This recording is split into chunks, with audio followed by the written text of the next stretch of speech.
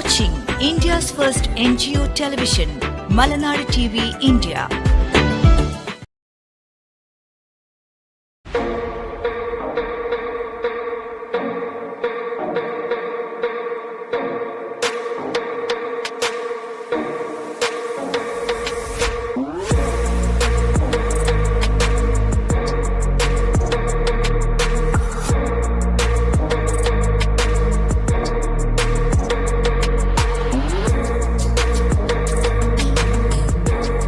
Yes, നമ്മുടെ കേരളം വളരെ വലിയൊരു മാറ്റത്തിന് ചൂട് പിടിക്കുന്ന കാഴ്ചയാണ് ഇന്ന് കൊച്ചിയിലെ ഹയാത്തിൽ നിന്ന് ബോൾഗാട്ടിലെ ഹയാത്തിൽ നിന്ന് ഞാനിപ്പോൾ കാണുന്നത്.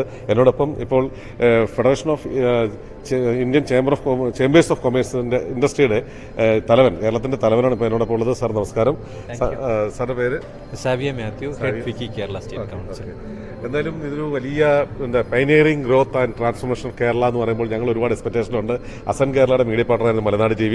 ഇപ്പോൾ എന്തായാലും വളരെ വലിയൊരു ചേഞ്ച്, ഇൻഡസ്ട്രിയൽ ആയിട്ടുള്ളൊരു ചേഞ്ചും അതുപോലെ മറ്റ് സംസ്ഥാനങ്ങളിലുണ്ടായ വികസനങ്ങളിൽ നിന്നും 7ഓളം തലങ്ങളിലേക്ക് നമ്മൾ കുറേ കാര്യങ്ങൾ, നല്ല കാര്യങ്ങൾ അഡോപ്റ്റ് ചെയ്യാൻ വരുന്നു എന്ന് പറയുമ്പോൾ വളരെ സന്തോഷമുണ്ട്. സാർ, എന്തൊക്കെയാണ് പൈനിയറിംഗ് ഗ്രോത്ത് ട്രാൻസ്ഫോർമേഷൻ കേരളയിൽ ഉദ്ദേശിച്ചത്? Pioneering growth and transforming Kerala എന്ന് പറഞ്ഞൊരു 2-day ഇവൻ്റാണ് ഫിക്കിംഗ് KSIDC കൂടി ചെയ്യുന്നത്. ഇതിൻ്റെ മെയിൻ കൺസെപ്റ്റ്സ് ഓൾറെഡി ഗവൺമെൻറ്റായിട്ട് ഡിസ്കസ് ചെയ്തിട്ടാണ് നമ്മൾക്ക് എല്ലാ സെക്ടേഴ്സിനും എടുക്കണമെന്നുണ്ടായിരുന്നു. പക്ഷേ ഡ്യൂ ടു പോസിറ്റീവ് ടൈം നമ്മൾ ഒരു കീ സെക്ടേഴ്സ് 7 സെക്ടേഴ്സ് എടുത്തിട്ടുണ്ട്. 7 സെക്ടേഴ്സ് എന്ന് പറയുമ്പോൾ ടൂറിസം ഉണ്ട്, എഡ്യൂക്കേഷനുണ്ട്, ITs ഉണ്ട്, അതുപോലെ നമുക്ക് വരുന്ന സെക്ടേഴ്സ് ആണെങ്കിൽ നമുക്ക് സ്റ്റാർട്ടപ്സ് വരുന്നുണ്ട്, റീറ്റെയിൽ സെക്ടേഴ്സ് വരുന്നുണ്ട്, aviation is media and entertainment sector എടുക്കുന്നുണ്ട്.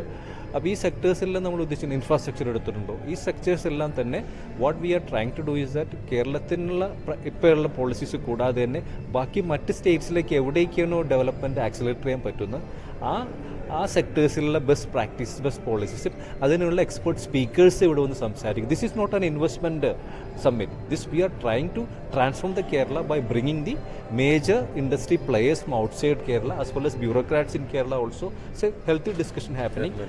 അതിൻ്റെ ബേസിൽ we will be also submitting a recommendation to the government of Kerala. These are the best practice, these are the policies which we need to adopt to accelerate the ഇപ്പോഴത്തെ development കുറേയും കൂടി fast റണ്ണിലേക്ക് പോയി കഴിഞ്ഞാൽ മാത്രമേ നമുക്കിവിടെ കുറേയും കൂടി എംപ്ലോയ്മെന്റ് ജനറേറ്റ് ചെയ്യാൻ പറ്റുള്ളൂ. അതിനനുസരിച്ച് നമ്മുടെ എക്കണോമിക് ഡെവലപ്മെന്റ്സ് പറ്റുള്ളൂ. സർ, നമ്മൾ വേൾഡ് വൈസ് നോക്കുകയാണെങ്കിൽ മലയാളികൾ ഇല്ലാത്ത സ്ഥലങ്ങളില്ല, അല്ലേ? നമുക്ക് എവിടെ പോയാലും അതിൻ്റെ CEO പൊസിഷനിലേക്ക് ഒരു മലയാളി ഉണ്ടാകും. ഇവിടെ നമുക്ക് ഒരുപാട് ഇപ്പോഴത്തെ യുവജനങ്ങൾ അവരൊക്കെ വളരെ ഫാസ്റ്റായിട്ട് തന്നെ ഓൺടർപ്രണർ ആകാൻ ആഗ്രഹിക്കുന്ന ആൾക്കാരാണ്. ഈവൻ അതിൻ്റെ യൂട്യൂബേഴ്സിൻ്റെ കടന്നുകൊണ്ട് നമുക്ക് കാണാം. എല്ലാവരും ലക്ഷങ്ങൾ മേടിക്കുന്ന യൂട്യൂബേഴ്സ് വന്നു, അവരുടെ ബിസിനസ് ആ മോഡലിലേക്ക് പോകുന്നുണ്ട്. ഇവിടെ നമുക്ക് പലപ്പോഴും MSME പോലെയുള്ള സംഘടനകൾ ഒരു കൊളാട്രൽ സെക്യൂരിറ്റിയും വേണ്ടാതെ തന്നെ നല്ല പ്രോജക്റ്റുകൾ സപ്പോർട്ട് ചെയ്യാൻ തയ്യാറാണെന്ന് പറയുന്നുണ്ട്. എത്രത്തോളം നമ്മൾ അത് സപ്പോർട്ട് ചെയ്യുന്നുണ്ട്? എത്രത്തോളം ജനങ്ങൾക്ക് അത് ഉപയോഗപ്പെടുത്തുന്നുണ്ട്? അതായത് MSME പോലെയുള്ള സ്ഥാപനങ്ങൾ നൽകുന്ന സപ്പോർട്ട് അത് വേണ്ട രീതിയിൽ എത്തുന്നുണ്ടോ എന്ന് ഞങ്ങൾക്ക് സംശയമുണ്ട്. പലപ്പോഴും ഞങ്ങളത് ഇതിനെക്കുറിച്ചുള്ള കോൺക്ലേവുകളും മീറ്റിങ്ങുകളും വയ്ക്കുമ്പോൾ ജനങ്ങൾക്ക് ഇല്ലറ്ററേറ്റ് ആണ്. അവർ ഇത്തരം ഈ പറയുന്ന സെൻട്രൽ മിനിസ്ട്രിയുടെ ആയാലും സ്റ്റേറ്റ് മിനിസ്ട്രിയുടെയും പോളിസീസിനെ കുറിച്ച്, അവരുടെ പ്രോജക്റ്റുകളെ കുറിച്ച് ഇല്ലറ്ററസി ഇവിടെ ഉണ്ട്. പല കാര്യങ്ങളും നമുക്കിവിടെ ലഭ്യമല്ല എന്നുള്ള തോന്നലാണ് ജനങ്ങൾക്കുള്ളത്. MSME പോലെയുള്ള സ്ഥാപനങ്ങൾ 5 ലക്ഷം രൂപ വരെ ഒരു കൊളാട്രൽ സെക്യൂരിറ്റിയും ഇല്ലാതെ പ്രോജക്റ്റിന്റെ പേരിൽ ലോൺ കൊടുക്കാൻ തയ്യാറാണോ എന്ന് പറയുമ്പോൾ അത് ഉപയോഗപ്പെടുത്തുവാൻ എന്തുകൊണ്ടാണ് ഇപ്പോഴും ജനങ്ങൾക്ക് കഴിയാത്തത്? ഗവൺമെന്റ് പോളിസീസ് അവിടെ മാറേണ്ടതുണ്ടോ? ഒരു ട്രാൻസ്ഫോർമേഷൻ അത്തരം കാര്യത്തിൽ ഗവൺമെന്റ് ഭാഗത്ത് ഉണ്ടാകേണ്ടതുണ്ടോ? പ്രത്യേകിച്ച് സെൻട്രൽ ആൻഡ് സ്റ്റേറ്റിന്റെ ഏകോപനമില്ലായ്മ. അതേപറ്റി സംസാരിക്കുകയാണെങ്കിൽ നമ്മൾ already central government policies are well defined, clear ആയിട്ട് പറയുന്നുണ്ട്. That is applicable to all the states. കേരളത്തിലും അതിനായിട്ടുള്ള പല റിഫോംസ് പോളിസീസ് ലാസ്റ്റ് ഒരു 2 വർഷത്തോട് പല റിഫോംസ് പോളിസീസ് വരുന്നുണ്ട്. ഫിക്കിയുടെ പാർട്ടിൽ തന്നെ we conduct regular meetings, regular interactions with the MSMEs. ഇനി കേരളത്തിലുള്ള പല MSMEസിന് we give a support for B2B. കേരളത്തിലെ MSMEസിന് വരുന്ന ഏറ്റവും 3 ചലഞ്ചുകളാണ്. ഒന്ന് marketing supports we do lot of B2Bs. അതിനെല്ലാം തന്നെ ചിലപ്പോഴും ഗവൺമെൻറ് പാർട്ണർ ആയിരിക്കും, അല്ലെങ്കിൽ വേറെ ഓർഗനൈസേഷൻ ഉണ്ടായിരിക്കും. അതിനെല്ലാം തന്നെ മൾട്ടിനാഷണൽ കമ്പനീസ്, അതേപോലെ തന്നെ ബയേഴ്സുള്ള connectivity activities we do round the clock ചെയ്യുന്നുണ്ട്. അപ്പോൾ മാർക്കറ്റിംഗ് ആക്ടിവിറ്റീസ് ഇംപ്രൂവ് ചെയ്ത് കഴിഞ്ഞാൽ ദേ ഗെറ്റ് മോർ ബിസിനസ്. അതിന് small actually we are doing is middle level and small പ്ലേയേഴ്സിനെ നമുക്ക് കുറേ കൂടി ഹാൻഡ് ഹോൾഡ് സപ്പോർട്ട് ചെയ്യുന്നു. Finance aspects we also do regular programs with major banks and അതേപോലെ തന്നെ ഗവൺമെൻറ് ഇൻസ്റ്റിറ്റ്യൂഷൻ. ഇതൊക്കെയാണ് പോളിസീസ്. ഇത് മനസ്സിലാക്കിയിട്ട് ദെൻ ഓൾസോ നമ്മൾ ചെയ്യുന്ന ആക്ച്വലി വെണ്ടർ ഡെവലപ്മെൻറ്റ് പ്രോഗ്രാംസ്. ഈ PSUസിൻ്റെയും അതേപോലെ ഗവൺമെൻറ് അണ്ടർടേക്കിങ്ങിന് 25% MSMEC കൊടുക്കണം. അപ്പോൾ അതെല്ലാം നമ്മൾ അവയർനെസ്സിന് കൊടുത്തിട്ട് അവൻ്റെ വെബ് പോർട്ടൽ രജിസ്റ്റർ ചെയ്യാനും ജം പോർട്ടൽ രജിസ്റ്റർ ചെയ്യാനും എല്ലാം നമ്മൾ ക്രിയേറ്റീവായിട്ട് നമ്മൾ പുഷ് കൊടുക്കുന്നുണ്ട്, നമ്മൾ അവയർനെസ് കൊടുക്കുന്നുണ്ട്, പല ആളുകളും അത് ഉപയോഗിക്കുന്നുണ്ട്. ഇവിടെ ഒരു കാര്യം മനസ്സിലാക്കേണ്ടതെന്ന് വെച്ച് കഴിഞ്ഞാൽ തിങ്സ് ആർ വെരി ക്ലിയർ. ആര് അത് യൂട്ടിലൈസ് ചെയ്യുന്നതിൻ്റെ ഒരു എഫക്റ്റ് പോലെ ഇരിക്കും. അത് യൂട്ടിലൈസ് ചെയ്യുന്ന ചില ആളുകൾ നമ്മൾ കാണുന്നുള്ള ഒരു 2 വർഷം കഴിയുമ്പോഴത്തേക്കും വലിയൊരു ഗ്രോത്തിലേക്ക് വരുന്നുണ്ട്. പക്ഷെ ചില ആളുകൾ ആ സ്റ്റേജിൽ തന്നെ ഇപ്പോഴും നിൽക്കുന്നു. ഇപ്പം നമ്മൾ government പോളിസിനെ.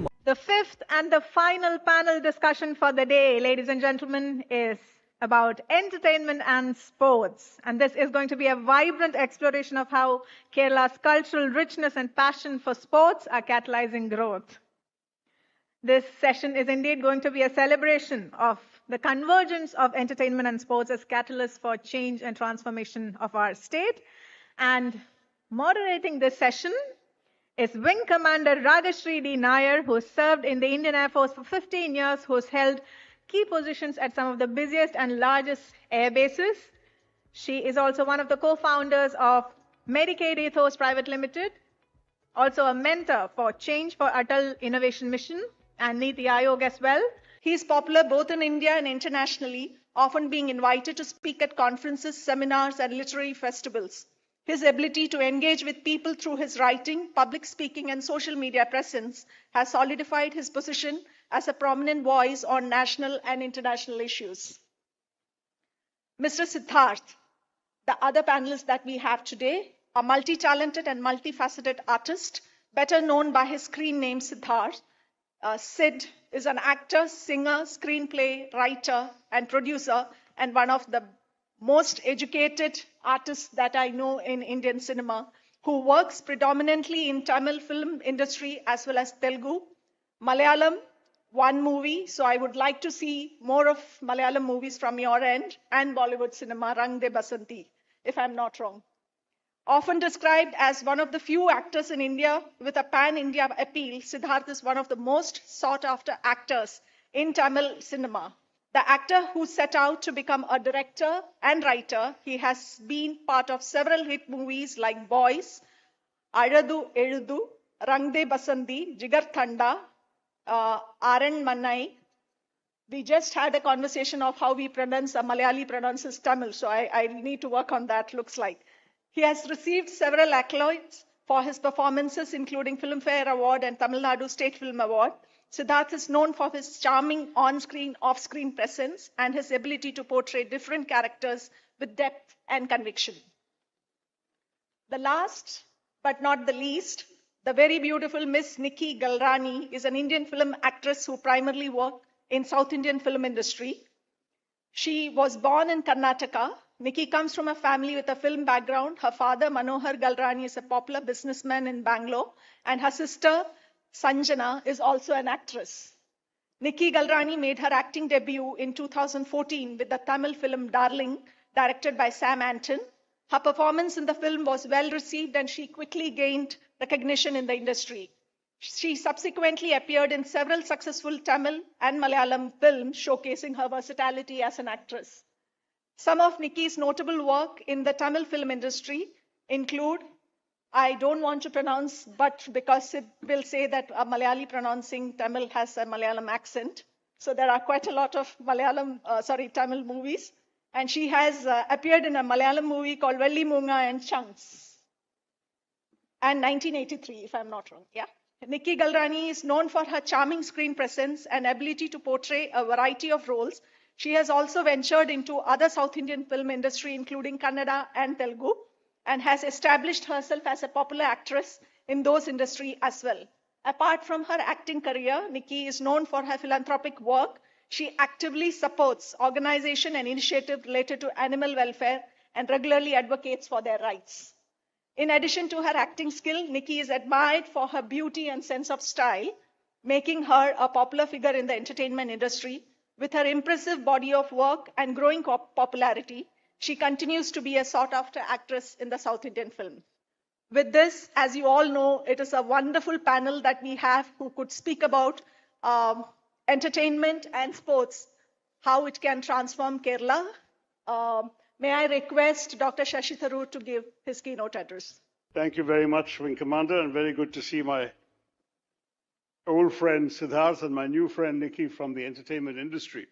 I just wanted to say that having inflicted a long keynote on you this morning, I'm going to give you a very short keynote today, just on the theme of entertainment and sports as engines of growth in India generally and in Kerala in particular.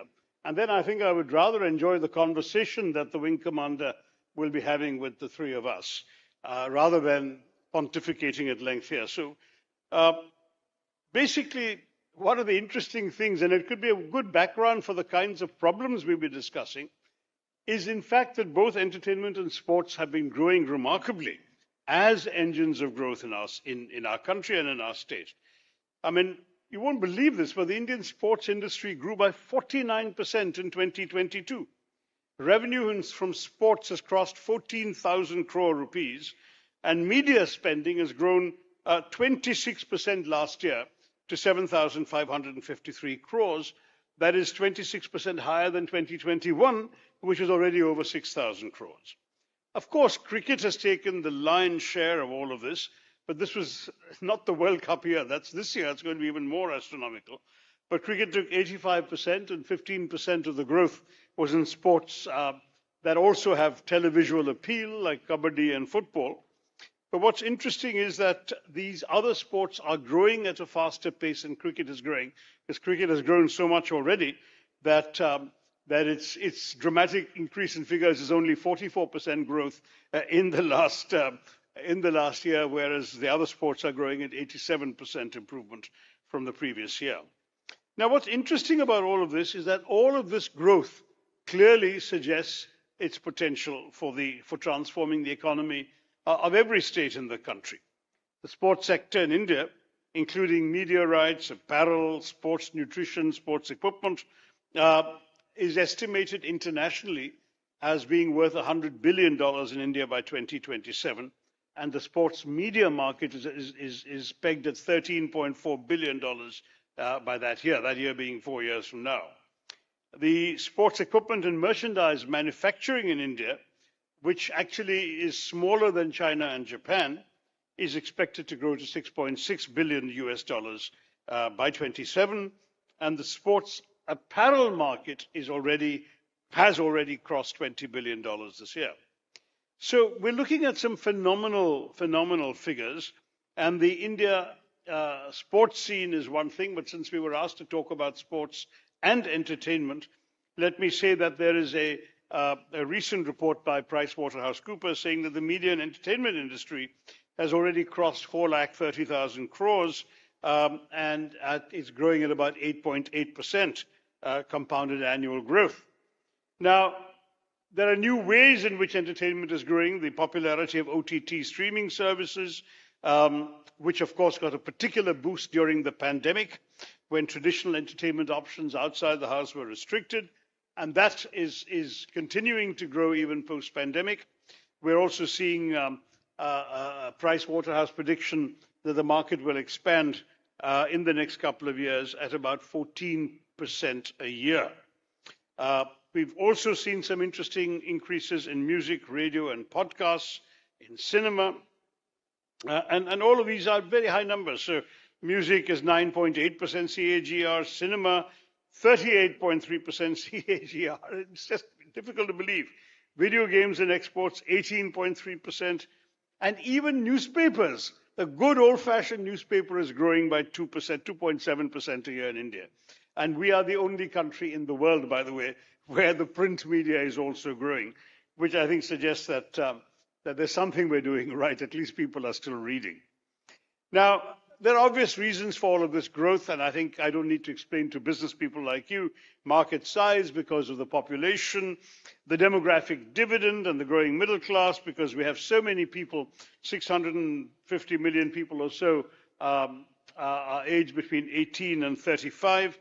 65% of the entire population is under 35, and therefore we do have young people coming on and obviously interested in sports and in entertainment. And there is a growing middle class in the country with more disposable income available, and they're spending it on sports and entertainment. So this explains why these are key fields for growth. The irony is that this growth is taking place not with increased participation as much as we would like, but by increased viewership. So the money is coming through the fact that you're televising sports, and more people are sitting at home becoming couch potatoes and watching it, or sitting at home watching films and watching entertainment on their phones and so on. The Internet and Mobile Association of India says that last year 52% of our population had access to the Internet, of whom about half reside in rural India. Some people say that's an underestimate, and we probably have even more people on the Internet than is officially accounted for. But that's already very impressive. Now, that's growing and is going to continue to grow. The cheaper smartphones that are available, and we know Jio and others are trying to do that, put more smartphones that are internet enabled into the hands of ordinary consumers at very affordable prices, the more internet connections there are going to be. Now, there are issues, increasing piracy and copyright infringement. I chaired the committee of Parliament that looked into this issue, and we did, in fact, express concern there are no enabling provisions to check film piracy, either in the Cinematographic Act of 1952 or in the certification rules of 83. And we do believe that more stringent action does need to be taken to protect the work of these young people sitting on the stage and all those behind them who are producing their own creative products and are very often seeing it ripped off. Even as an author, I find it disgraceful that more and more of my books are brought to me by eager young readers in pirated editions. And even Amazon is selling pirated books. So you can imagine if that happens to books which have a very small readership, you can imagine how bad the situation is with visual and audio entertainment being pirated across the country. There are, of course, increasing challenges on censorship and content restrictions, which are going to get worse, I fear, before they get better. Already some rather unfortunate noises have been made about more restrictions on OTT and so on. And there is competition within these different media. So you've got cinema facing competition from OTT and digital streaming platforms and so on. And there is a risk that they might cannibalize each other's markets. We'll have to see how that plays out, because these are early days yet in all of this. One of the possibilities that exist for all of you, just as in the earlier panel you were talking about how things could evolve in the next few years with AI and so on, in these areas of entertainment and particularly digital entertainment, there's still tremendous potential in Kerala for animation, visual effects, gaming, and comic sectors to grow. It's an industry already around the world that's worth $800 billion. A very small percentage of that is in India, and even smaller percentage in Kerala. Mumbai has the largest chunk of it. Much more can be done to encourage the growth of these sectors, and they can also generate jobs. And I would argue this is one area which the Indian entertainment industry generally, and certainly our folks in Kerala, haven't done, even though we were leaders within the animation space for the longest time, including out of the Technopark in Trivandrum, my constituency. And I remember supporting a number of ventures involving a couple of the major animation studios there. We still haven't grown anything like what the potential is of this particular sector. There was supposed to be an estimate before the pandemic that this sector, media and entertainment alone, could generate 7 to 8 lakh jobs by 2022. Obviously, the pandemic put paid to that idea, but I'm not sure that we should be making glib forecasts like that, because there is really a shortage of formal skills and training, resulting in a skills gap within the industry, and that we need to do much more to ensure that people are trained properly in order to have the skills that are so essential in the 21st century forms of this economy. And there's a lot of job insecurity in the profession, not at the level of people like Siddharth or Nikki, but certainly for a lot of professionals in the media industry and the entertainment industry. And with the great deal of competition that exists and the large number of people clamoring for every opportunity that comes around, it's a tough, insecure world out there for many young people trying to break into this. That's on entertainment. On sports, as I say, people are watching sports, and that's where the growth has come from. But the challenges remain of insufficient infrastructure, hardly any investment and development beyond the big cities and the big stadia. And apart from cricket, very many other sports struggle to secure adequate funding in our country. Sponsors and investors seem to shy away from these. There are very limited revenue streams beyond broadcasting rights and sponsorships. Most sort of grassroots level sports tournaments in panchayat levels or villages or even cities attract audiences that don't pay and very meager sponsorship. And a lot of people are playing only out of love for the game, and their numbers are dwindling every day.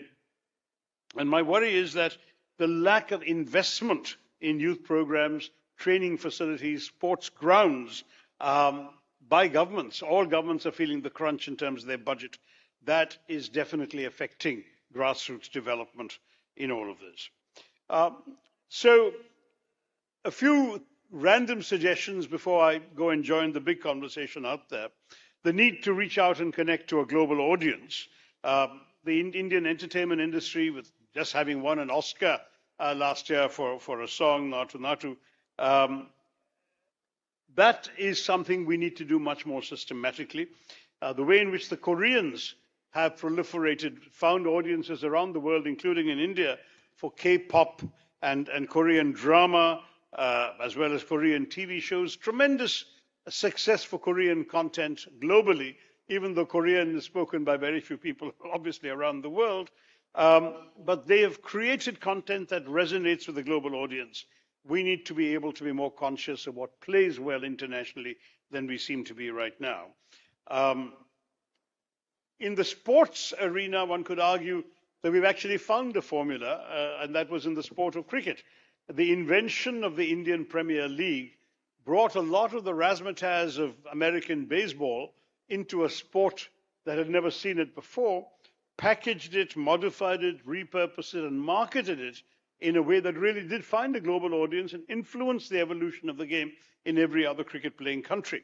So if we could do it for cricket, we need to exercise the same imagination to do it for other activities in sport as well as in entertainment. And of course, we do need to push ancillary industries connected to these activities. It's obviously, you've seen during the Cricket World Cup in India how the travel, tourism, and hotel industries got a boost every time India was playing in any of these cities. Cinema has helped in many cases to promote tourism. There's no doubt that when Indian Bollywood films started shooting in Switzerland, the number of Indian tourists going to Switzerland shot up exponentially. I'm told that the film Krish was actually made in collaboration with the Singapore Tourism Board, and it resulted in a 6-fold increase in Indian tourism to Singapore, and so on. So there are things that can be done to showcase. I mean, I would encourage state governments, such as the Kerala government here, to actually offer incentives for Indian filmmakers to come and make films in Kerala, give them some breaks, and in turn hope to reap the benefits of that by increased tourism to the spots in Kerala that could feature in these films. And that's something we are not doing enough of systematically. Find prime shooting spots, make an active outreach to the film industry saying, come and shoot in Bekal Fort, or come and shoot in the backwaters or whatever, and we'll give you breaks, we'll subsidize your hotel things, we'll waive some taxes, so you can actually film here cheaper than it might otherwise be, and then we will hope to benefit from more tourists coming to these spots, which will be mentioned in the film. Sports manufacturing, gone, I hope, are the days when poor little kids were pushed into child labor to weave, stitch the seams of cricket balls and so on. If we can actually manage to get more sophisticated manufacturing techniques into sport, we should be able to do it cheaper than most countries, with, of course, the possible exception of China. And I'm told we're already doing some exports of sporting goods to the US, UK, Australia, and so on. And we should be doing more to attract international companies to come and manufacture their famous brand name goods in our country. And that's something which I believe we should be able to do successfully. Finally, and this is a favorite theme of mine because you heard me mention it this morning in the context of Kerala and business, let's loosen the regulatory framework. We have too many regulations and people recommending even more regulations on everything from the entertainment industry to now. What we're forgetting is that the success of many of our most successful businesses occurred because of an absence of regulation. It's because no one knew how to regulate the internet that we shot off and became world leaders in using internet-enabled services and creating businesses. Similarly, cable TV proliferated across India at a time when there were no regulations because cable TV hadn't existed before. Similarly, it would be very helpful if we could reduce the number of regulations required by the film industry, from everything from permission for shooting to the certification, censorship, and so on, far from trying to impose the same regulations on the OTT platforms as some politicians want to do. I would strongly advocate for lifting the regulations or loosening the regulations that do exist in order to free the business as an engine for growth. So those are some thoughts I'd leave you with, but I think the conversation has a lot more to offer. Thank you very much, and Jai Hind.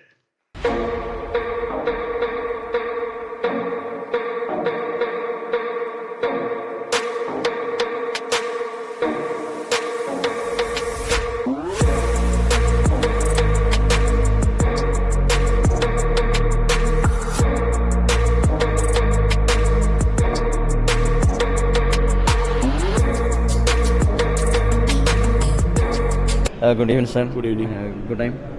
Chandy. ഞാൻ എറണാകുളത്താണ്. ഞാൻ സ്വന്തമായിട്ട് tour പാക്കേജിൻ്റെ മറ്റുള്ള business ചെയ്തുകൊണ്ടിരിക്കുന്ന ഒരാളാണ്. ഇപ്പോൾ കേരള ലെവലിലൊക്കെ ചെയ്തുകൊണ്ടിരിക്കുകയാണ്. ഞാനിപ്പോൾ കേരള മോച്ചിൻ ചേംബർ ഓഫ് കോമേഴ്സിൻ്റെ ട്രഷറാണ്. അപ്പോൾ അതിനെ റെപ്രസെൻറ്റ് ചെയ്തതാണ് ഇന്നത്തെ ഈ ഫിക്കയുടെ പ്രോഗ്രാമിന് വേണ്ടി വന്നത്. ഇനിമേ കാരണം ഫിക്കയുടെ ഈ പ്രോഗ്രാംസൊക്കെ നടത്തുമ്പോൾ ഗുണമെന്ന് പറഞ്ഞാൽ നമ്മുടെ കേരളത്തെ പറ്റിയുള്ള ഔട്ട്സൈഡ് സ്റ്റേറ്റും ഔട്ട്സൈഡ് ഇന്ത്യ അവർക്ക് നമ്മളിൽ പറ്റിയുള്ളൊരു കോൺഫിഡൻസ് ബിൽറ്റപ്പ് ചെയ്യാനുള്ളൊരു നല്ലൊരു അവസരമാണ് ഈ സംഭവം. കാരണം ഇങ്ങനത്തെ ഒരു പ്രോഗ്രാം ഇപ്പോൾ ഞങ്ങളുടെ Kerala merchant chamber of commerce 50th ഇയറാണ്. പിന്നെ ജാനുവരിയിലാണ് ഗോൾഡൻ ജൂബിലി സെലിബ്രേഷൻസ് എൻ്റെ. പക്ഷേ ഇങ്ങനെയൊക്കെ ഓരോ പ്രോഗ്രാംസ് വരുന്ന ഞാൻ അറ്റൻഡ് ചെയ്യാനുള്ള മെയിൻ റീസൺ നമ്മുടെ കേരളത്തെ പറ്റിയുള്ള ഇപ്പോഴത്തെ ആ വ്യൂ ഒന്ന് മാറണം. ഇങ്ങനെയുള്ള ഇപ്പോൾ ഗോഡ്സ് ഓൺ കൺട്രിയുടെ ഒരു പ്രോഗ്രാം സെഷനായിരുന്നു ഇപ്പോൾ. പക്ഷേ അത് നല്ലൊരു ബ്യൂട്ടിഫുൾ പ്രസൻറ്റേഷനായിരുന്നു. ആ ഒരു പ്രസൻറ്റേഷനിൽ കൂടെ നമുക്കും ഓട്ടോമാറ്റിക്കലി ഒരു പോസിറ്റീവ് എനർജിയാണ് വരുന്നത്. ഇനിവേ ഇങ്ങനെ ഈ ഫിക്കയുടെ ഈ പ്രോഗ്രാംസ് വന്നുകൊണ്ട് അറ്റൻഡ് ചെയ്തുകൊണ്ട് നല്ലൊരു കുറേ ഒരു വാല്യുബിൾ തോട്ട്സ് ഇത് വ്യൂസ് അതിനകത്ത് കിട്ടാനും അതുകൊണ്ട് ഭയങ്കര ഹാപ്പിയാണ്. അപ്പോൾ എനിവേ ഇതെല്ലാം ഫ്യൂച്ചറിൽ നമ്മുടെ കേരളത്തിൻ്റെ അനദർ ഒരു 25 ഇയേഴ്സിലേക്ക് നല്ലൊരു ഒരു ഡെവലപ്മെൻറ്റ്സിനുള്ള പോസിബിലിറ്റി ഞാൻ കാണുന്നുണ്ട്. ഓക്കെ അപ്പോൾ ഇനിയും അങ്ങേക്ക് ഒരുപാട് ഈ പറഞ്ഞ ബിസിനസ് നല്ല രീതിയിലാവട്ടെ എന്ന് ഞാൻ പ്രാർത്ഥിക്കുന്നു. Okay, thank you sir. Experience. Which company is it? I am from Reserve Bank, representative of Reserve Bank. So experience was really good. ഒരുപാട് നല്ല സ്പീക്കേഴ്സ്, ഒരുപാട് നല്ല ചർച്ചകൾ നമുക്ക് കാണാൻ പറ്റി. Experience was really good. തീർച്ചയായിട്ടും വളരെ നല്ല. നമുക്ക് കേരളത്തിലെ വളരെ ഇമ്പോർട്ടൻ്റ് ആയിട്ടുള്ള ഒരുപാട് എൻ്റർപ്രണേഴ്സും കമ്പനികളും ഒക്കെ പങ്കെടുക്കുന്ന ഒരു പ്രോഗ്രാമായിരുന്നു. നമുക്ക് കുറേ കൂടെ വളരെ ഇൻഫോർമേറ്റീവ് ആയിരുന്നു. കാര്യങ്ങളെന്ന് പറഞ്ഞാൽ ഇപ്പോൾ നമ്മൾ ഇനി കേരളം ഡെവലപ്പ് ചെയ്യേണ്ട ആവശ്യകതയെക്കുറിച്ചും അതിൻ്റെ എല്ലാവിധ പ്രൊമോഷന് പറ്റിയ ഇപ്പോൾ ലാസ്റ്റ് സെഷൻ കൂടുതലും ടൂറിസത്തെ സംബന്ധിച്ചായിരുന്നു. അപ്പോൾ അത് നെക്സ്റ്റ് ഇനി ഒരു 10 അല്ല ഒരു 100 വർഷത്തേക്കുള്ള കാര്യങ്ങൾ ഇവിടെ ഡിസ്കഷനിൽ വന്നു കഴിഞ്ഞു. പാനലിസ്റ്റുകൾ റിയലി എനിക്ക് തോന്നുന്നു ഈ 2 ദിവസത്തെ ഇതുകൊണ്ട് ഞാൻ കുറേ കൂടി എൻലൈറ്റൻഡ് ആയി. എല്ലാ സെഷനുകളും നല്ല ഇതായിരുന്നു, ഇൻഫർമേറ്റീവ് ആയിരുന്നു. പിന്നെ അതുമാത്രമല്ല നമ്മൾ പലപ്പോഴും ചിന്തിക്കാറില്ല എന്താണ് നെക്സ്റ്റ് നമുക്ക് എങ്ങനെയാണെന്ന് എല്ലാവരും ആലോചിച്ചു അങ്ങനെ ഒരു പർപ്പസ്ഫുള്ളി നമ്മൾ ചിന്തിക്കില്ല. അതിനുള്ളൊരു അവസരമാണിത്. എല്ലാവരും പാർട്ടിസിപ്പേറ്റ് ചെയ്ത് എല്ലാവർക്കും പർപ്പസ്ഫുള്ളി നമ്മൾ what to donate for tomorrow for our progress എന്നുള്ളത് ചിന്തിക്കാനുള്ളൊരു അവസരം, ഒരു ഓപ്പണിംഗ് ആണ് പ്രധാനമായിട്ടും ഇതുകൊണ്ട് ഉദ്ദേശിക്കുന്നതെന്നാണ് എനിക്ക് തോന്നിയിട്ടുള്ളത്.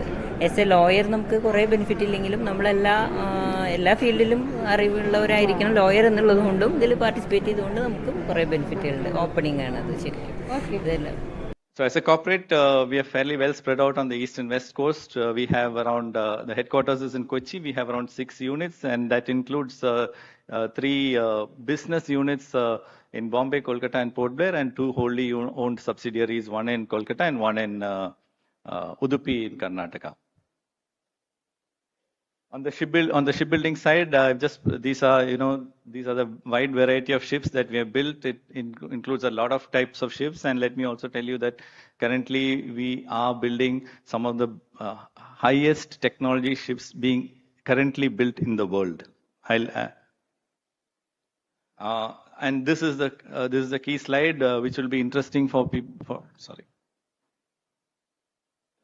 For all of you to see, the picture on the middle is a wind farm's construction support vessel, which is a really high-end vessel, and I think just a couple of yards in the world which are currently building this, and we are proud to say that Cochin in one corner of India is one of them. The picture on the top left is envisaged to be the world's first hydrogen fuel cell propelled container vessel, and it's been contracted, and we are in the design phase. And all these ships, for information, are for West Europe. So we are doing a lot of deliveries into Europe. I'm not spending time on the other vessels, but the one on the left bottom is probably one of the world's largest dredgers that is being built, and we are building it in collaboration with Netherlands. Just a quick look, and this is an answer to ma'am's question also. How do you manage it? When you say we are delivering hardcore engineered manufactured products into West Europe, Kerala is of course known for our quality of services. Our services industry is top end, but when you're talking about a hardcore manufactured product into West Europe, the demands of quality and the demands of time are extremely harsh. And it's not that we were able to do it overnight. It took a lot of effort. It took a lot of collaboration, and it took a lot of teaming up to reach here. And what you see on screen are a few snapshots of the interiors of the vessels that we deliver. And when we get repeat orders, and by now we would have delivered close to 50, 60 ships into Europe and US, it is evident that we are able to match the quality levels. We are also active on the defense front, and the most prestigious project in recent times, India's first indigenous aircraft carrier was built in Cochin, and this actually made us the 5th country in the world with the capability of designing and constructing an aircraft carrier. We also do a lot of other defense projects. Berasa was actually mentioning about, and I think Praveen also mentioned it. See, the thing is a lot of road transport. Do we have solutions for coastal and inland water transport? Yes, and a few of them on your screen. We are by far the largest ship repair company in India, and again, all types of ships, offshore vessels, rigs, etc., and multiple units across India. Now let me come to the topic that was a quick overview of what CSL is into. What are we doing? I think this is a slide which I wanted to spend a minute on, and in fact, Berasa has spoken about it already. And Cochin Shipyard was actually privileged to be part of this project. But I think the whole credit of the Kochi Water Metro should go to KMRL, because an entity who conceived something like this, and when nothing like this was available, and we came in by way of a global tender, we managed to get the contract for the construction of these vessels. And so today, there's a sentence in red, I think, which I can read out. Today, our Kochi Water Metro service is the world's single largest fleet of hybrid electric ferries under one entity, just with the 23 vessels which we are currently, So kudos to KMRL and the whole thought process behind that. And the ultimate aim, Berasa would forgive me for actually revealing this, I think is around 70 vessels. And in that case, I think we are far ahead of the rest of the world. So this is under one entity, and these are pure electric vessels. It can run on hybrid mode. So we have a backwaters which is these vessels as zero pollution vessels. And so I think a lot of things. So these sort of transformations happening in our backyard. Do we actually realize that? Do we understand that? This is one point. Another point is, why I showed you all these pictures of, huge ships being built, manufactured. See, I've been in this organization for the last 28 years. And one question which keeps propping up always when I travel is that, there is a perception. There's a perception that, Kochi, Kerala, does something happen there? And especially when you talk about a labor-intensive industry that you're working in, let me again make the statement loud and clear. Cochin Shipyard, for the last 33 years, there's not been a single day of strike by our employees sitting in Kerala. So this is what Kerala is all about. So, and this is all, I think why such, interactions are important is because we have a lot of youngsters sitting in the crowd. See, this is the belief that we should have in our system. This is the belief that things really do happen. And it's not that we're building for our own industry. It's not that we're building for our own set of, close group. We are building for the world, and India is delivering. Today, when I showed you that wind farm vessel, let me also tell you that is one of the first vessels in the world which will probably run on methanol fueled engines, and those engines are being built in India in Aurangabad. So there is a lot happening. There is a lot of positivity. There is a lot of transformation that is happening.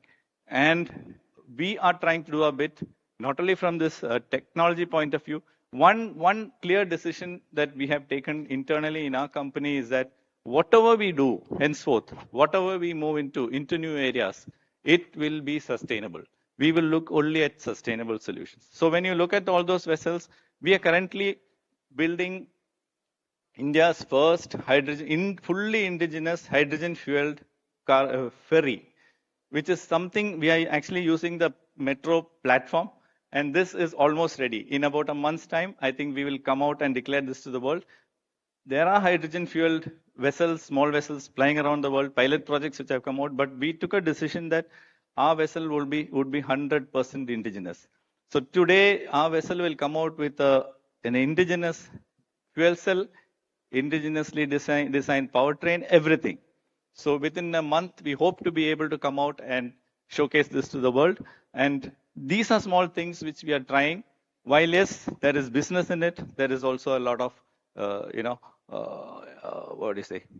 country perspective, state perspective, everything in it. A few other examples of what little we are doing to transform, the sector. We are actually building a new large dry docks. And now this, why I mentioned this is, infrastructure. We were talking about infrastructure. Infrastructure is something that we really need to have. So Cochin Shipyard is actually investing close to 3,000 crores in hardcore infrastructure augmentation in Kochi, in Kerala. Now this dry dock, which is around 1,800 crores, is going to be the largest dry dock in India, and it would be the only dry dock in India, operational dry dock in India, which can dry dock huge rigs and jackup rigs and offshore structures, because we do not have any operational dock in the country. And this is going to get commissioned in December, in 2 months' time, and it will become fully operational by mid of next year. Another project which I want to mention is the government of India in 2021 promulgated the Maritime India Vision 2030. Now that actually has set some targets. It has actually it envisions that India would break into the top 10 shipbuilding countries in the world, and it would break into the top 10 ship repair and conversion countries in the world. And as part of this, the Maritime India Vision document also talks about setting up ship repair clusters. And I'm happy to report that the first ship repair cluster is going to come up in Kochi. And as a shipbuilding entity, what we are trying to do as part of it, we have the privilege to play a lead role in the development of this structure, this cluster. So what we are trying to do is set up the ship repair infrastructure from our side, the ecosystem, the backup ecosystem. The state government is extremely keen to support this cluster. the state government is extremely keen on setting up maritime parks. This cluster will need backup ecosystems in the sense that we will need ancillary parks, we will need hospitality hubs. So this cluster will come up on Wellington Island, and the ship repair facility part of it is what we are working on. And I'm also again happy to report that. Yeah, so this is broadly the layout of the cluster development plans in the Wellington Island. Yeah, so this is what we are working on. This is what we call the International Ship Repair Facility. It is being set up in Wellington Island. And this again, yeah, this is a real-time photograph of this facility. And this again is being commissioned in 2 months' time in December, and it will be fully operational by the middle of next year. So this is based on what is called a ship lift system, where the ships can be lifted and put up on shore. And we are also shortly coming out with RFPs for international collaboration for these facilities. So these are infrastructure augmentation projects that we are taking up, which as all of you know, shipbuilding, ship repair, these are all industries with multiplier effects. So even today, as of today, on any given day, we have around 7,000 footfalls in our organization right at the heart of Kochi. So with all these facilities and additional infrastructure coming up, there will be a lot of employment generation, and there will be a lot of backup ecosystem related, economic growth. So these are small transformative steps that as an organization we are trying to do from our side. And what just to answer what ma'am was also asking, the general ecosystem in the state, in and around Kochi, has been extremely supportive, and that's one reason why I said we've been able to function without any major hindrances. And so I think it's all very bright. It looks very bright. Things are all on track, and it's only the belief that all of us need to have in the system to understand that we are really moving, and we are moving at a really fast pace. Sorry for rushing through. There are certain other things which I think I can mention. So actually it is a very informative, and it is giving very good insight about the developments of the industry, and also discussed about the challenges which different industries are facing. So I am from sports industry, and yesterday we had a session regarding sports and media. So that's also well discussed about the problems, or what are the problems, and what are the things which we need to do in future.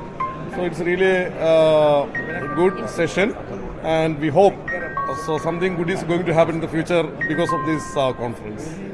വളരെ നല്ല പ്രോഗ്രാമായിരുന്നു. ഈ 2 ദിവസം കൊണ്ട് ഇത്രമാത്രം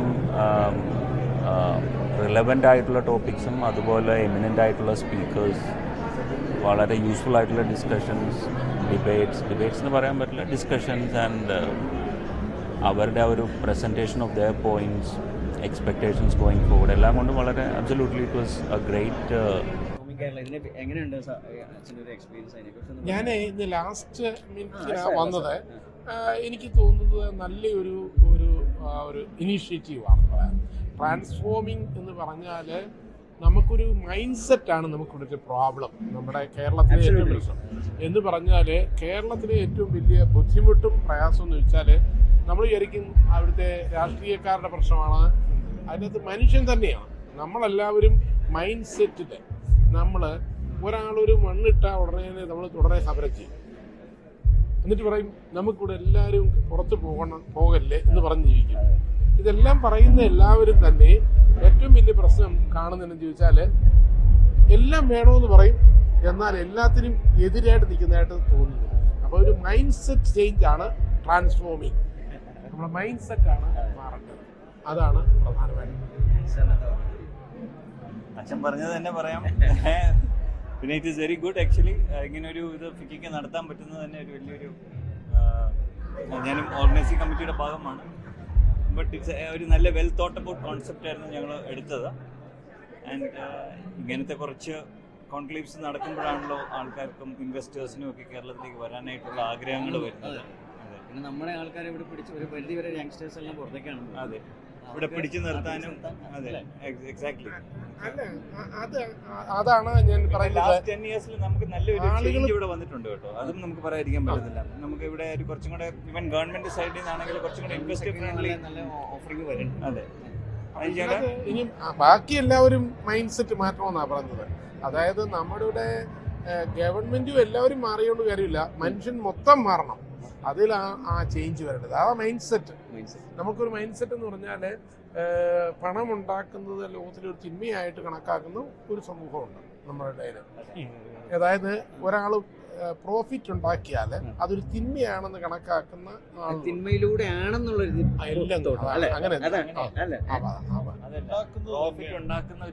profit ഉണ്ടാക്കുന്നത് തിന്മയാണെന്നൊരു feeling ഉണ്ട് പലയിടത്തും, പല ജനങ്ങളുടെ. കാര്യം അവരൊരു ബൂർഷുവാണ്. പ്രോഫിറ്റ് ഉണ്ടാക്കി കഴിഞ്ഞാൽ അവരൊരു ബൂർഷുവാണ്. ഏതെങ്കിലും ഇൻഡസ്ട്രി സ്റ്റാർട്ട് ചെയ്യുന്ന ഒരു ബൂർഷയാണ്.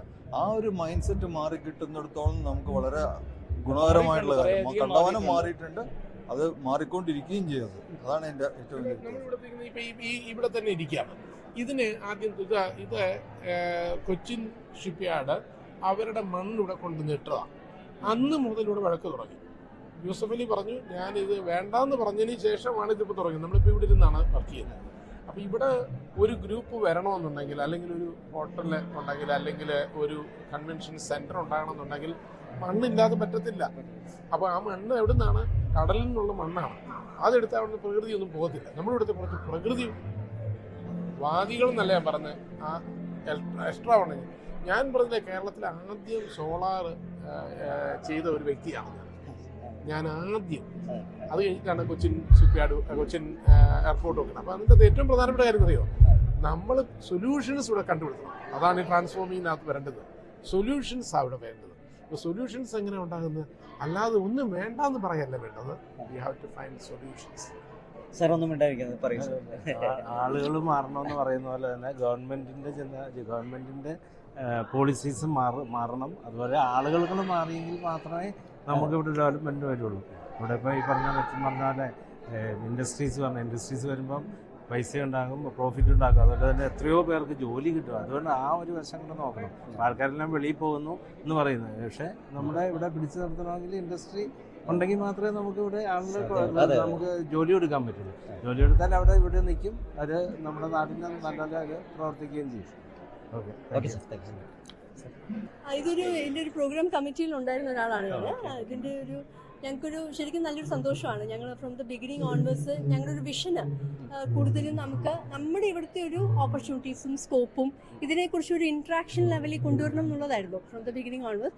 ഓൾറെഡി ഫിക്കിയുടെ കൺസേൺഡ് ആയിട്ടുള്ള അതോറിറ്റീസ് ഒക്കെ ഇതിനകത്ത് കാര്യമായിട്ട് പറഞ്ഞല്ലോ. ആ ഒരു വിഷൻ ഫുൾഫിൽ ചെയ്യാനായിട്ട് കുറേയൊക്കെ നമുക്ക് ഈ എക്സിക്യൂഷന് ഞങ്ങൾ ആഗ്രഹിച്ച പോലെ തന്നെ നടന്നു. നല്ലൊരു പാർട്ടിസിപ്പേഷൻ നമുക്ക് കിട്ടി. സ്പീക്കേഴ്സിൻ്റെ ലെവലിൽ നിന്നും എല്ലാവരും കോൺട്രിബ്യൂട്ട് ചെയ്തു. എല്ലാവരും അവരുടെ പെർസ്പെക്റ്റീവിൽ നിന്നാണ് പറഞ്ഞേക്കുന്നത്. അതൊരു ഭയങ്കര ഒരു ഇൻഫോർമേറ്റീവ് ആയിരുന്നു. ഇതാണ് ഞങ്ങൾ അറ്റൻഡ് ചെയ്ത എല്ലാ സെഷൻസും നമുക്ക് എല്ലാ ഇൻഡസ്ട്രിയും ഓൾമോസ്റ്റ് ടച്ച് ചെയ്തിട്ടുണ്ട്. അതിനകത്തെല്ലാം നമുക്ക് ഒരു കണ്ടന്റ് ഉണ്ടായിരുന്നു, നമുക്ക് ഇൻഫോർമേറ്റീവ് ആയിരുന്നു. വളരെ സന്തോഷം. നന്നായിട്ട്.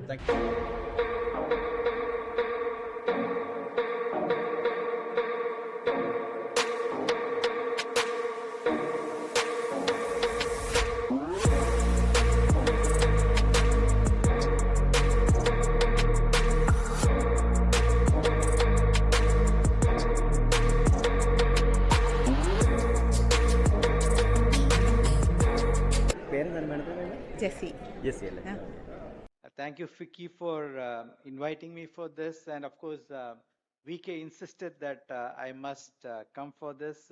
Thank you, VK. And it's also an honor to share this stage with Mr. Vijay Raghavan and VK Matthews, two pioneers. Vijay Raghavan, the first technopark in the country.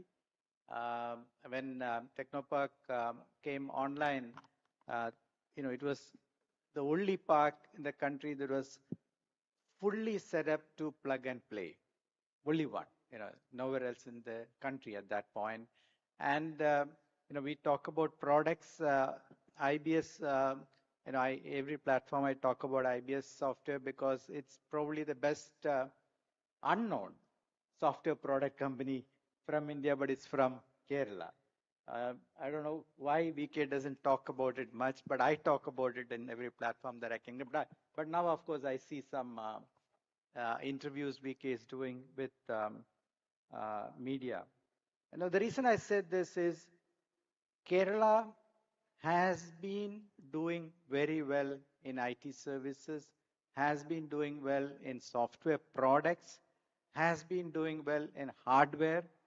Two of the best known robotics companies are from Kerala, I believe in Cochin. Asimov Laboratories and Shastra Robotics, right? Again, from Cochin, the startup village was the first incubator, private public partnership incubator. Till then, every incubator was government. In the country was set up in Cochin.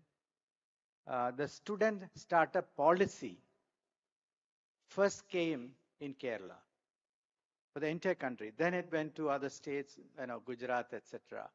So there are many, many firsts. The talent in Kerala is second to none. The industry is here. I asked VK for the numbers, 150,000, 150,000 very high paying employees by the industry across Trivandrum, Cochin, and Kozhikode. So clearly, Kerala has done very well. Now I'll move to what are the opportunities. The IT services industry, even today, is 7 to 8% of the India's economy, continues to grow. In spite of all the ups and downs, continues to grow and is very profitable, very strong with technology changes that are coming in, AI, machine learning and whatnot. Clearly, the industry will continue to grow for many years to come. The product industry is growing in India, and you will see software products as a SaaS service emerging out of India into the global markets.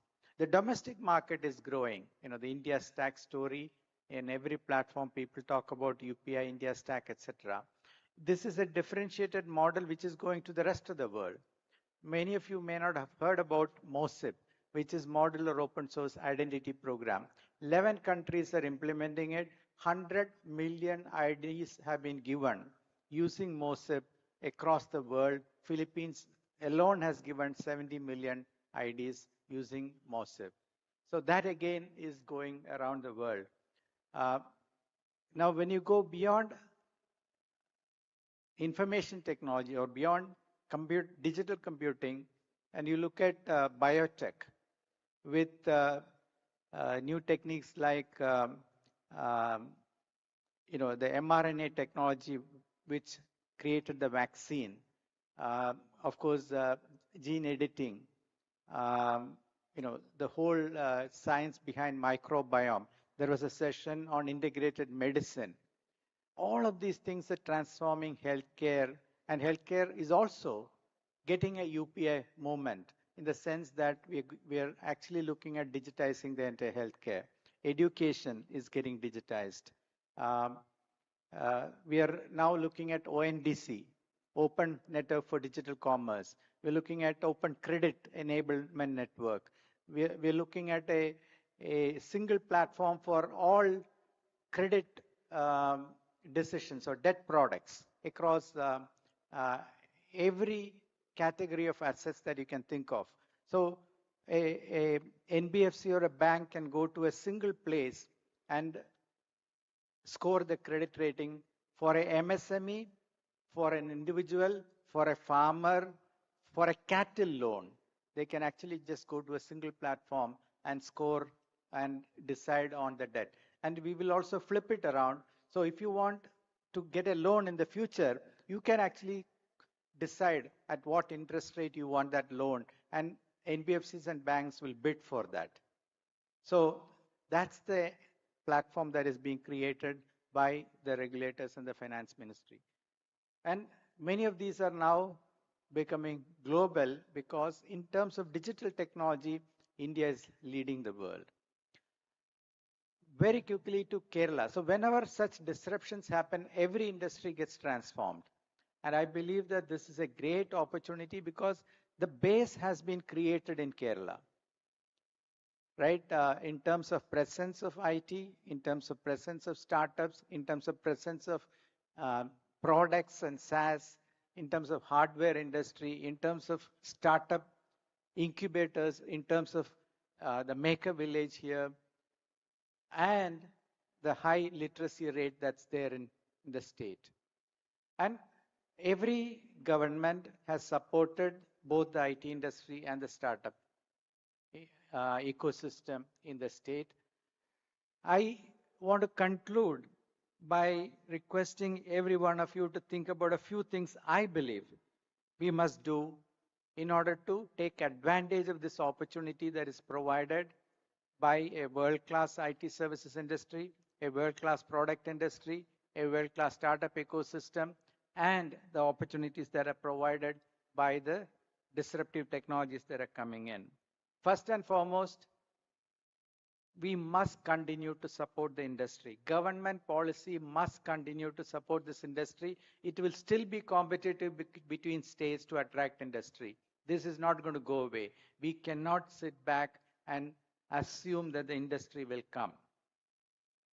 We need very high quality office space. This is going to become even more important as companies push people to come back to work and work out of offices. So high quality office space is required because the perception was created that work from home will happen and office space is not required. That is not true. We will require high quality office space. Third, every academic institution, especially every engineering college, must have a startup ecosystem. We must train students to become entrepreneurs starting from high school onwards. I strongly believe entrepreneurship is a culture that we need to sustain and grow. We need to think about creating more angel investment vehicles. The startups are first funded by angel investors. These angel investors are successful entrepreneurs. They may be small businesses, medium businesses, but they are local. Okay, the first funding for a new business will come from local entrepreneurs, successful entrepreneurs, or local investors. So I strongly believe that Keralites anywhere and Keralites outside the Kerala must invest back into the startup ecosystem and must fund startups in the state. We must create more venture funds and PE funds that are of Kerala, of Keralites. We must create a fund of funds that will encourage VCs to come to Kerala. I know VC funds outside Kerala coming to Kerala because a fund from government of Kerala has invested in that fund. So we must scale that up and we must create more fund of funds that request or require these funds to work with Kerala startups. And last but not the least, the government must be a big buyer of new products and services, must support the startup ecosystem by becoming a buyer of their products. A certain part of government purchase budgets must go towards the products from the startups. At the bottom line, this industry will definitely grow and it will be a sunrise industry for many years to come with all the emerging technologies that are going to disrupt every industry. You know, be it automotive, transition to electric and transition to other fuel modes, be it education, healthcare, retail, commerce, every industry is going to go through transformation. The AI thing I didn't talk about because I can spend a lot of time talking about it. And this is a necessity for government, for existing businesses, existing industrialists or existing business people, angel investors, to support growth of new businesses to come out of Kerala.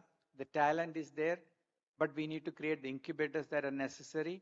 And if you do that, we can take advantage and we can actually grow faster than the average growth rate in the country. Thank you very much. We are students representing Rajagiri Business School, Kakinad, and this was a very out-of-the-blue opportunity for us, and we all tried our best for it, and we were the lucky 10 students to be part of this. So 8th evening we were part of the entire program, backstage, supporting the VIPs, all the delegates, and this was a networking opportunity. So this was the best opportunity that we got, and thanks to Rajagiri Business School and FICCI and KME. So first of all, ഞങ്ങൾ ആദ്യം വന്നപ്പം ഒരു tensed ആയിരുന്നു as all of us were students, but initially everyone was very friendly, and we have met a lot of personalities, higher official persons and all, and overall it was a great experience. That's all. Thank you so much for this opportunity. It was a great chance for us as students of Rajagiri Business School. We got to meet a lot of officials, and we're so happy. Thank you so much. Yes. Yeah, like what all have said, like ഞാൻ ആദ്യമായിട്ടാണ് ഇത്രയും വലിയൊരു event manage ചെയ്യുന്നത്. From 3 days ആയിട്ട് ഞങ്ങൾ ഇവിടെ തന്നെ ഉണ്ട്. ഇപ്പോൾ ഇവിടുത്തെ ഒരു പാർട്ട് പോലെയായി. Like it's A very great experience. Thank you. എൻ്റെ പേര് അബാദ്. സോ ഞങ്ങൾ പറഞ്ഞ പോലെ തന്നെ 8th തൊട്ട് ഇവിടെ ഉണ്ട്. ലൈക്ക് ഇവിടുത്തെ എല്ലാ മെമ്പേഴ്സ് ആണെങ്കിലും, ഇപ്പോൾ ഫിക്കിയുടെ ആണെങ്കിലും കിംസിൻ്റെ മെമ്പേഴ്സ് ആണെങ്കിലും, ഇനീഷ്യലി നമുക്കൊരു ഇതുണ്ടായിരുന്നെങ്കിലും ബട്ട് ഇപ്പോൾ നമ്മളെല്ലാവരും ഒരു ഫാമിലി പോലെയാണ്. Like this was a wonderful opportunity for us. എൻ്റെ പേര് ജോർജ് എന്നാണ്. സത്യം പറഞ്ഞാൽ ഞങ്ങൾ മാനേജിങ് സ്റ്റുഡൻസ് ആയതുകൊണ്ട് ഇതുപോലൊരു നല്ലൊരു എക്സ്പീരിയൻസ് ആണ്. കാരണം ഇനിയും വർക്ക് ചെയ്യാൻ പോകുന്ന പല സെക്ടേഴ്സുമാണ് ഇവിടെ വന്ന പല ഇൻഡസ്ട്രികളും. സോ പല സെക്ടേഴ്സും ഉണ്ടായതുകൊണ്ട് തന്നെ പല ടൈപ്പ് ഡെലിഗേറ്റ്സിന് നമുക്ക് കാണാൻ പറ്റി, അവരായിട്ട് ഇൻറ്ററാക്ട് ചെയ്യാൻ പറ്റിയായിരുന്നു. അപ്പോൾ ഞങ്ങൾക്ക് തന്നെ ഒരു നല്ലൊരു എക്സ്പോഷർ ആയിരുന്നു അത്. സോ അതാണ് എനിക്ക് പറയാനുള്ളത്. Thank you. നെക്സ്റ്റ് ഇവിടെ വന്നു കഴിഞ്ഞപ്പോഴേക്കും കുറേ ഇമ്പോർട്ടൻറ്റ് ഡെലിഗേറ്റ്സിനെ കാണാൻ പറ്റി. This was wonderful opportunities and thank you FICCI and Rajagiri business school for this opportunity. So this was a great experience. These 2 days was really attending classes from great personalities like Shashi Tharoor, Mr. Siddharth, and the governor, and many more other personalities. So as a student, it was a very immense pleasure to be here. This was all these FICCI people. They were very nice and friendly. So thanks to them and thanks to Rajagiri Business School. So we got this opportunity and we are the only students who could attend this. So we think we are really lucky and it was really a very amazing experience. We got to see all kind of personalities. That's it. Thank you so much. What it created for us as students, I think it goes way beyond what we could learn in classrooms and all. The amount of exposure we got here is undeniable, and the amount of people we met, the work we did, the experience we got today, it's irreplaceable. So thank you to FICCI and thank you to each and everyone who conducted this event today. Thank you so much. Okay, thank you. എൻ്റെ പേര് ജെസ്സി. ഞാൻ കിംസ് ഹെൽത്തിലാണ് work ചെയ്യുന്നത്. Great take home message. It was very well organised and I loved all the sessions. എൻ്റെ പേര് സുബിന. ഞാൻ കിംസ് ഹെൽത്തിൽ നിന്നാണ്. ഞാനൊരു ഓർഗനൈസിങ് ടീം മെമ്പറായിരുന്നു. It was a wonderful experience all together. Different dignitaries, different sectors, different visionaries, thought exchange. Altogether it was a fantastic experience, and ഇത് മുന്നോട്ട് കൊണ്ടുപോകണം. Pioneering is not just stopping here, പക്ഷേ ഇത് മുന്നോട്ട് കൊണ്ടുപോകുന്നതും കണ്ടിന്യൂവൽ ഗ്രോത്ത്, കേരളത്തിൻ്റെ continual growth and സക്സസിന് വേണ്ടിയിട്ട് വർക്ക് ചെയ്യുന്നതുമാണ് actually this program was all about. So I hope all people who have come here attending this will take this forward, which whatever industries they come from. Thank you. എൻ്റെ പേര് ശുഭ എന്നാണ്. ഈ organising കമ്മിറ്റിയുടെ ഒരു അംഗമായിരുന്നു ആദ്യം തൊട്ട്.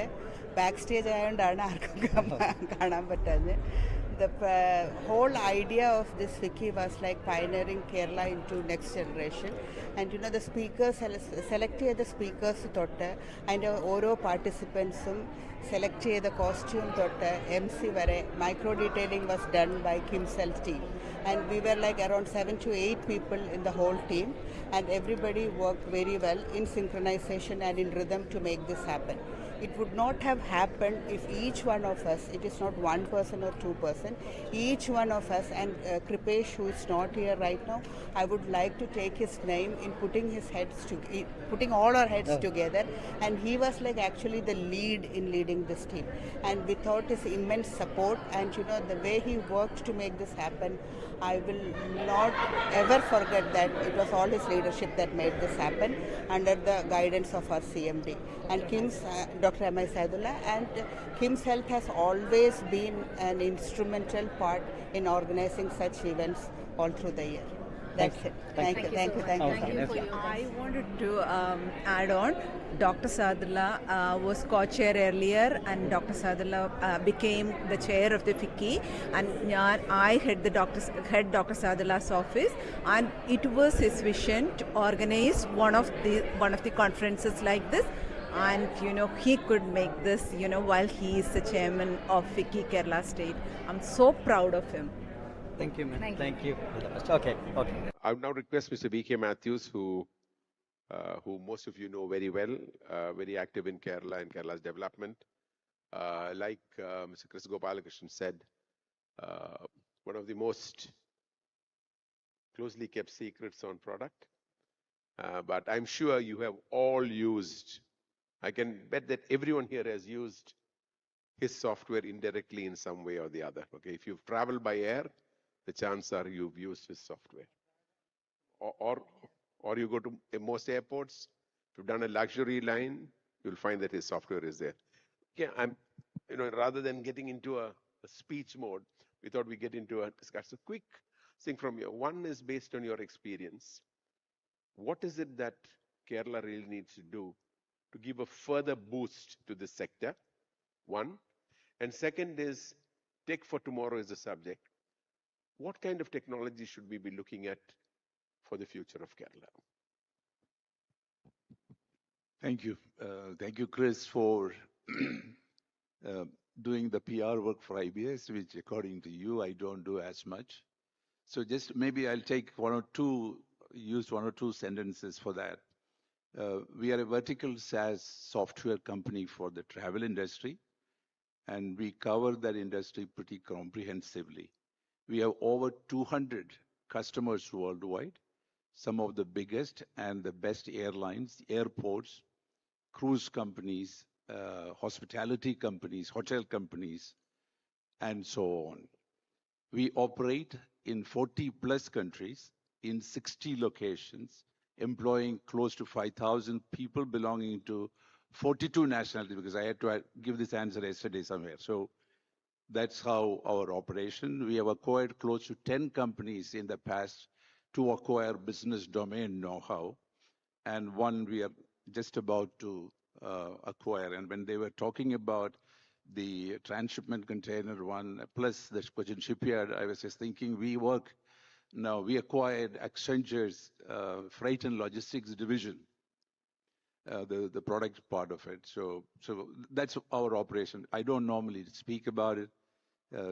Since we don't have a lot of customers in the country, that's pretty okay. So we are still a well-kept secret, quite like Technopark was once upon a time. So, okay, now the first question which Vijay asked, what is it that the state should do to boost the IT and technology industry? That's number one. Second is, what kind of technologies will help us progress? Let me address the first one. Ladies and gentlemen, I think it's very important for us to know where we are, because if we don't know where we are, no map can help us. So let me just give some sort of a perspective as to where we are in the entire landscape of technology in the world. And then I will also talk about what are the kind of technologies that could be and are important that's impacting. Number one, we may not quite know unless we are reminded that we live, all of us, the world is living in a digital economy, which as of now, according to the latest UN report, is about 23% of the global GDP, which is about $23 trillion in size.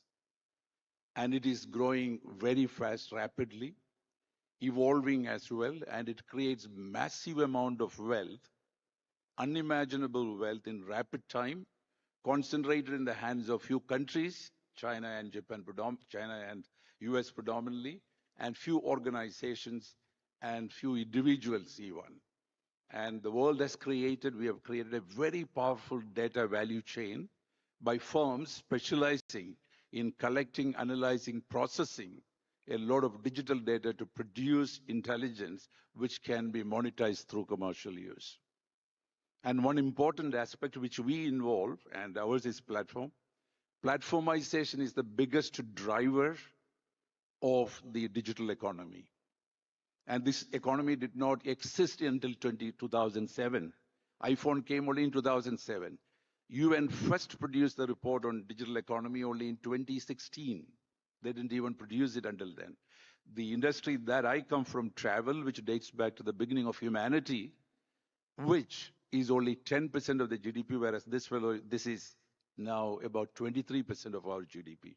So this is the context. And if you really look at 7 of the world's largest 8 companies by market cap, 7 of them implement a platform-based business model. So that is the environment in which we work, and that is the opportunity that we have going forward too. And then if I look at our country, both in terms of economic point of view, as well as in terms of opportunities, India is the future of India is very, very bright. According to all scenario planners, for instance, McKinsey chief, the CEO of McKinsey, Bob Stanfeld, when he came here last September, he said it's not India's decade, it's India's century.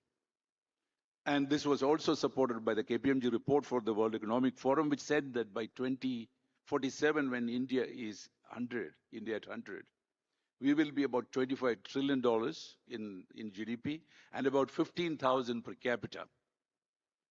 And this is the world that we are actually, and Bob Stanfeld talked about it because by 2047, when India at 100, 20% of the world's talent, and that too meaningful talent, will be in our country. And also all of the geopolitical crisis that we see around the world is actually remapping the supply chain, and India can be a benefactor, and which we are seeing. Plus the digitization. Chris talked about it. India is highly digitized for its size complexity and its relatively low GDP even now, and we should be able to leapfrog in our developmental pursuits. So that is India. Digital economy, India. Come to Kerala. And Indian IT industry, Chris talked about, we are 8% of the GDP, 50% of exports, and one important point to note is 59% of the global sourcing is from our country. It is $245 billion in size, expected to become $500 billion by 2030. So India, overall economy, technology, the prospects are great. And when we come to the state of Kerala, we should be very proud of, I mean, everybody spoke about it and we keep speaking about it. All of our achievements, whether it is the HDI, which is the leading one, plus the best government state Sustainable Development Index of 1300, and number 2 is Tamil Nadu at 800. No poverty or lowest poverty, 0.75%, whereas the national average is 26%. So penetration, internet penetration, all of this we are leading. That's our achievements. And let me also talk about the strengths of the company. So the minister will keep on saying that. I'm repeating the strengths, and this is from an investor's point of view. I've put a lot of whatever little that I had into the state 26 years back. The strength of the state, talent, number 1. We have the only thing is that our talent is going out. Our migration is not healthy. Number 2, infrastructure, particularly for technology. Thanks to Vijayaraghavan and company, Technopark, Infopark, Cyberpark, never had any problem. I don't think we will have any problem in working from government designated places. Yeah. The third one, the access to the executive and the bureaucracy. I'm not saying they will solve all the problems. For an investor, that access is definitely a reassurance. That is there. And the fourth one, I will again say, is that we are a pretty stable place, politically or socially. We may not be things may be difficult, but it's a pretty stable. This is where I will park. And now with this background, what is it that the government should do for IT industry to flourish? I don't think the government has to do anything other than what Chris mentioned. You don't have to do anything. The only thing the government has to make do is how can the government facilitate work from Kerala? If we can get Kerala to be the finest place to live and work, that's all what is needed. And for that, the government should only do three things. Number one priority, all of these are infrastructure, clean Kerala, meaning waste managed Kerala, Kerala water should be clean, streams should be clean, our backwaters should be clean. Number two, safe Kerala, safe to travel roads, safe to eat food, safe to drink water, safety from disasters. And the third one, digitally enabled Kerala. Make sure that we have the digital infrastructure, because Kerala is not only is digital ready, not only from production, but also from consumption. So if I could see the government having more funds to invest, to create infrastructure. And for that, the government should do less and not more. Government should completely come, governments, even in the best of countries, governments cannot run businesses and commercially competitive. So it is better that the governments do not actually try to create jobs and make money. They just can't. KSRTC, KSIDC, and Air India before, and hundreds of PSUs are examples. Come out of all of those and do what only governments can do. And see, the future of our country and the future of our state is the enterprising people. And let them make the money and let the government produce meaningful taxes. That is, successful, profitable companies and well-paying jobs. All of the things that is needed for us to thrive here technologically, people will take care. Companies will take care. Government only should do that. Now, when it comes to technology, there's a question that keeps asking, people ask me, one of the jobs that I do, and probably the only job that I do in my company now, is go and meet the customers. That's all what I do. Otherwise, the operation is done by the teams. Now, one question they keep on asking whenever they meet, couple of questions they will ask. VK, how is this, artificial intelligence, more so the generative AI, going to affect us? What is it that we should do? So one is, and ChatGPT has actually sensitized it. Not that artificial intelligence did not exist before, ChatGPT actually sensitized it. That's one question that they ask. The other question they ask is, with all of these communication technologies becoming far more better, with 5G and 6G coming probably in 2028, how is our operation going to be, the operating models and things like that? So my answer to this is this. And it's clear, and McKinsey also did a tremendous study and brought out the report last month. The impact of Gen AI, generative AI, on productivity will lead to about 2.5 to 4.5% of the GDP, or $2.5 to $4.5 trillion in size. All of that improvement is going to come in three distinct areas. Number one, customer operations. That means ChatGPT will be able to actually help in managing customer interactions. Number two, sales and marketing. A lot of money, efforts that used to be spent on generating creative content can now be produced by the machine. Number three is the one which is going to really impact all of us. That is software engineering. Ladies and gentlemen, one thing that is going to happen, and that's going to impact all of us, unless we upskill, we will get into difficulty. By prompting properly, we should be able to get considerable part of the code developed by the machine, and the draft code of 50, 60, 70, and when we have our own machines, which we teach our methods and process, the accuracy of the code will be even much more aligned, or the structure of the code will be much more aligned. And the third area which will make maximum productivity impact. And what does it mean?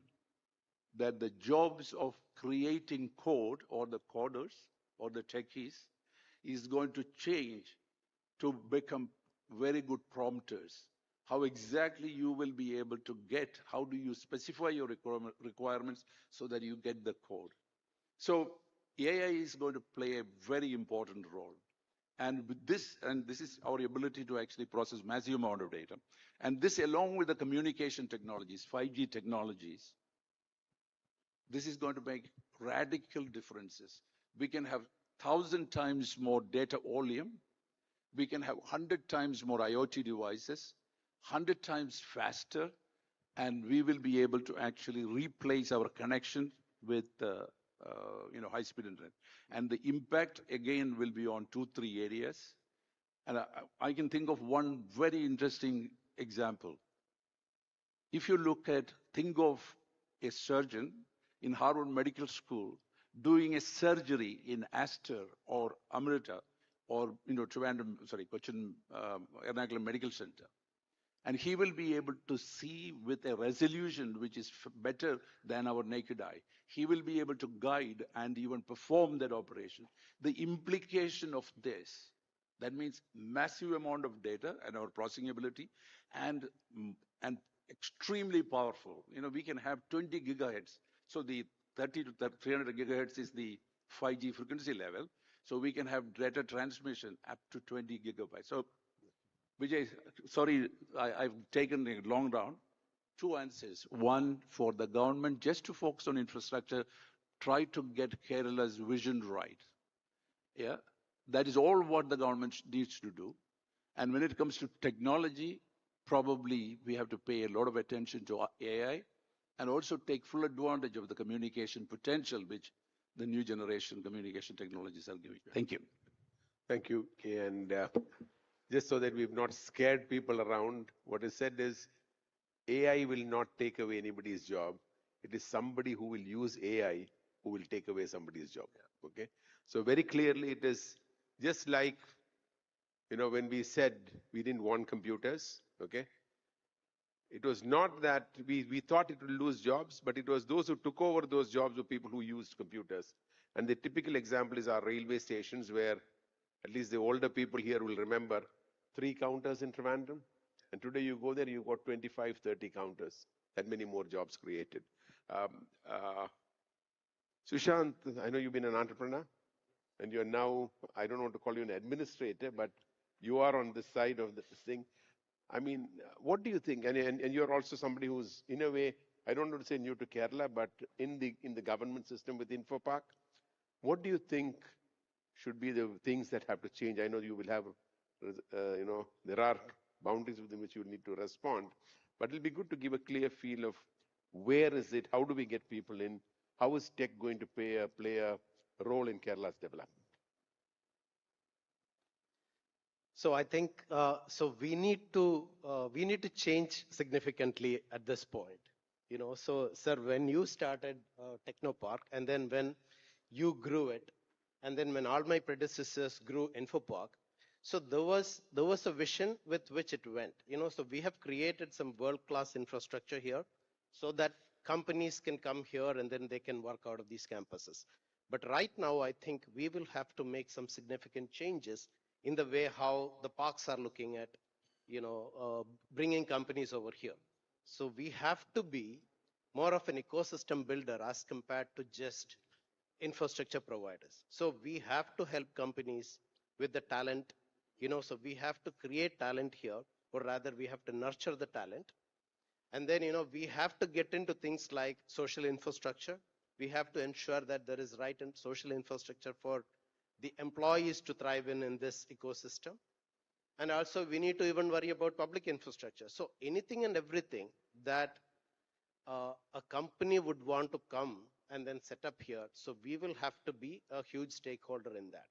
So along with that, one of the key things that we need to get into is we need to nurture the startups. We need to create, or rather we need to nurture companies that are operating in the parks, and then we need to identify what they do, and then we need to support them.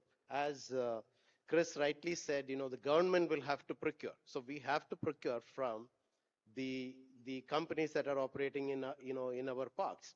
So we already have a system called government as a marketplace. So that's happening right now. Yeah.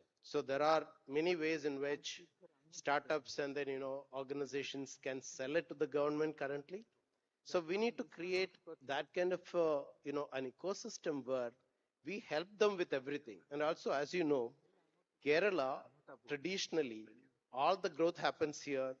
It's predominantly government led, as compared to what is happening elsewhere. So we, as citizens of Kerala, we think that the government has to do certain things, and that is pretty much in our, in our psyche. So that's the reason why government is promoting the startups. Government is doing the, tech parks and stuff like that. Whereas other states do not follow this pattern. So there is nothing wrong with this, but I think we have to be very creative. The government will have to ensure that, so our companies thrive here. So in addition to just providing the infrastructure, we need to look at an overall development of the ecosystem here. Thank you. Very, very precise, and you've come out with very clear thoughts on that. What I'm going to do now is I'm going to ask Chris a question or two, and then we'll open up to the audience, okay? Because it's unfair to have you all sitting there and not getting a chance to asking questions to each other. We can always do. Ask questions, not yeah. No discussions, very specific questions. So just get prepared for that. But I'm going to just ask Chris two, three quick things. One is, there's a big discussion on work from home today. Yeah. That's one. The second one, I wanted quick responses, maybe half a minute. The second one is, one of the biggest problems that I see, and when I talk to a lot of entrepreneurs and others in Kerala, is the quality of those leading our higher education institutions. Okay, you might call for applications, you get 500 applications, you can't get more than 150 to the interview, and then you find you're recruiting one or two. People are finding it very difficult. What do we do on that? So two quick questions on. So on work from home, see, work from home was important during COVID because we need to sustain our life, sustain our businesses. Now, today, it is a capability which should be there as a fallback option. That cannot be the default option. The reason for that is the culture of the company gets built when you are together and when you see each other, how they behave, how they work, how the leadership works. The culture happens in the informal interactions that happen around, let's say, a lunch table or a coffee break. The bright ideas come from people from other departments rather than your own department. That accidental interaction, etc. And hence, every company, every business that works in teams will request you to come to office, and I believe that has to become the default mode. And as I said, as a fallback option, we need to have, because in the future there may be a challenge, we must have the ability to go back to work from home if needed. So we should sustain that by maybe asking people or giving them the option to work maybe one day from home if need be, but the default mode has to be work from office. The second question about quality of resources, see, I strongly believe that the best people from any college, doesn't matter, will actually be very good, right? So we should not have any thinking that we should only recruit from certain colleges, etc. But the challenge for companies is how do you find those people, right? So that is why they go for some kind of filtration which says we will only select from certain colleges, we will have a cutoff mark, etc., etc. And this is for ease of recruitment and ease of recruitment processing. Otherwise, there is no way you can actually go through the hundreds and thousands of applications that you come. And this is only for ease of recruitment that they're doing it. But the quality, I believe, is very good across. The best student from any school or any college actually will be good because they have gone through that process and succeeded competitively. And this is proven. Look at Soho's work practices. They work out of Tirunelveli or something like that, and they're using villages. Look at ISRO. I think they have very, very few people from IITs. But it's one of the best, in terms of space exploration and things like that. So we are confusing ease of recruitment with quality. Of course, companies will have to do internal training and enablement because academic institutions will not be at the cutting edge of technology. That will happen in the industry. And so industry will have to invest in training.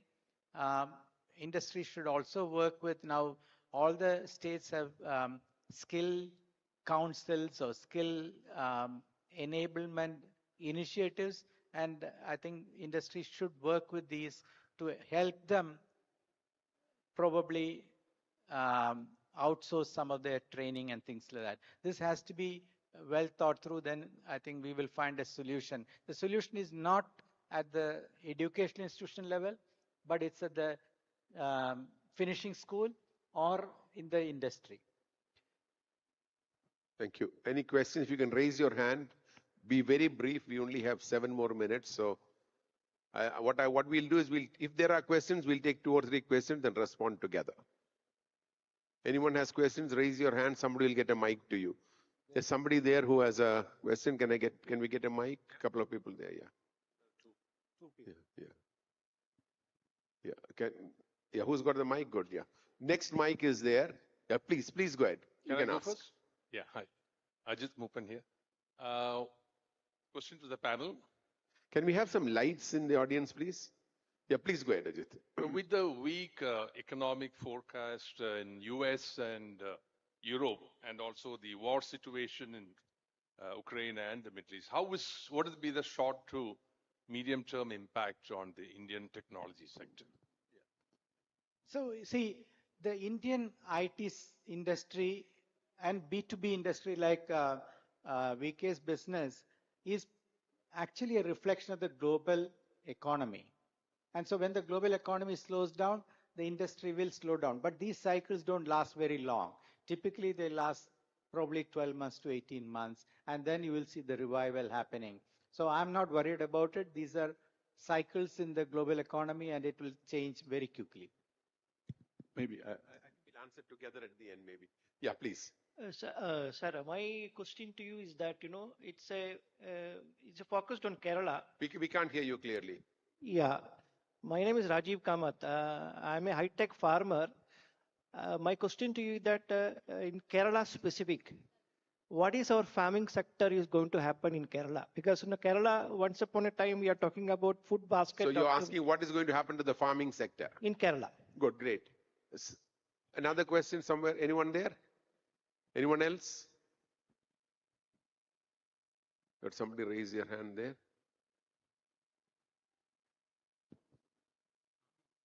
Farming sector. Agriculture in a way. Please. Good evening, sir. My question is to VK Matthews. So since IBS has completed, more than, since 1997, it recently celebrated its anniversary. So I would like to ask, what would be the next revolutionizing technology, with respect to IBS? Yeah. Oh, Okay. Good. We'll come back. Or you want to maybe answer that direct question? Yeah, we completed, so I'm just, that's how I understand the question, that we completed the 25 years and we reached somewhere. And what is the next goal for us? Yeah, we are still, travel industry, as I mentioned, is a very, very big sector, 10% of the global GDP. 1 out of every $10 is spent here. There's still a lot of work to be done for us to become the trusted partner of the industry and the partner who can transform the industry. We are on that path and quite successfully on that path. And if all of the plans and the strategies work out, hopefully we should become a player of consequence and support to the industry. Thank you. Any other questions? Otherwise, I'm going to quickly there one. That'll be the last question we'll take here.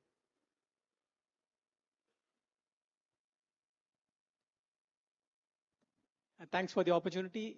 We have AI, generative AI, and then what next? Okay, AI, generative AI, and what next? And what I'm going to do is, along with that, just that question and the farming question which are there, can I request that all the panelists respond to that? And then at the end of that, I think we have only 1 minute each. So just a quick thing in terms of 2 big recommendations, brief, big bulleted point. So on the farming, agriculture is also getting disrupted by emerging technologies like IoT. Drones are being used to survey farms. IoT is used to look at all the things from watering the fields to pests and all kinds of things actually. Space technology is used, again, geospatial technology is used for agriculture. The farmers have to be connected to the markets and elimination of the middlemen. Farmers need to come together to create farmer-producer organization so that you can scale up and look at more value addition in farming. So there are many technology interventions that are happening in farming. And I believe that the last but not least is think of agriculture as an export industry. India is number 1, number 2, number 3 in many products, many agricultural products. Why are we not exporting it to the entire world such that we can derive 3 to 5 times the value that we get today in the domestic market? Of course, not forgetting our own requirement, but we, I think, produce more than what we need, and we can actually look at it as an export industry. Quickly on what next, I believe that just like AI is a disruption, it's a new paradigm for computing. Quantum will be another new paradigm for computing. We are at the beginning of the IoT revolution. We can think of pervasive or invisible computing. Everything that we know will have embedded processors and memory, and that's going to be, if we are saying there are 8 billion people connected to internet, imagine 100 billion things connected to the internet. Everything can be controlled using a phone sitting in remote location, anywhere. Just 2 ideas. Just what is, so the era of AI has just begun. We haven't done anything as yet. The initial pilots are all very compelling, very promising, so the excitement is palpable. We can all understand. But it will take time. It will take time it's challenging for the business leaders and social leaders because we also need to contain the risk of AI. We've just started. The era of artificial intelligence has ended the era of enlightenment. Previously, knowledge to certainty, to control, to methods of science. Now it's the other way around. And we don't know how the machine is answering. So more mystery. So I think we have just begun. Keep in mind, it's not a technology revolution. The transformation is cognitive. It's a cognitive transformation that's actually taking place. So we have just begun. So don't say what is next. We haven't even started. Thank you. So the immediate next is mainstreaming AI. So we have barely scratched the surface here. So I think mainstreaming that and then getting into production, generative AI for businesses, that'll be the next immediate thing. I'm getting up to say thank you very much. A very eminent panel. We could have had a lot more to discuss, but we thought we should keep time. And thank you very much. We did give you a chance to ask questions, and I think the concluding remarks are all there. It's all been said. You don't need to really conclude that. So thank you very much. Thank you, Dr. Saadullah and Ficky, for inviting me and this panel to be with all of you today. Thank you very much.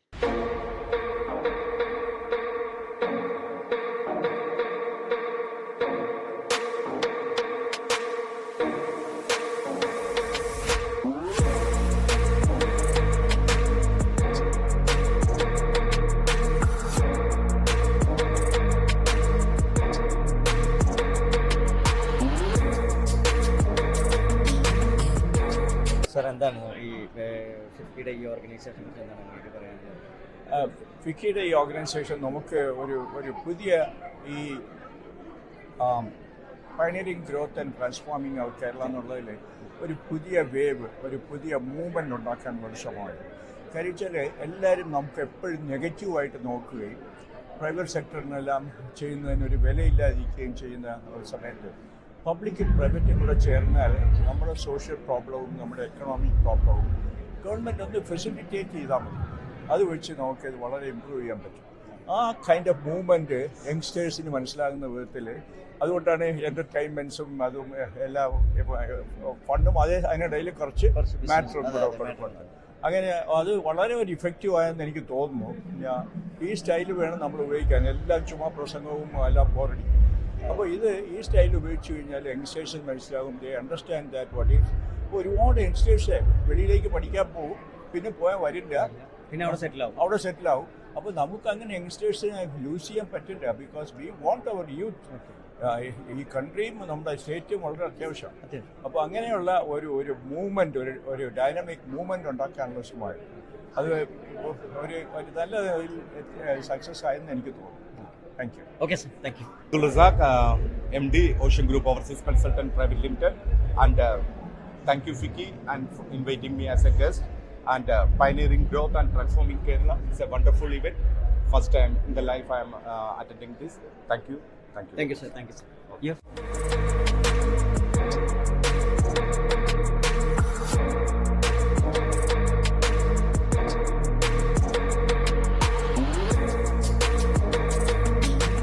കേരളത്തിലെ ഒരുപാട് ആശയങ്ങൾ പുതിയതായിട്ട് ഉയർന്നു വരുന്നു.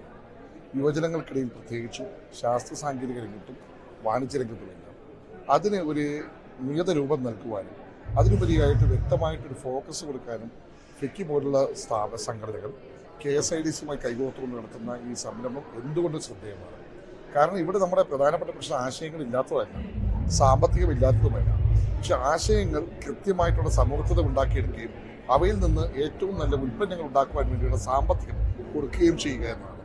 അങ്ങനെ വരുമ്പോൾ ടെക്നോളജിയും എക്കണോമിക്സും അതിലുപരി മാർക്കറ്റും എല്ലാം സമന്വയിക്കുന്നു. അതിനുവേണ്ടിയുള്ള ശ്രമങ്ങളിൽ ഏറ്റവും പ്രധാനപ്പെട്ടതാണ്. ഒരുപാട് നല്ല പ്രതീക്ഷ ഉണ്ടാക്കിയെടുക്കാൻ സാധിച്ചിട്ടുണ്ടെന്ന് തോന്നുന്നു. ആ പ്രതീക്ഷകൾ പോകണമെന്നും ഞാൻ വിചാരിക്കുന്നു. Thank you sir. വളരെ നല്ല ഒരു സെഷൻസ് ആയിരുന്നു 2 ദിവസമായിട്ട് കഴിഞ്ഞു പോയ. ശരിക്കും ഞാനിപ്പോൾ ഈ കുട്ടികളോട് സംസാരിച്ചുകൊണ്ടിരുന്ന കാര്യം, ഞാൻ സംസാരിച്ചപ്പം ഞാൻ എംഫസൈസ് ചെയ്തൊരു കാര്യം, നമ്മുടെ കുട്ടികളെ എങ്ങനെയെങ്കിലും ഇവിടെ പിടിച്ചു നിർത്തുന്ന രീതിയിലുള്ള ഫ്യൂച്ചർ വെഞ്ചേഴ്സ് നമുക്ക് വേണം, ഫ്യൂച്ചർ ബിസിനസ് വേണം. അവർക്ക് ഹോപ്പ് കൊടുക്കുന്ന രീതിയിൽ നമ്മൾ കാര്യങ്ങൾ കൊണ്ടുപോകണം. ഇപ്പം എന്നാന്ന് വെച്ചാൽ യങ്സ്റ്റേഴ്സ് മുഴുവൻ കേരളം വിട്ട് പോവാണ്. കാരണം ഇവിടെ ഒന്നും കാണുന്നില്ല. ഇപ്പോൾ ഒരു പയ്യൻ സംസാരിക്കുകയായിരുന്നു, അവരുടെ ഒരു ടൂർ പ്രോഗ്രാം പോയപ്പോൾ ഇവിടെ ഏതോ ഏജൻസി, ഞാൻ പേര് പറയാൻ ഉദ്ദേശിക്കുന്നില്ല, അവരെ തടഞ്ഞു, അവരുടെ പ്രോഗ്രാം മുഴുവൻ സ്റ്റോപ്പ് ചെയ്യിച്ചു. സോ ഈ കൈൻഡ് ഓഫ് ആറ്റിറ്റ്യൂഡ് യങ്സ്റ്റേഴ്സിനെ സംബന്ധിച്ചിടത്തോളം മാനസികമായിട്ടും അവർക്ക് ഫ്യൂച്ചറിൽ ഇവിടെ ഒരു സാധ്യത കാണുന്നതിലും ഒരു രീതിയിലും പ്രൊമോട്ട് ചെയ്യുന്നില്ല. അപ്പോൾ നമ്മളുടെ ഒരു രീതികൾ മാറ്റണം, പുതിയ ഇൻഡസ്ട്രിയൽ ബിസിനസ് സാധ്യതകൾ വരണം. ഇപ്പം ലോകം മുഴുവൻ എല്ലാം ഈ വേൾഡിലേക്ക് മാറിക്കൊണ്ടിരിക്കുന്ന സമയത്ത് നമ്മളിങ്ങനെ ഈ പഴമകളിലേക്ക് പോകുന്നത് നല്ലതാണ്. നമുക്ക് അതിൻ്റെ ഒരു ഇതുണ്ട്. ഇപ്പോൾ ആയുർവേദിക് ടൂറിസം, ആൻറ്റിക് അല്ലെങ്കിൽ ടൂറിസത്തിൽ തന്നെ നമ്മുടെ ഇതിൽ പല രീതിയിലുള്ള പാലസസ് ഒക്കെ കൺവേർട്ട് ചെയ്ത്, സോ ആ ഒരു ഇതാണ്. പക്ഷേ തോട്ടിൽ നമ്മൾ കുറേ കൂടെ ഫോർവേഡ് ആവണം, കുറച്ചുകൂടെ ലിബറലൈസ് ചെയ്യണം. നല്ല സാധ്യതകൾ, ഇവിടുത്തെ ടൂറിസം സാധ്യതകൾ, മെഡിക്കൽ ടൂറിസത്തിൻ്റെ സാധ്യതകൾ, പിന്നെ നമുക്ക് IT സെക്ടറിലുള്ള സാധ്യതകൾ, ഇത് മൂന്നുമാണ് കേരളത്തിന് ഫോക്കസ് ചെയ്യാവുന്ന ഏരിയ. ഇൻഡസ്ട്രിയൽ ഏരിയയിൽ നമുക്ക് കുറേ ലിമിറ്റേഷൻ ഉണ്ട്. നമുക്ക് റിസോഴ്സസ് കുറവാണ്, നമുക്ക് അയൺ ഓർസ് ഇല്ല, നമുക്ക് മറ്റു ഓറുകളോ മൈനിങ്ങോ ഒന്നുമില്ല. അപ്പോൾ റിസോഴ്സസ് നമുക്കുള്ളത് ഹ്യൂമൻ റിസോഴ്സാണ്. അതിൽ തന്നെ എഡ്യൂക്കേറ്റഡ്, എല്ലാ സ്റ്റേറ്റിലും നോക്കിയാൽ പോപ്പുലേഷൻ വൈസ് നമ്മൾ കുറവാണെങ്കിലും കേരളത്തിന് വെളിയിലേക്ക് പോകുന്നതും എഡ്യൂക്കേറ്റഡ് ആയതും ടാലന്റഡ് ആയതും സ്മാർട്ട് ആയതുമായിട്ടുള്ള ഹ്യൂമൻ റിസോഴ്സ് ഏറ്റവും കൂടുതൽ കേരളത്തിലാണ്. വേൾഡ് വൈഡ് നോക്കിയാൽ തന്നെ കേരളത്തിലാണ്. അവരെ പുറത്തേക്ക് പോകുന്നതിലല്ല, അവർ പുറത്ത് പോയി നല്ലത് കണ്ടുപിടിച്ച്, നല്ലത് പഠിച്ച്, നല്ലത് മനസ്സിലാക്കി അവർ തിരിച്ച് നമ്മുടെ നാട്ടിലെത്തി കോൺട്രിബ്യൂട്ട് ചെയ്യാൻ പറ്റുന്ന ഒരു സാഹചര്യം നമ്മൾ ഉണ്ടാക്കി കൊടുക്കണം. ആരും നാട് വിട്ടു പോകാൻ ആഗ്രഹിക്കുന്നവരല്ല, ഗതികേട് കൊണ്ട് പോകുന്നതാണ്. പക്ഷെ അവർ പോയിട്ട് മനസ്സിലാക്കി നല്ല കൾച്ചർ പഠിച്ച്, അതിൻ്റെ നല്ല വശങ്ങൾ പഠിച്ച്, ഇവിടെ നമ്മൾ ഇന്നിപ്പോൾ കാണുന്നതൊക്കെ മിഡിൽ ഈസ്റ്റിൽ നിന്ന് ഇങ്ങനെ പലരെ കൊണ്ടുവന്നതാണ്.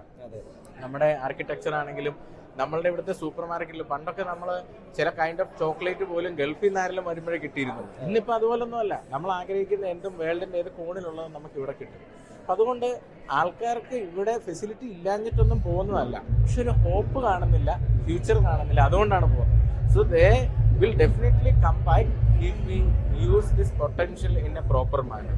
എന്നിട്ട് അവർക്കൊരു ഹോപ്പ് കൊടുക്കുന്ന രീതിയിൽ നമ്മൾ ഫ്യൂച്ചർ പ്ലാൻ ചെയ്യണം. അതിന് ഇവിടുത്തെ സെഷനിൽ നല്ല ഡിസ്കഷൻ നടന്നു. ഇവിടെ ഡിസ്കസ് ചെയ്തതൊക്കെ ഒന്ന് പ്രാക്ടിക്കൽ ആയാൽ മതി. ഒന്നും വേണ്ട, ഗവർണർ അദ്ദേഹത്തിന്റെ കൺക്ലൂഡിങ് പ്രസംഗത്തിൽ പറഞ്ഞ കാര്യങ്ങൾ മതി. സമൂഹത്തിന് നന്മ ചെയ്യുന്ന ആൾക്കാര് ഇഹലോകത്തും പരലോകത്തും വിഷമിക്കേണ്ടി വരില്ല എന്ന് പറഞ്ഞ ഒറ്റ കാര്യം മതി. അപ്പൊ ആ ഒരു ഇതോടുകൂടി നല്ല വെഞ്ചേഴ്സ് ചെയ്യാനായിട്ട് ഈ നാട്ടിലെ ഏറ്റവും പ്രശസ്തരായിട്ടുള്ള എല്ലാ ബിസിനസ്സുകാരും ഇവിടെ ഉണ്ടായിരുന്നു. അവരൊക്കെ വിചാരിച്ചാൽ നമ്മളുടെ രാജ്യത്തിന്റെ ഫ്യൂച്ചർ കുറെ കൂടെ ബ്രൈറ്റ് ആവും. ആൾക്കാർക്ക് ഒരു ഇൻസ്പിറേഷൻ ആവുകയും ചെയ്യും അല്ലേ? പുതിയ തലമുറയ്ക്ക് ഇവിടെ നിന്ന് കഴിഞ്ഞാൽ നമുക്ക് സാധ്യത ഉണ്ടെന്ന് അവർക്കൊരു തോന്നണം. യങ് ജനറേഷൻ അവർക്കുള്ള ഹോപ്പാണല്ലോ ശരിക്കും നമ്മൾ കൊടുക്കുന്നത്. അപ്പോൾ അവർക്ക് ഹോപ്പ് കൊടുക്കുന്ന രീതിയിലുള്ള വെഞ്ചേഴ്സ് ഉണ്ടാവണം. ഈ ഫിക്കി പോലുള്ള ഓർഗനൈസേഷനൊക്കെ ഇതൊക്കെ ചെയ്യുന്നത് യങ്സ്റ്റേഴ്സിലേക്ക് കൂടുതൽ എത്തണം. അത് നല്ല വെഞ്ചേഴ്സ് ആയിട്ട് വരണം. അവർക്ക് കുറച്ചുകൂടെ ഫ്രീഡം കൊടുക്കണം. കുറച്ചുകൂടെ ബിസിനസ് ഫ്രണ്ട്ലി ആവണം നമ്മളുടെ അപ്രോച്ച്. നമ്മുടെ രാഷ്ട്രീയങ്ങൾക്ക് അതീതമായിട്ട് നമ്മുടെ രാജ്യത്തിന്റെ ഒരു വളർച്ച നമ്മൾ കുറച്ചുകൂടെ ലക്ഷ്യം വെക്കണം. രാഷ്ട്രീയം വേറെ ആവട്ടെ, പക്ഷെ രാഷ്ട്രം ഫസ്റ്റ് ആവട്ടെ എന്നുള്ള ഒരു കൺസെപ്റ്റ് എടുത്താൽ കുറച്ചുകൂടെ നന്നായി. Thank you sir. Thank you very much, Wing Commander, and very good to see my old friend Siddharth and my new friend Nikki from the entertainment industry.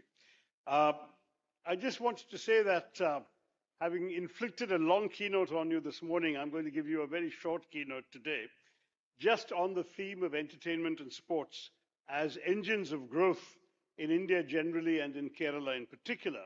And then I think I would rather enjoy the conversation that the Wing Commander will be having with the three of us, rather than pontificating at length here. So basically, one of the interesting things, and it could be a good background for the kinds of problems we'll be discussing, is in fact that both entertainment and sports have been growing remarkably as engines of growth in our country and in our state.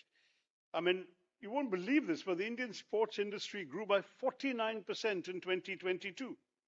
Revenue from sports has crossed 14,000 crore rupees, and media spending has grown 26% last year to 7,553 crores. That is 26% higher than 2021, which is already over 6,000 crores. Of course, cricket has taken the lion's share of all of this, but this was not the World Cup year. That's this year. It's going to be even more astronomical. But cricket took 85%, and 15% of the growth was in sports that also have televisual appeal, like kabaddi and football. But what's interesting is that these other sports are growing at a faster pace than cricket is growing, because cricket has grown so much already that its dramatic increase in figures is only 44% growth in the last year, whereas the other sports are growing at 87% improvement from the previous year. Now, what's interesting about all of this is that all of this growth clearly suggests its potential for transforming the economy of every state in the country. The sports sector in India, including media rights, apparel, sports nutrition, sports equipment, is estimated internationally as being worth $100 billion in India by 2027. And the sports media market is pegged at $13.4 billion by that year being 4 years from now. The sports equipment and merchandise manufacturing in India, which actually is smaller than China and Japan, is expected to grow to $6.6 billion by 27. And the sports apparel market has already crossed $20 billion this year. So we're looking at some phenomenal figures. And the India sports scene is one thing, but since we were asked to talk about sports and entertainment, let me say that there is a recent report by PricewaterhouseCoopers saying that the media and entertainment industry has already crossed 430,000 crores, and it's growing at about 8.8% compounded annual growth. Now, there are new ways in which entertainment is growing. The popularity of OTT streaming services, which of course got a particular boost during the pandemic, when traditional entertainment options outside the house were restricted. And that is continuing to grow even post-pandemic. We're also seeing Pricewaterhouse prediction that the market will expand in the next couple of years at about 14% a year. We've also seen some interesting increases in music, radio, and podcasts, in cinema. And all of these are very high numbers. So music is 9.8% CAGR, cinema 38.3% CAGR. It's just difficult to believe. Video games and exports, 18.3%. And even newspapers, the good old-fashioned newspaper is growing by 2%, 2.7% a year in India. And we are the only country in the world, by the way, where the print media is also growing, which I think suggests that, that there's something we're doing right. At least people are still reading. Now, there are obvious reasons for all of this growth, and I think I don't need to explain to business people like you, market size because of the population, the demographic dividend and the growing middle class because we have so many people, 650 million people or so are aged between 18 and 35. 65% of the entire population is under 35, and therefore we do have young people coming on and obviously interested in sports and in entertainment. And there is a growing middle class in the country with more disposable income available, and they're spending it on sports and entertainment. So this explains why these are key fields for growth. The irony is that this growth is taking place not with increased participation as much as we would like, but by increased viewership. So the money is coming through the fact that you're televising sports, and more people are sitting at home becoming couch potatoes and watching it, or sitting at home watching films and watching entertainment on their phones and so on. The Internet and Mobile Association of India says that last year 52% of our population had access to the internet, of whom about half reside in rural India. Some people say that's an underestimate, and we probably have even more people on the internet than is officially accounted for. But that's already very impressive. Now that's growing and is going to continue to grow. The cheaper smartphones that are available, and we know Jio and others are trying to do that, put more smartphones that are internet enabled into the hands of ordinary consumers at very affordable prices. The more internet connections there are going to be. Now, there are issues, increasing piracy and copyright infringement. I chaired the committee of Parliament that looked into this issue, and we did, in fact, express concern there are no enabling provisions to check film piracy, either in the Cinematographic Act of 1952 or in the certification rules of 83.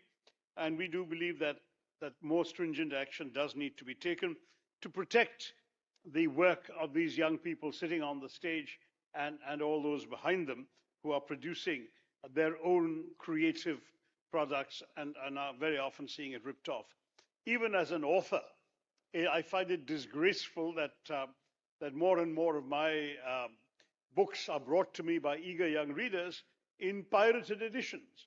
And even Amazon is selling pirated books. So you can imagine if that happens to books which have a very small readership, you can imagine how bad the situation is with visual and audio entertainment being pirated across the country. There are, of course, increasing challenges on censorship and content restrictions, which are going to get worse, I fear, before they get better. Already some rather unfortunate noises have been made about more restrictions on OTT and so on. And there is competition within these different media. So you've got cinema facing competition from OTT and digital streaming platforms and so on. And there is a risk that they might cannibalize each other's markets. We'll have to see how that plays out, because these are early days yet in all of this. One of the possibilities that exist for all of you, just as in the earlier panel you were talking about how things could evolve in the next few years with AI and so on, in these areas of entertainment and particularly digital entertainment, there's still tremendous potential in Kerala for animation, visual effects, gaming, and comic sectors to grow. It's an industry already around the world that's worth $800 billion. A very small percentage of that is in India, and even smaller percentage in Kerala. Mumbai has the largest chunk of it. Much more can be done to encourage the growth of these sectors, and they can also generate jobs. And I would argue this is one area which the Indian entertainment industry generally, and certainly our folks in Kerala, haven't done, even though we were leaders within the animation space for the longest time, including out of the Technopark in Trivandrum, my constituency, and I remember supporting a number of ventures involving a couple of the major animation studios there. We still haven't grown anything like what the potential is of this particular sector. There was supposed to be an estimate before the pandemic that this sector, media and entertainment alone, could generate 7 to 8 lakh jobs by 2022. Obviously, the pandemic put paid to that idea, but I'm not sure that we should be making glib forecasts like that, because there is really a shortage of formal skills and training, resulting in a skills gap within the industry. And that we need to do much more to ensure that people are trained properly in order to have the skills that are so essential in the 21st century forms of this economy. And there's a lot of job insecurity in the profession, not at the level of people like Siddharth or Nikki, but certainly for a lot of professionals in the media industry and the entertainment industry. And with the great deal of competition that exists and the large number of people clamoring for every opportunity that comes around, it's a tough, insecure world out there for many young people trying to break into this. That's on entertainment. On sports, as I say, people are watching sports, and that's where the growth has come from. But the challenges remain of insufficient infrastructure, hardly any investment and development beyond the big cities and the big stadia. And apart from cricket, very many other sports struggle to secure adequate funding in our country.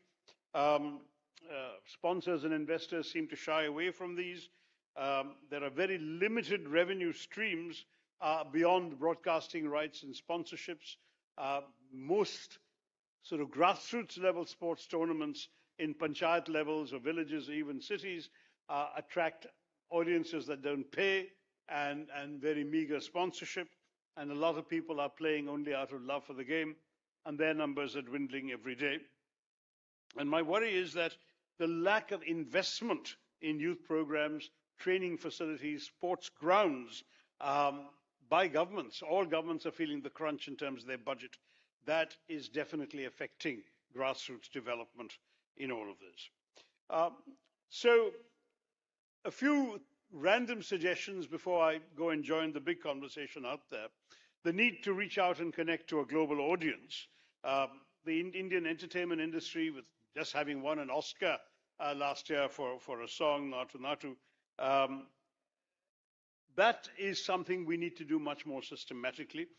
The way in which the Koreans have proliferated, found audiences around the world, including in India, for K-pop and Korean drama, as well as Korean TV shows. Tremendous success for Korean content globally, even though Korean is spoken by very few people, obviously, around the world.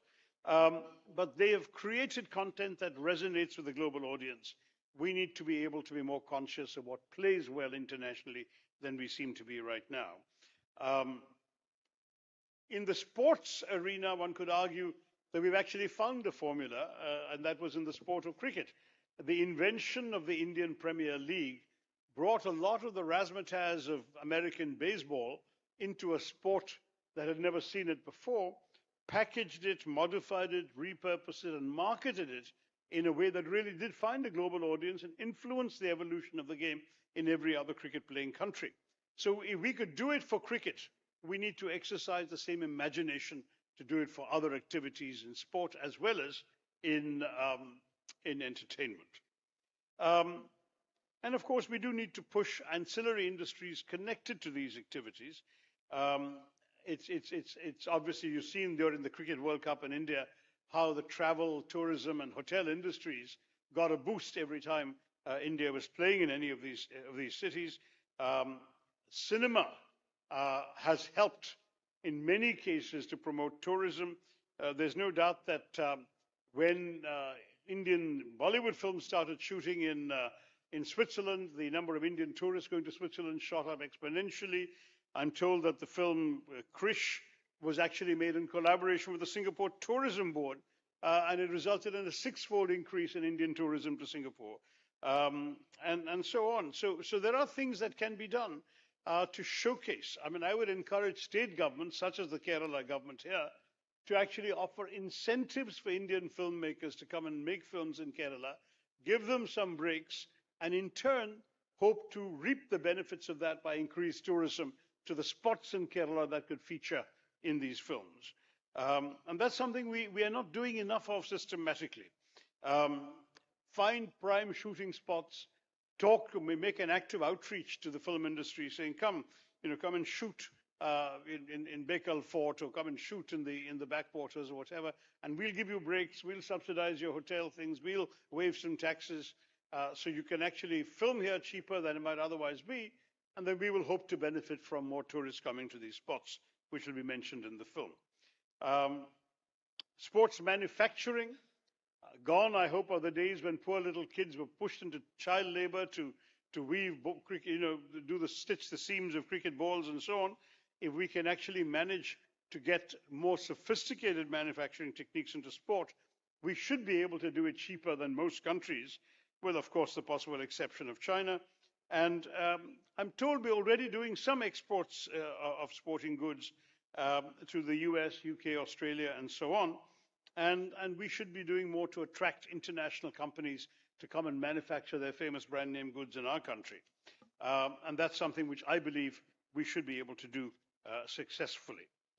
Finally, and this is a favorite theme of mine because you heard me mention it this morning in the context of Kerala and business, let's loosen the regulatory framework. We have too many regulations and people recommending even more regulations on everything from the entertainment industry to now. I mean, what we're forgetting is that the success of many of our most successful businesses occurred because of an absence of regulation. It's because no one knew how to regulate the internet that we shot off and became world leaders in using internet-enabled services and creating businesses. Similarly, cable TV proliferated across India at a time when there were no regulations because cable TV hadn't existed before. Similarly, it would be very helpful if we could reduce the number of regulations required by the film industry, from everything from permission for shooting to the certification, censorship, and so on, far from trying to impose the same regulations on the OTT platforms as some politicians want to do. I would strongly advocate for lifting the regulations or loosening the regulations that do exist in order to free the business as an engine for growth. So those are some thoughts I'd leave you with, but I think the conversation has a lot more to offer. Thank you very much, and Jai Hind. നല്ല speakers ആയിരുന്നു and നല്ല ക്രൗഡുമായിരുന്നു. അപ്പോൾ ഇത് ഒന്ന് മുമ്പോട്ടേക്ക് കൊണ്ടുപോകണം.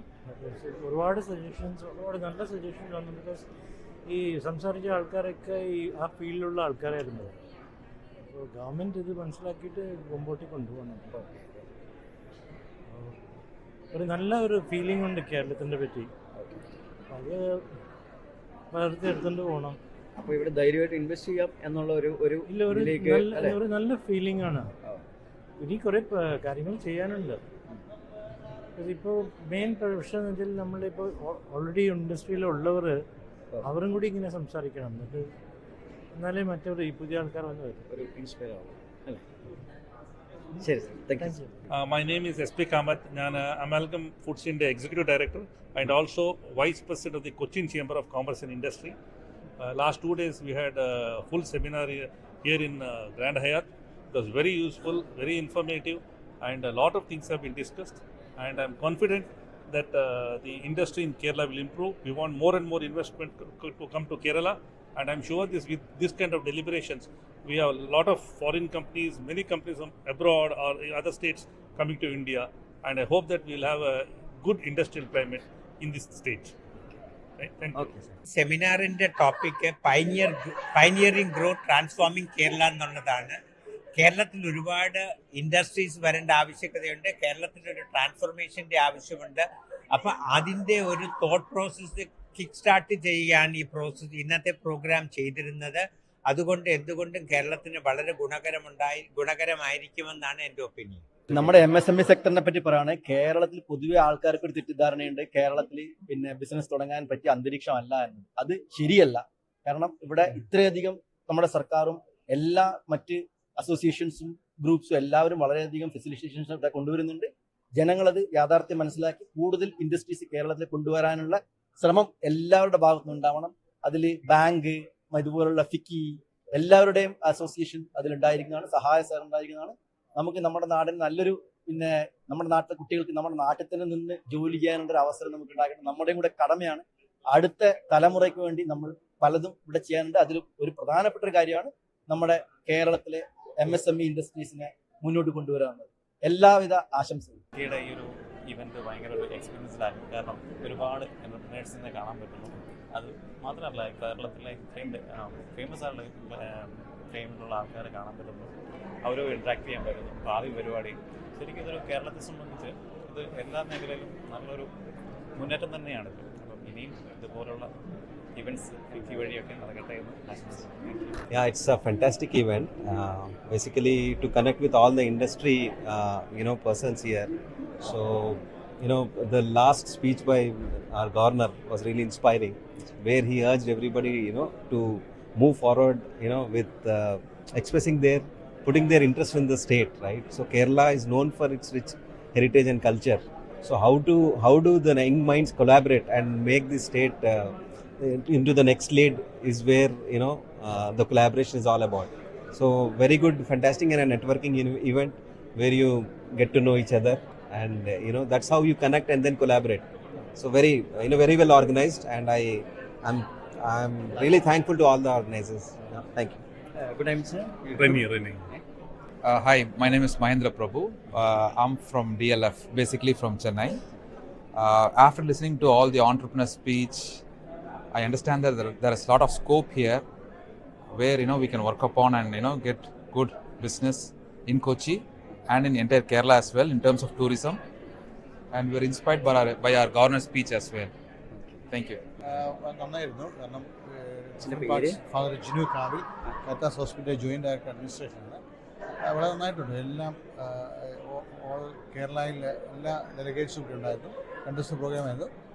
ഈ ഒരു പ്രോഗ്രാമിൻ്റെ സമയത്ത് മെഡിക്കൽ ഫീൽഡിൽ പ്രത്യേകിച്ച് ഇപ്പോൾ ഏറ്റവും കൂടുതൽ നമ്മൾ ആശ്രയിക്കുന്ന മെഡിക്കൽ ഫീൽഡാണ്. ഈ മെഡിക്കൽ ഫീൽഡിലെ കാരിത്താസ് ഹോസ്പിറ്റലിനെ ഓണർ ചെയ്യാനായിട്ടൊരു അവസരം കൂടി അവർ കാണിച്ചു. അതിന് പ്രത്യേകമായിട്ടുള്ള നന്ദി കാരിത്താസ് മാനേജ്മെൻറ്റ് പേരിൽ ഹൃദയപൂർവ്വം ആശംസിക്കാനും കൂടെ നന്ദി പറയാനും കൂടെ ഈ അവസരം ഉപയോഗിക്കുകയാണ്. തീർച്ചയായിട്ടും ആളുകൾക്ക് നല്ല ആരോഗ്യം പ്രദാനം ചെയ്യുക എന്നുള്ളതാണ് നമ്മുടെ എല്ലാം ആഗ്രഹം. അതാണ് കാരിത്താസ് ഹോസ്പിറ്റലും ഇന്ന് ചെയ്തുകൊണ്ടിരിക്കുക.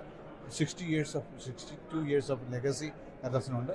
മധ്യ കേരളത്തിലെ ഒരു സൂപ്പർ സ്പെഷ്യാലിറ്റി ഹോസ്പിറ്റലായിട്ട് കാരിത്താസ് വന്നിട്ടുണ്ട്. തീർച്ചയായിട്ടും ഇവിടെ ആളുകൾക്ക് അതിൻ്റെ പ്രയോജനം ലഭിക്കട്ടെ എന്ന് മാത്രം ആശംസിക്കുന്നു. Thank you so much. I think it is one of the, it's most important to have conversations with the right people, and coming up with new vision, new ideas, and implement it. In that sense, it's a good step with the government as well as the private sector.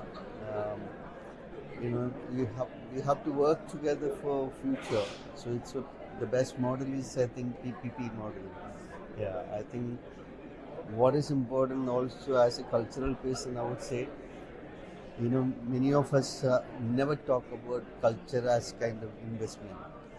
How we build culture is also kind of one of the most important aspects. When you build your state, to build your country, I think that awareness needed to be there. And I wish all my best wishes. Thank you. Very good evening. I find it quite comforting that we're the last panel for the evening. But I also find it equally exciting that I get to follow Shashi Tharoor on stage. Nice to see you again, Shashi. It's been a while. I'm here at the FICCI panel today for the same reason I accept invitations to speak on any stage. I like to broadly divide it into 2 categories. One is posterity and the other is consequence. So the posterity part of it I already get because we are sharing a stage with a very dynamic leader, a very well-spoken gent, and just an overall solid guy. And he's going to talk to us about sports and entertainment. I'm going to stick to the consequence part, and I'm going to start with a question pointing to every single person sitting in this audience today. A show of hands, how many of you see yourself working in the entertainment industry in the next 20 years? I'm really glad for that one person who put his hand up. Meet me after this, and you too. We have a lot to talk about. How many of you read page 3, gossip, things about where people are spotted, what outfits they wore to which airport. How many of you do that? You can be a little more honest. Come on. I know all of you know what my girlfriend wore on her last airport visit. Come on. So yeah, this is my primary point of addressal today. I already take not umbrage, but definitely a point of interjection when you say entertainment and sport in the same breath. My name is Siddharth. I've been in the entertainment business for 22 years. I've been an actor, I've been a screenplay writer, I've been a playback singer, and I've been a film producer with my own money. But before all of that, I have an undergraduate degree in commerce from Delhi University, and I have a marketing management degree from the SP Jain Institute of Management in Bombay. I'm an educated postgraduate who's chosen to work his whole lifetime in the entertainment business. And I don't like to be clubbed with sports, because sports in India is very entertaining, but the entertainment business in India is not at all sporting. We are clubbed with gambling when it comes to our GST classification. We're a highly unprofitable industry. We're a highly disorganized industry. We are not yet an industry. So why am I here? I'm here again to address issues of consequence. I'd like to address how I can get the cream of a generation to make my industry a part of their goal stream, so that I can come to a conference about industry and get at least 30% of the audience to say, I want to work where you're working. And I'd like to discuss ways to make that possible. As an actor, well, first of all, as I always get told this, you're a very intelligent actor. So I'm like, why do you always make it sound like those are two mutually exclusive options?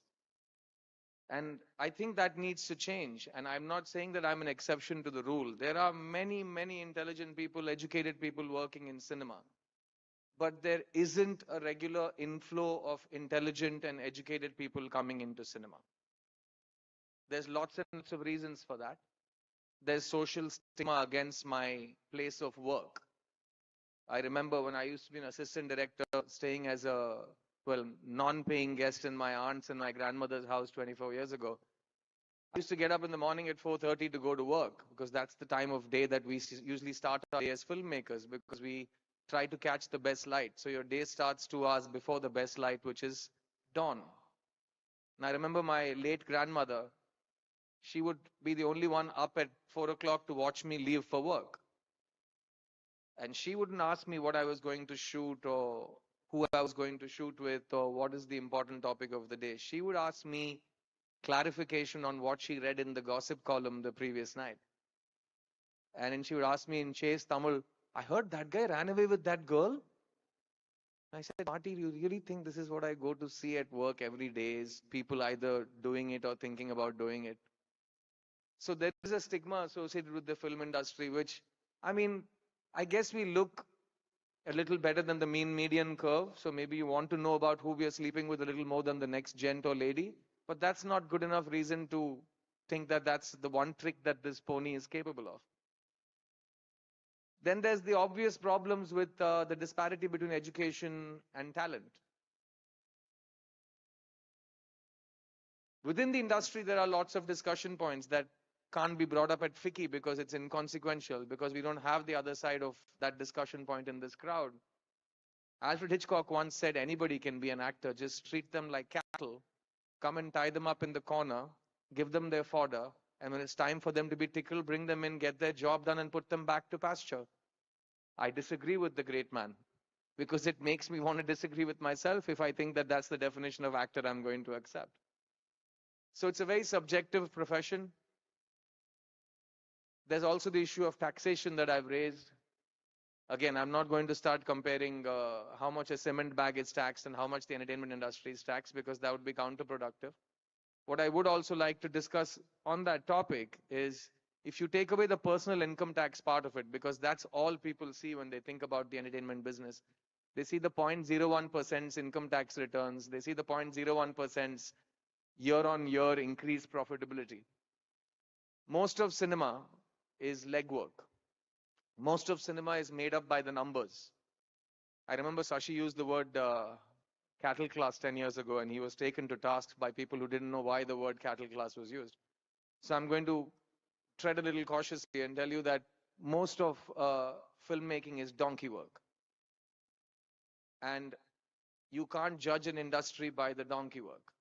You can't tax an industry based on the donkey work, because that's how many people we contribute individually, ourselves, our families, to work in cinema. There's no job security in cinema. 20 years ago, you'd had people tell you the sob stories of, oh, my son should have been a cricketer, but we wanted him to be an engineer, and he became an engineer and not a cricketer. In those days, cricket had to compete with engineering for its survival. Today, engineering just has to compete with itself. I'm glad to report on that, because cricket is run far and away from the curve. And even there, you have the 0.01% paying the most ridiculous taxes. But overall, the amount of money that's generated by the donkey work of cricket is not judged. It is not treated with disrespect. Which brings us to another important subjugate, beautiful piece of terminology that involves my industry as much as yours, which is AI. And if I'm telling you most of my industry is legwork, then we're in deep trouble, because AI first comes for the legwork. You know, the machines first take over what can be substituted easily.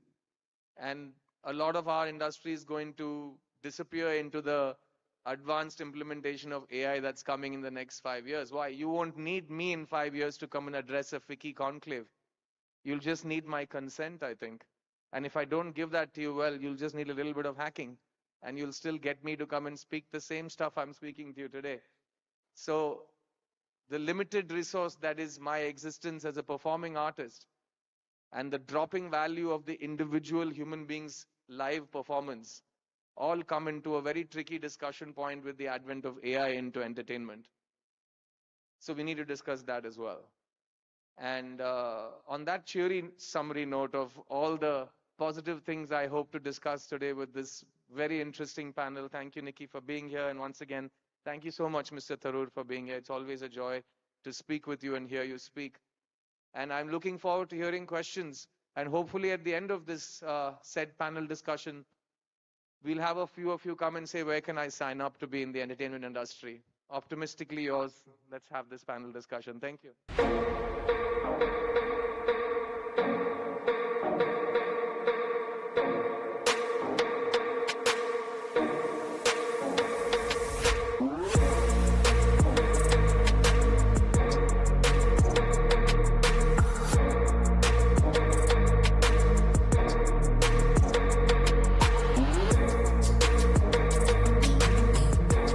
എൻ്റെ പേര് രാജീവ് കമത്ത്. ഞാനൊരു insurance company നടത്തുന്നു.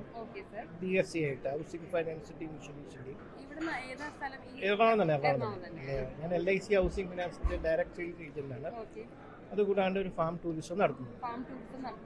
അത് എൻ്റെ വീട് മൂവാറ്റുപുഴയാണ്. അപ്പോൾ അവിടെ pineapple farm ടൂറിസമാണ് കൂടുതൽ. പിന്നെ ഹണി ഉണ്ട്, ചക്കഗ്രാമമുണ്ട്. ഇതൊക്കെ ഫാം ടൂറിസം ഡയറക്റ്റ് ചെയ്തിട്ട് ആളുകളെ അവിടെ കൊണ്ടുപോയി തിരിച്ചു കൊണ്ടുപോകും. ഇതാണ് എൻ്റെ മെയിൻ ബിസിനസ്. പിന്നെന്താ വേണ്ടത്?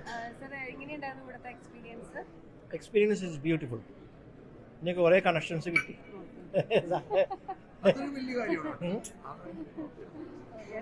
എനിക്ക് കുറേ ആളുകളുമായിട്ട് കോണ്ടാക്ട് കിട്ടി. എൻ്റെ എക്സിസ്റ്റിംഗ് ബിസിനസ് ഒരു 10 ടൈംസ് കൂട്ടാനുള്ള ബെനിഫിറ്റ് കിട്ടി. എൻ്റെ ഫാം ടൂറിസമായിട്ട് ഔട്ട്സൈഡുള്ള ആൾക്കാരുമായിട്ട് കണക്ഷൻ കിട്ടി. ഇനി ഇതൊക്കെ നമ്മൾ എൻക്യാഷ് ചെയ്തിട്ട് നമ്മുടെ ബിസിനസ് ഇമ്പ്രൂവ് ചെയ്യും. ഇതുപോലെ പ്രോഗ്രാംസ് ഇനി അറ്റൻഡ് ചെയ്യണമെന്ന് ആഗ്രഹമാണ്. ഞാൻ കേരള മാനേജ്മെന്റ് അസോസിയേഷൻ്റെ എക്സിക്യൂട്ടീവ് ഡയറക്ടറാണ്. Management association.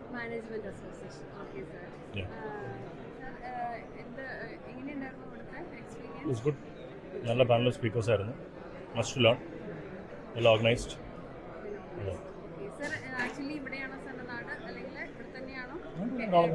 കേരളമാണ്. Yes, commerce delivery.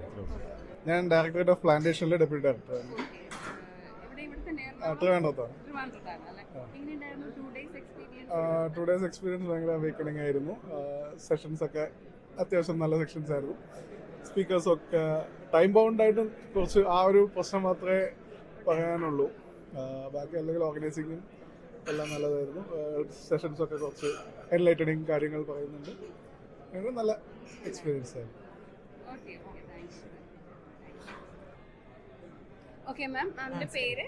എൻ്റെ പേര് ഇളവരശി പി ജയകാന്ത് എന്നാണ്. തൃശ്ശൂരിൽ നിന്നാണ് വരുന്നത്. നല്ല പരിചയമുണ്ടല്ലോ കണ്ടിട്ട്. ഞാൻ ഒരുപാട് ചാനലുകളിലും ഫ്ലവേഴ്സ് ചാനലിലൊക്കെ എൻ്റെ പരിപാടി ഉണ്ടായിരുന്നു. Cooking field? കുക്കിംഗ് ഫീൽഡാണ്. ഇളവരശി എൻ്റെ പേര്. എൻ്റെ ഷോപ്പുകളുടെ പേര് അശ്വതി ഹോട്ട് ചിപ്സ് എന്നാണ്. ഇളവരശി ഫുഡ്സ് പ്രൈവറ്റ് ലിമിറ്റഡ് എന്ന് പറഞ്ഞിട്ടാണ് എക്സ്പോർട്ട് ചെയ്യുന്നത്. നല്ല സെഷൻ ആയിരുന്നു. പിന്നെ അതിനേക്കാൾ ഉപരി ഒരുപാട് എക്സ്പോർട്ടേഴ്സ് ഇതിൻ്റെ ഉള്ളിൽ വന്നിട്ടുണ്ട്.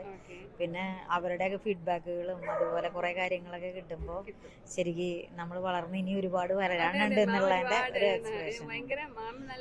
ഇപ്പോഴും നമ്മള് മിക്കപ്പോഴും യൂട്യൂബ് ചാനലൊക്കെ മാമിനെ കാണാറുണ്ട്. എല്ലാ ചാനൽസിലും മാമിനെ കണ്ടിട്ടുണ്ട്. നല്ല എക്സ്പീരിയൻസ്. അതിനേക്കാൾ ഒരു സ്റ്റെപ്പ് വെക്കാൻ പറ്റുമെന്ന് തോന്നുന്നു എന്തായാലും ഈ ക്ലാസ്സിൽ വന്നാലേ.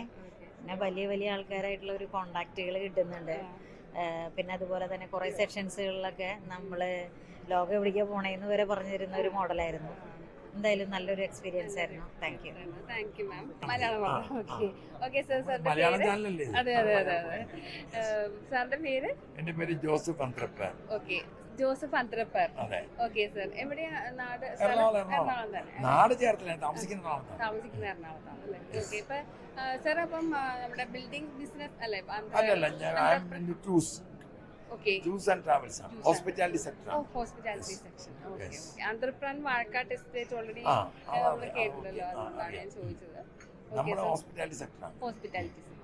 Okay sir. എങ്ങനെയുണ്ടായിരുന്നു സർ 2 days എക്സ്പീരിയൻസ്? കുറെ പേരെ പരിചയപ്പെടാൻ പറ്റി, അത് മാത്രമുള്ളൊരു ഗുണം. പിന്നെ പറയുന്നത് ഒരു 80% പറഞ്ഞു ചുമ്മാ കത്തി പറയുവാണെങ്കിൽ ഈ നാട്ടിൽ നടക്കാത്ത കാര്യങ്ങളാണ്.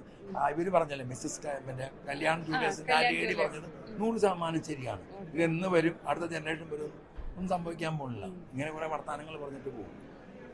ക്രിയേറ്റീവായിട്ട് പറഞ്ഞത് ഡോക്ടർ ശശി തരൂർ പറഞ്ഞു, ഷീ സെഡ്, ആ ലേഡി പറഞ്ഞു. പിന്നെ അങ്ങനെ കുറച്ച് പേര്, സിദ്ധാർത്ഥ സെഡ് റൈറ്റ് തിങ്. പിന്നെ മറ്റേ ബ്രിട്ടീഷ് കമ്മീഷൻ മനുഷ്യന്റെ പേരെന്തായിരുന്നു, ഹരീന്ദർ സിംഗ്. അങ്ങനെ കുറച്ച് പേരല്ലാതെ ബാക്കി എല്ലാം ചുമ്മാ തള്ളു തള്ളിയിട്ട് പോയി എന്ന് ഞാൻ പറയുള്ളൂ. I don't think anything is practical possible ആയിട്ടുള്ള കാര്യം പറഞ്ഞു.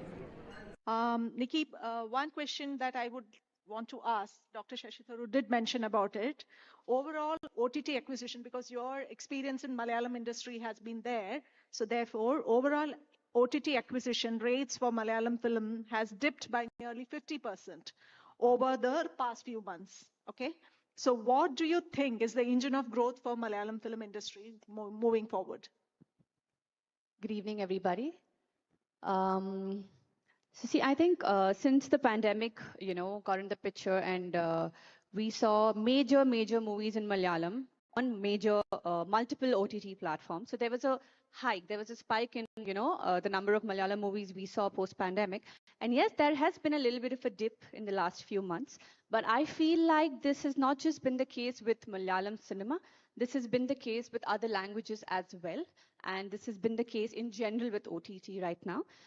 And the reason for this, from my experience or my understanding, would be that during the pandemic, the major source of entertainment we all fell back upon was OTT, because the theaters were shut and there was nothing much that you could do, go to.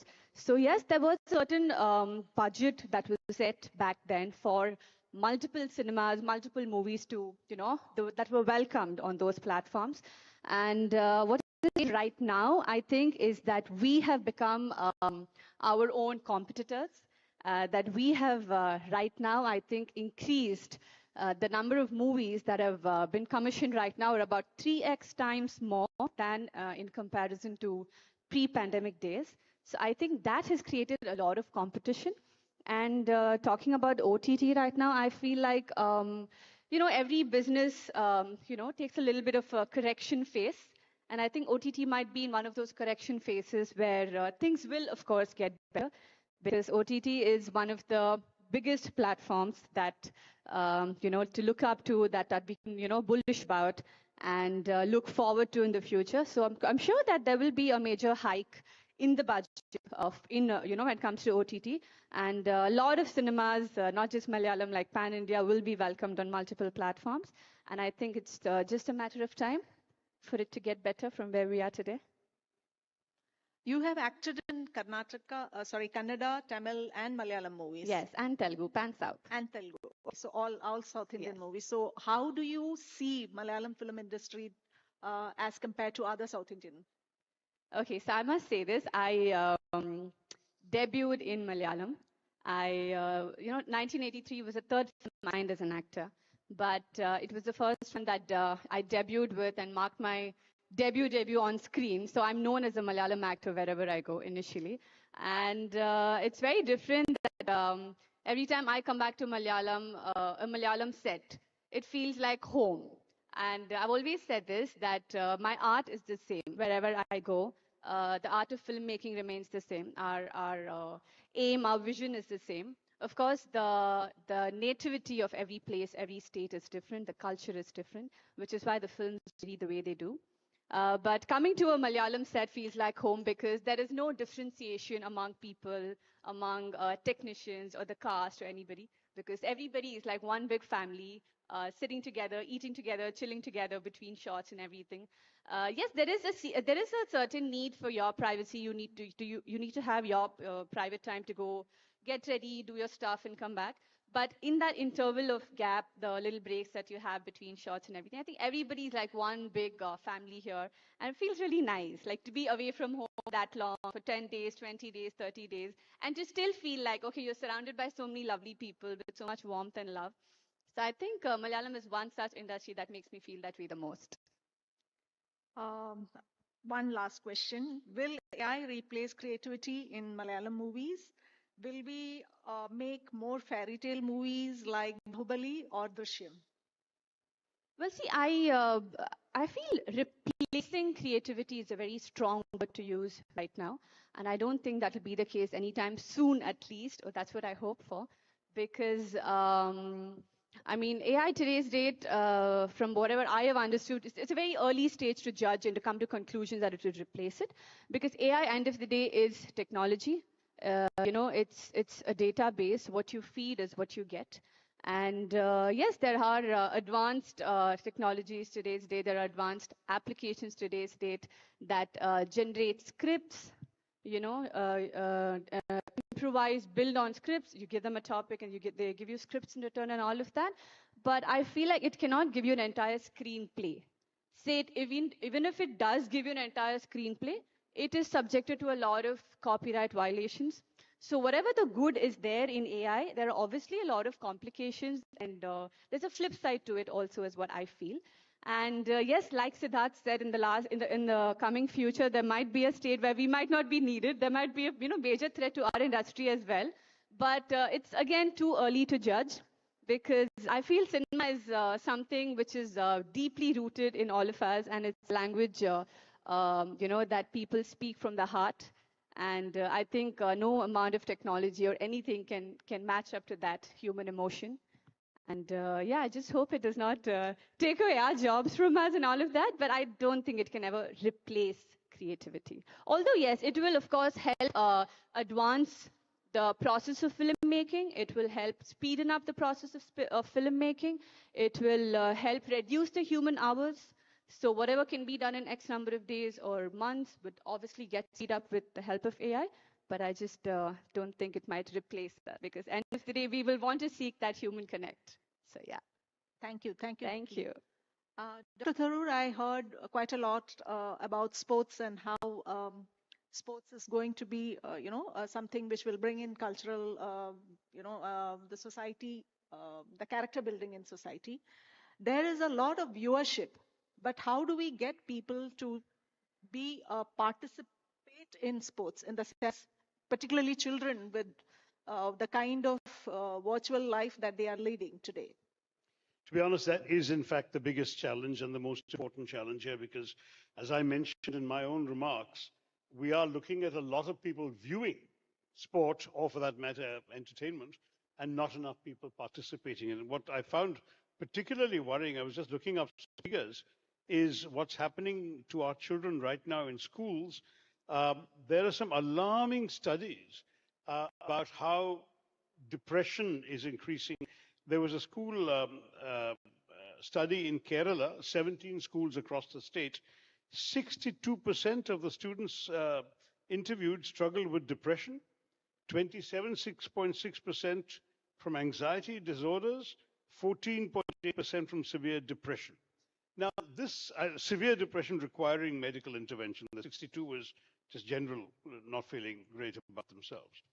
And so the problem is that clearly we have a problem that emerges from being in a largely sort of non-participating society. You're addicted to, at best, online games, otherwise your mobile phone, surfing the internet. Those are the kinds of things that occupy you when you're not in the classroom. And as a result, Kerala has really some of the most severe mental health problems of school and college going children in the country. And we also have, according to the National Health Survey, the second highest rates of child obesity in the country after Punjab. Now, that's really worrying, because if we already are a state with an alarming level of lifestyle diseases, Kerala is the national capital for diabetes. We are the national capital for heart diseases. We are looking at a situation where if children are showing increasing incidence of both hypertension and type 2 diabetes, there's something wrong with our failure to prioritize healthy physical activities like sports. Obviously, exercise and a balanced diet are important for all of us of any age, but what we need to do is definitely get school children involved in sports. And I think that means, first of all, it's got to be made compulsory. It's got to be part of the school curriculum and not an optional extra. We can't just say that you do something after school hours. You absolutely have to get the kids in school hours out playing sports and out doing physical exercise. But do you realize that our schools have a crippling shortage of physical education teachers? 50% of Kerala schools have no physical education teacher. It's an alarming statistic. And in some cases, the posts exist in theory, but they're remaining vacant. In many others, no budgetary provision has been made at all. So we absolutely have to do this. A widespread pattern in Kerala appears to be that where some schools have dedicated hours for physical education, those are often appropriated by teachers for remedial coursework and classwork. They say you can skip PE today and we'll catch up on what we missed last year or last week or last month, or when there was a hartal or a band or whatever, we didn't have the class, miss the physical education and do it. That's extremely worrying. And I think that we really will have to crack the whip on ensuring that all schools adhere to physical education periods. But let's also admit that there are so many parents sitting in here in this hall that the greatest challenge starts at home, because a child's priorities and interests are obviously shaped by the family environment that they grow up in. And we as parents cannot just keep emphasizing to them how after school they've got to go and get additional tuition classes or remedial education, even online courses, Byju's and whatever, to improve their marks. We have become a hyper-competitive society when it comes to educating our children, and totally uninterested when it comes to giving them opportunities for physical activity and sports. And I really worry about this, because it's almost embedded. We're proud of the fact that we emphasize education in Kerala. I'm proud of it too. Every time that I participate in the Vidyarambha ceremonies every year, I feel what a wonderful thing. We have this in our culture, and practically nobody else has it. That you've got prominent people singing in public venues and instructing kids in writing when they're young enough for this to make an impression on their minds. But the problem is we never do that when it comes to any other kind of activity. And the appreciation for the value of sports in a child's development, including, of course, learning important life lessons, of engaging with others and teammates, of working together for a common goal, of learning how to deal with loss and defeat, how to be gracious in victory, all of these things that come from activities involved on the sporting field are really absent for many, many of our children. In fact, I would even say a majority of our school children. And so in addition to the health risks I've already mentioned that are associated with ignoring the importance of this, there are also all these other qualities that are lost. And then, if I may say, Wing Commander, at the policy level, the government needs to do much more. And I'm not saying the government has the money to do much more themselves, but one of the things the government can do is encourage folks here in the private sector to come in on a PPP basis and help. Can you folks, for example, see yourself in exchange for, say, tax incentives or tax breaks from the government, co-sponsoring the creation of playgrounds or even mini stadia in every panchayat, in every village, in every corporation ward in this state? It shouldn't be impossible. There are enough companies here and the resources involved are not that dramatic. That would give children a place where they can play in decent conditions, where others can come and watch them and encourage them, and so on. So I would urge serious thought being given by both the government and the private sector to more public-private partnerships in developing sporting facilities. And if we can do that, it seems to me that we will already have made a significant progress in answering the Wing Commander's question: how do we give opportunities to children to be more involved in sports themselves? I think there is some problem with the audio because there's a lot of echo and we are unable to hear. Were you all able to hear in the audience okay? Yeah. It's only for us on the stage. Yeah. Okay. Are we doing enough to promote, the art and culture, particularly to you, Dr. Tharoor, particularly Kerala's culture and heritage, like the means to bring in the traditional art form?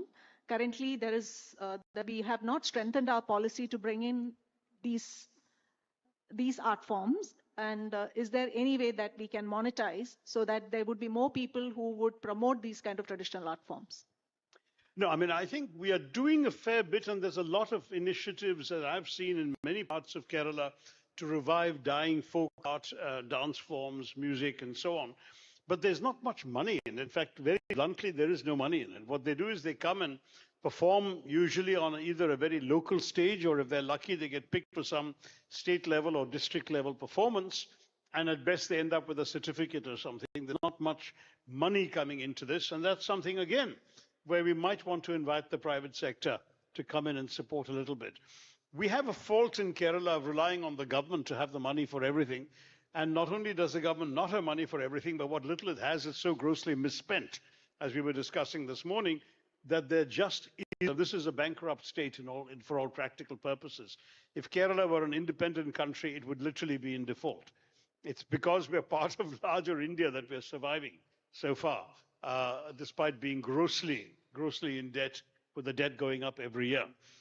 So let's not expect the government to find money for art, culture, sport, everything else. But if they can provide what they can provide, which would include some tax incentives, maybe some land, government land, Perambok land sitting around they have no use for, and then we can get the private sector to come in and create facilities there, offer platforms there, then I think we will be able to make progress in both sports and culture. There are people interested in all of these things, but, very many of these, for example, what I've seen of reviving dying art forms is being done part-time by people, whereas generations ago, it was a full-time profession in a family, certain kinds of music, traditional instruments, and that sort of thing. Today, somebody has to go and do a job to pay the rent and feed themselves and their families, and somehow in their spare time, because maybe the passion has been transmitted down the generations, they try and do this. And then somebody comes along and video records them doing it and preserves a record of it and so on. And some MP like me comes along and releases the CD of that video and we talk about it. And then frankly, people go away. There is no commercial potential there. But we need to try and record and encourage this and make it work much more than we have been doing. And again, I'm a big believer in PPP because I do believe that we haven't tapped fully the resources of the private sector for public benefit, which the private sector would be willing to do if it gives them a certain amount of in certain areas, some of the requirements of CSR, which is a legal requirement, plus, of course, some tax incentives.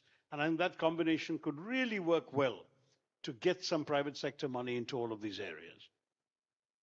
One last question before I go to Sid. You have compared Kerala to Barcelona at one point of time. Barcelona, currently I see a lot of branding for cricket taking place, but Kerala innately has a tradition of, we see football field across, but now skyscrapers are coming in, lands are scarce. How do we promote football, one, and what are the branding that we can think to promote this sport?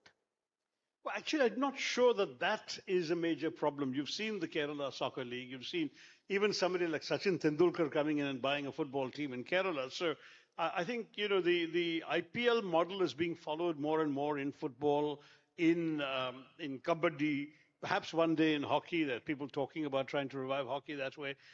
So I think there, as long as there are eyeballs on television, the money will come, the incentives will come, there will be a flow. So I don't think that's necessarily a problem. Right now, our teams are doing well, but at the grassroots level, there is a need for help.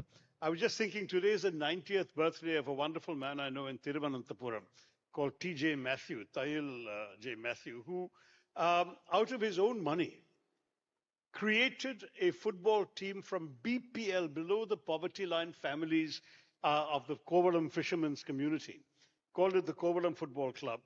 He managed, again out of his own money, to rent a college ground for them to practice in. He built a hostel where they could stay and be trained and be fed. And they have now beaten some of the best, most expensive, high-quality teams in Kerala, and indeed have entered some tournaments beyond the state and won some prizes. But it took one large-hearted individual, and his pockets weren't that deep, but he spent money. So today, on his 90th birthday, I want to pay tribute to him and say there could be so many more people like that across the state who could help bring people into the sport who may have a passion for the sport, but no means to be trained to any standard, to have the nutrition required to play competitively, to have the uniforms, the boots, the jerseys, whatever it takes. And if we can get more people coming in to sponsor that, that would make a difference. At the top of the game, Nikki, there is no, I'm sorry, Wing Commander, there is no problem at the top of the game. That's where you have your soccer leagues and your big teams and your fancy money and people watching it on TV. It's at the bottom that I think we need more investment. The fishermen's families, the slum children, give them a break and it can be transformative in their lives. Thank you, thank you. Sid, your turn now. Just a second. Just before you shoot that question at me, I'm just going to add on to what Dr. Tharoor said, because I'm going to speak about that which is not my industry, which is sports. In India, sports and its success stories have always been, and don't get me wrong in any way, have been individual, in the sense that it took individual brilliance against all odds, despite the system.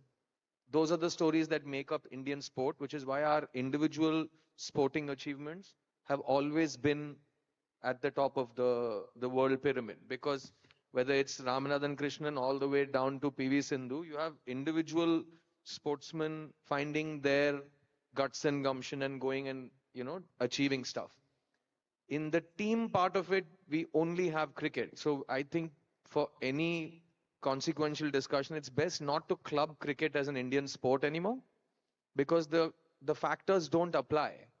If they don't apply, then why do you keep saying Indian sport and then starting with cricket? Because there's clearly almost a caste system in place for cricket versus other sports.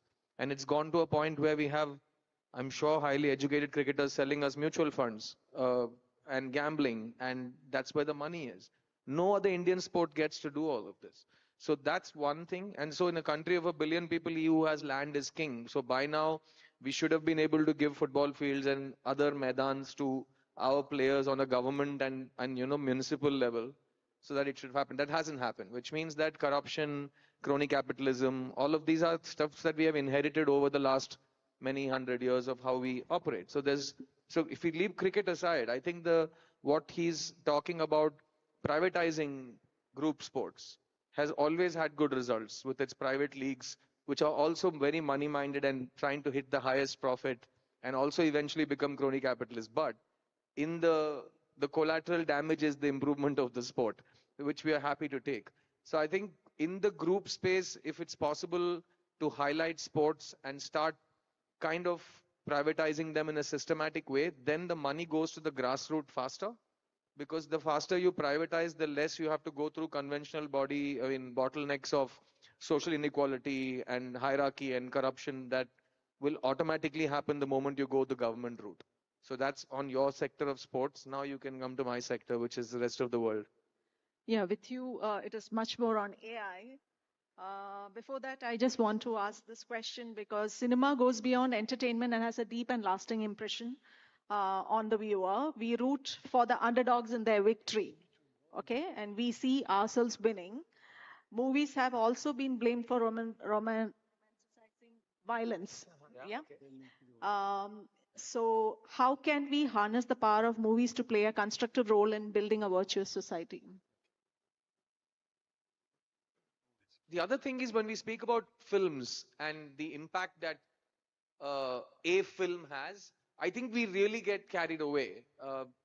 Let me tell you that the phenomenal success and the well-deserved success of S.S. Rajamouli's RRR has in no way affected most of our jobs.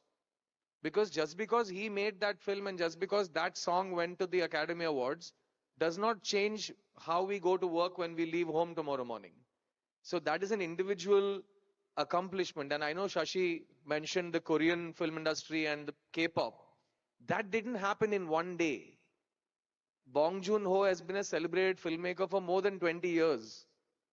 Parasite was, let's put it in a nice way, the straw that broke the camel's back, and the camel was the Oscars. It doesn't mean that Parasite is the reason Korean cinema is where it is today. So similarly, Rajamouli didn't just suddenly wake up and make Bahubali. That's his 20-year journey. He's always done that. And he does it at a budget which was done before him by Mr. Shankar. So those are individual showmen of Indian cinema, going all the way back to Raj Kapoor. So there are David Leans, right? So if you look at even if you're saying there's a film, what do we do with too much violence in cinema? If people were going to be affected by cinema negatively and become bad people, by now all the positive films we've made in the last 100 years should have made our population much more saintly than it is. So people are not that affected by films. Let's stop giving us credit where it's not due. And as far as hyper-violence is concerned, I reject violence in cinema. I have a problem with the censorship of films in India, not because of the subjectivity of it. I have a problem with the hypocrisy of it. You can't censor a film and then not go and enforce it in the theater. You can't say this is for kids above the age of 12 and then not have the rules to throw out a 5-year-old kid from a cinema. You can't do it in India. So all this is just lip service. The other problem I have is that, again, I don't want to speak about governments and political opinions because I don't do that anymore. I'm a fully functional creative personality at this point. Also 100% tax paying. But other than that, what I can tell you is I've faced stupidity on the other side of the table across government censor boards. And I'm sitting in Kerala today, so I'll give you the example of my only Malayalam film that I did, in which I play a fictional character inside the film who's shooting a film. In that film, he's playing a character who wants to assassinate Gandhi. I hope you understood. I'm playing a fictional character who's acting in a film inside a film in which he wants to kill Gandhi. So the dialogue I will say as somebody who's a cold-blooded man, who's a bad man, who wants to kill the father of the nation before he was the father of the nation in a fictional film. And the dialogue is Gandhi Kollapadam. Now this is the dialogue I spoke. Gandhi Kollapadam, which means Gandhi will be killed. I am the assassin. A week before the release of the film, I was made to change that dialogue in dub. And I dare you to tell me what I changed it to. Gandhiji Kollapadam. This is the state of censorship in India. And no, it's not which government it was. All governments have their fair representation of, am I allowed to say stupidity? Okay, thank you. So, yes. So, coming back to the discussion point that we were having before, this is if you have to have rules, you have to have rules to follow them up. And if you look at statistics of hyper-violent films, they are not translating into hyper-violent people. They're just translating to a different kind of applause in the cinema. And that might just be the flavor of the season. It does not mean that all films going forward will be hyper-violent. And it certainly does not mean that I'll be able to end hyper-violence on screen. Having said that, as a producer, my last film is a film called Chitta, which is a relationship drama between an uncle and his niece. It's a kidnap thriller with a lens on child safety. Now, in that film, we have done none of the things that have been done in this genre subject matter in the last 50 years. And we have lived completely on the side of social decency, responsibility, and making sure that we made the right film that we set out to make. And I'm very proud to tell you the film was critically and commercially accepted, and we made it to the other side of the success equation without being hyper-violent, without being gimmicky, without catering to the least common denominator, without going only for the sound of applause. We went for the sound of silence. And to tell you that in 2023, it's possible to have a filmmaker drown his audience in silence and it still be a successful film, then Chitta did that for us. So I think just like in sports, cinema is also an individual success story because it is one writer pulling stuff that is in his mind that's intangible and having 24 other people come and support him as midwives in the delivery of this intangible construct. And when that is what an industry is based on, there's a lot of subjectivity, at play here. So coming to the next part, once we went from hyperviolence, making our cinemas a safe place is not right now, what's the right word, priority, because there are other people on that job. I would like to talk about, like I said, getting young people to come and work in my industry. In that, if you tell a young kid in the 9th grade or 10th grade, what do you want to do when you grow up? They might say, I want to be famous like a movie star. But other than that, they'll always say, I want to be the prime minister to do this, or I want to be a doctor to do this, or I want to, do this and serve my country. I don't know how to start selling. I also play for my country only. It's not that every time I give a good performance, Pakistan mein Diwali banti hai. Aisa nahi hota na. So I have to represent that it's a good working place. So if I'm asking the young women out there, would you come to work in cinema? For the longest time, women are not allowed to come and work in cinema. For obvious reasons. To them, not to me. I still don't understand this. So when I first went to a film set, I used to see a generator van. And there would be a generator van. Those are the oven around which a film shoot happens is a generator van. Because that's the power supply for the whole film set. And the first thing I remember reading outside the driver's door is no women allowed. No women allowed, which means that the only purpose that a woman was being used for inside a generator truck is not too difficult to guess. And so the person who's leasing the truck in and out is saying, I don't want any hanky-panky. So the first time I saw the word woman on a film set was this context. No women allowed inside a generator van. So that's how difficult a working place this is for women as of now in India. So we can do affirmative action. We can say, I want this many people on my set to be women.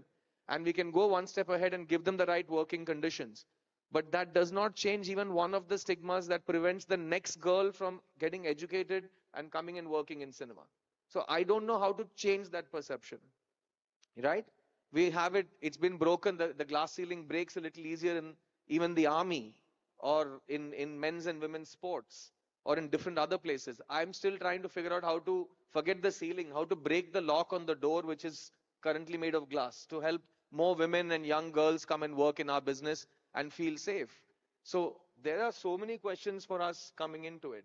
So whether you're talking about, again, hyper-violence on screen or hyper-patriarchy on a set floor, all of it has to come into the purview of the filmmaker while still trying to justify to the government not to tax us at 28% like gamblers, not to assume that everybody here is an individual super rich taxpayer, and so the whole GST, before we become profitable, we need to be GST'd in every way of our it's becoming impossible to make films. And he's right, getting permissions to shoot for locations. I'll give you a really interesting story. Again, none of this is based on who is in the government, because I don't speak on those topics anymore. I'm only speaking on a bureaucratic level.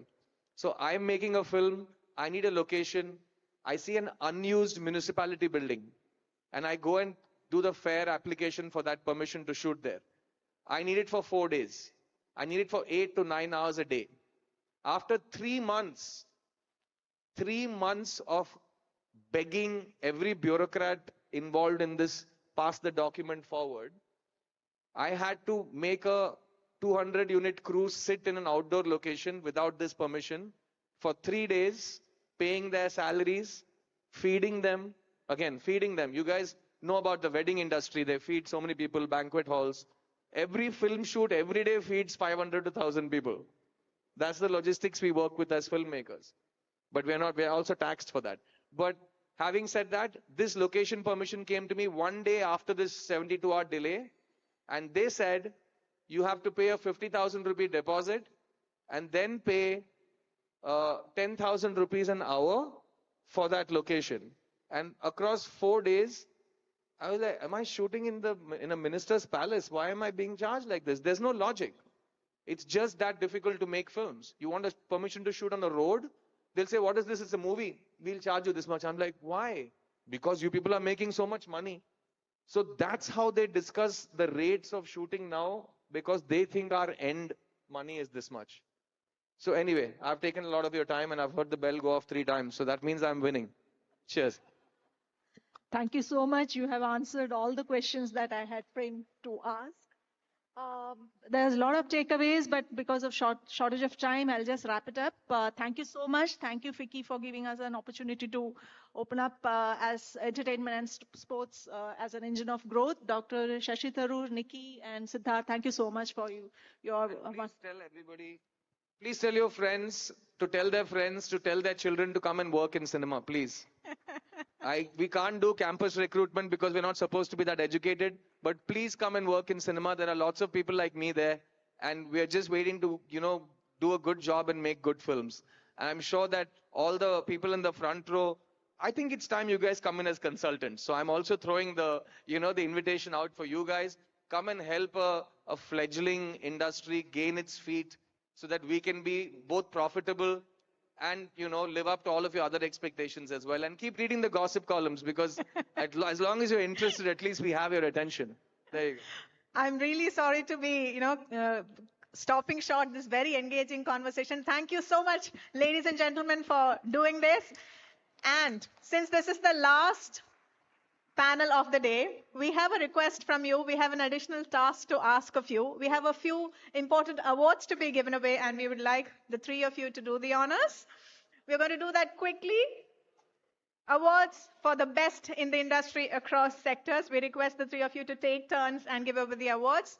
The first award is for the best medical institution below 500 beds, and the award goes to Daya General Hospital Limited. Can we have the representative come on stage and receive the award? Daya General Hospital Limited is the best medical institution below 500 beds.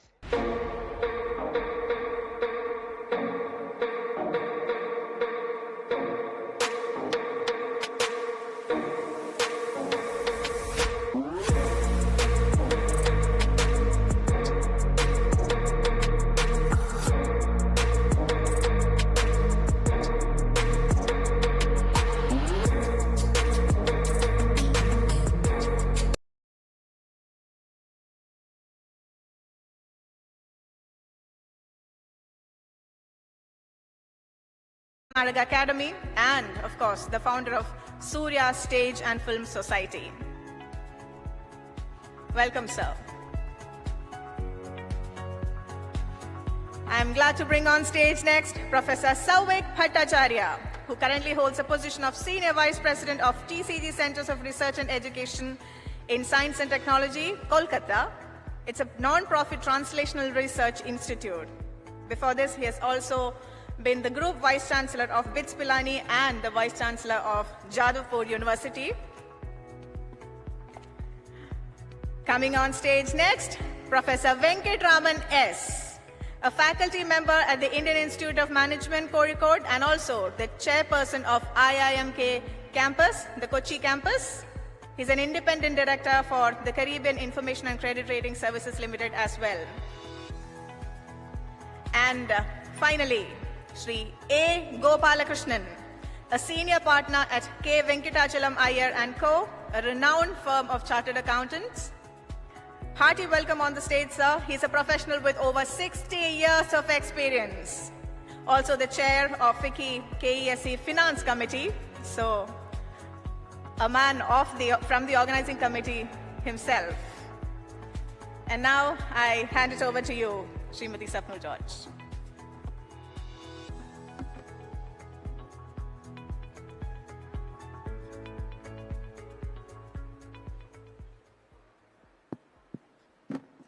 A very good morning to our esteemed panelists and dear guests. Such a great topic to be included in this conclave.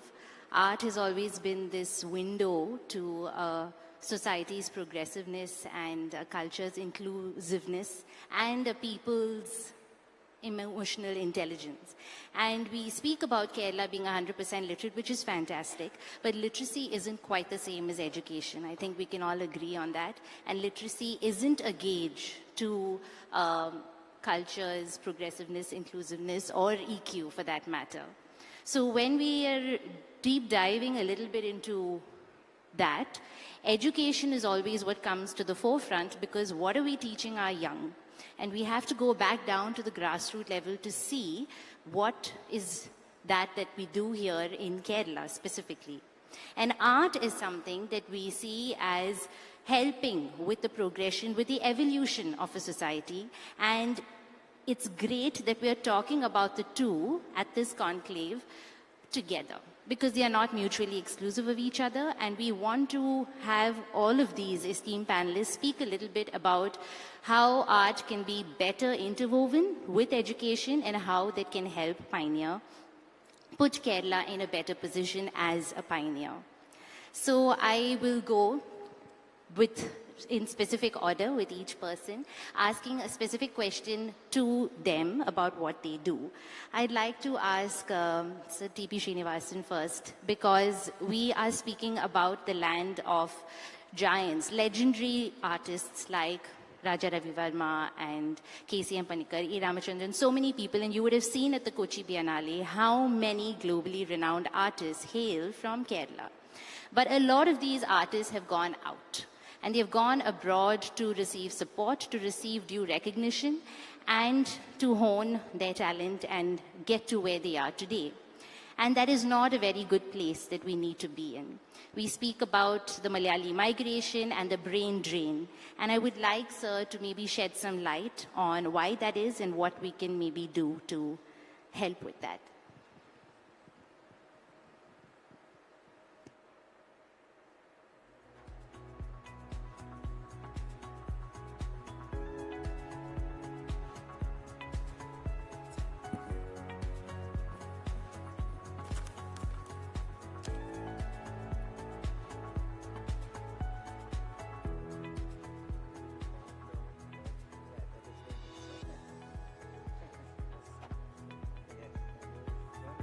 Distinguished moderator, Ms. Sanju Sapnul George, Sri Surya Krishnamurthy, other respected panelists and friends.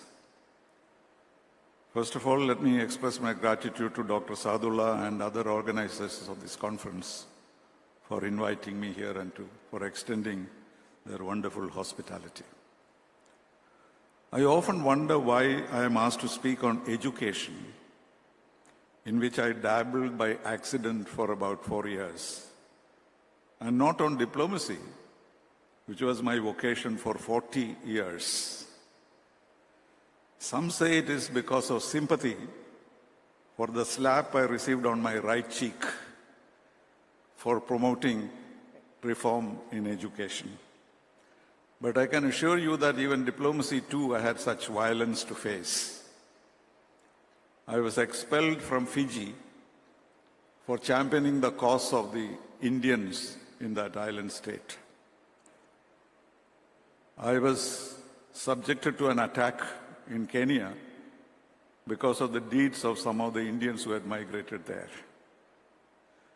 But I suppose our interest in foreign policy or foreign affairs is not very extensive in Kerala. We get excited about Palestine, we get excited about Saddam Hussein, maybe sometimes Che Guevara and Fidel Castro. And beyond that, we don't really bother much about foreign policy. So it's only fair that the interest is more in development, particularly in this conference. Well, education is such a vast subject that it cannot be covered in 10 minutes or 10 hours.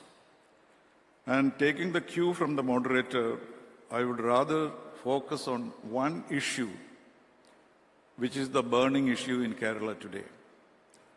And if you look at that issue, you will find all that is wrong with our education system and also how our people vote against the system with their feet by fleeing from our country. One way to deal with it is to examine those reasons, to see whether it is fair for us to think that people who leave Kerala or India are really justified in doing so. The first reason why I think such thing is happening is because migration is a global and frequent phenomenon. And migration is what gives the humanity the variety and diversity that it has today. If humanity had remained stationary, we would not have had any of the rich civilizations humanity has created. It is migration which has changed the course of history and created the mixture of races that we see today. If Indian medical personnel, teachers, and computer experts had not gone to the US and Europe, and if Indian workers had not gone to the Gulf, India and Kerala would have been much less prosperous today. Secondly, with the demographic dividend, which you are all aware of, which means that India has the largest young workforce in the world, India has the responsibility to shoulder what I may call India's burden, like the white man's burden of the past, of shaping the fourth industrial revolution. Thirdly, Indian education is in such a state of affairs that our graduates have to spend years to make their degrees adequate for handling the opportunities available elsewhere. Indian education needs reform at all levels, as education around the world has changed in the last 20 years more than it ever did in the last 100 years. This was the reason why the Higher Education Council at my time proposed a 6-point formula consisting of improvement in infrastructure, teachers' training, technology-based education, autonomy, research, and internationalization. I do not need to elaborate on this because you all know that infrastructure is very poor in our educational institutions, even the government institution, even more than the private institution. Teachers' training. I became a teacher of English without a day's training, and it is the case with many people who go from college straight to teaching. Technology is hardly used in our education. Every principal has a computer on his table, but it is never opened because he is afraid that if he opened it, it will go bad and they will lose their pension. Research autonomy. Autonomy is unheard of in our system. We introduced autonomy in colleges, 20 colleges, and there was much objection to that, but now those are the institutions which are the best in Kerala.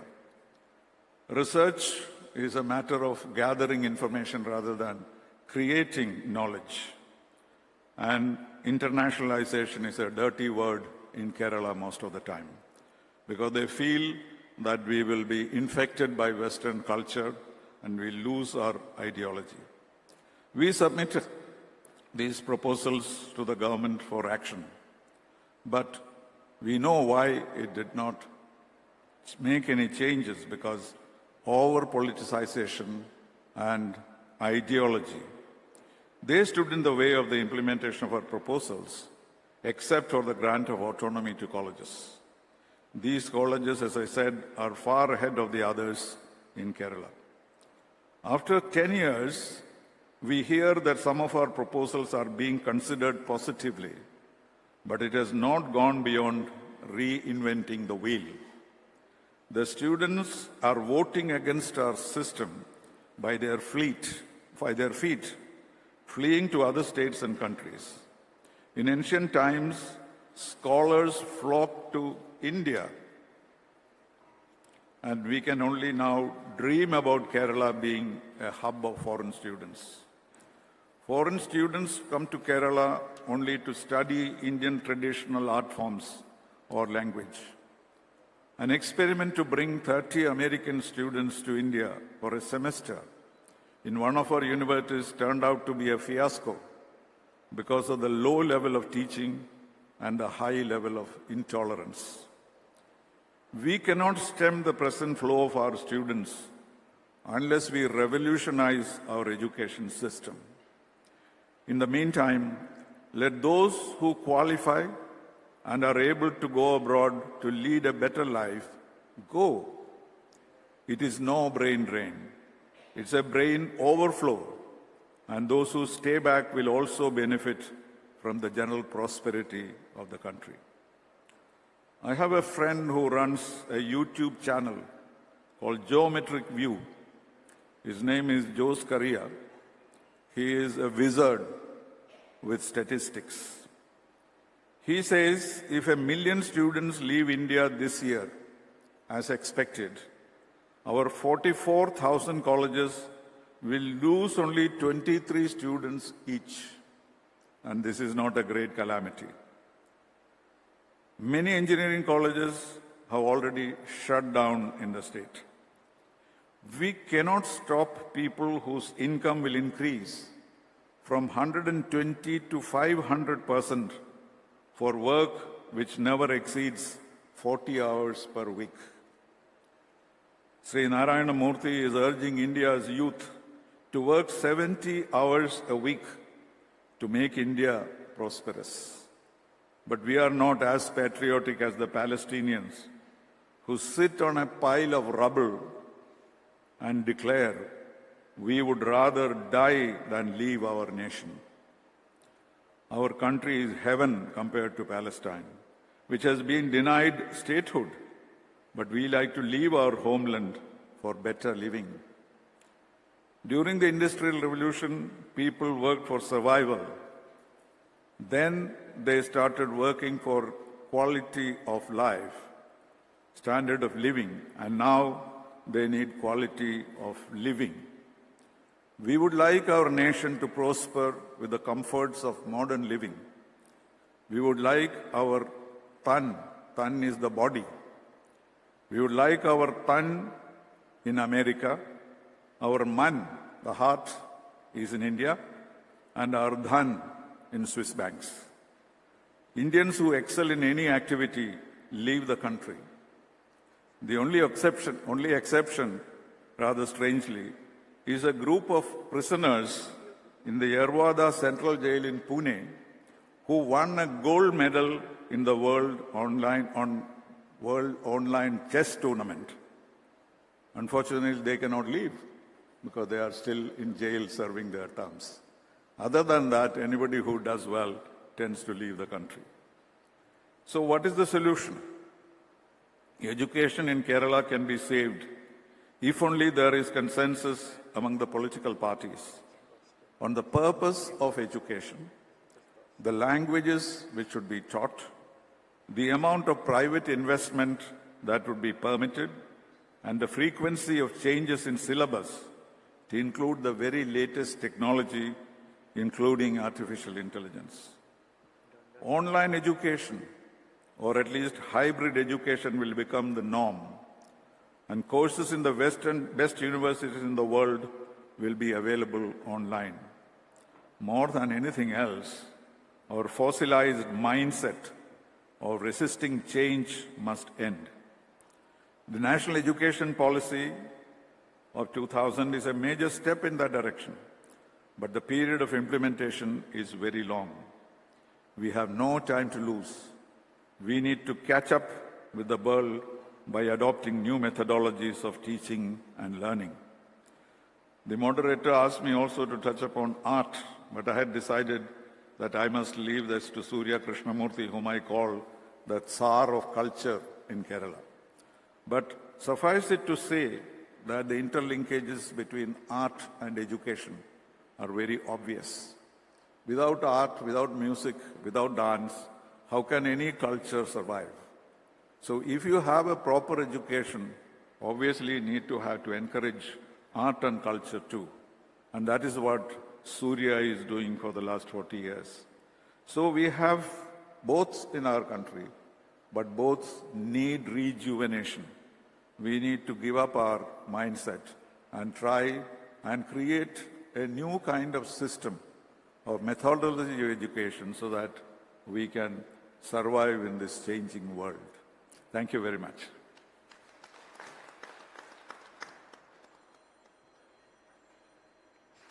Thank you so much, sir, for very comprehensively telling us and recoining brain drain is brain overflow. And, migration needn't be the worst thing that happens to us. And so many things that we frown upon, like international education, like you said, we probably need to reimagine and maybe rethink our perceptions of things a little, and how Malayalis are truly global in where they want their body, their mind, and their wealth to be at. Thank you, sir, at different places all over the world at once. So art is something that we all believe will keep us sane and agile even in our old age. When we retire and when we don't have our careers and our professions anymore, or we don't probably want to pursue it anymore, we will always have that hobby, that creative pursuit, that art close to us, which will give us which requires physical and mental dexterity and discipline. And it's something that will give us pleasure, that will give us purpose well into our old age. And no one knows this better than Sri Surya Krishnamurthy, who has spent his life's work on promoting art and making it more accessible. Everyone here knows that Surya Festival, it's a very long and large festival, but it is the longest in the world. And it's something that he makes accessible to the common man. It is free, and it's a non-profit organization that he runs. Multiple awards. Congratulations on your Prabha Award, sir.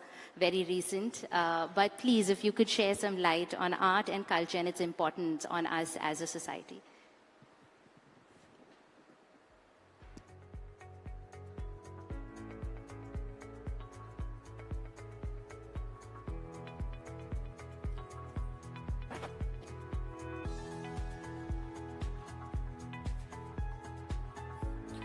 Thank you, Dr. Sahadullah, for inviting me.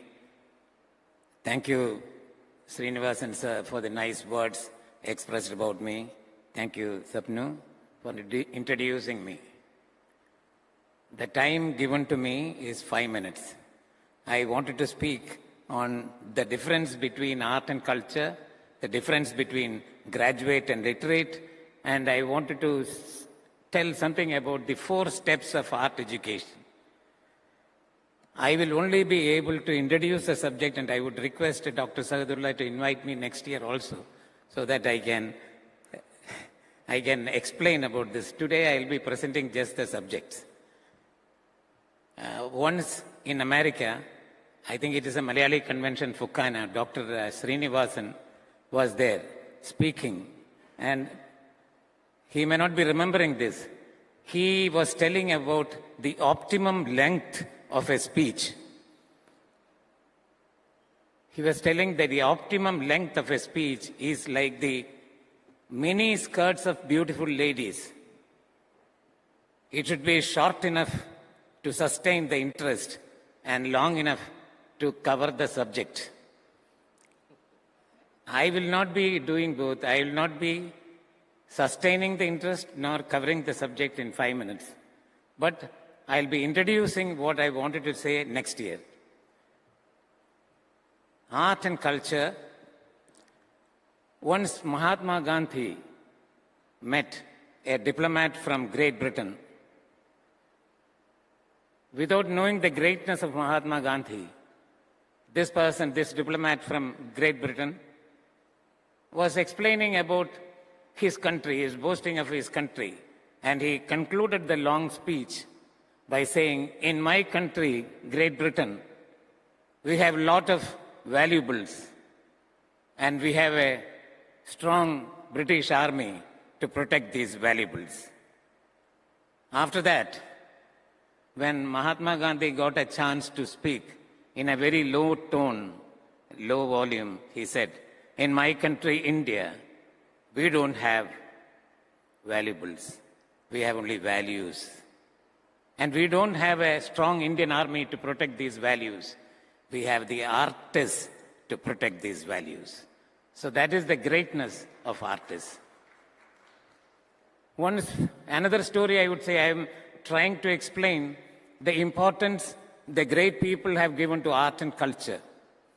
Once Swami Vivekananda, you must have seen his dress in photos. In a European language, he is shabbily dressed. So he was invited for an international poets conference, philosophers conference in Sweden. As he entered the hall, the convener of the conference, international conference of poets and philosophers, one lady, at the entrance, she was telling Swami Vivekananda, Swamiji, we know that you are a great scholar, but this is an international conference. Why don't you come at least for such conferences in neat and tidy dress?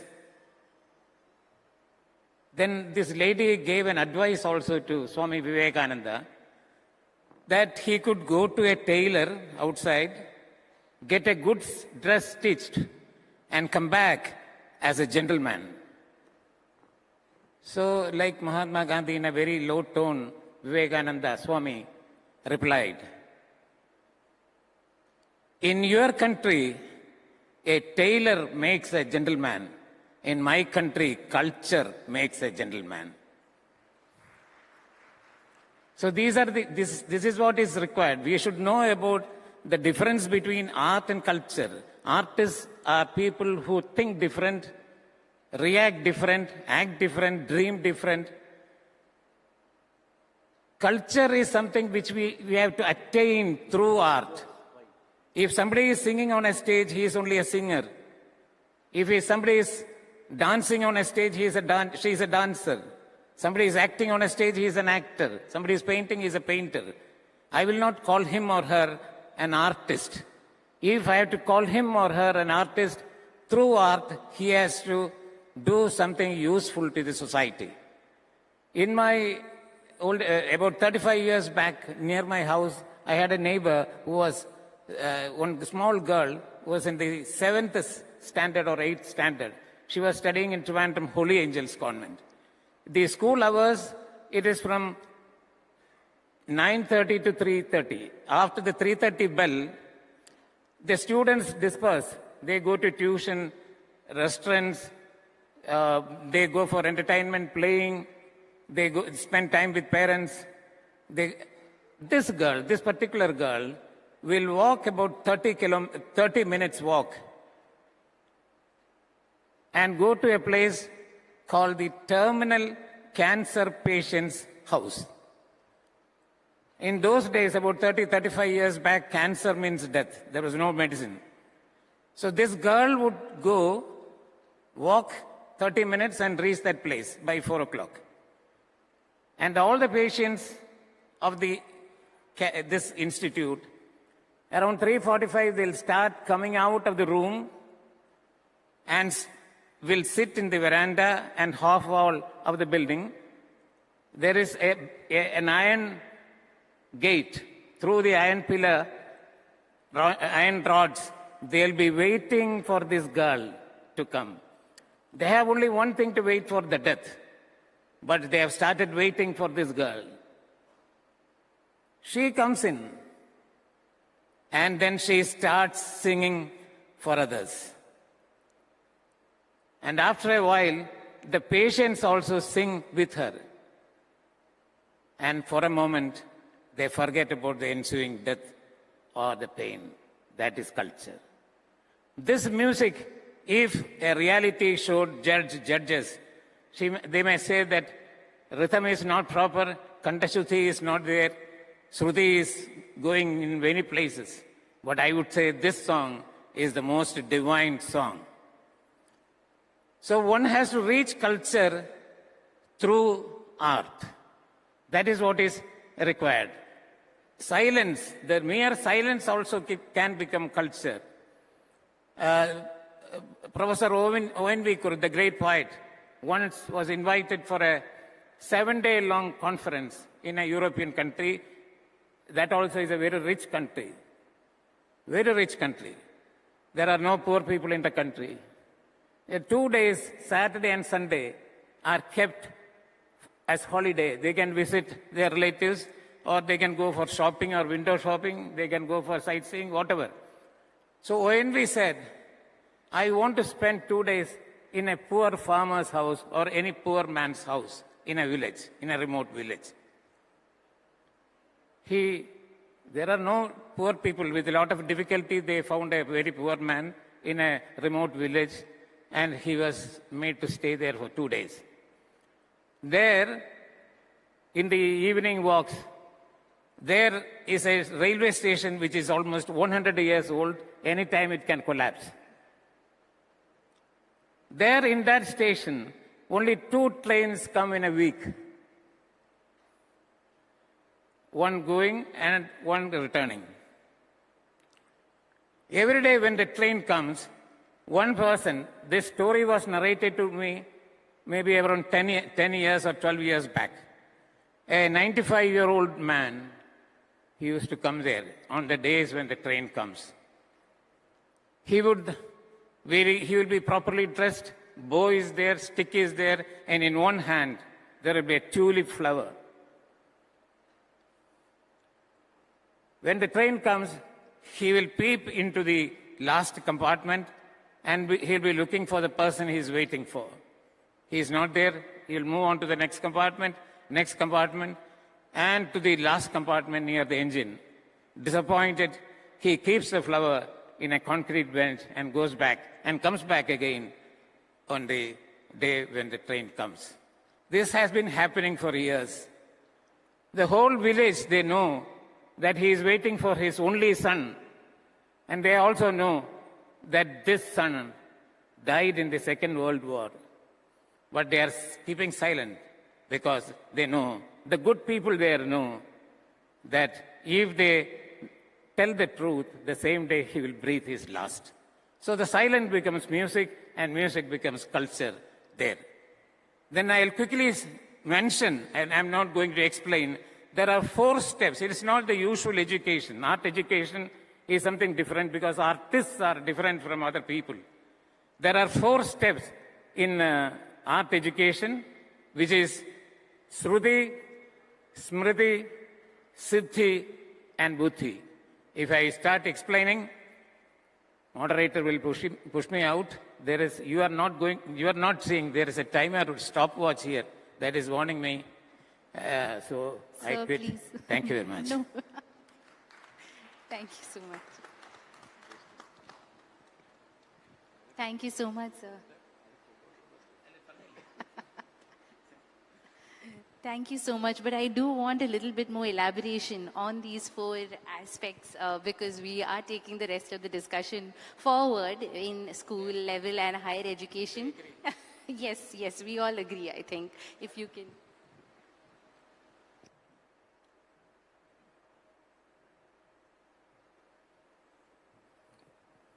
Briefly, I will tell about the 4 steps of education. The first is Shruti. Shruti is what we learn from the classrooms. Somebody has prescribed a syllabus. Some teachers are teaching us, and we are mugging up, and we are writing examination. We get a degree. That means we are graduates, not literate.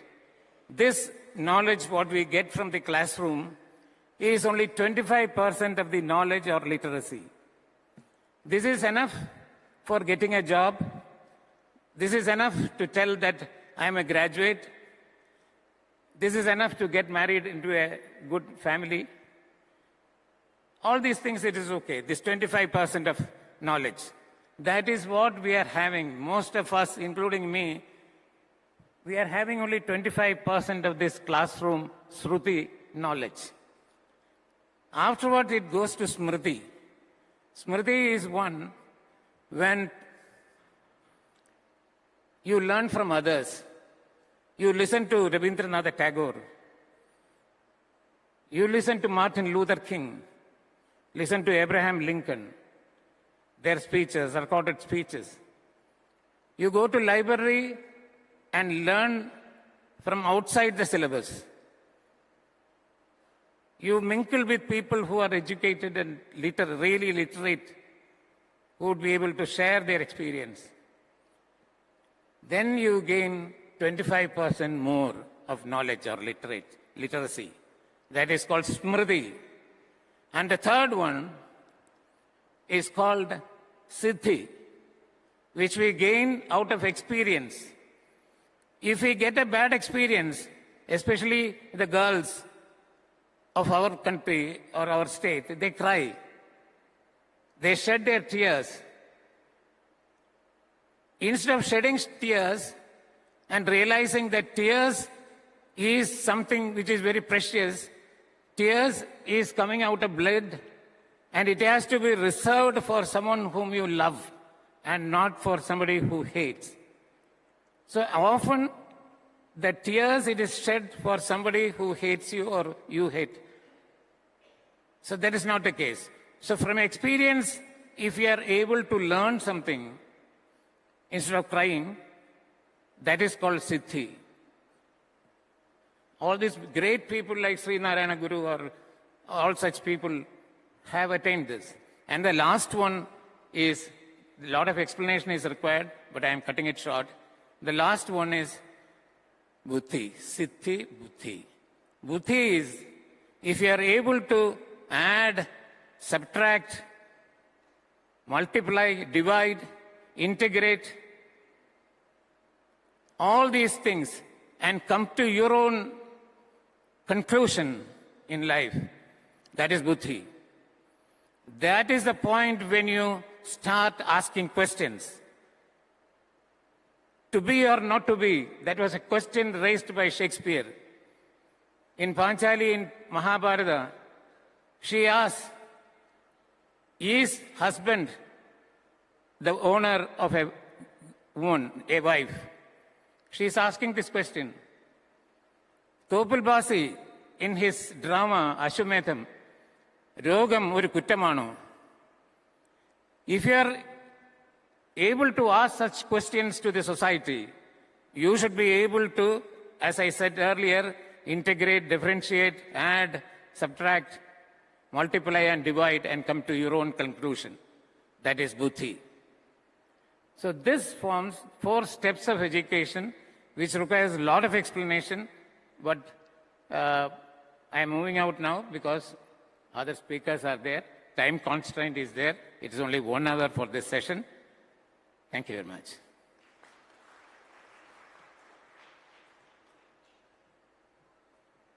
Thank you so much. I think only an artist could have coined that so beautifully, right?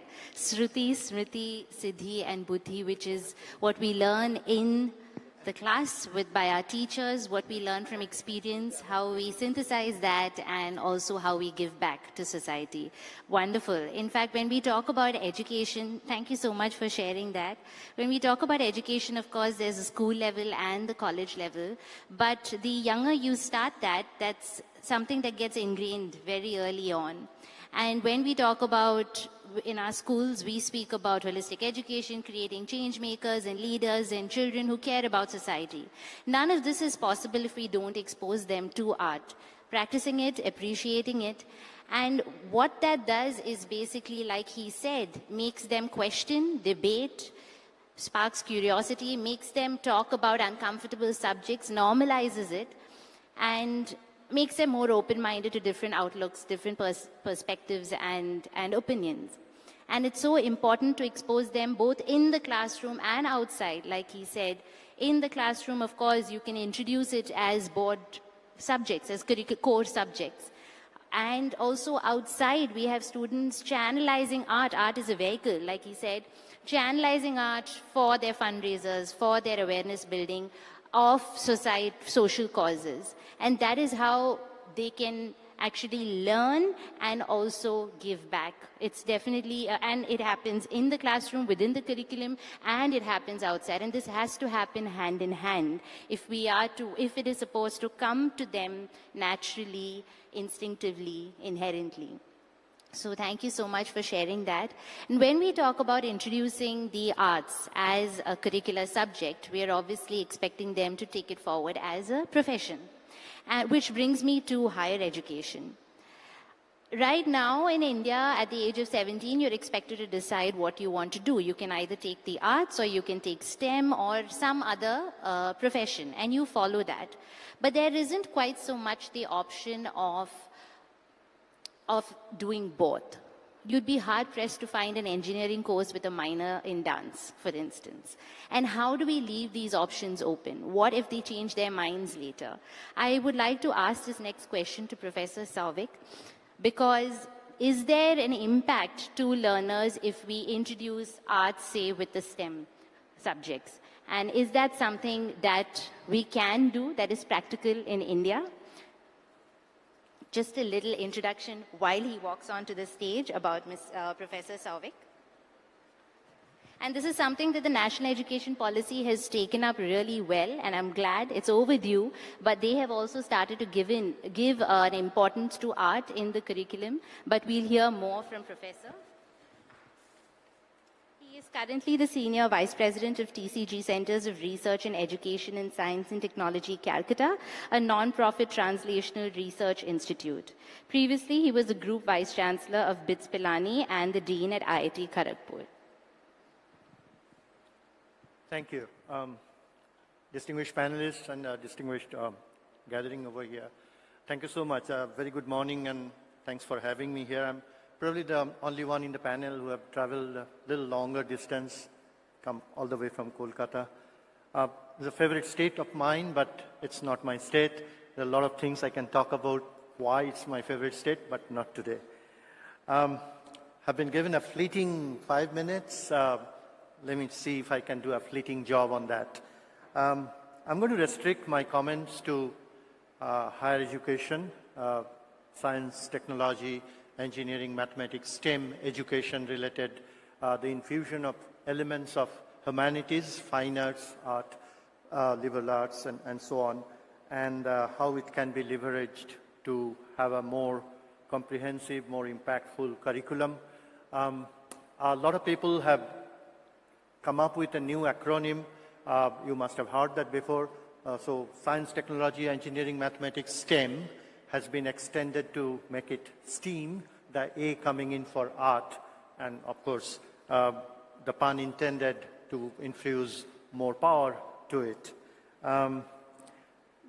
People do believe, good people, educated philosophers, educationists believe that there is interplay between technology, education, and the world of art.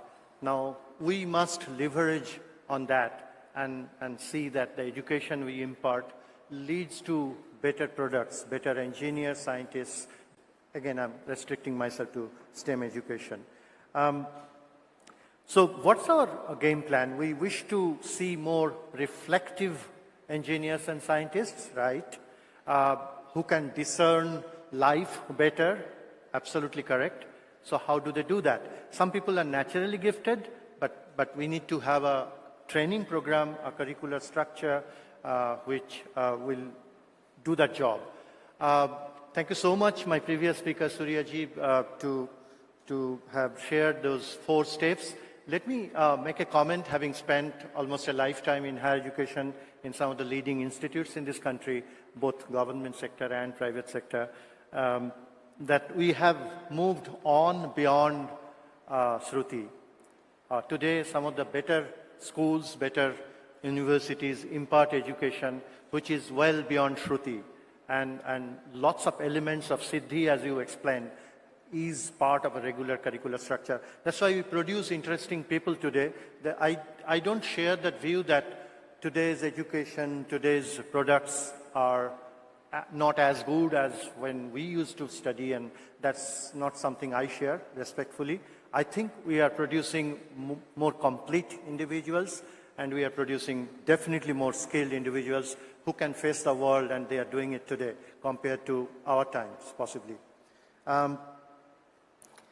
The benefits of having an element of art and related humanities, etc., they are fairly obvious. I think in many other sessions, I heard in yesterday, one of the sessions also, it has been discussed, so I won't talk about it. You know, issues like it enhances critical thinking, it enhances creativity, and you know, I want to talk a little bit about it enhances our visualization ability. I want to talk a little bit about this visualization ability and creativity. When we were undergraduate students many decades back, we used to have, I had 5 years of engineering drawing. But then later on today, I mean many years back already, computer graphics has sort of killed that the way we did engineering drawing, this, you know, isometrics and so on. I think that has changed the way we visualize, and I want to quote something in favor of the spontaneity of freehand design, as opposed to something which is developed by, and you code and you develop a sketch or a drawing or a complex plan, anything of that sort, which is done through computer graphics. So this is a quote from a 2009 book titled Successful Education, How to Educate Creative Engineers. So the quote starts here: "The spontaneity of freehand design, rather than being superfluous, permitted direct expression by parts of the brain that are not engaged by computer-aided drafting tools. These drafting tools typically lead to technically perfect computer-generated drawings, which always seem to be complete, and they imply that the work is over." So that brings out the essence of why freehand design is to be favored as well, along with what we do in engineering drawing today. It also leads to enhanced creativity, and I think some of these elements, elements of design thinking, elements of courses on design today are available in certain institutes where these sort of lateral, orthogonal elements are brought in from liberal arts and humanities are actually part of the curriculum. There is hope. There are beautiful models available in this country. We just need to imbibe, we just need to bring in some of these models where you want, for example, in this state. The improved visualizing ability, let me also comment on that. As both an artist and an engineer can attest, there is a big difference between seeing and visualizing. Both my previous speakers have alluded to that. Learning to see directly affects the ability to visualize. Engineers tend to try to do that, trying to see directly. In seeing, the images are external, as we know, but in visualizing, the images are internal. There are lots of benefits when the images are internal. The creativity is infinite. So there are those benefits. Let me complete my comments on that aspect, that the infusion of arts into STEM, it doesn't stop at aesthetics only. It delves deeper into societal and ethical considerations. So that's the big benefit that you can have. The individuals which come out of a STEM program which has those elements are going to have those attributes. We discover the ability to address real-world challenges with a much broader perspective. Let me do a quick reality check on India. So there are beautiful models in this country, not widespread, not everywhere. And unfortunately, the standard deviation of quality and such diversity of curricular structure in this country is very large. You have terribly poor curricular structures being practiced, and you also have extremely enchanting, elegant curricular structures being practiced. You just need to know which one is which where. And so I'll give you an example without naming any university. There is at least one university I know of, I have worked in also, which will enable an undergraduate engineering student during the 4 years of study at maximum of 12 humanities subjects in an engineering curriculum. I don't think that this model exists anywhere else, including the IITs. But think about it. This is a flexibility that's offered, and the students who come out, they become different kind of individuals. Just to give you an example how it translates. So today we have about 6,000 CEOs and CXOs across the globe from that particular institute. We have 14 unicorns today. That's a big number for this country. 14 unicorns who are graduates of that institute, and about more than 1,000 startups. So those are, innovation is an inspiration from some of these lateral elements and contents in the curriculum that has been tested. Lots of studies have led to that. So this is what we need to do, that the pedagogy has to be accordingly tuned, and it's not Shruti anymore, as I said before. So synergy of art and technology, it's a blessing, and we need to look into how to patronize that, how to infuse that into our curricular structure. I end with 2 words of caution on this. One, decisions and conclusions from such discussion fora sometimes empowers a government or a regulatory body at the state level, at the central level, wherever, to over-prescribe, to dictate things that this is a curricular structure you as a university you have to follow. That's a wrong approach in my mind. That leads to really poor results. So we should leave that decision, how to do the details, how to do the granular details, to the academics, to the university. That autonomy must always be there. We just give general directions as a guideline, but not prescribing anything. And the second one is, while talking about interdisciplinarity and bringing in other elements, we shouldn't lose focus of the attention to the core. One has to be good at the core to do something well at the periphery or at the intersection. So if somebody is learning subject X, the subject X cannot be overlooked to do something which is orthogonal. So you can do well in orthogonal if you know subject X. That's all from my side. Thank you so much. I'll be happy to respond to queries beyond this session offline. Thank you.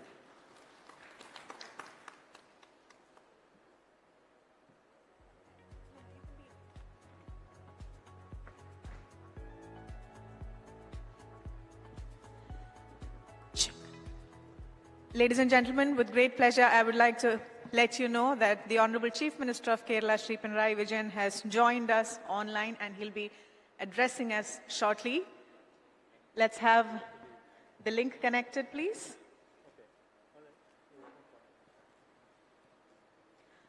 With the permission of the moderator, who's on the stage? No, please be on stage, ma'am. Yes. Honorable Chief Minister has come online. Kerala സംസ്ഥാനത്തിന്റെ ബഹുമാനപ്പെട്ട മുഖ്യമന്ത്രി Shri Pinarayi Vijayan pioneering growth transforming Kerala എന്ന ഈ കോൺക്ലേവിന്റെ 2ാം ദിവസം ഈ സദസ്സിനെ അഭിമുഖീകരിച്ച് സംസാരിക്കുകയാണ്. ഓൺലൈനായി അദ്ദേഹം നമ്മളോടൊപ്പം ചേരുകയാണ്.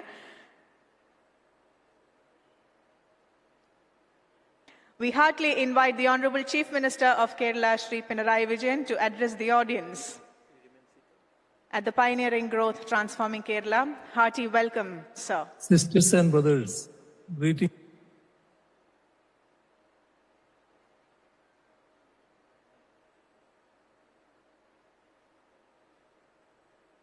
Sisters and brothers, greetings to all of you. who are attending this conference, Pioneering Growth, Transforming Kerala. I take great pride in addressing you all and to reaffirm Kerala's commitment to advancing economic growth and enabling social transformation by welcoming investments. Kerala, often referred to as God's own country, is a land of opportunity and progress. We are on the cusp of a momentous occasion as we are forced to elevate Kerala to the standards of middle-income developed nations over the next 25 years. We plan to achieve this by transforming Kerala into a knowledge economy and innovation society by building on our inherent strengths. Kerala's accomplishments on various fronts are indeed noteworthy. With 96% literacy rate, high human development indices, excellent quality of life, and the best law and order situation in the country, Kerala is at par with the developed nations on several accounts. Therefore, our appeal as an investment destination is undeniable. It was showcased in the recently concluded Keralium, which was a celebration of the past, present, and future of our state. Kerala is a connectivity hub boasting 4 airports, 2 major seaports, and several national highways. Our infrastructure is tailored for higher economic growth and a superior quality of life. E-governance is our strong suit, with all our services and schemes being accessible online now. We are utilizing technology for human progress and social transformation. Initiatives such as KFON are being in every household in the state with the Global Information Highway. Kerala has excelled in the ease of doing business rankings. We lead the nation in fostering a robust startup ecosystem and are at the forefront of export preparedness. We have launched several initiatives to support entrepreneurs and investors, including help desk at various levels. All free numbers, MSME clinics, and investment facilitation cells. Having set up the Kerala Blockchain Academy and the Kerala Knowledge Economy Mission, we are further enabling the industry ecosystem in the state. We have a vision: create an industry 4.0 ready industrial ecosystem in the state by 2027. Accordingly, we are intervening in the higher education sector so as to create an organic link between education and industry.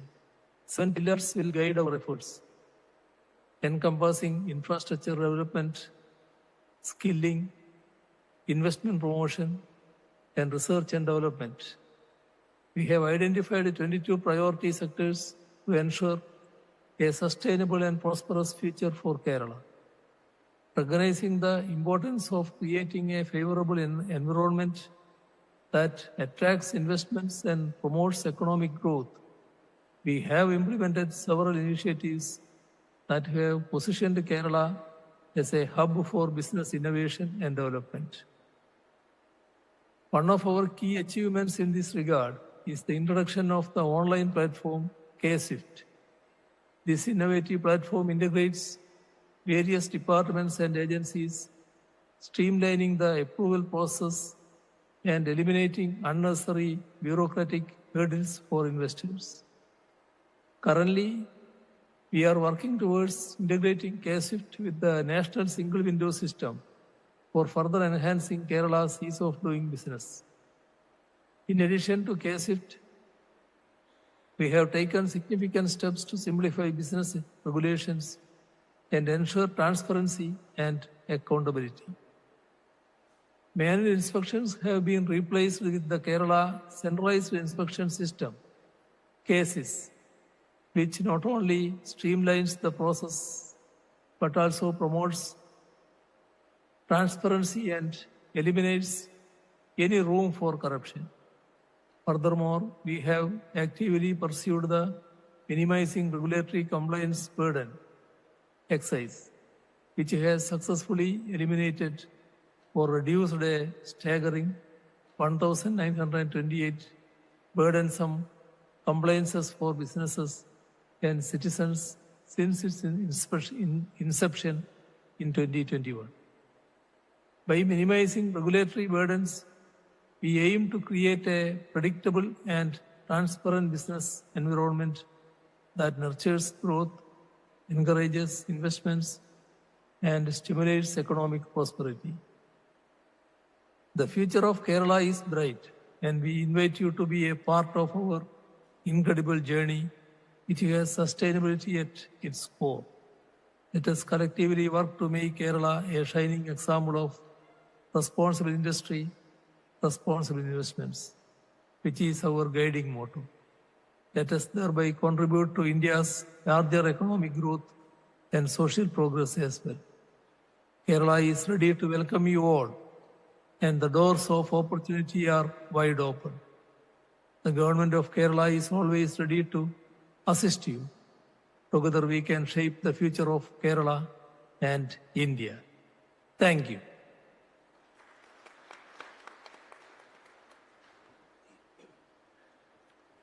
Disconnected. Can you hear me? Yes. I don't think the line is. Honorable Chief Minister, can you hear me? No, I think it is disconnected. All right. We'd like to extend our heartfelt gratitude to the Honorable Chief Minister, Shri Pinarayi Vijayan, for finding the time and joining us online this morning. Ladies and gentlemen, let's hear it once more for the Honorable Chief Minister who did that for us. Over to you, Ms. Sapnu. Let's continue with this panel discussion. Yes, do we remember where we left off? So the question that we were talking about was rebranding art in a way and seeing it, taking it seriously and seeing it as a viable means of livelihood. Now the very obvious question, and art, as he rightly pointed out, encompasses all disciplines, creative, performing, design, all of it. But a big need for art to sustain and survive is if wealthy, influential people are there to support it, to invest in it. And not just as patrons, as investors. So the question that I'd like to ask our chartered accountant, Mr. A. Ramakrishnan, is if it is, seen as a good investment or if it is just something for the vain and the entitled. As he prepares to speak, I just wanted to introduce him. He is a senior partner of Venkatachalam Iyer & Co., Chartered Accountants, with over 47 years of experience in audit, tax, corporate consultancy, and mergers. He's also deeply involved with the Chinmaya Group of institutions.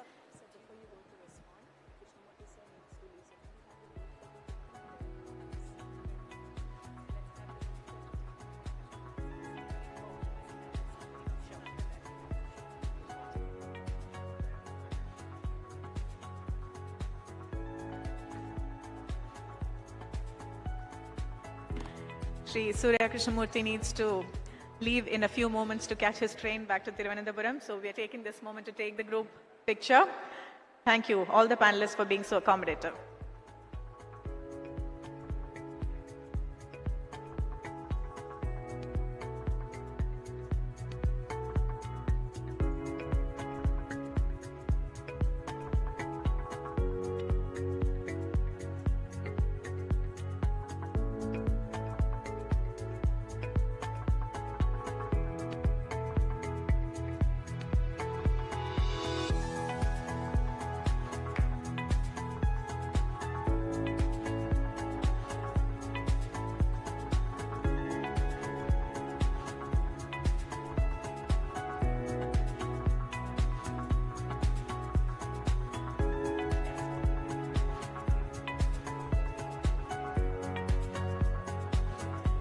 Apologies for that intervention. We definitely wanted to capture that one memory from this panel discussion, all of you standing together. And yes, we request Gopal Krishnan sir to address and talk to us.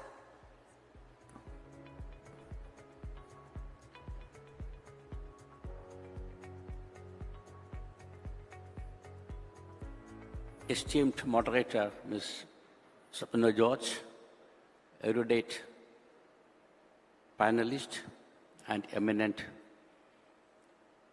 delegates, invitees, good morning to all of you.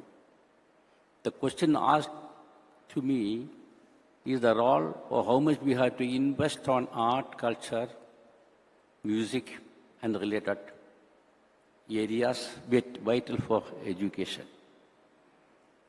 Just now the Honorable Chief Minister has very clearly, with clarity, given the vision in 2047 that Kerala should transform itself into a knowledge economy and also an innovative society. Very clear mandate, very clear agenda. And FICCI, as a partner of the nation building, has chosen the topic of pioneer growth and transforming Kerala. So transforming Kerala to create a knowledge economy and also to an innovative society. And for that, we had to make quality investments.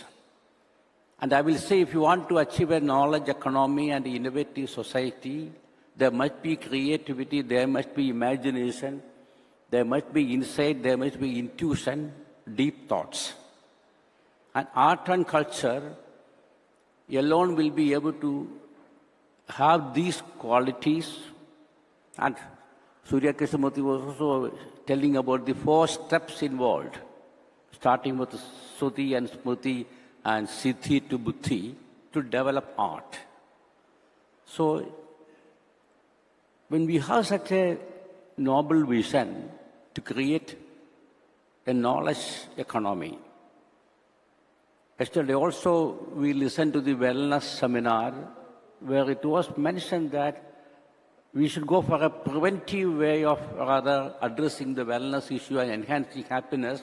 A fully integrated body, mind and soul is needed.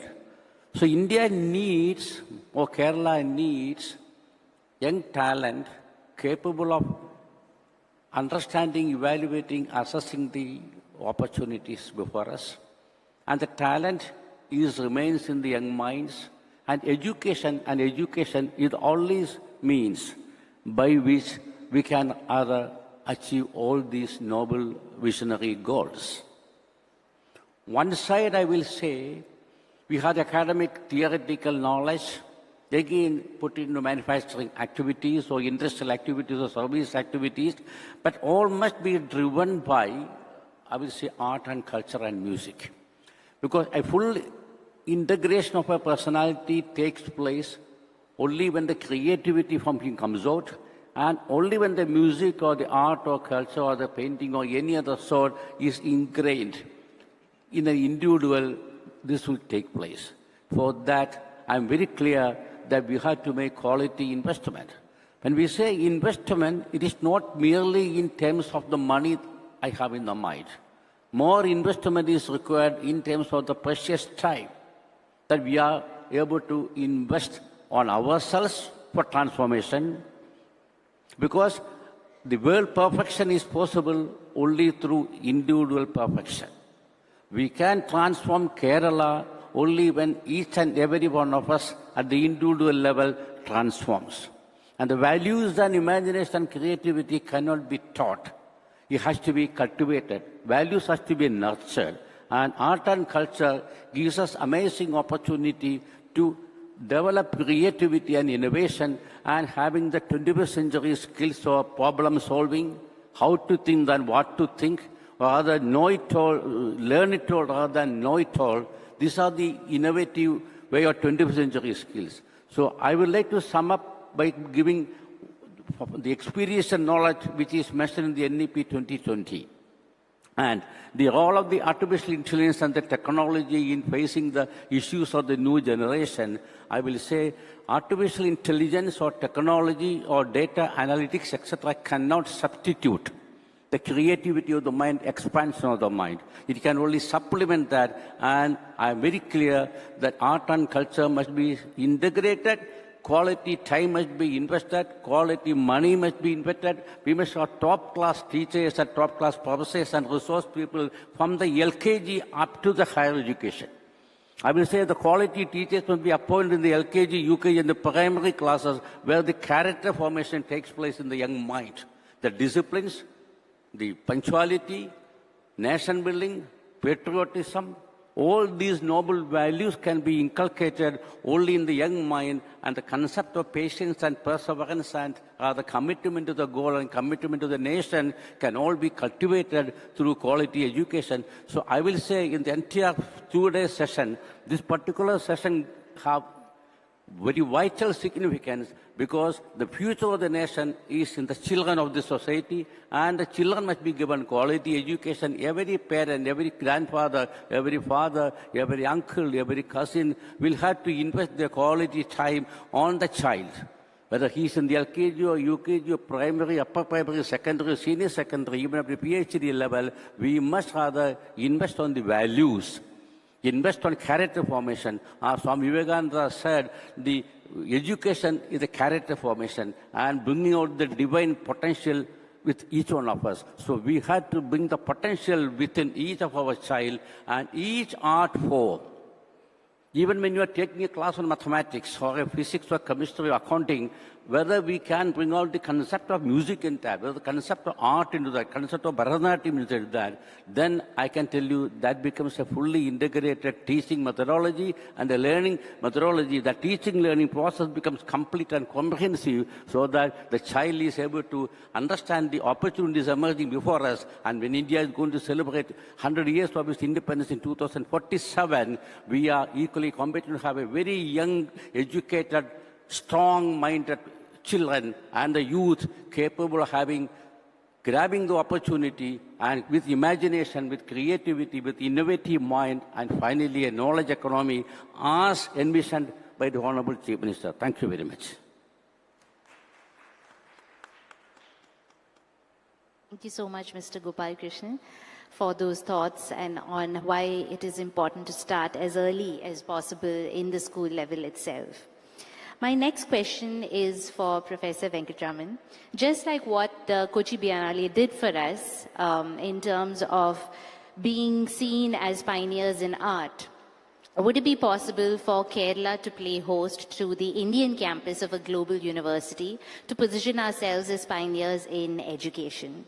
A little bit about Professor. He is a faculty in Strategic Management and Sustainability at IIM Kozhikode and chairperson of IIMK's Kochi campus. He was a senior director at CRISIL, and in over 3 decades, he also has experience in microfinance and public-private partnerships for infrastructure development.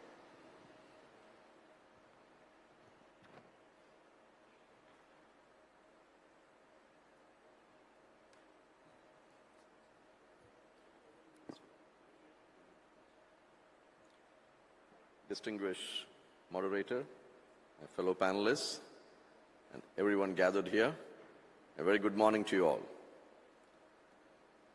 I follow very eminent speakers, and I shall not take that the 60 minutes stable in front of me doesn't mean that I can talk for 60 minutes, of course, but I was given 5 minutes. I'll try to do some justice to those same 5 minutes. But at the outset, I would like to thank on behalf of IIM Kozhikode, FICCI and the organizers and the sponsors for having us here. The question posed by Ms. Sapnu George, I would probably turn it on its head because I find it a little provocating, right? Being a student of strategy and possibly, if I can arrogate myself a little undeservingly, to the position of a teacher of strategic management, the core lesson of strategic management or strategy, as they say, it's about being different in a good way. So when we talk about being pioneers, of Kerala being pioneers, I would possibly pose the question for us, for all of us to reflect, Is progress to be measured in terms of hosting global institutions here? Definitely that's a hallmark that one would definitely cherish. But is that progress, or should progress be measured in terms of Kerala being a destination for a world audience? Distinguished Srinivasan sir mentioned right in the beginning that a lot of people do come to India, come to Kerala, but for a lot of other things, not necessarily for education, for arts and tradition and so on, rightly so, right?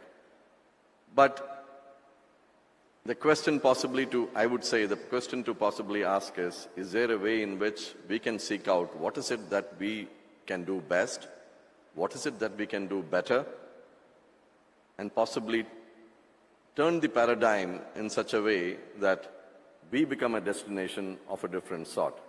Because that's when we can be pioneers.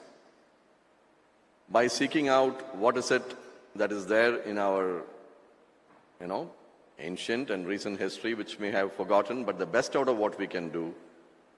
Other speakers spoke about integrating as well. Can we think about integrating what the best that the rest of the world has to offer, combine it with the best that we can, if we dig deep inside, bring it out in such a way that we can be the destination rather than be just a host. And that's the what that I would possibly pose for all of us to think about, for the reason that when we think in terms of being different with a purpose, that is when things start changing. Otherwise, we might just end up emulating a whole bunch of things, neither be a pioneer and probably just be an also-ran. But I think we do have the ability, we do have the deep insights. We just heard just a few minutes before how the whole context of learning can be encapsulated in just 4 phrases. These are phrases that have come passed down to us from generation to generation, but we need to remind ourselves of it from time to time. And that is one thing that I would possibly say. But how do we go about it? It is not as easy as it sounds. And I'm not talking about, thumping our chests and saying that we have an ancient glory and history and that's why things will happen. No, I don't quite think that's the way it happens. But we need definitely to get to an alternate narrative about where we can build in that power, right? And to quote my own senior colleague and director, Professor Chatterjee, Debashish Chatterjee, director of IIM Kozhikode, he often talks about knowledge being India's greatest power, knowledge as India's greatest soft power. And that is something we need to possibly remind ourselves time and again. And when we think in those terms, we can possibly separate, the ordinary, the mundane from what is significant, and maybe bring to the fore how we can integrate some of those values into what we teach and how we teach, and yet not, decry what may be the best out there. I speak this as a student myself, having studied outside. I studied at Harvard, I studied at Cornell University, and the best of universities right here. I'm a student of Kerala too, right? So very well, having been all of that, I'm saying this, that there is a lot that we have to offer, but we need to be able to think differently about how we go about it. So we possibly need alternatives to celebrated Western models of thinking, Western models of progress, and I'm sure with the brilliance of minds that we all have right here in Kerala, we may be able to do that in a way that attracts the whole world to us. Just yesterday, I saw this news in Economic Times that as part of QS World University Rankings, today in the Asian ranking for 2024, India stands among the highest, having the highest number of universities which rank in the 856 universities that count. We have 148 universities, which includes the best of universities that we have, like IIT Mumbai, IIT Kharagpur, IIT Delhi, Indian Institute of Science. We have come a long way. And I agree with my academic colleague, Professor Shovik, in that there are a lot of things we have done well. We probably need to do a lot more than that. I think we also rank the best in terms of having the highest number of PhD qualified faculty. 9 out of 10 is the count we have, better than any other country like China or Japan when we take the Asian region. That is something to take note of.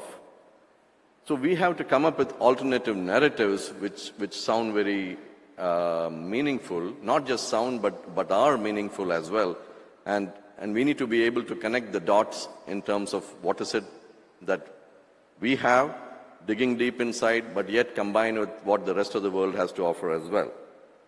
I will possibly wrap up my comments with a couple of things. So when we think in these terms, we are essentially talking about being pioneers by not just inviting the globe to us, but actually globalizing Indian thought, which is a theme that my own institution has taken on as a motto. And the principles, we always need principles, just like the previous speaker spoke about values being ingrained. We need to be anchored in certain principles that will guide us all the time. And the 3 principles, again enshrined in what we have right here in Kerala, is about Satyam, which is authenticity, Nityam, which is sustainability, and Purnam, which is about wholeness of thinking. So together, Satyam, Nityam, and Purnam, if we can approach everything that we do, the learning that we can bring to place, we might be able to lead the entire ecosystem to a very transformed level of thinking, which is what I believe that we need to pursue in the days to come. We need to think not just of today and tomorrow, but possibly 10, 15, 20 years ahead and lead, and that is strategic thinking. How do we get to that place? And that's the note on which I would, stop my comments here. Thank you very much. Thank you so much for those thoughts and for reminding us that we can be pioneers in our own right instead of playing host to a global university, and use our strengths in our favor and share that with the world, and in the importance of education being sustainable, authentic, and the third one was wholesome, which is holistic, which is what we've been talking about this whole time, and that's where art comes in as well. I've been told that we don't have time for audience question and answer, but thank you so much for your time and for the time of our esteemed panelists. It was great to be invited to this session. Thank you, Dr. Saadullah and Fiki, for having us. We're done. Thank you so much. Thank you for that stimulating conversation. But before you leave the stage, I have one more request from you. We have a couple of awards to be given away, and we would like the 2 stalwarts on stage to do the honors. Before that, may I request to come on stage to introduce this award segment.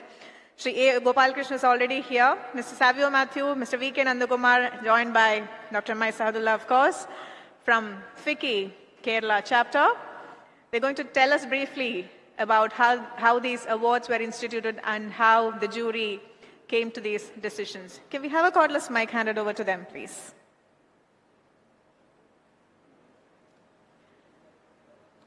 A few of these awards were given away yesterday in the final panel discussion, and the rest of them will be given away today, and they'll be talking to us. Hello.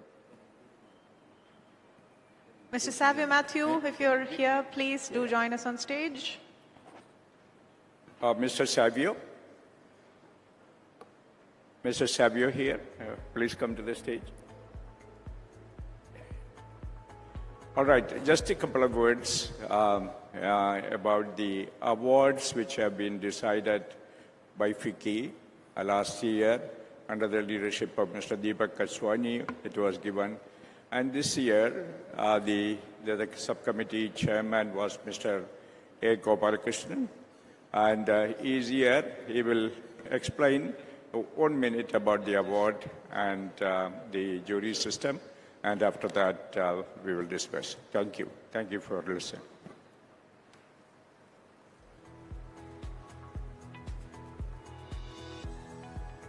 Thank you, Chairman. We are extremely happy to give you the modus operandi and the procedure adopted for deciding the awardees.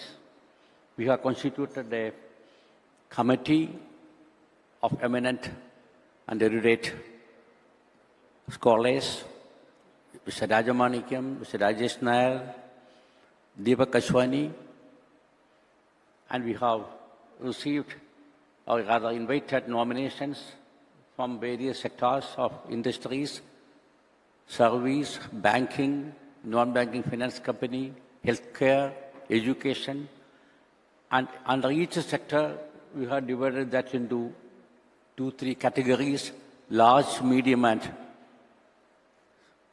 small. And we have again gone into the various criteria, broadly divided into 3 major criteria.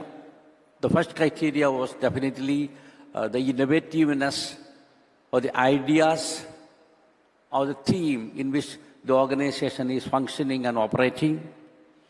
Is it relevant to the time? Is it new? Is it replicable? Is it scaling up impact? And after the innovation, we have also gone into the brand, its reputation, its adherence to value systems, and overall reputation of the entity in the society that they serve. And finally, also, we have taken into consideration the profitability, the sustainability, the financial discipline, financial controls, reporting, and other compliances. And we have tabulated that in a very organized, professional, systematic manner. Mr. Savio, I really thank Mr. Savio and the entire team in the FICCI office to do a very commendable job in tabulating that. And we had a sitting, we discussed about the various parameters, ranking, and an overall assessment of the entire organization, graded that, ranked it. On that basis, the final selection has been made. And at this moment, again, I express my profound gratitude for the guidance and support received from our Honorable Chairman, Dr. Sabudullah Sir, and the Vice Chair, the Co-Chair, Sri Nandakumar, in completing this exercise. And finally, of course, we are also desired that the final grand finale valedictory function to be addressed by His Excellency, the Governor of Kerala, will be giving the flagship awards. And each of the day we will be giving awards to the rest of the awardees under the various categories. And yesterday, under the Shashi Tharoor's leadership, we have given about 10 awards. Today also, during the panel discussion, we'll be giving the rest of the awardees also. And the grand finale will be given, our 5 awards will be given to the top awardees, maybe in the valedictory function.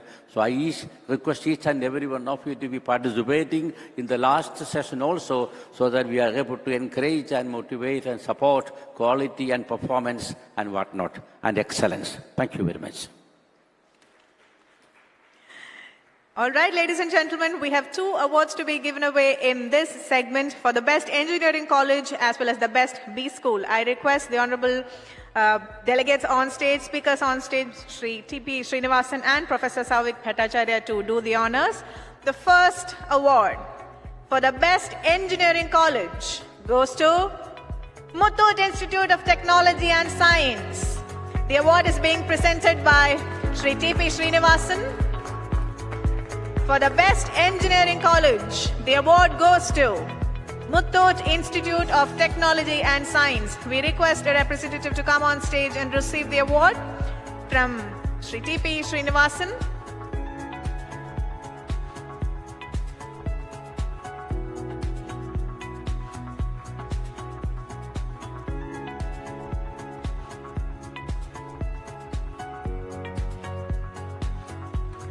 Yes, ladies and gentlemen, let's hear it louder as an award is being presented here. This is for the best performance in running an engineering college, Muthoot Institute of Technology and Science. The next award for the best B school goes to Lead College of Management. Lead College of Management. The award is being presented by Professor Sauvik Bhattacharya in the presence of other dignitaries on stage. Lead College of Management has won the award for the best B school.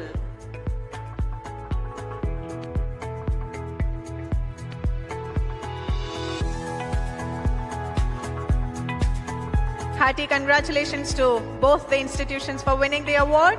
And thank you, gentlemen, for joining us on stage. And thank you, our dear moderator. You've been very accommodative through this session. Thank you.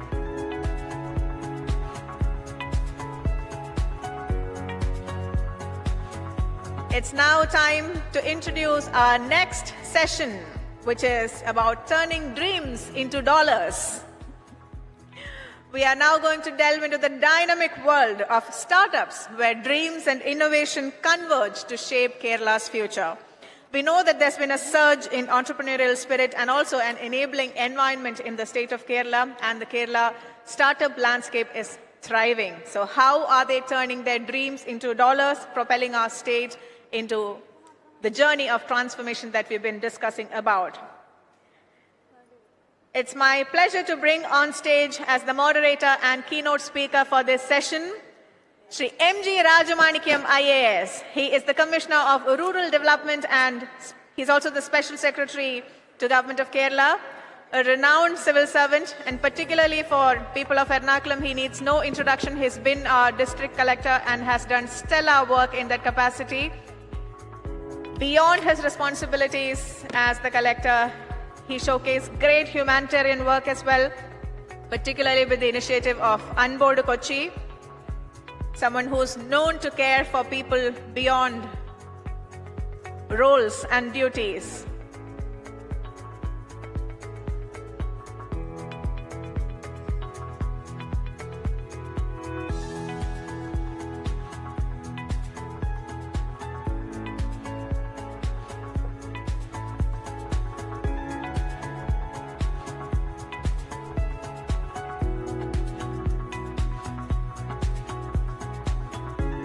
Shri M.G. Rajamanikyam IAS is joining us on stage as the moderator and keynote speaker for this knowledge session on turning dreams into dollars. The Commissioner for Rural Development and Special Secretary to Government of Kerala.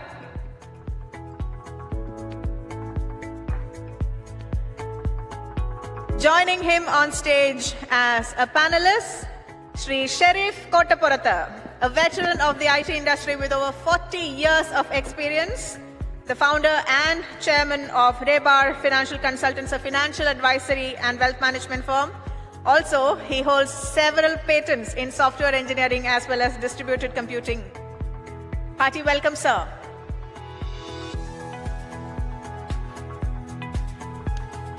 Very proud to present to you the next panelist, the Chief Executive Officer of FreshToHome.com, Sri Shan Kadavil, the world's largest e-commerce company in the fish and meat industry. FreshToHome.com is his brainchild. He's also the chairman of Debox Technologies, a technology startup in the critical infrastructure security domain. FreshToHome.com, by the way, is also a case study at the Stanford Business School. What a proud moment for our state. And finally, joining us on stage as the final panelist in this session is Dr. Soundarya Rajesh, an award-winning social entrepreneur, famously known as a career doctor. She has pioneered initiatives like myavatar.com, which is India's first diversity job portal for underrepresented groups, and she's also recognized as a pioneer of the concept of second careers for women. We are eager to hear what she has to talk about women, particularly in the startup sector. Over to you, Shri M.G. Rajamanikyam.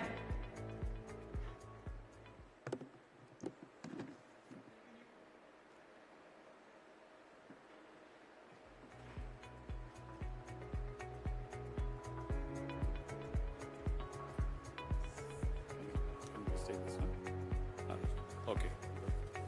Fine. No problem.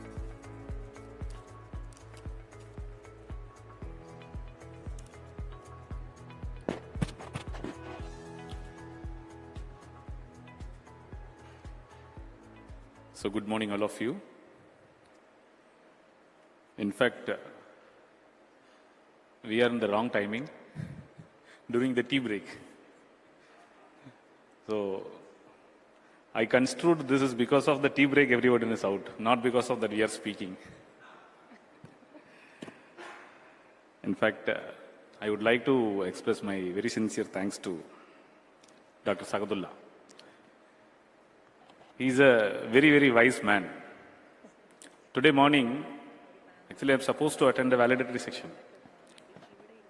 So he was seeing me happily roaming around the breakfast tables. Then, as I said, he is a very wise man. He thought like, who is the person who is to be very happy? If he doesn't have any responsibility, he will be very happy. So he decided, why can't you be moderate this session? So then started my jittering. Especially, with the great, panelist, sitting here.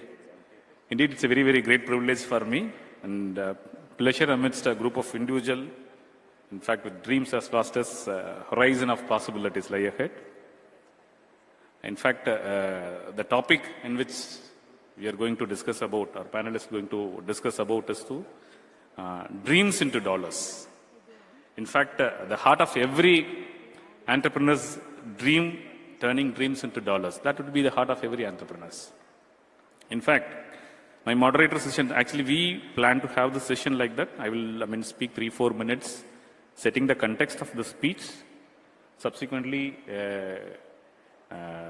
first two speakers will take 15 minutes each, and third speaker will take 10 minutes. And finally, we'll end up with a summing up as well as a question and answer session. In fact, it is 60-minute, ticking behind me. So two things I would like to mention here. So I could see people sitting here have a lot of confusion right from the yesterday, which I could see from each and everybody's face. The confusion is because I hope this session is maybe 6, 7 or 8 or whatever the session we are talking about. It started with a session wherein that, there were, a lot of speakers who had come and speak for Kerala, against Kerala, in terms of Kerala's success stories and growth. So people sitting here would be very much confused. I would like to quote here an important anecdote which everyone will undergo in a day-to-day life. It is like, there is always a perfect wife, but there is no perfect husband in this world. Husband always would be imperfect. Please clap after I conclude this speech. This will go against you. Wives are always right and husband is always imperfect. Whosoever it is, you talk about any richest person in the world, any very intellectual person in the world, intellectual scientist in the world, whoever you take it, is like, when you come outside as a man, you would be respected in the society very much. But when you know the value of you, just get into the house and then know the value of you. Your wife will perfectly tell you that who you are in the context of the society. So every state, every place in the world is same like husband. There is no perfection anywhere in the world. Every place is imperfect. So what is, development or what is a growth is nothing but how we are making that imperfection into a perfection. It is not that everyone born with a perfection. There would be imperfection. Always there will be imperfection. I'm coming straight away from Nagaland. I just, attended as an observer and then just, landing down. In fact, I was talking to the district collector of Nagaland. I was telling, there are people who are sitting in Kerala who used to talk a lot negative about Kerala. I used to send all of them to Nagaland for a month, so that they understand what is the value of Kerala. So I just very jovially used to, tell him, and I came here actually. Why I am setting all this context? Because as far as Kerala is concerned, some may talk about okay, everybody is going from here. Some may talk about everybody is coming from outside and be here. As I said, as I mentioned earlier, as like every other place, Kerala is also not a perfect place. It has its own imperfection. It has its own perfection. Considering all that in mind, we are all here as entrepreneurs, FICCI and other organizations, and a lot of people, we are all taking efforts of what? Making a place to be a better place. Making a place to be a perfect place. So these are all, our perfection. Today, we have three incredible speakers here who are going to speak about their dreams into dollars of their success stories. One is the person, Mr. Shan. He is going to talk about not only his success stories, how we can be successful. That can be a lesson for all of us. So he's going to talk about it. As rightly mentioned, in fact, I was setting the context in which I was saying, there are people who goes away from Kerala. There are people who search for the opportunities and come to the Kerala. For example, we should not forget, Vasco da Gama comes to Kerala finding opportunities here. Because in his mind, there was opportunity in Kerala. Shan, I would mention, actually he was the person who searched opportunities. In fact, he was a Silicon Valley product actually. But then he came back to Kerala finding an opportunity. He started a startup business, and today, I heard thousands of crores of business he's doing today. Actually, in fact, introductory speech they were mentioning about. He's, actually everyone, previous session was, I think, Srinivasan sir is here or he's left? Okay. Previous session was regarding the education, global quest of education. Everyone of us, some of us will go to, US or other universities to search for imbibing or introducing knowledge to us, especially Stanford, universities. And we are having a person who is a case study who is in Kerala. What I'm trying to say or what I meant is that in search of quest of, searching or education, we are all going away. There are case studies which is done by the Stanford, who is sitting in front of us. As an example, he is a great Kerala Malayali entrepreneur who is sitting here in front of us. In fact, and second incredible speaker sitting here is Mr. Sherif Kotaprad. I was in the brief introduction with them. I was talking about is a startup is kind of a finished product. It's like a car. It's perfect. A car can be a Mercedes, car can be Rolls Royce, whatever, a perfect car. But car cannot run without a fuel. So, a fresh to home, a great wonderful idea created by our the co-founder or founder together, they founded a wonderful idea, is like a finished product as a car. We need a fuel. Who will supply the fuel? Fund is very, very important. In a traditional system of business, we all know that material, machines, capital, all those things are very, very important. What disruption or revolution which changed, the startup businesses? In fact, there are two groups of people. One group of people is pre-2000, I would say rather even 50s, 60s, 70s, 80s, I'm 80 born, 90s and pre-2000, who are all liking their wife. Post-2000, who are all liking the Wi-Fi. There are two sets of people. One is wife, another one is a Wi-Fi.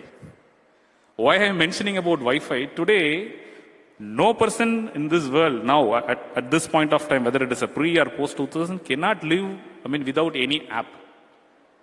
Whether you take a food, whether you take a travel, anything it's like in app. Because I said post-2000 because the marriage itself is done by app now through the lot of matrimony. So it's a technologically, developed era wherein that, traditional system of business and all is vanished. Or rather, I would not say, I should not use the word vanished. The more opportunities for the persons who are having a lot of dreams and ideas. Idea is, kind of a wealth. So there is a product. In fact, there is a fuel. Both of them sitting. And car and fuel is there. But at the same time, there should be a traffic rules. Otherwise, what will happen? Just like that, if we take a car, Rolls-Royce car with the fuel and traveling 140 kilometers, here will definitely cause an accident here. So there should be a kind of a controller setting a rules.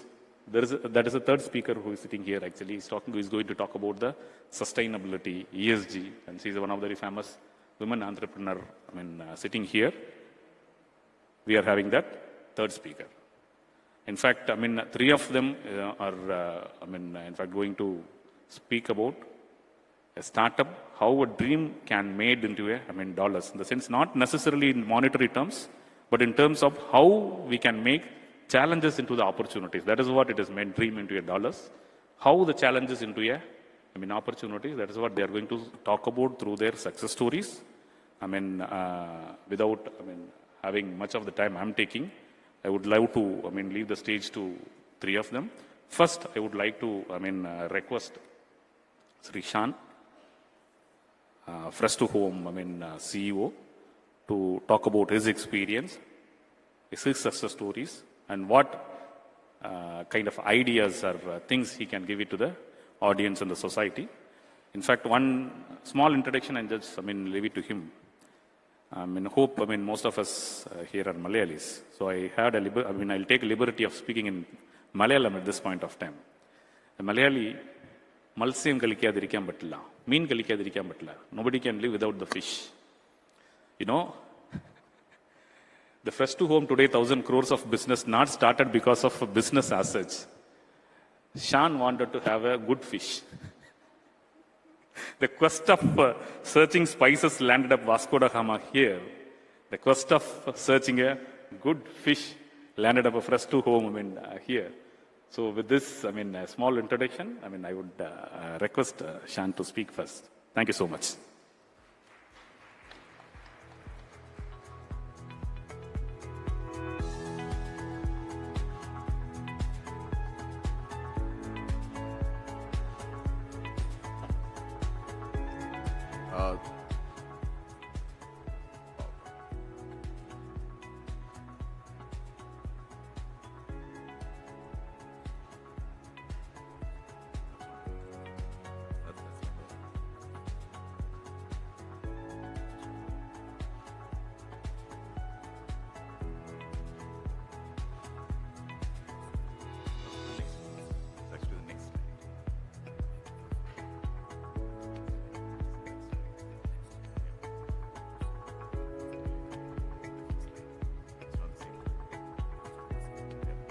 So we are sorting out slides and slide issues. So I need the next slide. But honorable, chairman, panelists, Rajamanikam sir, thank you for the forum. So I was just trying to tell him that it's not the same slide. Please, can you go to the next slide? Yeah, the next, not the next slide, the next PowerPoint. But don't worry about it. I can try to manage it without the PowerPoint. So. My favorite topic is fish, because I've been a Malayali and I'm from Ponani, and my house is very close to a harbor. I grew up essentially, eating a fair amount of fish, and most of my early life was in the US. So I spent a fair amount of my time in San Francisco. So while you were joking about it, it was actually, in fact, coming back to my roots that brought me back to India. And once I came back to India, I was a CEO for a software company called Zynga. I used to make games, Farmville or Mafia Wars. I don't know if any of you have played with it. And at around the time, I just got married. This was, in the sort of early 2000. And when I had kids, it was really hard in Bangalore to get good quality fish, the same quality that you would get in Ponani. Anytime you would go to a Shivaji market or any of the other markets, it would always taste quite differently, especially if you guys are all, true-blood Malayalis. Nobody can forget the cheriya matti, all those small delicacies that you would never ever get in the US, right? So at some point, I used to buy fish from my co-founder, Matthew Joseph. He's a fish exporter, from his company. He used to have a online venture called as Sea to Home that would ship fish from Cochin to Bangalore and Delhi. And I would be a hard customer. We would order all the time. I would be running software companies, but eating fish is a passion on its own. And post that, at some point in 2013, I couldn't get good fish because Matthew shut down his venture due to various reasons, right? And at that point, I came down to Cochin. He was not on social media or LinkedIn, or he was not really a tech entrepreneur. So it was really, really hard to get him. So finally, I found the web designer who had designed the site of C2 Home. And through the web designer, I found out who was Matthew. I went and I angel funded him. And then I got the venture up and running. Then at some point, when it became really fast growing, we all jumped in and started fresh to home. So while, sir, you started out as an anecdote, it was really, really the reason how we started fresh to home. So I think, the theme today is about pioneering growth. And Kerala, in particular, is, in my mind, a huge entrepreneurial opportunity. Because, most of it has not been tapped out. But there are certain elements of Kerala that I think is very, very interesting. Because the Honorable Chief Minister talked about, blockchain, the new age technology, and so on.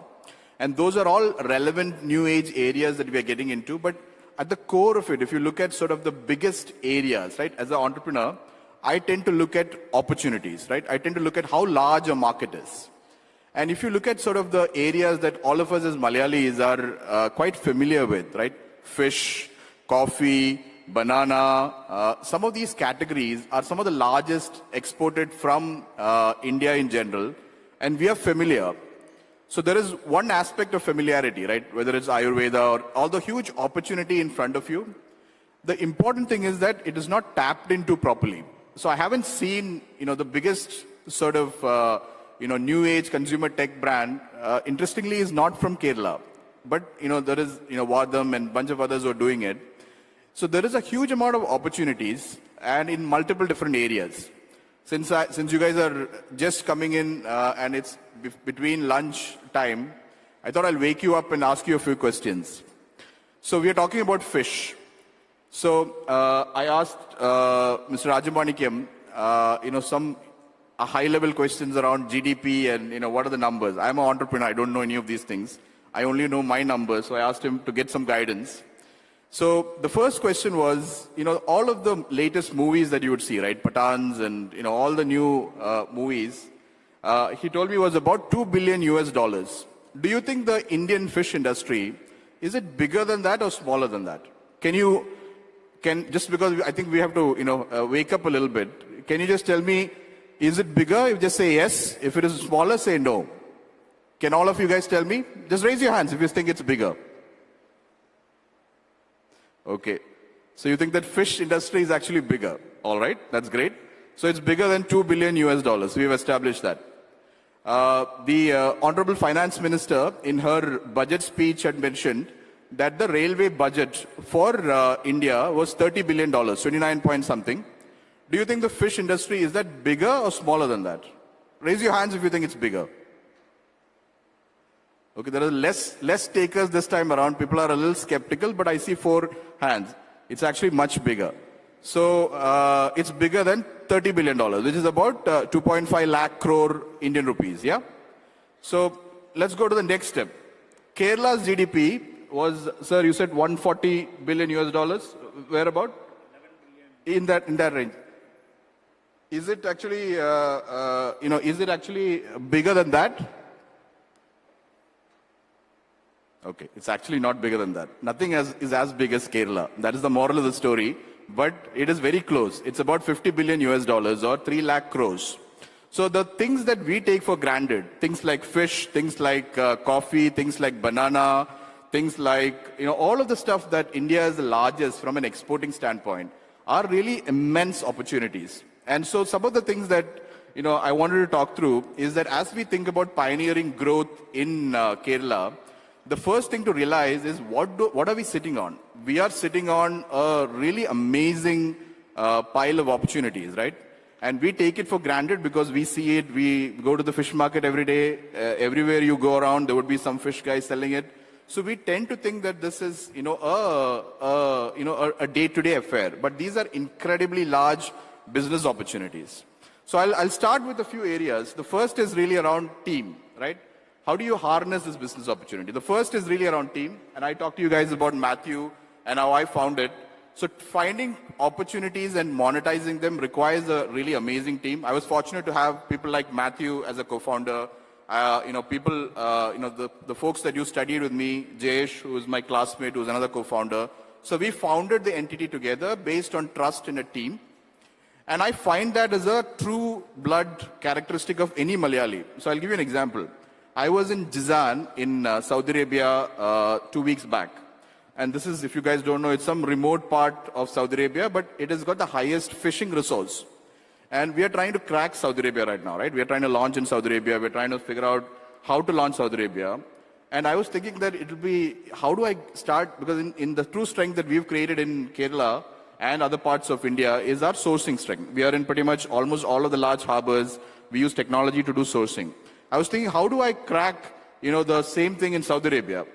Interestingly enough, there was a guy from Tirur, which is like from my mom's, hometown, who was actually doing a fair amount of the fish trading there. So anywhere you go, and you only realize this because Sir mentioned about good and bad about Kerala, but the brand ambassadors of Kerala are the Malayalis who live outside. And you can see them across anywhere. So when you talk about team, it's not just your own team. The entire Kerala, especially when I go outside, tend to act as my own team. The guy who supplies and gives me an unfair advantage in sourcing in UAE, the people in various different harbors of Saudi Arabia. For that matter, even if I go down to Gujarat, which is one of the largest harbors in India, you go to Varaval, which is right next to the Somnath temple, you will see a barber shop with Malayalam written on it. And the guy who's actually doing the large-scale trading, the equivalent of the Taragans here, are all Malayalis. So you should, tend to think about team not just as your own internal team. The entire Kerala, if you are able to truly harness it and if you are able to gel with it, becomes your extended team. We're also fortunate to have some really good investors. So, Mr. Sharif from Mount Judy is with us. He's one of our investors. Amazon is an investor. We've got folks like the CEO of Google Ventures, CFO of Facebook, folks like that who are investors. We have the US government who has invested in us. So some of these also are extensions of your team. And this helps you, create the story, figure out how to go to market, also puts on, essentially the controls and breaks that you require, and also gives you the guidance. So team is an essential element of it. Moving forward, so we talked about market opportunities, right? So we figured out that, fish is an incredibly large opportunity. So in India, it's 3 lakh crores or $50 billion. But if you look at it, outside, it is probably the only area where there are no big giants there, right? So $400 billion is the worldwide organized fish market. We've just announced, going into fish exports today. You may have seen in some newspapers today. But essentially, that market is completely unorganized. If you look at chicken or if you look at any other beef or other categories, there would be people, large, massive companies, which control 20% or 30% of the category. But there are no large players who control more than 2% of the category. We are reasonably large, and yet we are only 0.2% of India's overall fish sales. So fundamentally, the next big thing that I tend to look at is when you look at opportunities, look at it from an unmet need, right? Look at how large the opportunity is. Don't try and go to very small opportunities because at some point you might get tapped out. So for example, if you look at organic products in a particular subcategory of grains with a particular thing, it's very hard to sort of then grow out of it. So try to look at categories that are larger, which is really what we have done in the case of fish. It is extremely fragmented. Getting good quality fish, as all of you know, as Malayalis, is very hard. It's one thing to get fish in Kerala. It's a different thing to get it outside Kerala. It's even harder, right? And for example, in Delhi, it's almost impossible to get good fish. We have to literally fly it by air, or from Dubai, we have to fly our matti from Cochin back to Kerala by air, back to Dubai by air. So finding that opportunity was really the first thing that we started out with. And we solved some of the structural issues that we talked about using technology. So this is the unfair advantage, right? So we talked about team and how you can have essentially a large team that's your enabler, both your own team as well as the larger Kerala as a team together for you. Second is really about finding a large unmet need and a large opportunity, which in this case for us is fish market. The third is that how do you create an unfair advantage, right? Because one is you need a lot of capital to be able to run this. You need to be able to take a traditional brick and mortar industry, which has been there for a huge amount of time, into the sort of masses and make it a consumer brand, right? That's really the big thing that we have done. We used a lot of technology to do that. I won't go into the intricate details of it, but at the high level, what we did is we digitized the process of auctions in all the different harbors. So if you go to, here, if you go to Chelanam, or if you go to Waipin, or if you go to, the Cochin Harbour, you will see some of the Tarragans who in the 4 a.m. in the morning, when the real live auctions of fish happens, they'll be bidding with Fresh to Home on doing a reverse auction with us on their app. So they are not very literate, but at the same time, the app is designed in such a way that it uses pictures. So they were able to scroll through the pictures. They're able to then give us what happened in the auction, and then they'll get a red or a green on the phone, whether to buy or not buy. So that's just at a high level what we did. But that's allowed us to give, pan-India sourcing. We are now present in 400 harbors across 4,000 fishermen, and allowed us to take a brick and mortar industry and then convert that into really a technology-first industry.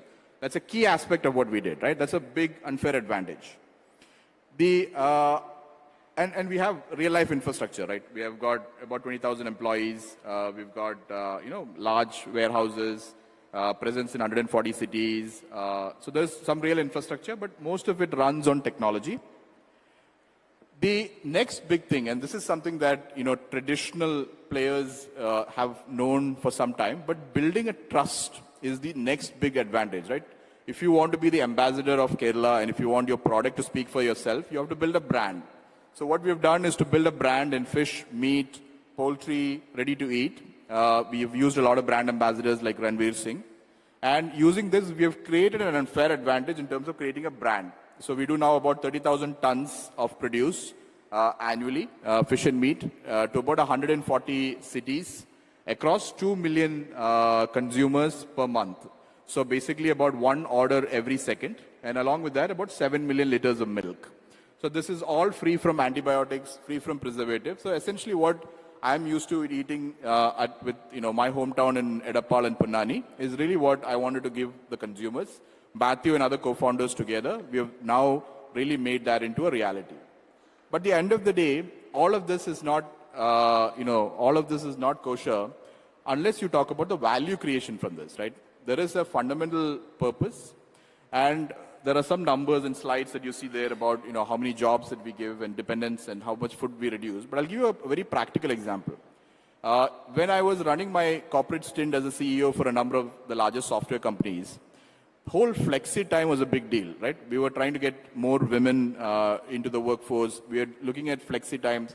So if you look at any corporate jargon around sustainability, it will have flexi time written somewhere there. But when I was explaining this concept to Matthew, he was telling me that the Indian fishermen have perfected flexi time since last 100 years. So if you've gone to any of the harbors, and 30% of the workforce that we employ, let's say in Cochin, are women. The men go for fishing, but they're all generally alcoholism is a big problem, right? So the people who run these families in all these fishing villages are women. And they have to balance everything, between going to, getting kids ready for school, managing the home, and whole this thing. So the way it works is that if you go to any peeling sheds or any fish processing cells anywhere in Cochin or in and around anywhere in Kerala, they can come and go anytime they want. And when they come, they'll be given one token, that is a plastic token. For every kilo of fish that they clean, they'll get a token. So they can come at whatever time, there's no fixed timing. They'll clean the fish or they'll peel the prawns. After that, they'll go back, they'll do, cook for lunch, then they'll take care of their family. They'll come back again and they will take another token. At the end of the day, these tokens get encashed, and that's really how the entire fishing industry in Kerala works. So corporates have a lot to learn sustainability from what happens day to day in Kerala. So I think at the end of the day, Kerala has all the right elements. So I'll leave it with that, and then I'll invite the next speaker. Thank you. Thank you. Thank you, Shan. In fact, in 90s, there was a advertisement in the TVs. You must be knowing. P.T. Usha was then, star of that. She always runs for the search of the good tea. That is how Kannan Devan tea. There was a big, advertisement in 90s. So like that, in 2023, we are also running for the good fish through the Fresh to Home. Rather, we are running Fresh to Home is served freshly at the home. Thank you for the inspirational speech. In fact, the wisdom he has offered, turning dreams into dollars. It's not about turning dreams into dollars, as I mentioned, turning challenges into opportunities, setback into a comeback, and aspiration into achievement. He's a model for that. Thank you, son. Next speaker, as I mentioned earlier, is like sun is one, product in which like first to home that we are discussing about. The person, Mr. Sharif Kotapurat. So number of entrepreneurs, a fund of funder, a god of God, a fund of funder. In fact, as far as Kerala is concerned, between 2016 and 21, 551 million of US dollar that we have attracted towards a fund of, venture capital funding. Out of which almost $361 million is invested in like kind of a fintech and SaaS kind of companies. So like that, Mr. Sharif have invested not only, tech companies and so many things like that, funding, so many companies. He's a very good philanthropist also. The best part of it is that, lot of innovative products which can help to the society as funded by this organization. In fact, again, last session was educational session. He's the person, Lead Trust. Lead Trust is a very important trust, preparing students for big universities like IITs and IIMs, success model for that actually. So, a lot of things which I can, tell about Mr. Sharif, but I would like, Mr. Sharif to express his, success stories towards you all. Welcome, Mr. Sharif.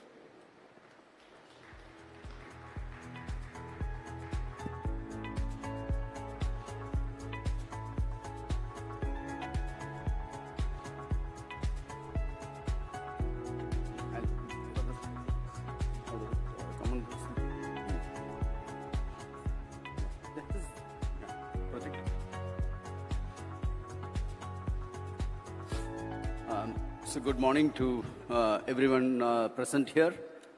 Very august audience in front of me and sitting to my side. What I'm going to cover today is that when someone has a dream, what do they need to do to ensure that they get the right support to convert that into dollars? And the venture capitalists play a significant role in that. Now, there are a lot of people who make fun of VCs. In fact, one of my classmates say, "Oh, you have become a VC. That's a vulture capitalist." Okay, so that's the kind of impression that people have.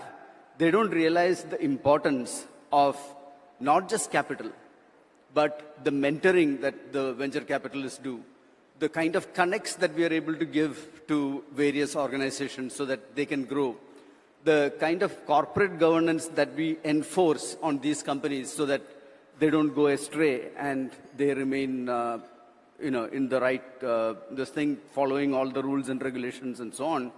These are extremely important, and without the support of a VC, a startup can stumble on any of these things and then fall on their face.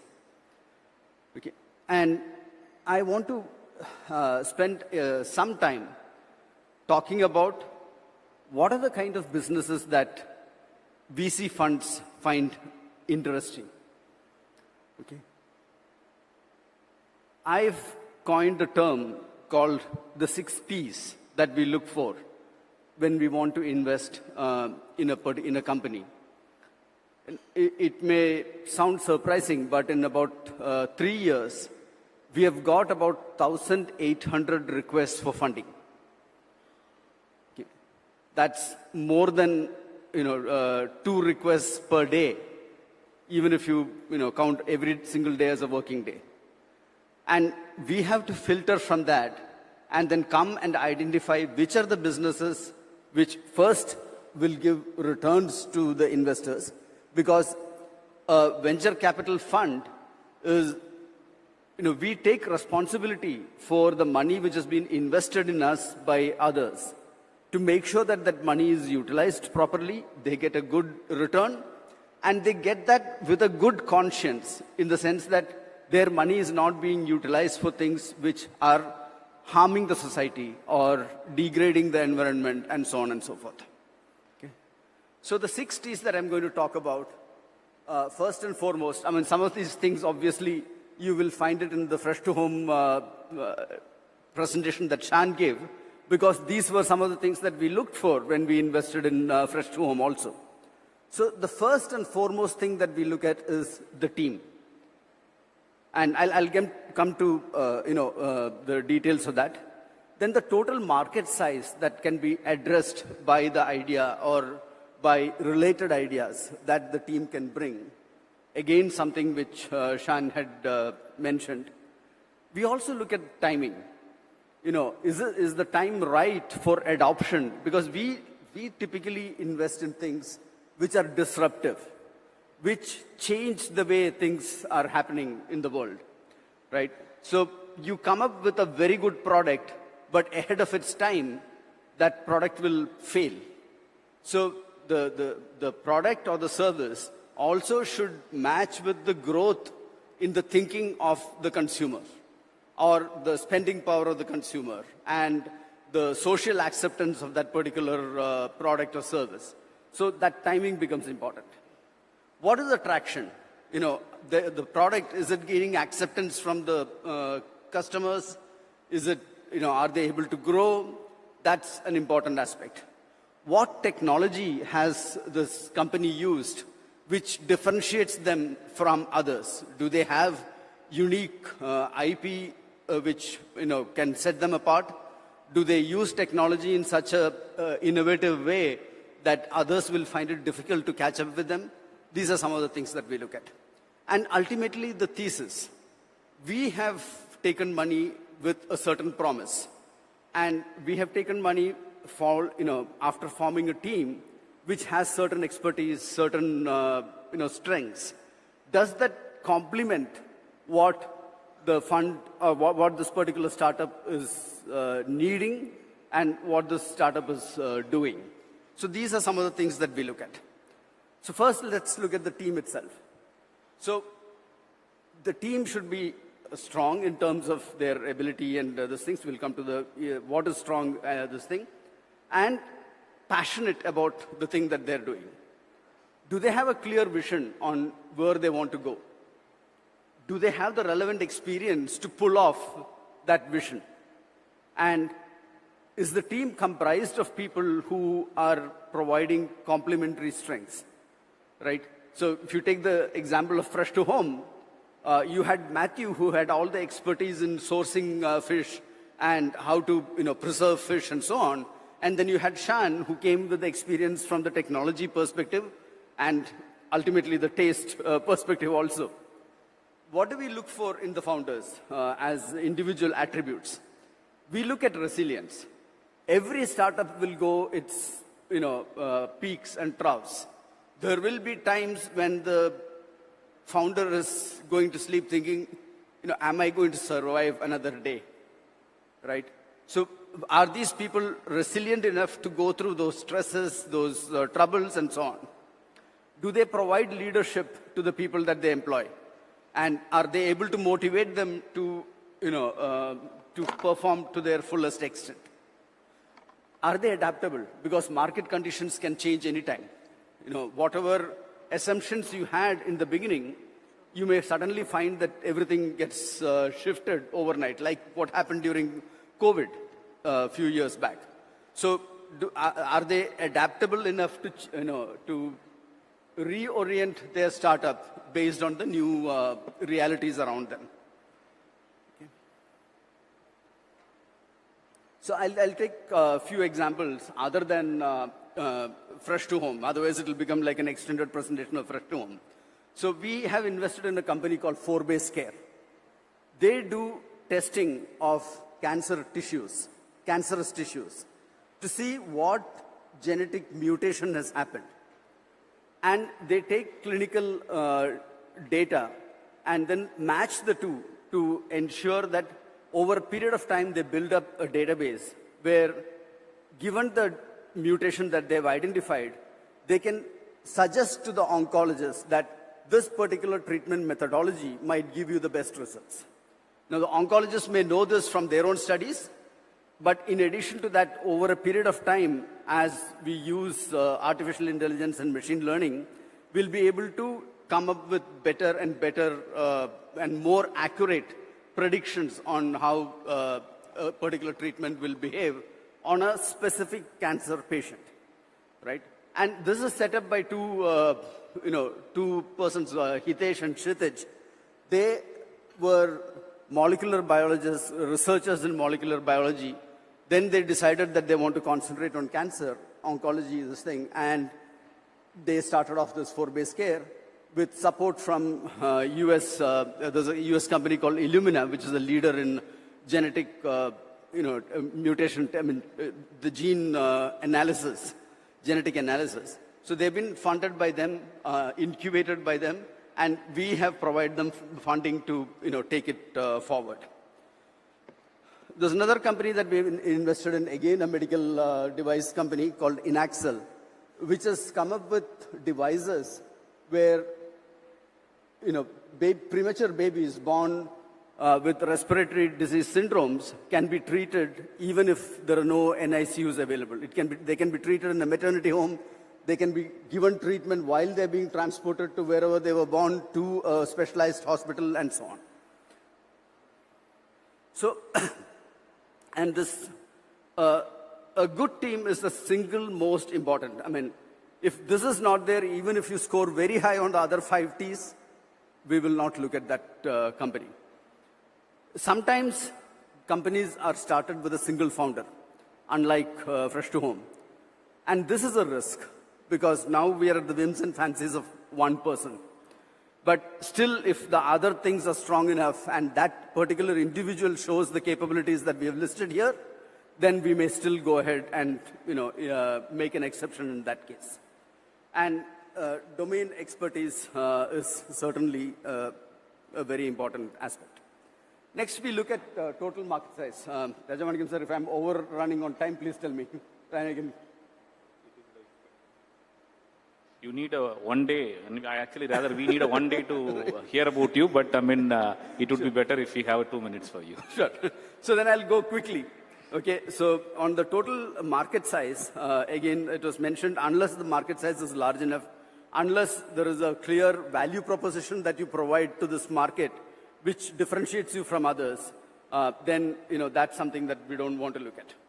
Now, there are certain cases where when the startup comes up with an idea, there is no market which exists, right? Or people cannot even imagine how this will work. The typical example of this is Uber. When Uber was first introduced as an idea, it was pitched to various VCs. They said, how does this work? I mean, someone who's not a taxi driver, if you know, in the Uber in US can be driven by any person. You don't need to be a licensed, taxi operator to run a Uber. A college student can do it part-time in the evening.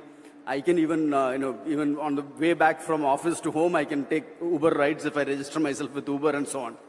So people just rejected him left and right. I mean, I don't remember what are the number of VCs that he approached before he was finally, funded by one company. And today, all the people who rejected him before are saying, if only we had invested, we would have retired by now, right? But that happens. So that's a very difficult thing to judge. But if you're able to see that future and back such an entrepreneur early, then that's going to give you amazing returns. So we have invested in a company called Dil Foods, which uses the spare capacity in restaurants to provide regional cuisine and then delivers it home through Swiggy and Zomato. That's one such company. It's led by a 28-year-old lady entrepreneur. This was a single founder. We made an exception for her because her idea was so great, and she had already executed part of it and shown her capability of executing on this. We have a product called Diabetes Smart, which reduces, lets you eat Indian food, but reduces your insulin spike and so on.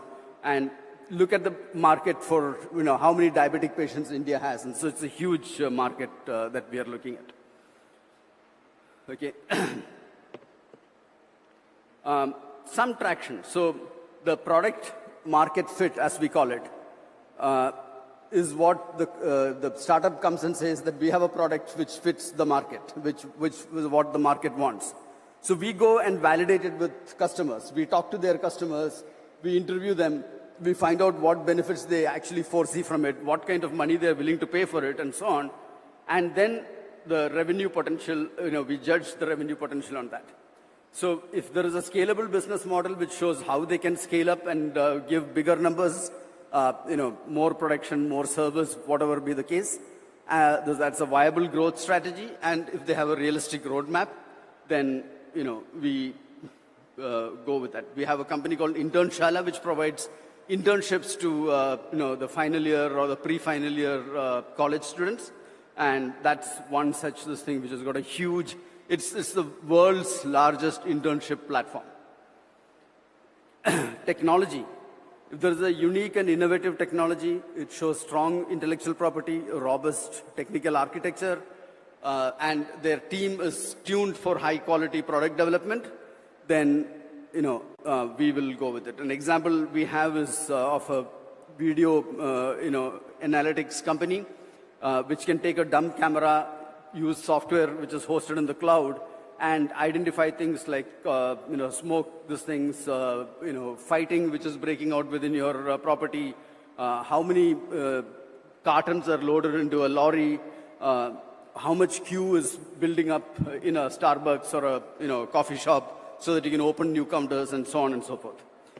They're used by Dunkin' Donuts, they're used by Starbucks, Raymond's outlets to identify how many women, how many children, how many male members go to their outlets, and so on. The timing. So we invest for the long run. We don't invest and expect to see a return within 1 year or 2 years or 3 years. We are willing to wait 5 years, 6 years, 7 years to see the return. But, what that means is that in the 7 years, we expect the market to realize the value of the services that's provided, and then, and then work on it. The 4-base care example was one that I had given already. Another example is ECG-based fetal monitor, which can be used for home monitoring of late-stage pregnancies. So our expectation is that more and more people would be willing to accept this. There is home birthing, which is being encouraged in the European countries and so on. So we expect that the timing for this product is matching with the demand from the market. So these are some of those things. And finally, we'll come to the thesis where we have certain beliefs that these are the kind of things that are going to work. This is the value propositions that need to be provided. What's the culture in the company that we're investing in? Does it match with the culture that we as a fund believe in? What values do they subscribe to? And whether our network, our expertise, our mentorship can add value to this company or not. So if most of these fits, then we go ahead and then fund that particular company. So this is highly subjective and sort of intangible, but this can make or break a relationship with a startup and hence a deal. Do I have some more time? I think you exceeded 5 minutes. Okay. No, then I'll stop. I had a slide on why VCs typically don't invest in traditional businesses, but I'll skip that. Okay, thank you. As I said, it's like, in fact, Mr. Sharif need, a whole day of, kind of a speech which is required to us. But in any case, like, people like Mr. Sharif Kottapurat, Kerala today have 30,000 plus aspiring entrepreneurs and 4,000 plus startups with 40,000 plus jobs. And thanks to, Sharif Life people, because he was CTO Sun Microsystem. He was in the Wipro earlier board. So quitting all those things, and he's doing a great work.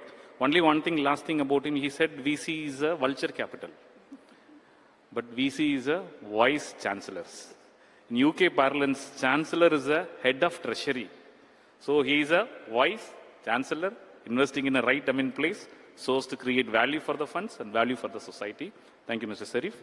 Now I would like to, invite Dr. Sundarya Rajesh, and very famous entrepreneur. In fact, she wrote a book called the 1998 Diversity Challenges. She's the president of Avadar, and so many Avadar she has. Again, if I introduce so many things about her, I need, one more hour. I'll leave the stage to her and request, hopefully she'll finish it in 5 to 6 minutes. Thank you. Oh, it was 10 minutes before. It's got reduced to 5 to 6 minutes, so You I'll try. 4 minutes taken by Mr. Sherry. Okay. Good afternoon, everyone. It's fantastic being here at this conference. And, conferences are more for conversations. I think as much as we learn from erudite folks like those who spoke on this panel, I think it's important for us to also have those conversations. And I've been having some fantastic conversations. I'm just going to name 3. I had an absolutely brilliant conversation with Sapnu George. And we were talking about how in schools, in educational institutions, it is so very important to look at inclusion, not just as something that's separate or apart from what we do in the schools, but as something that's actually part of the society, part of the whole learning experience. And then subsequently, I had a chat with Ilavarasi. And if you haven't bought her chips from her stores at Thrissur, you definitely should. Apparently, she has the unique, value or unique quality of having both Rahul Gandhi and Shri Narendra Modi as her customers. They have bought chips from her shop. Ilavarasi, maybe you can just stand up and wave to the crowd so that people know that it's you. And that was the second conversation. And the third one was with Wing Commander Rangashri. And we were just sitting there and speaking. And in 5 minutes, she got me introduced to 3 people. And she said, you know what, we should get this thing going. Conferences are about conversations. And if you ask, what is that most important aspect of input or information that I'd like to share with you today, it's actually what my colleagues on the panel were speaking about in terms of building scalable, sustainable enterprises. And I'm going to just say this to you.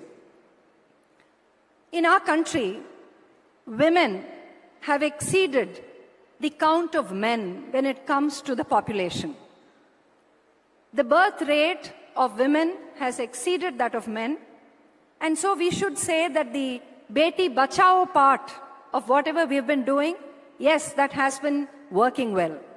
However, when it comes to women actually being utilized as a resource in this country, we are failing really, really poorly. And in terms of its correlation to the GDP of any state, wherever you have women's workforce participation, women in entrepreneurship, women as business owners, you will find a positive correlation to the state's overall GDP. Now, here's where we have to understand that the women in this country, they face what is called as a double bind. If you are seen as a very aggressive, go-getting woman, then you're kind of disliked for it. But at the same time, if you're very quiet and you're reserved, then you don't get the kind of opportunities that you should. And this is the very, unique double challenge that women face. So if we look at increasing opportunities for a state or increasing opportunities for a community, I think it's very important we should look at it from a sustainability perspective, and we should look at resources that have not been utilized. Women are one. In India, 23% of the complete women's workforce, of the women's population, is actually there in the workforce.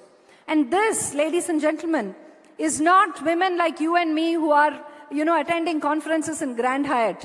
This includes every single woman, from agriculture laborers, from fisherwomen, from people who are, in our farms, in our fields, people who are construction laborers, women who are also in the urban population.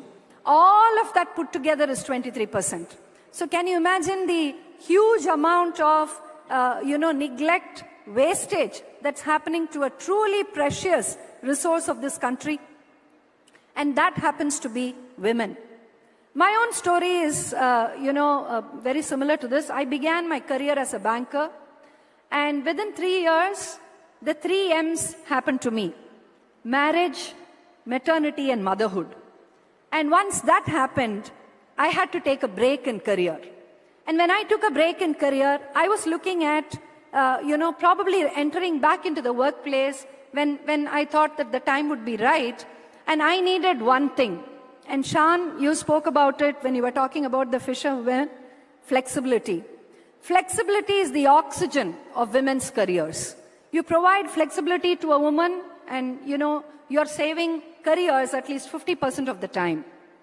So I looked for such a job, and I looked for a company that would be diverse, equitable, and inclusive. And I realized there were none during those days. So I set up Avatar. It's a social enterprise. And we said, if we are to get into business, then the value proposition we would offer is, we would provide trained, skilled women power to organizations, and they would all be second career women who had taken breaks just like me. And I'm very happy to tell you that till today, we have placed not 1 but 2, but 100,000 women back into the workplace. And it's thanks to a lot of people. I wish to do a hat tip to Kripesh, who is here, who is part of KIMS, and thanks to Dr. Salahuddin for having invited me here. I believe that many industries, such as retail, banking, financial services, startups, everything can do much better with a great deal more of women in their workplaces. This actually is the most important S part of ESG. When you look at environment, social, and governance, and that together is what sustainability really means, which is nothing but the fact that we must leave behind a planet that is better for our future generations, because we have only borrowed it from them. So this concept of ESG, especially the S part, where we look at underrepresented talent, underrepresented resources, we look at people and segments of community, of customers, of talent, of stakeholders who have not actually obtained what they deserve, then that combines to create what we call ESG, and that focuses on the environment, social, and the governance aspects of a business. What we have now done at Avatar is we have created a very interesting scorecard for organizations where they can measure themselves on how they are faring with regard to ESG.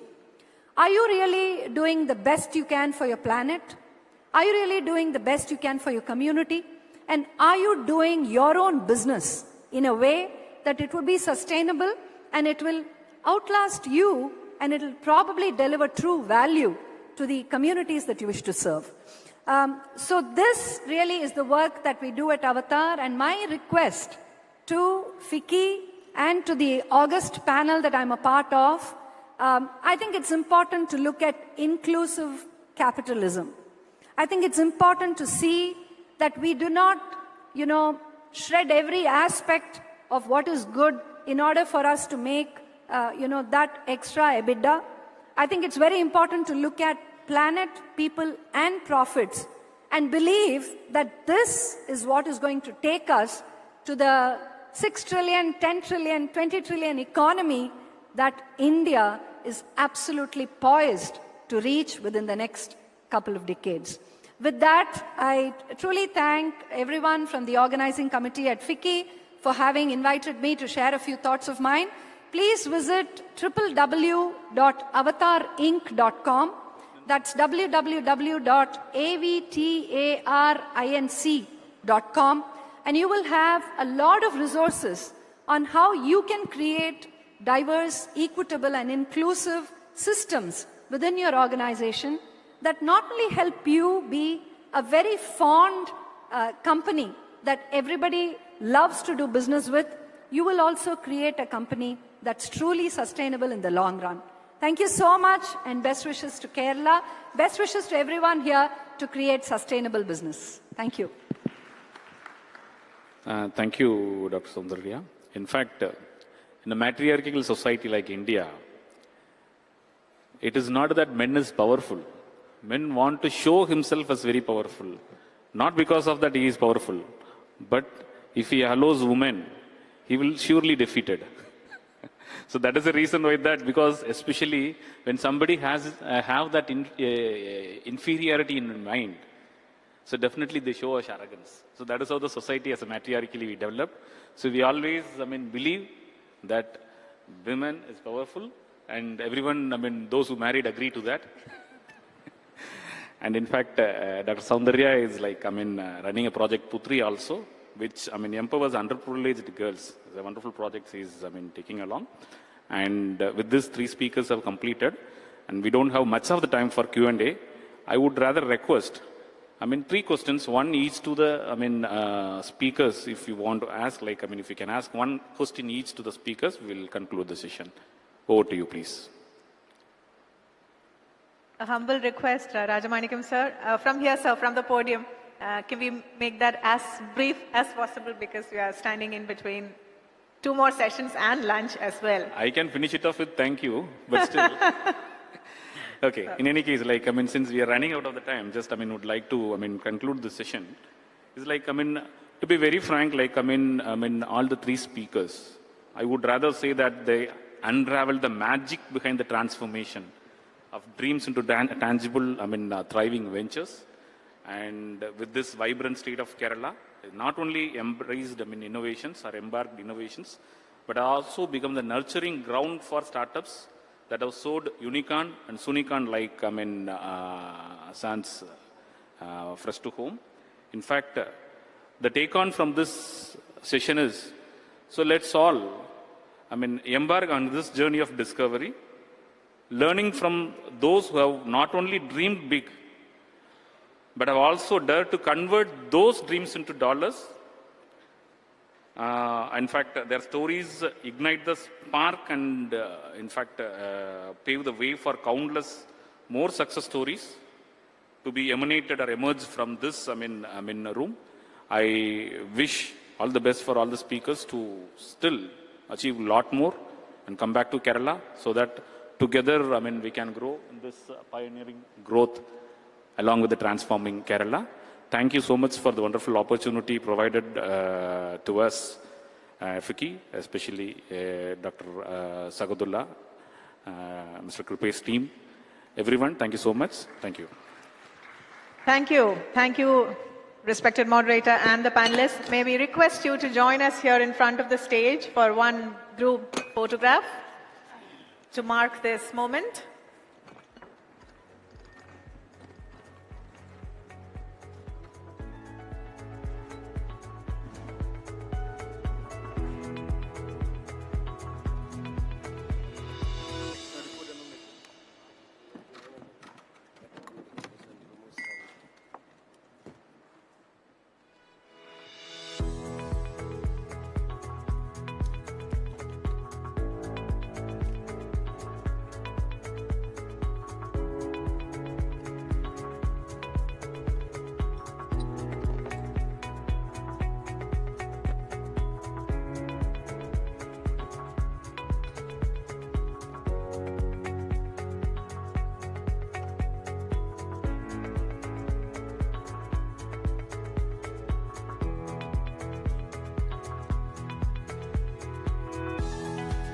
The moderator of our next session paid attention to what I said in the morning, that we intend to have more panel discussion format today. So he insisted, rightly, that the chairs be rearranged for a panel discussion format, and that's exactly what's being done on stage.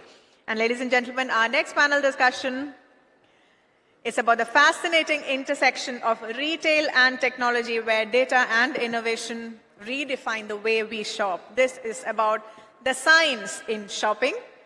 We know that there's a rapid rise of e-commerce, data analytics, and cutting-edge retail tech, and Kerala is experiencing, indeed, a retail revolution. So that is what the next conversation is all about. And moderating this engaging discussion on stage is a person, a face so well known to you, Shri Deepak L. Aswani. He is the Managing Director of Aswani Lakshman Das Group, which specializes in FMCG and retail. And he's also a member of the FICCI National Executive Committee and also previously served as the chair and co-chair of the FICCI Kerala State Council. An accomplished entrepreneur, very well known to almost everyone assembled here. He's been involved in his family business from a very young age and he has prospered it to new levels. Welcome on stage, sir. That's Shri Deepak L. Aswani, the moderator for this session about science in shopping. And with your permission, sir, let me invite the other panelists on stage as well. Shri Radha Krishnan K, a startup expert in small and large businesses. He's an expert with over 40 years of experience in a diverse range of fields. He is currently the director of TataStarQuick.com. It's a startup that he launched in 2017. That's Sri Radha Krishnan K. Joining us on stage, Srimati Vardhini Prakash, Executive Director of Kalyan Hypermarket, an MBA holder in Human Resource Management and a proud alumnus and rank holder from Loyola College in Thiruvananthapuram. A member of a business family that we are all fond of, the Kalyan family. She has headed the designing department of Kalyan Silks earlier and is now the executive director of Kalyan Hypermarket. And delighted to bring on stage Dr. Gibson Vedamani, a retail industry veteran, a retail thought leader, and a renowned consultant. He's the founder and designated partner of Retail Solutions and Learning Technologies LLP, which is a retail domain consulting and e-learning organization. So that completes that stellar panel on stage, and I now hand it over to Sri Deepak L. Aswani.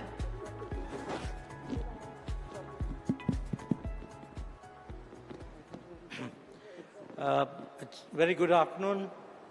I think this panel is instrumental in coming in the way of producer and the consumer. So it is very obvious that we are standing in between you and your lunch. Because unless we sell you the product, you cannot have the food. So give us our time. Retail is probably one of the most important segments of business, and particularly so in Kerala, where we hardly produce anything. Almost everything is brought from outside the state, and most people who are startups or entrepreneurs, and now that retail is also classified under micro and MSMEs, this is a very important segment of the business that is taking place. So to understand retail, what happens is there are so many people who think that it's very easy to set shop. So a number of people, particularly the Gulf returnees, they come with a little bit of money and then they jump into supermarkets and small retail outlets. They're not able to sustain themselves. Even the people who are already into the business basically are family-owned businesses who have not grown along with times. What has happened to retail is technology, a lot of management, and a lot of analytics. A lot of effort is being taken, and probably the thing that happens most is that we are not able to get succession because the youngsters don't want to continue on the shop floor.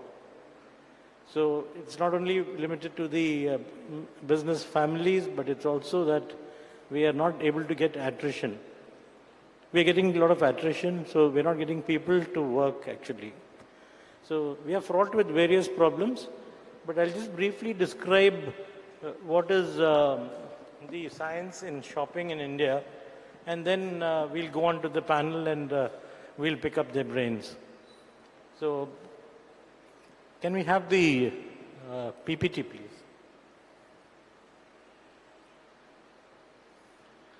Yeah, the science in shopping in India encompasses various aspects of consumer behavior, market trends, and the influence of technology. The first slide.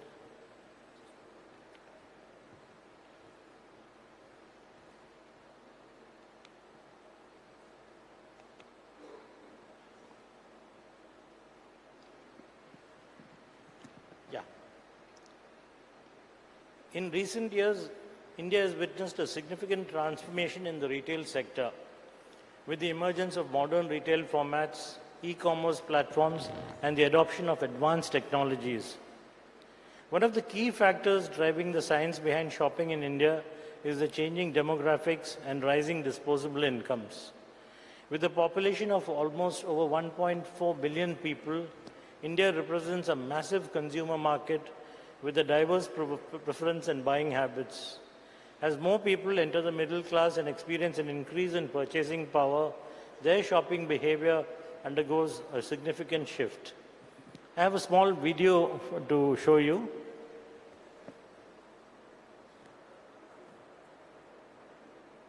Let's get granular and be ready to explore the incredible world of the Indian consumers. This is the anatomy of India's consumer. Know that India has a population of 1.4 billion people. That's a lot of people, right? And out of that, a whopping 850 million already use the internet, and 600 million of them use it through smartphones. That's as many people as who own PAN cards in India.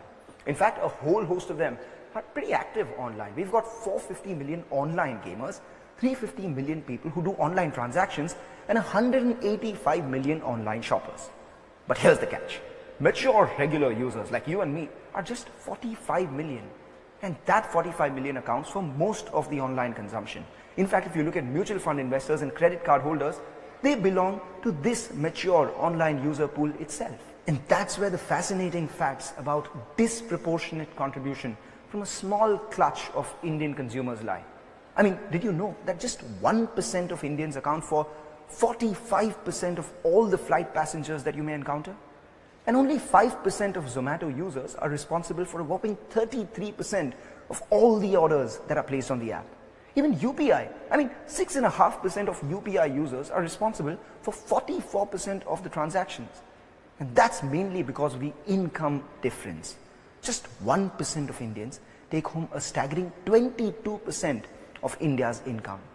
Now with 600 million smartphones and so many screens, let's talk about media consumption, because Indians are consuming content like never before. TV has a reach of 900 million. Radio has a reach of 750 million. But smartphones, while they have a reach of 600 million, it's growing at 12%. That's nearly twice as fast as TV and 4 times faster than radio and print. But you know what's growing fastest? Short form content, all those reels, etc. that you watch. It's growing at an impressive 26% CAGR. That's nearly twice as fast as how smartphones are growing. So obviously ad spends will now move towards digital. Digital has already become king.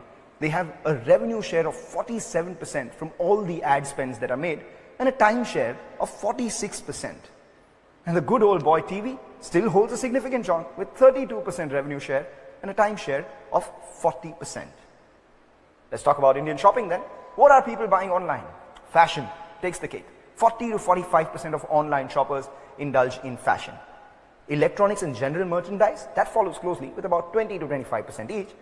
And while mobile phones are growing fast, they account for 5 to 10% of the overall e-commerce in India.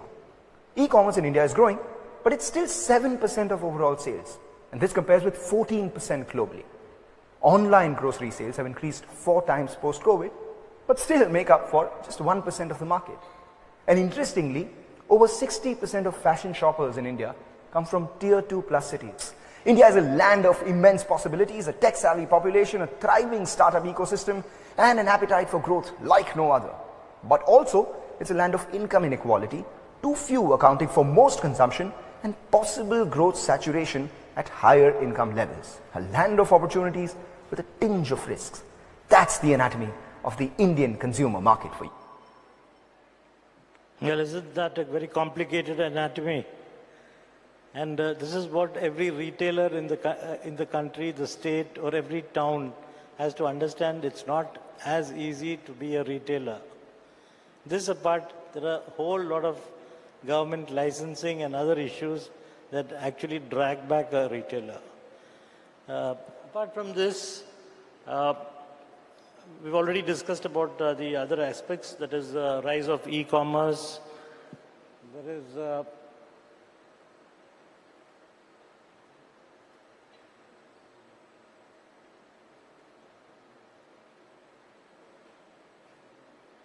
stuck. Anyway, that's stuck. So we're talking about the influence of social media. There's a lot of technological advances. The mobile phone has become an extended part of the... It's not working.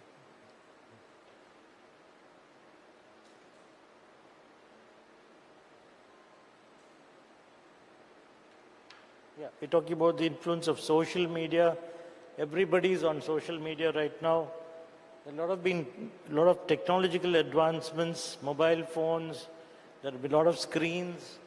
You find LED screens all over the place, and very shortly with artificial intelligence, you will find characters appearing in front of you, guiding you across the stores.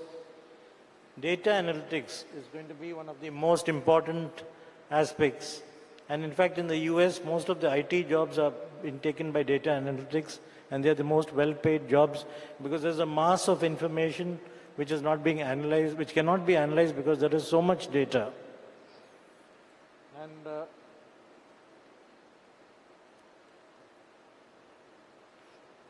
of course, we just cannot forget the role of traditional retail.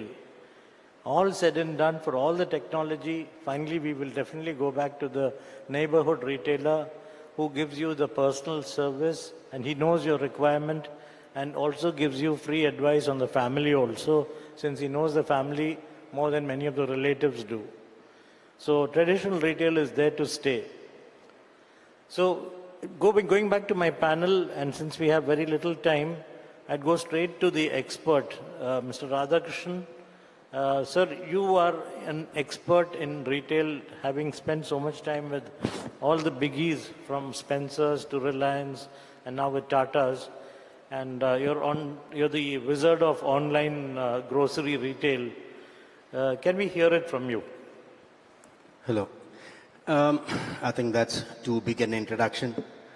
ഒന്നാമത്തെ കാര്യം ഒരു conference ഒരു technological problem ഇല്ലാതെ ആദ്യം നടത്താൻ പഠിക്കണം. അത് തന്നെ വലിയൊരു കാര്യമാണ്.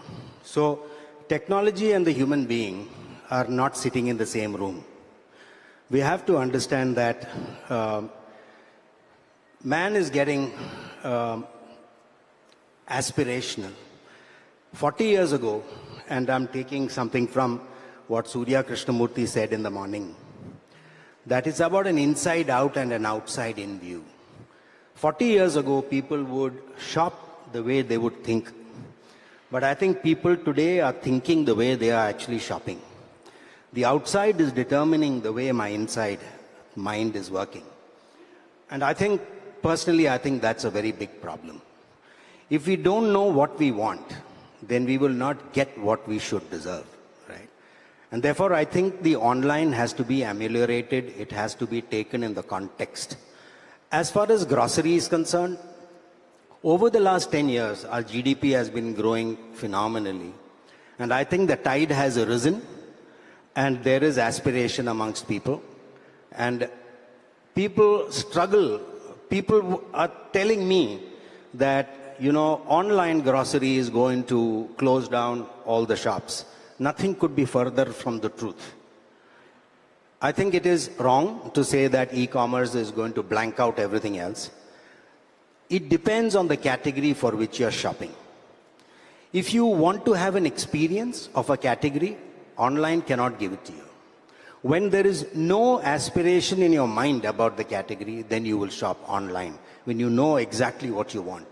For instance, I run stores in Bombay. I work for the Tata Group. I work for Star Bazaar.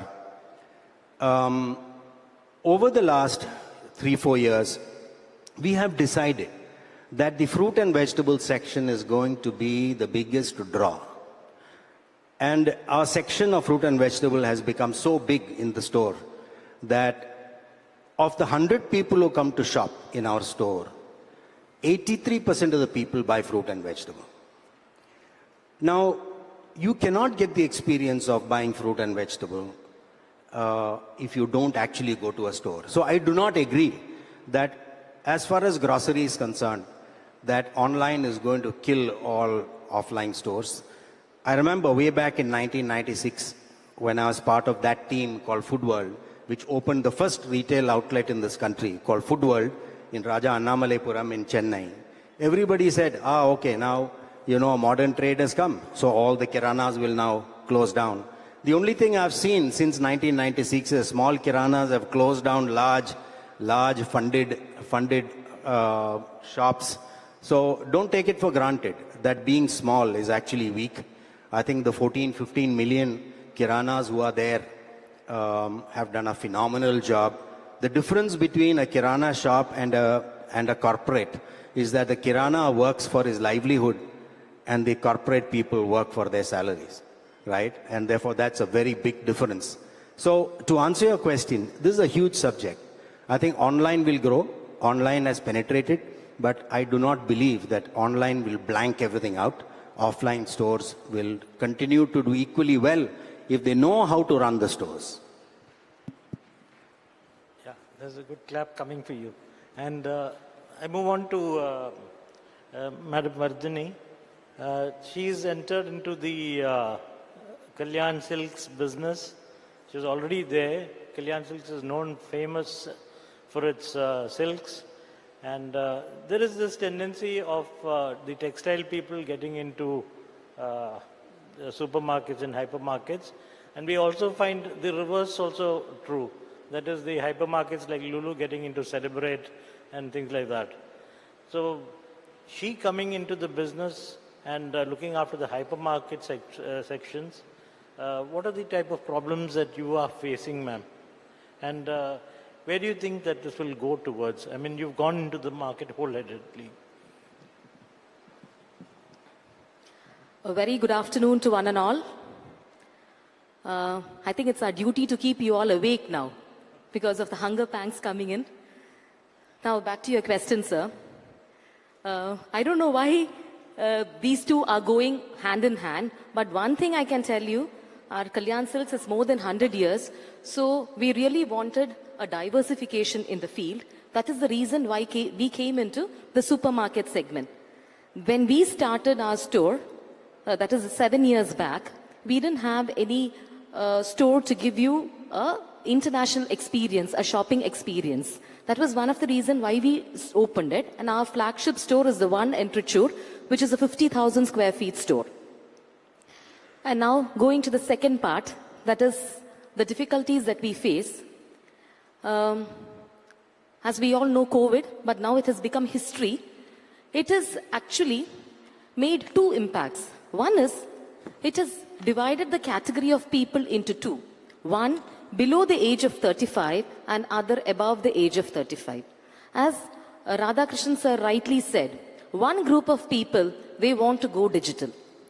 The youngsters, that is below the age of 35, they don't want to come to store. They don't want to meet people. They don't want to read newspapers. So, but the other category, that is people above the age of 35 or 40, there's one theory that we have always been learning: man is a social being. They want to come out. For them, a brick and mortar store is a place for socializing. So they want to come out. They want to keep in touch with what all is happening around them. They want to know the happenings in and around them. So this is what has happened now. So now our challenge is to cater to the needs of these two people. So one, we have to go digitally, and we opened our online portal 6 years back. We have an app, we have a website. So all these things was open 6 years back. But then at that time, it did not gain any importance. We were getting hardly very few orders. But now, after this COVID, the scenario has changed a lot. Now, in fact, for the parents, for the age-old parents, the children who are there in US, they are making the orders. About a couple of days back, I met a old couple, maybe in their mid-70s. It was on Sunday morning. So that uncle and auntie, they came in and they were sitting on the for having a cup of coffee. So I just happened to see them and they smiled at me. So I started a conversation. They were like, "Mole, what to do? Ende magan ellam US irnu order cheyum. Njakku ipo veetti irnu porthu irangan pacchandai. Njakku 4 pere poi kaanande. അതുകൊണ്ടാണ് ഞായറാഴ്ച പള്ളിയിൽ പോയതിനു ശേഷം ഞങ്ങൾ ഇവിടെ വന്നത്." So this is another version to it. I think I have... Yeah, you got us right. And We'll come back to omni-channel because you're just getting into it, and sir, of course, will give us a lot of ideas on that.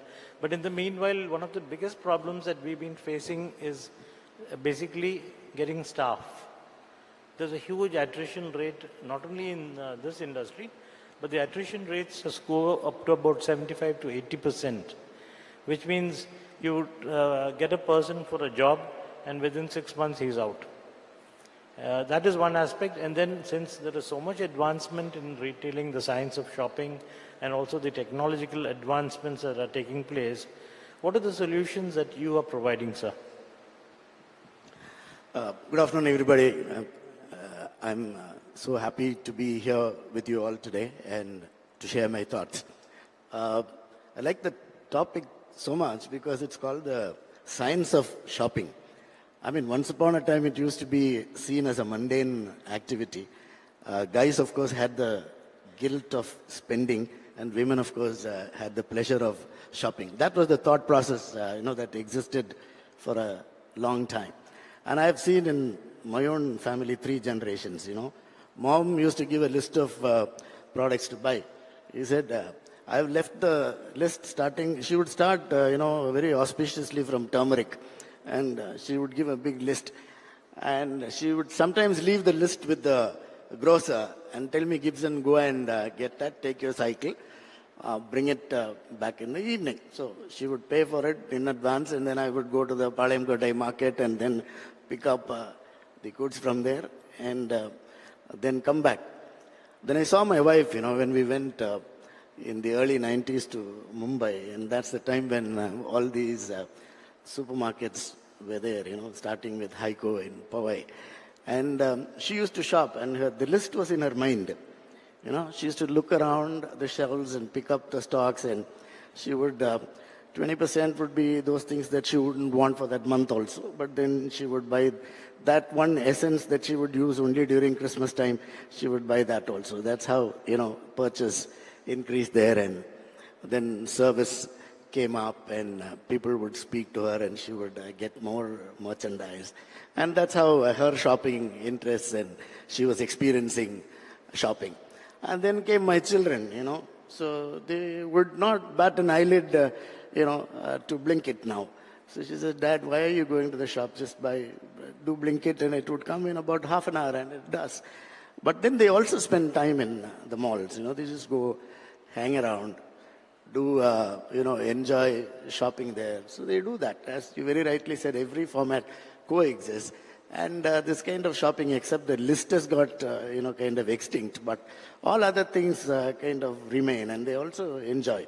The only thing that we need to do is to give a lot of value addition, in the sense that we have to give the right price to the customer. I know all retailers, most of the retailers try and give value to customers.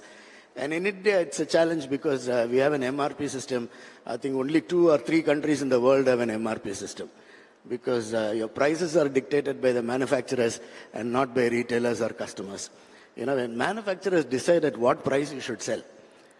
And here, the backward integration into private labels is very important. You need to work and see that, you have your own price, you give that kind of a quality at the right price, and then customers keep coming back to you. That's the value addition that one needs to give customers.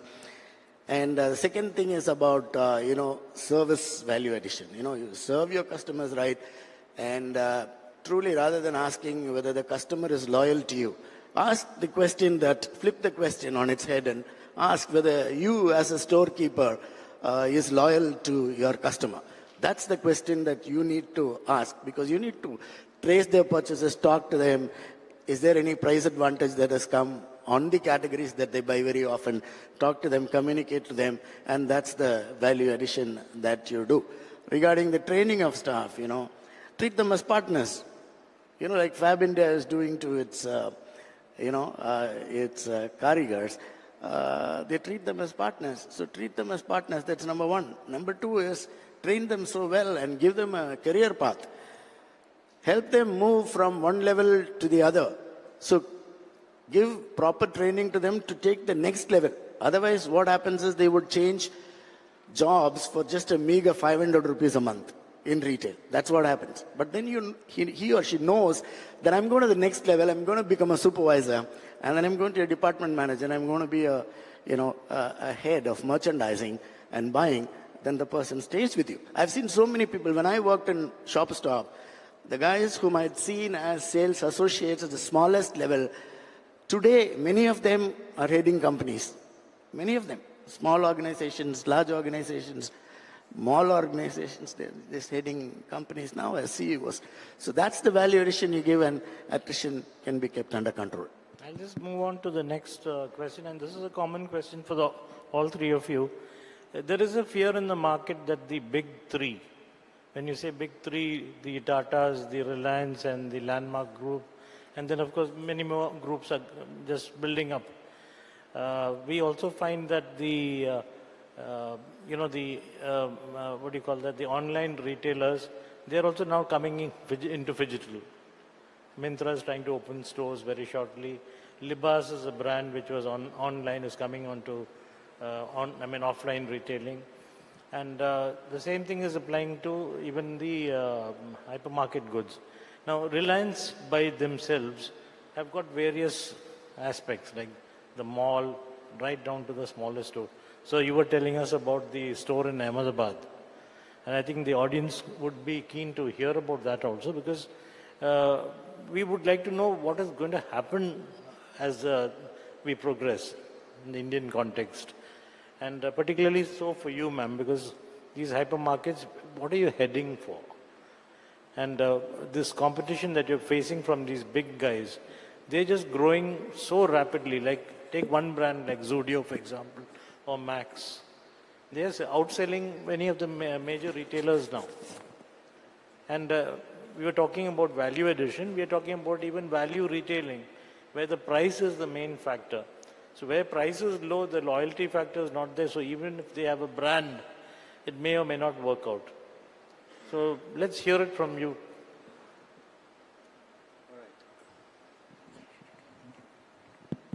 All right, I'm going to give you 3 tests for your business. Whether you can continue to be in business or not be in business. Doesn't matter whether it's a hospital or whether it's an apparel company or whether it's a school or whether it's a college. I worked with one of the largest companies in India, and that's where I understood how their mind works. I won't name the company. So I'm giving you 3 things. First of all, are you in the mass business or are you a niche player? Are you making a product which is widely used by a number of people or greatly used by a few people? For instance, Louis Vuitton. It's a very limited number of people who can afford, and that's what makes that brand tick well. But there are other things which are consumed in mass and where obviously everybody can do. So are you a mass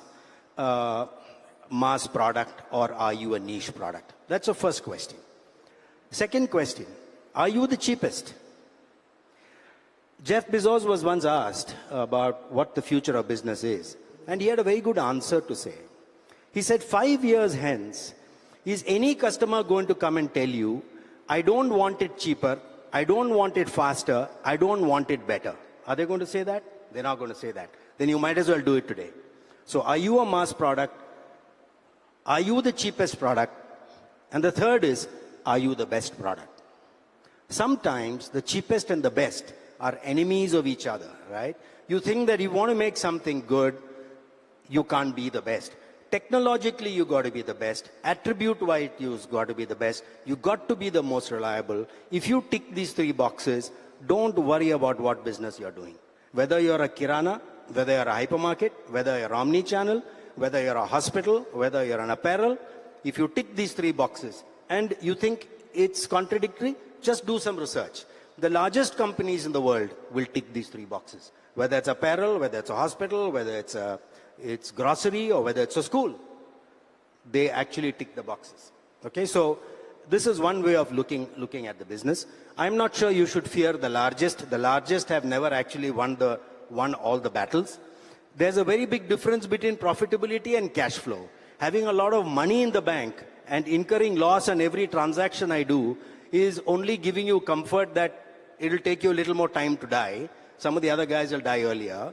So make a critical difference between running a profitable business and borrowing money and having a lot of money in the bank. These are some very, very difficult things. Of course, this is a thesis by itself, so I'll let the other panelists also answer. Yeah, ma'am. As Radhakrishnan sir said, the big companies coming into each sector. But the problem, what we are facing now is, these companies are into every sector. What to do? All the sectors are in the hands of the big companies. So eventually, what is happening is, it is the lower and the medium level people who are getting completely wiped off. He rightly said we've got to tick the 3 boxes. But as we know, when the purchase volume is done in huge quantity, obviously the cost benefit would go to the bigger players. Where the small players, they have got various other things to take care of. So that wouldn't be possible. So this is one major crisis that is going to come now. But then, as he said, we have to find out our own way, how to overcome this. I was just thinking about a Chinese proverb which had crisis. It has been divided into 2 for them. It is danger as well as opportunity. It shows both. So now we have to take both into consideration. The same, if it is an X atta, same atta would be sold by other stores also. So the customers wouldn't come to you for that. So what else can you offer them? That is where our success lies in. Whether it is the customer care that you are able to give them, it is the shopping experience that you are able to give them, or is it the personal touch that you are able to give them? And attrition rate. If you are able to maintain a low attrition rate, then the customer who walks in would be happy to see the same face again. That is what we are seeing in retail segments. Because if I am used to buying a particular brand of atta, then the next time when I go there, if the staff asks me, Madam, this is your atta, you can take it. Last time it was not an offer, this time it is an offer. So when the staff is able to recognize and understand my taste and preferences, I'm sure to go to that store again. So these are the only ways in which you can tackle this issue. The big ones are going to grow and trouble you, that is for sure. So you have anything to say? Yeah, I think I would juxtapose the FMCG sector with retail here. If you look at about 4 decades earlier, FMCG guys were ruling the roost. I mean, you are one of the distributors of FMCG, so you know the story. I mean, they used to come and bombard the market with very less margins, and all those guys came into the country through whatever FDI route that was available those days, and they did that. And then you saw the emergence of the regional brands. A lot of regional brands came in, like MTR in Karnataka, Masalas in Tamil Nadu, or even here Double Horse and things like that, in the food sector and in many other sectors, So you've seen the emergence of regional brands. Exactly that's what will happen in retail. The regional retailers will grow big. So you guys will grow big if you have the, strategy very clear. You have to do backward integration and go to the Kerala government and ask for SOPs for setting up your own parks. All retailers get together and ask for your own manufacturing. Like you have a park in Cochin, the food park in Cochin. Like that, get some SOPs for manufacturing hubs. Like IT has done that so very well. They've got those parks where they get it at very cheap prices, and you should go do that and develop your own brands which would compete against the big guys. The big guys have got their private labels. They are not dependent on Madura Garments, or they are not dependent on Arvind, or they are not dependent on... I'll take off from there and ask you, what about a brand Kerala? A brand Kerala. Yeah, brand Kerala is a good idea. I mean, you should just work on, how... What do you feel, Radhakrishnan? Yeah, brand Kerala has a lot of work to do because it depends. Brand for who? So I think brand Kerala must stand more for its own people first. It must do right by its own people. It must be welcoming for its own people. Why are people after graduation running away to Bangalore to find work? So I think the topic is exactly what we want. We need to grow the business. We need to pioneer employment here. And employment is not a final objective. It is growing business which is a final objective. Employment is a result of something that happens. Creating jobs is not an objective. Creating business is the objective. And businesses which are well-meaning businesses, which are environmentally reasonably friendly, nothing can be 100%. So I'm saying that Brand Kerala is fantastic. However, I think we, over the last 50 years, missed the bus in many ways. We didn't become the financial capital. We didn't become the IT capital. We didn't become the shipping capital. When are we going to be all this? And we are the environment capital. But, why are tourists coming here? We can't live only on tourism. We are not like, Sri Lanka or some place which depends on tourism. We got to offer so much more. Geographically, we are beautifully placed. And let's not worry about the fact that we import all our food into Kerala. We are one of the largest cash crop economies in India. So you asked specifically about Brand Kerala. I think somebody has got to sit and think about Brand Kerala. Yeah. Right? Actually, it must mean a lot for the people of Kerala, more than what it actually means today. We had a very good thing in tourism, God's own country is a very big byline for Kerala. That is an accepted thing. We are talking about retail right now because we are a huge consumer state. So I'm coming back to Vardhini again and saying, what do you think of Brand Kerala and how can we promote that product? Because Kerala is definitely respected outside of Kerala. Be it the Gulf or any part of the world, in the banking sector, in the army sector, you go anywhere in the country, when you say that you're from Kerala, just saluted. So even the products that are going like coconut oil and things like that, which at one time were thought of the best products in the world, spices. But today the world is opening up to all these things. But what type of brands of Kerala do you think should be promoted? It's a very nice dream, sir. But then God alone knows when we can fulfill this dream. Because, as you said, the spices, all the good qualities are being exported. And if you go to any of the retail store, you get either the third quality or the fourth quality. Only that has been available here. The rest is all going on export. And the other day, I had a talk with my son. It was a Sunday. Every Sunday, we are having problem with our children because we don't have anywhere to take them to. Same was the case this Sunday also. This Sunday, he was like, Mother, where can we go? Don't tell me temple. You take us anywhere else other than temple. Because in a place like Trichur, where we live, there isn't anything but a temple to go. You don't have anything. So that is the problem.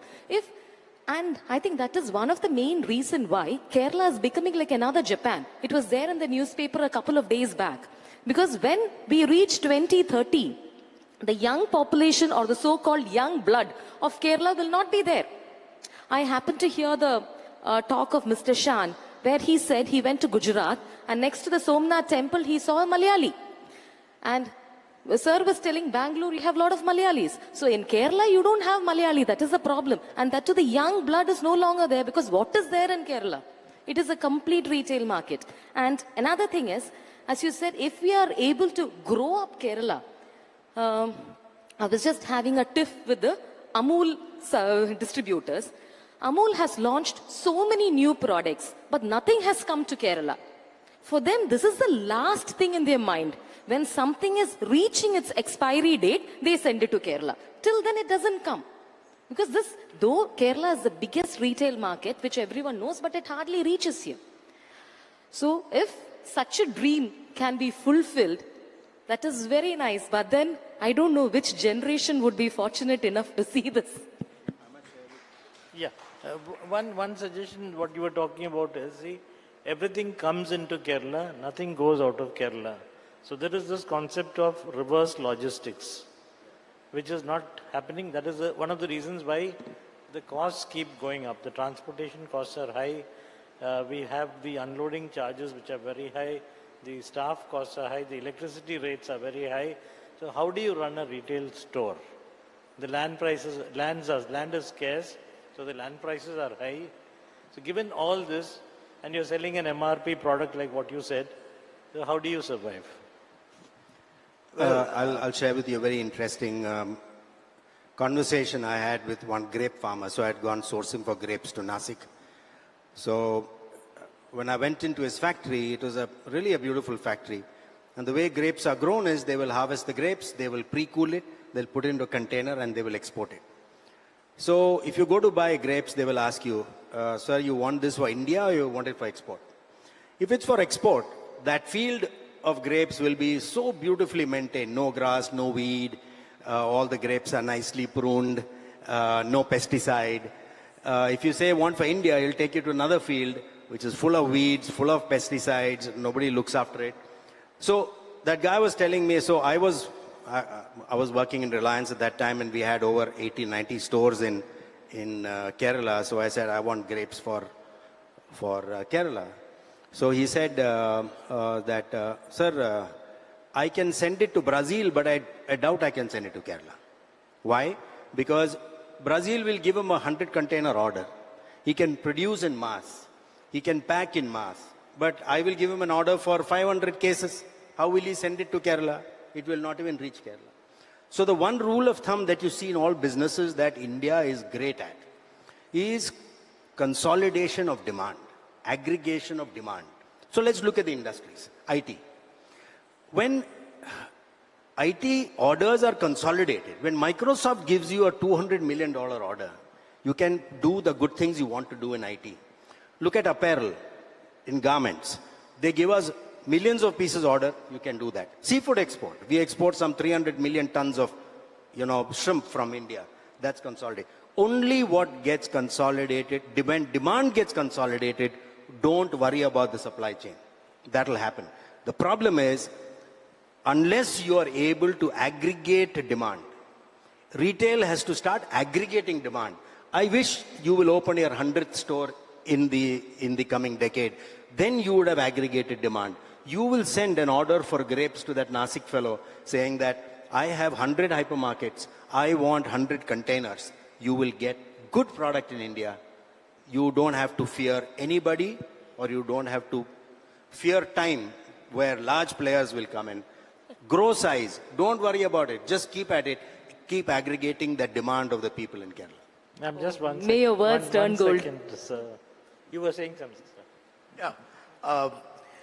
Fine. I see a lot of change that happens in Kerala also. I mean, right from the airport, if you look at it, behavior, of entire people handling things, handling goods has, changed. So I think that change will definitely happen. There are days, when lorries never used to be allowed in, particular time, and charges used to be very high. Now they say at least, you unload in your own premises. A lot of things are being done. So those are changes in mindsets that happen, and also we need a interference and support of the local governments there. I think we've come quite a long way in terms of handling things. Half the time I live in Trivandrum now. So I've seen a lot of change that happens. As you very rightly said, aggregating demand. Retailers started going out into various markets, and they keep buying in quantities from various areas. So that is how they keep their, the entire value addition happens there. So I think those are things that we have to constantly keep doing. Another thing I'm reminded of is the Kerala chips. I went traveling in entire Punjab last fortnight. And in every store, we were trying to set up, kind of a retail chain, cafe chain for a large petroleum organization. And I've tried to find the impulse products being sold in these cafes, So one of them is the Kerala chips. And they call it the Kerala chips. It's been branded Kerala chips, and that is sold there. So that is how we should do the branding part that I wanted to mention at that particular point. So just to quickly sum up, I think everyone's hungry and going to get angry soon. I'd say that we need to be customer-centric, give the customer an experiential experience in the stores. We are also known for some of the largest stores in the country, because there are no stores like Kalyan or Simati or Jayalakshmi's in many parts of the country. So on one side, retail is thriving very well. It is the worry that we are talking about of the smaller retailers. But then, like sir was saying, things will fall into place. Aggregation of demand is going to solve many of the problems because it's already started for the imported fruits and vegetables that are coming in now. Today you can get anything, and the magic of retailing for agriculture products is that it's available on every junction now. So I think there's still a lot of hope for retail in Kerala. The name of the game again is value addition, and we should not be worrying about value retailing. So with this, I'd like to thank this lovely panel. Obviously, you're the center of attraction, and wishing you all the best. And we'd love to have all of you on another session on another day. Thank you so much.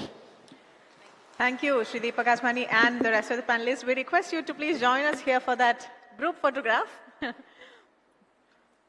The ceremonial picture.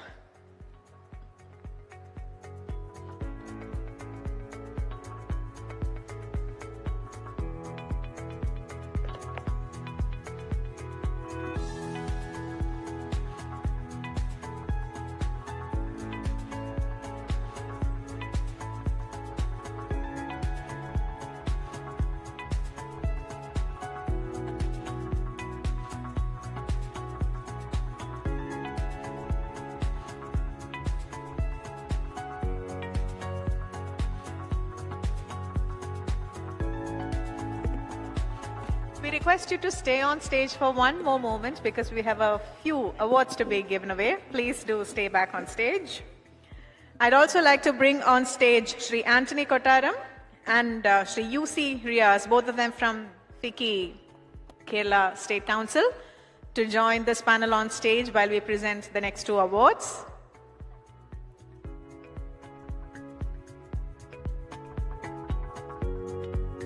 Welcome, Sri Anthony Kottaram.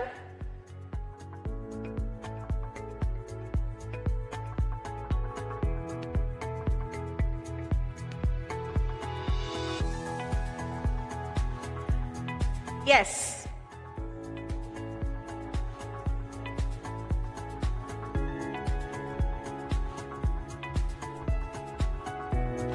May I request Sri Bibu Punaran to come on stage from FICCI.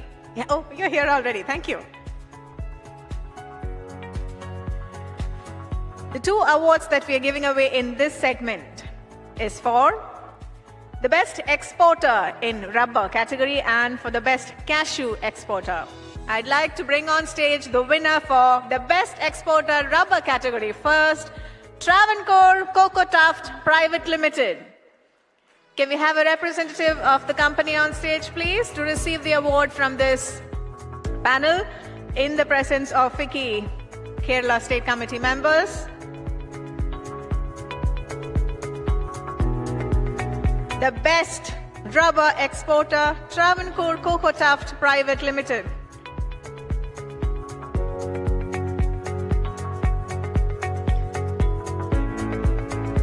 The next award is for the best cashew exporter. The award goes to Western Cashew Private Limited. Western Cashew Private Limited bags the award for the best cashew exporter. Hearty congratulations. What a moment of glory to receive this award on this stage of Pioneering Growth Transforming Kerala Conclave from this esteemed panel.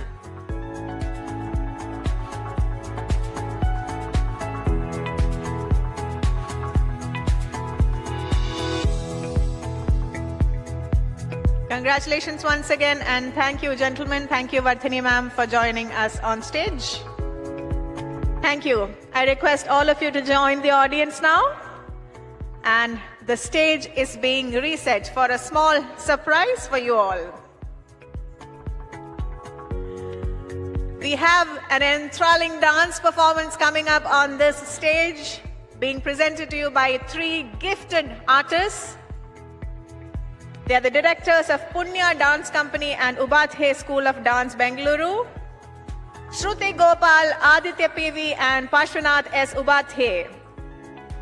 They have been running Punya Dance Company for 6 years, and in the last 6 years, they've done 6 path-breaking productions, of which Abha, that production has been staged more than 75 times. They've been traveling the world with their productions, and today it is excerpts of Abha that are being performed on this stage for you, depicting scenes from Uttara Ramayana, which is the part of the narrative that unfolds after the war in Lanka, where the people of Ayodhya are waiting for Rama to come back to Ayodhya. So let's tune in here on the stage.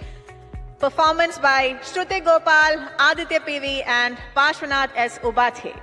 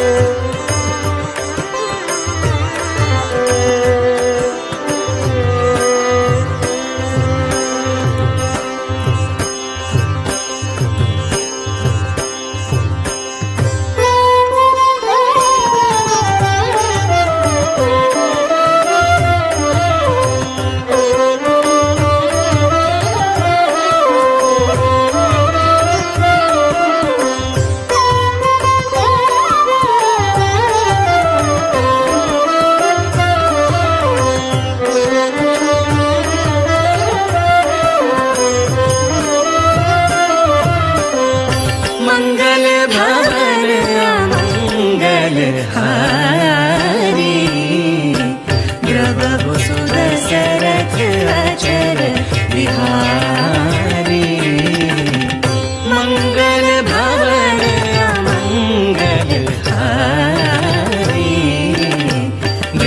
प्रभु सुदशरथ अचल बिहारी।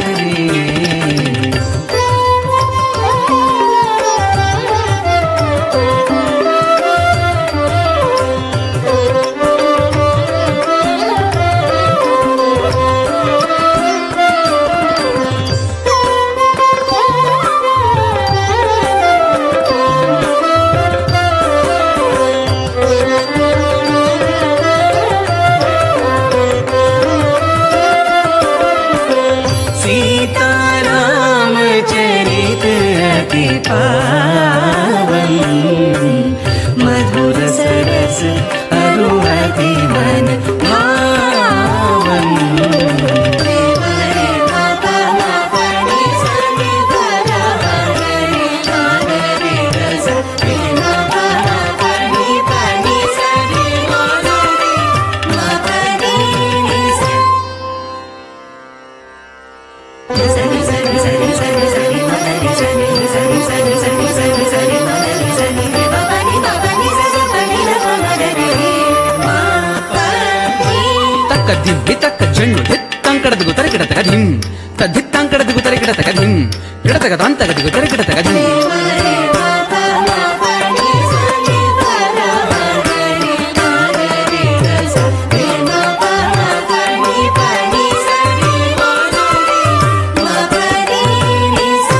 सीताराम चरित अति पावन मधुर सरस अरुणति मन भावन।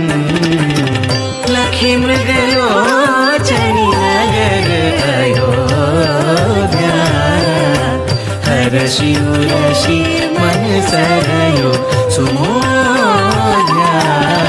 तद्धि तक्किड तुंग तद्धि तक्किड तुम तद्धि तक्किड तुम तद्धि तक्किड तुम तद्धि तक्किड तुम तद्धि तक्किड तुम तज्जुम तद्धि तक्किड तुम धिम तज्जुम तज्जुम तद्धि तक्किड तुम तद्धि तक्किड तुम धिम तज्जुम तज्जुम तज्जुम तद्धि तक्किड तुम तद्धि तक्किड तुम तद्धि तक्किड तुम तक्कद्धिम तक्कज्जन्नु तरिकिड तरिकिड तगताम तक्कद्धिम तक्कज्जन्नु तरिकिड तरिकिड तगताम तक्कद्धिम तक्कज्जन्नु तरिकिड तरिकिड तगताम तक्कद्धिम तक्कज्जन्नु तक्कद्धिम तक्कज्जन्नु तरिकिड तरिकिड तगताम तक्कद्धिम तक्कज्जन्नु तक्कद्धिम तक्कज्जन्नु तरिकिड तरिकिड तगताम तक्कद्धिम तक्कज्जन्नु तक्कद्धिम तक्कज्जन्नु तरिकिड तरिकिड तगताम तक्कद्धिम जन्नु तक्कद्धिम जन्नु किड तक्कद्धिम जन्नु ध तांकड तरिकिड तगतक्कद्धिम जन्नु तक्कद्धिम जन्नु किड तक्कद्धिम जन्नु ध तांकड तरिकिड तगतक्कद्धिम तक्कज्जन्नु तक्कद्धिम तक्कज्जन्नु तक्कद्धिम तक्कज्जन्नु तरिकिड तरिकिड तगताम तरिकिड तरिकिड तगधिम तरिकिड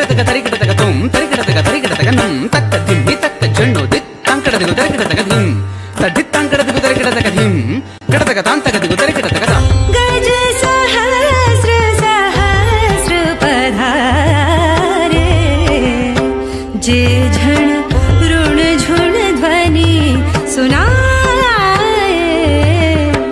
गज सहस्र सहस्र पधारे जे झण ऋण झुण ध्वनि सुनाए।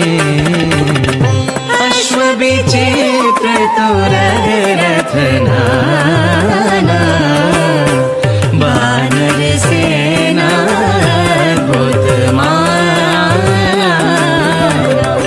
मंगल भवन अमंगल हारी द्रबहु सुदशरथ अचर बिहारी।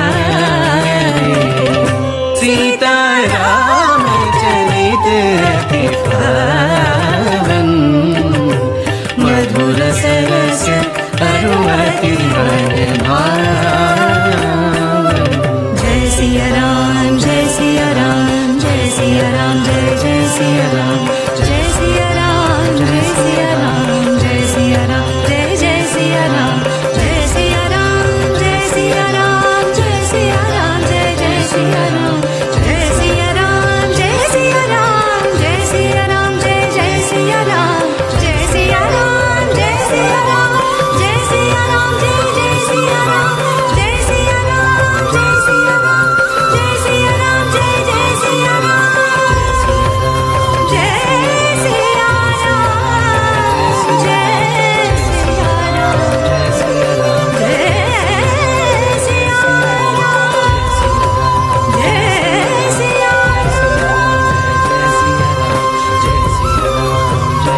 राम जय सिया राम जय जय सिया राम। छिनी छिनी चरण से आज बढ़ावही मानहु पुनि बैकुंठ बिराजहि। छिनी छिनी चरण सियाज बढ़ावही मानहु पुनि बैकुंठ बिराजहि। जय सिया राम जय सिया राम जय सिया राम जय जय सिया राम जय सिया राम जय सिया राम जय सिया राम जय जय सिया राम जय सिया राम जय Siya Ram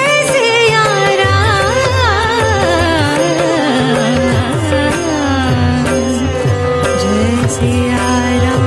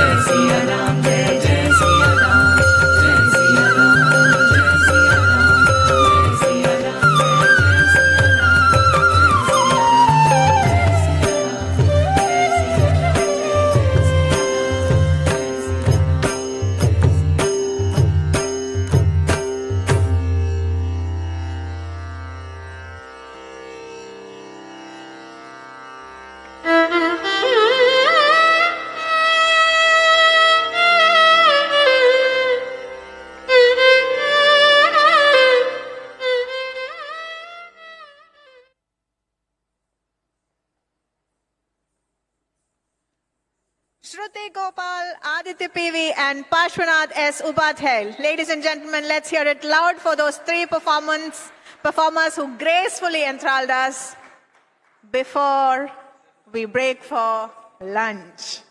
I know you all been waiting for that announcement. This was a little surprise that we planned for you. So time is now 1:45 p.m. Let's see you sharp here at 2:15 p.m. for our next knowledge session, which is about what's next for God's own country. It's going to be a really, really exciting panel. So see you sharp at 2:15 p.m. Please have a quick, enjoyable lunch and come right back. Thank you.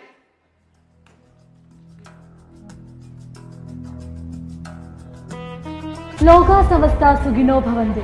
Malanad TV, a national media for social justice. Indian മാധ്യമ ചരിത്രത്തിൽ ആദ്യമായി സുസ്ഥിര വികസനം ലക്ഷ്യമിട്ട് രാഷ്ട്ര പുനർനിർമ്മാണം മാധ്യമത്തിലൂടെ എന്ന ആപ്തവാക്യവുമായി ഉടലെടുത്ത ഒരു മാധ്യമം അതിന്റെ 10ാം വയസ്സ് കടന്ന് ജൈത്രയാത്ര തുടരുകയാണ്.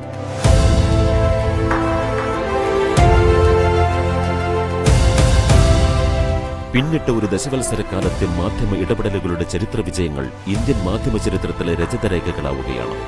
50ലധികം ഭവനരഹിതർക്ക് കെട്ടുറപ്പുള്ള ഭവനങ്ങൾ. ചില ആളുകൾ നിമിത്തം നമ്മുടെ നാട്ടിന് ഒരുപാട് നന്മകൾ എത്തിച്ചേരലുണ്ട്. അതിലൊരാളാണ് മലനാട് ചാനൽ ചെയർമാൻ ബഹുമാനപ്പെട്ട ജയശേട്ടനും സഹപ്രവർത്തകരും. Malanad TV, voice of people, choice of people.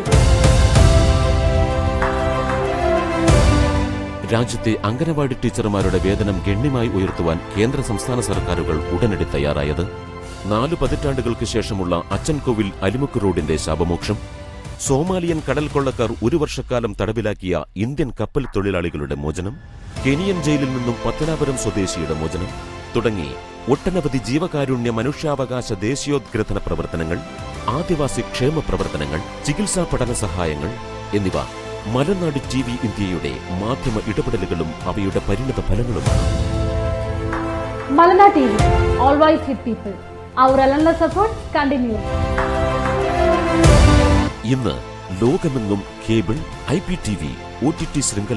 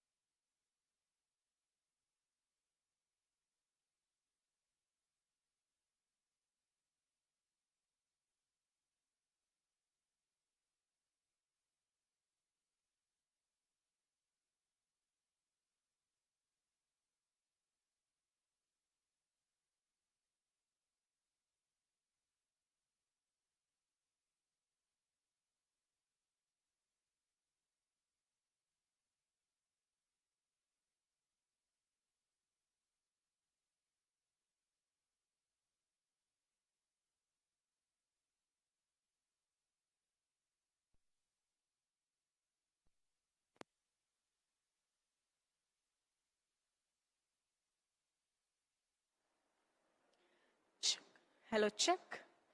Check.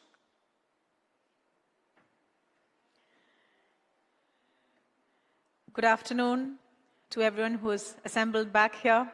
Once again, we really appreciate that you've come back here on time. Just expecting a few more people to join in before we kickstart our first knowledge session in the afternoon. Our moderator and all our speakers are here already. Thank you, gentlemen.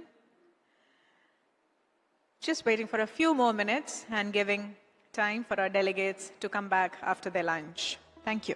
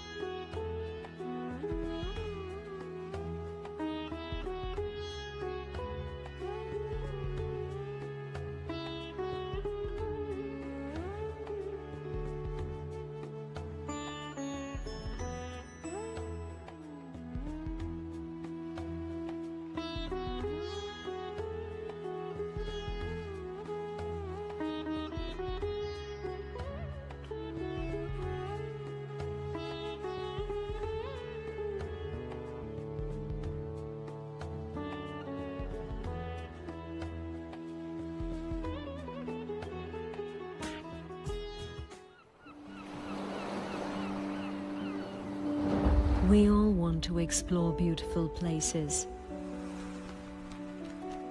to share more meaningful moments together, to make memories that never fade.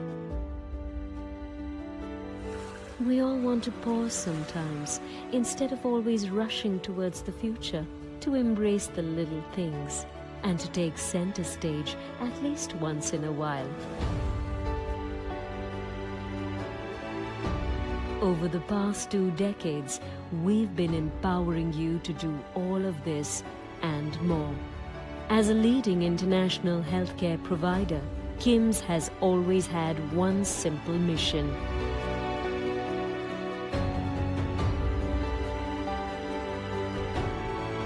to provide world-class care with courtesy, compassion, and competence.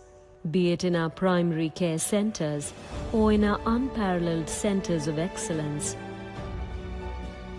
we will be there to take care of all your healthcare needs.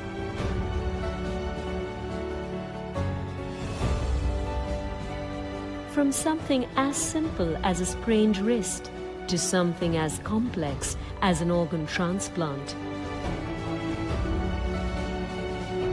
we're proving that nothing is too big or too small when it comes to your well-being. Since our earliest beginnings in Kerala, your trust has helped us grow in India and beyond. We now span all the way across the Arabian Peninsula and can be found everywhere you are. Improving the health of communities and the world, one precious life at a time. From clinical care to medical education and research, we're setting the new standard of excellence while creating a healthier, and happier world for tomorrow. By using innovative techniques and cutting-edge technology to achieve the best clinical outcomes for you and your family. Each and every day becomes a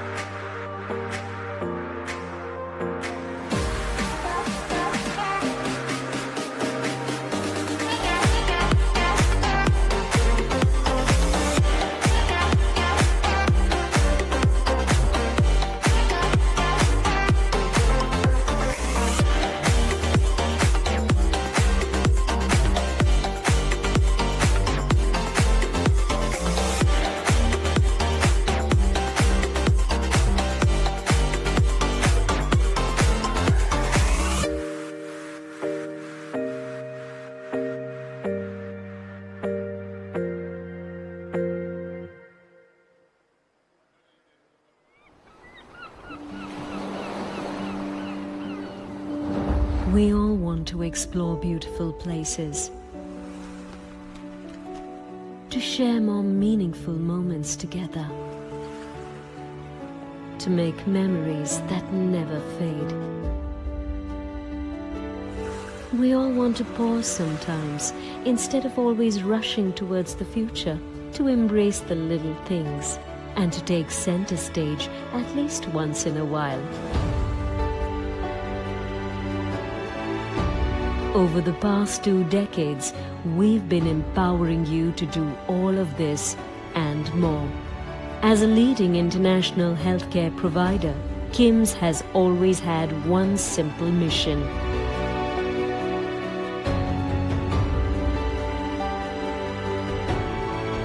to provide world-class care with courtesy, compassion, and competence. Be it in our primary care centers or in our unparalleled centers of excellence, we will be there to take care of all your healthcare needs.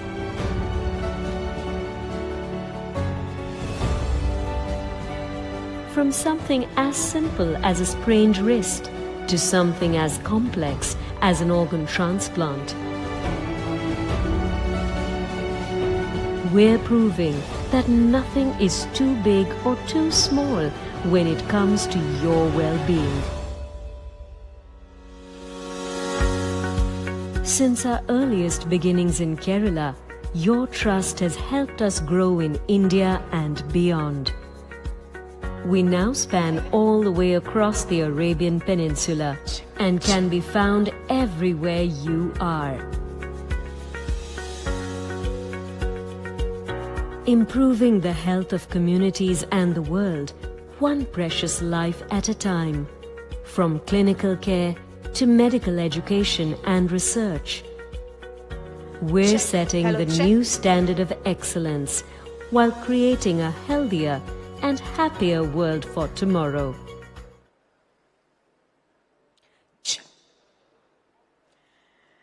Good afternoon once again, ladies and gentlemen. Well, to be very frank, there aren't many ladies here. There are a few gentlemen here. Hope all of you enjoyed a sumptuous lunch. Most of our delegates are still outside, but in interest of time, we are getting started with the first knowledge session in the afternoon. But before we dive in, I'd like to take a moment to acknowledge and appreciate the support that we've received from our gracious sponsors. Our title sponsor, KIMS Health. Our diamond sponsors, Manappuram Finance Limited and Sri Gokulam Buildtech Builders Private Limited. Our gold sponsors, Ocean Group Overseas Consultant Private Limited and Ministry of External Affairs through their State Facilitation and Knowledge Support Fund, which has been disbursed through Regional Passport Office, Thiruvananthapuram. The Kerala Minerals and Metals Limited and Ramachandran Group. Our silver sponsors, Kinfra, Cochin Shipyard Limited, Fertilizers and Chemicals Travancore Limited, Caron Healthcare Solutions Private Limited, ESAF Small Finance Bank, Bank of Baroda, and Canara Bank. Pioneering growth, transforming Kerala conclave wouldn't have been possible without the support of these organizations. We would like to place on record our gratitude to all of them. And whoever is present here, please, can we have a round of applause from all of you? And also to wake all of you up a little bit. Thank you. നമുക്കറിയാം ഇന്ന് വൈകുന്നേരം ആദരണീയനായ governor പങ്കെടുക്കുന്ന നമ്മുടെ വാലഡിക്ടറി function ഉണ്ട്. അതുകൊണ്ട് തന്നെ ഇന്ന് ഉച്ച കഴിഞ്ഞുള്ള സെഷൻസ് നമുക്ക് കൃത്യസമയത്ത് തുടങ്ങുകയും തീർക്കുകയും ചെയ്യേണ്ടതുണ്ട്. Our moderators have been briefed about it to keep to the time. So we hope that that will be kept up. And without any further ado, let's get started. This session, What's Next for God's Own Country? We delve into the ambitions, challenges, and opportunities in the tourism industry in this session. We are going to have a forward-thinking conversation here. And this is going to be moderated by the very worthy person, Shri E.M. Najib, coming on stage first. He's the chairman of ATE Group of Companies, also the executive director of KIMS Health Group, and one of the pioneering leaders of Kerala Travel Mart Society. An expert of tourism industry indeed, Shri E.M. Najib will be moderating this session. Ladies and gentlemen, let's hear it a bit for E.M. Najib.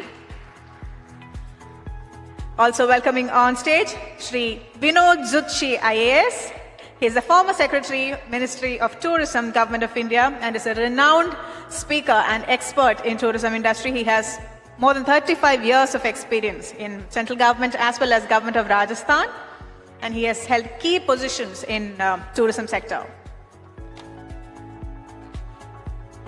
Also happy to bring on stage Shri Riaz Ahmed, the Managing Director of Abad Hotels India Private Limited.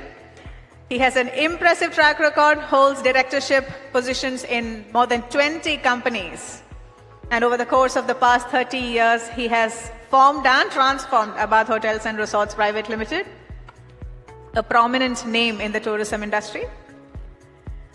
Coming on stage next, Mr. Prabhat Sahai Verma, Senior Vice President Operations at Taj Group of Hotels. He has 7 esteemed companies. He serves 7 esteemed companies as a director, including KTC Hotels, Taj Kerala Hotels, Taj Madurai, Kaveri Retreats, etc.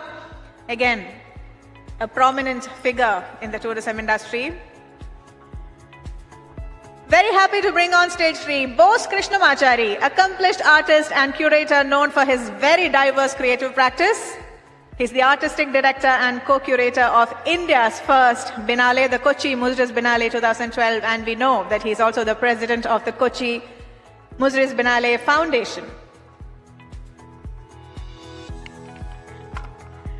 And finally, Shri Birendra Singh.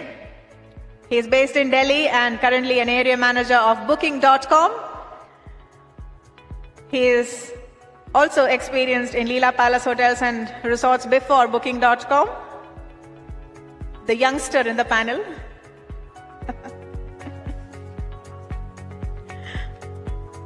So, hoping that the seniors did not take offense to that comment of mine, handing it over now to Najib sir. Over to you, sir.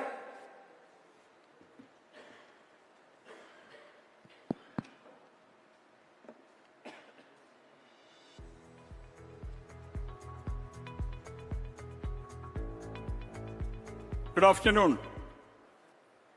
Good afternoon. I think after a good lunch, it's a siesta time, right? When we think about Kerala, we think about Kerala tourism. And also the tagline of God's own country. Starting from prime ministers, presidents, ambassadors, the tourism professionals, the other professionals from other sectors, everybody, when they talk about Kerala, they always mention God's own country. The story of Kerala tourism is really amazing and incredible for the last 3 decades.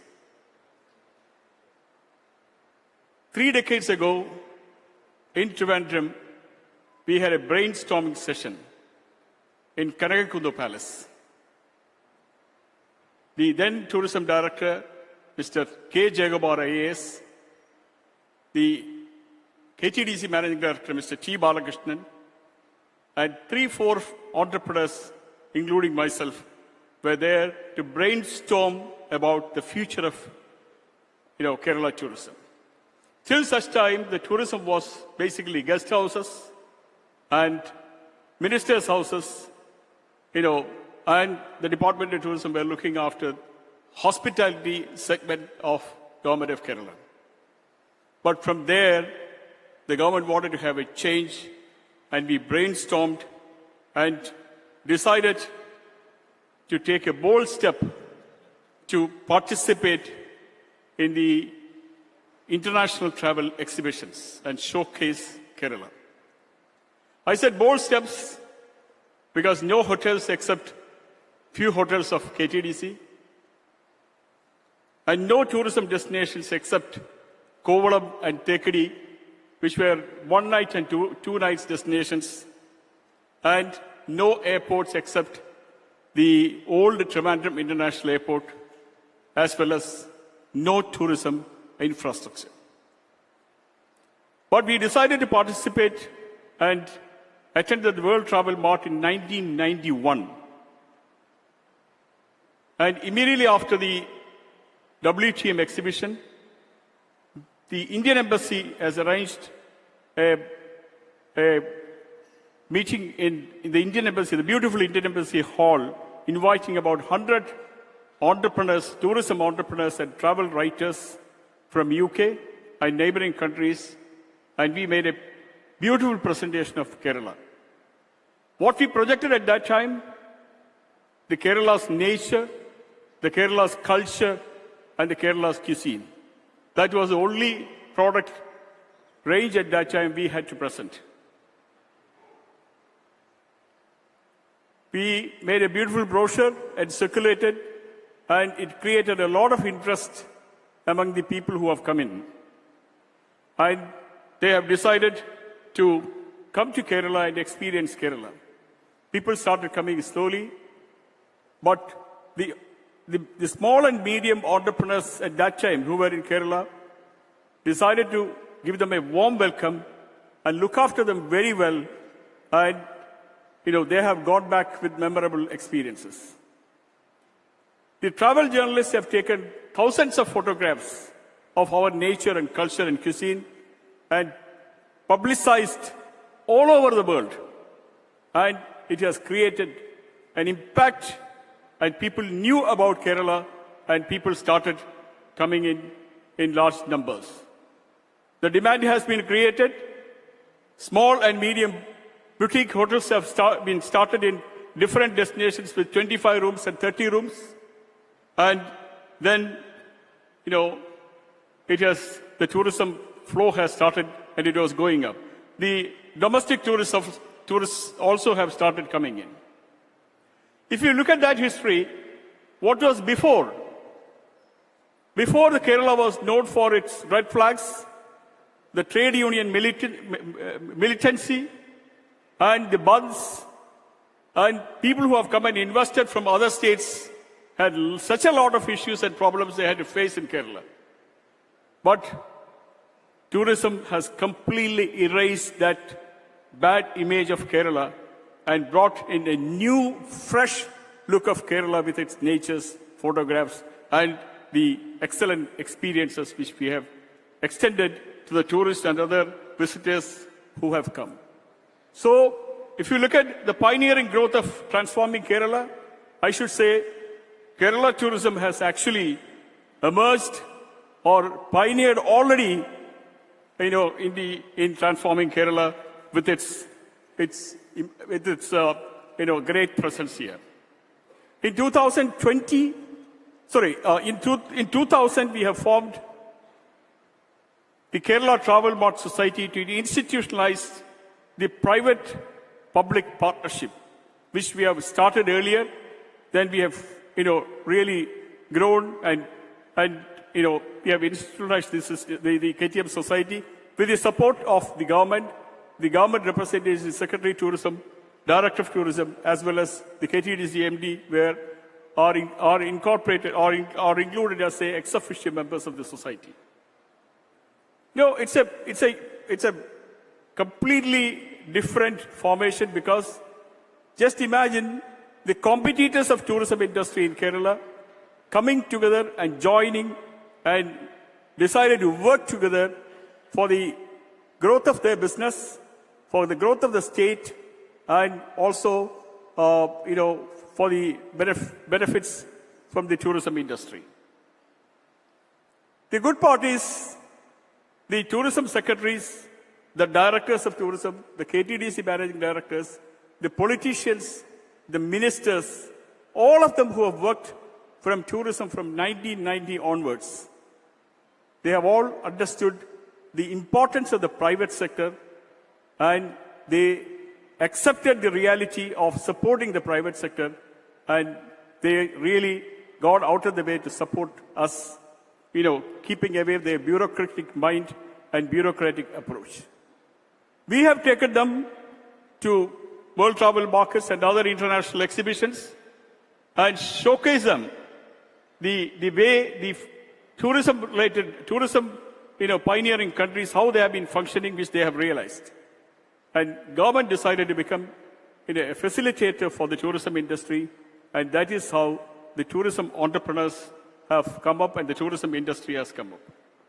Also, if you look at it, it is not done overnight. It is over 30 years of growth which has come here.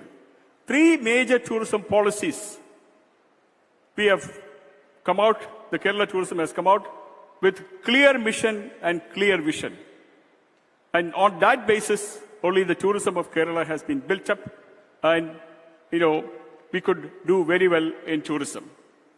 The successful pillars of Kerala tourism was effective marketing and promotion, timely showcasing of new products, keeping the destinations alive with year-round events, targeting travelers seeking unique experience, sustainable and responsible tourism development, stewardship, private-public partnership, and the 3 comprehensive tourism policies.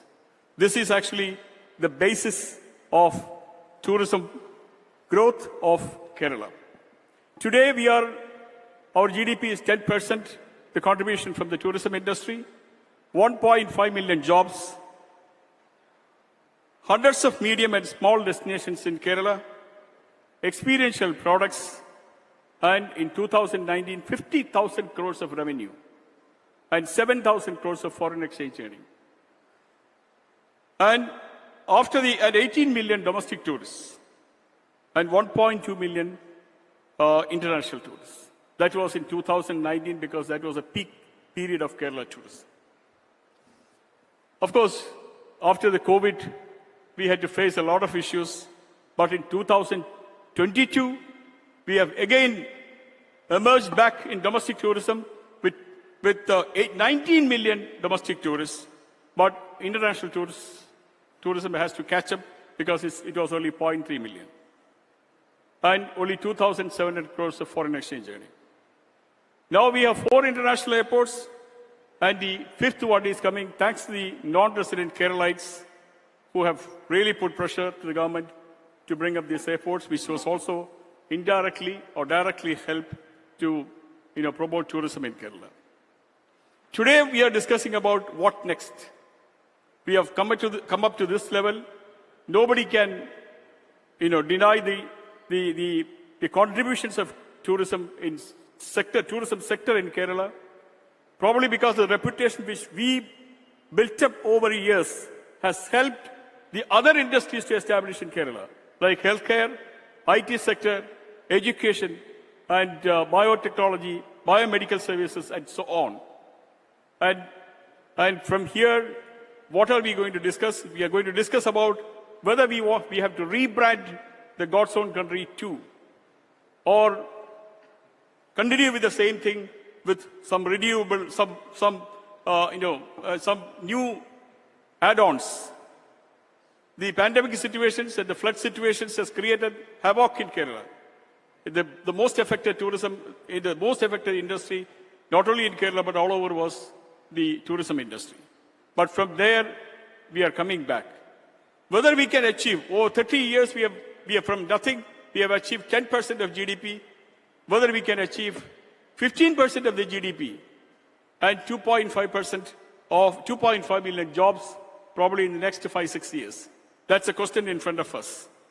We have new products which has come up, the Cochin Muslims Binale, literature festivals, the wellness tourism, the medical value tourism, the MICE, the wedding destination, and so many other things which have come up in the recent years to support the tourism industry of Kerala. We have a very distinguished panelists here. We have, the computer has already introduced the panelists, and we have a very dynamic personality, the former Secretary of Tourism, Mr. Vinod Sushi, IAS, who was instrumental in completely changing this, the incredible India story which was built up by Amitabh Kant, subsequent actions by him, as well as Mr. Suman Birla, who was the Joint Secretary at that time. They took a lot of efforts to promote India in the international and the national market. And he is retired, but he is a consultant for many states, and he's consulting for many organizations, and he's a very active, dynamic personality. And, I was asking him, you are looking so young, so fresh. So he said, like Deepak Aswani asked me this question yesterday, Najib, how you are being very fresh and young. I said, because I'm in the tourism industry. So I told him, he said, I'm also in the tourism industry. So that is why I'm young. So if you want to be young, be in the tourism industry. Ladies and gentlemen, we give a big hand. I'm requesting Mr. Vinod Sushi to deliver his keynote address for today afternoon.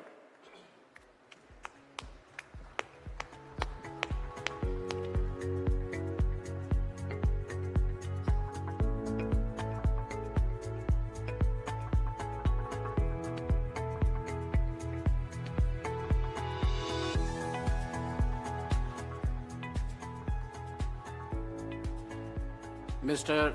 Najib, the moderator of this session, eminent panelists, esteemed guests, ladies and gentlemen, I am delighted to be in this beautiful hotel at the historic city of Kochi, in God's own country, and address this august audience today. Friends, Kerala is truly incredible, and therefore I never miss any opportunity to come to this amazing state. Thanks FICCI and KSIDC to give me this opportunity.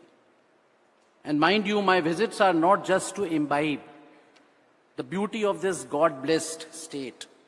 In fact, every time I visit Kerala, I take away many success stories followed by the state in tourism sector for the benefit of other states and for India tourism.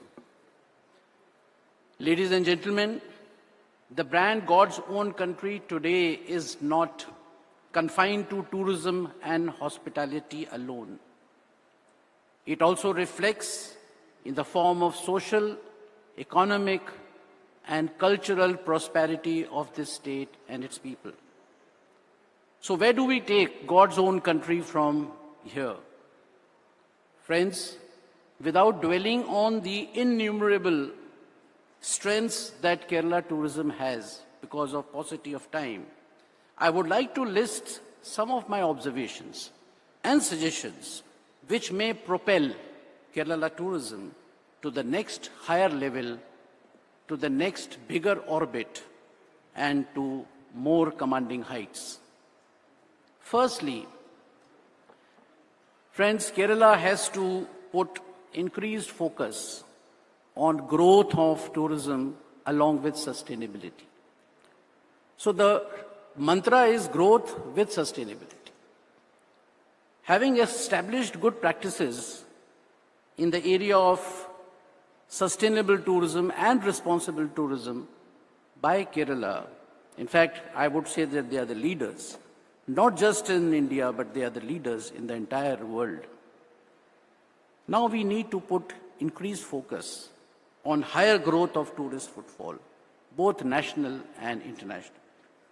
I would substantiate my point with some of the latest data and figures. Mr. Najib told, Mr. Suman Billa yesterday in the inaugural mission, that whereas domestic is doing very well, international arrivals is still to pick up.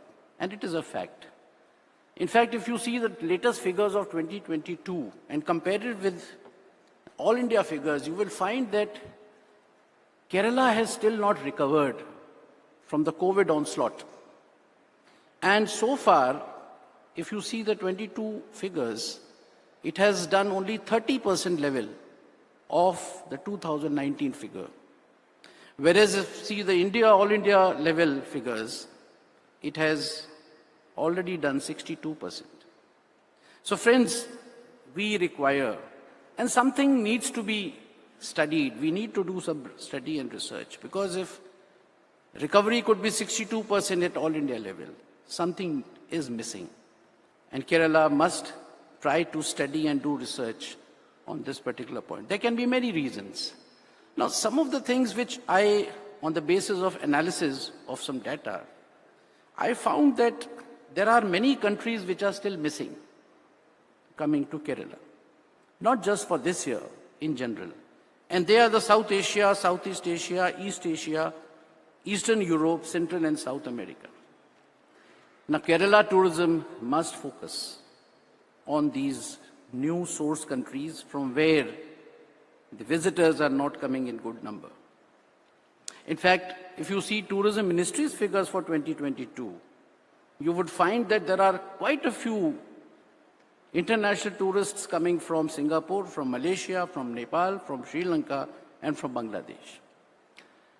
Friends, another observation which has come to my notice is that in 2022, 90% of the foreign tourists have arrived in 5 districts of Kerala. Kerala has 14 districts. And remaining 10% have come to the remaining 9 districts. Now, friends, this needs to be looked into by the department, and whether we need a more aggressive marketing strategy with these nations, because all said and done, we need to develop more destinations that can attract foreign tourists into larger area. Even otherwise, if you talk of over-tourism, if you talk of the alternative to over-tourism, which is alternative tourism, we need to create some more destinations so that more and more people get attracted to these lesser-known destinations. Talking about domestic tourism, friends, Kerala has done exceedingly well. It has received domestic tourist visits much more than 2019 level. And congratulations to the tourism department. Even more than what it has a record turnout. 1.88 crore domestic tourist visits. Even all India level, if you see, it has done only 75% of the 2019 level. Kerala has crossed it. Now that leads to another message and another observation, that Kerala has a great potential in domestic tourism in times to come. And it should consolidate that strength. It should capitalize. It should encash. I have some suggestions to make. How we can further augment domestic tourism. If you see the figures, you will find that there are many populous states from where very meager domestic tourists are visiting Kerala. Gujarat, Rajasthan, Uttar Pradesh, West Bengal, Telangana, Madhya Pradesh, Bihar, Odisha, and Delhi. Now, if you see 22 figures of domestic tourists from these states, you will find negligible. Now, needless to state that these are the most populous state and the people are avid travelers in these areas. I am from Rajasthan, so I know. So Kerala tourism must aggressively market in these states, friends, and try to address the issues as to why they are not turning up. Whether it is price competitiveness, whether it is distance, whether it is the speed, of traveling that they require to lessen the travel time, whether it is food issue, whether it is the connectivity issue, all these things need to be analyzed. My second observation, ladies and gentlemen, is that Kerala has to scale up connectivity infrastructure. Coming to air, yes, Kerala is endowed with 4 international airports, which no other Indian state has. But to augment footfall, you need more airline connections. You need more frequency of airlines, and you need more seat capacity. That is one area where Kerala could focus in future. And as I mentioned, Kerala could try to have better connectivity, air connectivity with ASEAN countries. You're not very far from ASEAN countries. For rail, I would say that high-speed rails are required to lessen the travel time, especially from North India. And for roads, the last mile connectivity, ladies and gentlemen, is very important for the state like Kerala. Not just to the major tourist destinations, but also to the villages of Kerala, which would help the state to further boost caravan tourism, rural tourism, homestays, and ecotourism. And of course, the coastal network and inland waterways would help inland water cruises. I must compliment Kerala government, which has announced 7 tourism corridors in the budget speech of 23-24, ladies and gentlemen. And that is basically to build coastal network, national highways, hill highways, and heli-tourism highways. This major initiative of the government, friends, is going to be the game changer for Kerala tourism in future. My next suggestion that I would like to place is that Kerala has to become a multi-product destination with renewed thrust on conventional tourism themes and to open new areas. Ladies and gentlemen, Kerala has to go beyond backwater tourism. Kerala has to go beyond Kovalam and look for more areas suiting its strengths and resources. Friends, water and sea coast are the 2 blessings of God to its own country, Kerala. And so we need to harness these resources at the optimal level. Water, we need to diversify water tourism and strengthen it further. Now, what could be the possible areas? You need to have more beaches. Kerala is on the Arabian Sea and the Goa is also on the Arabian Sea. It is a long stretch. You can see number of beaches that we have in Goa. Why can't we have in Kerala? Water adventure sports that would instill adventure tourism into the state. Inland canal cruises and of course sea cruises. We have port of call in Kochi or other places, but let us develop domestic cruise facility for both domestic as well as outside international people. The third blessing, ladies and gentlemen of God, to Kerala is its natural vegetation, forest and greenery. So without disturbing the ecological balance and within the overarching policy of sustainable tourism, the state must aggressively promote Kerala as a green tourism destination and build and promote themes like farm and agri-tourism, spices tourism, coffee tourism. In fact, I know 2 states, Assam and West Bengal, who have incorporated tea tourism in their policy. Kerala is the 2nd largest producer. Why can't we have it coffee tourism? Hill tourism, of course, and rural tourism. Friends, these areas would not only augment the tourist footfall, they are also highly employment oriented and would help the rural youth to a great extent. Other themes which need a big push, ladies and gentlemen, is pilgrimage tourism. India, if you analyze the figures of domestic tourism in India, friends, 50 to 60% of the travelers, domestic travelers, they go for religious tourism, spiritual, religious, pilgrimage. Now, Kerala has got great potential to attract through Sabarimala, to Padmanabha Temple, Guruvayur.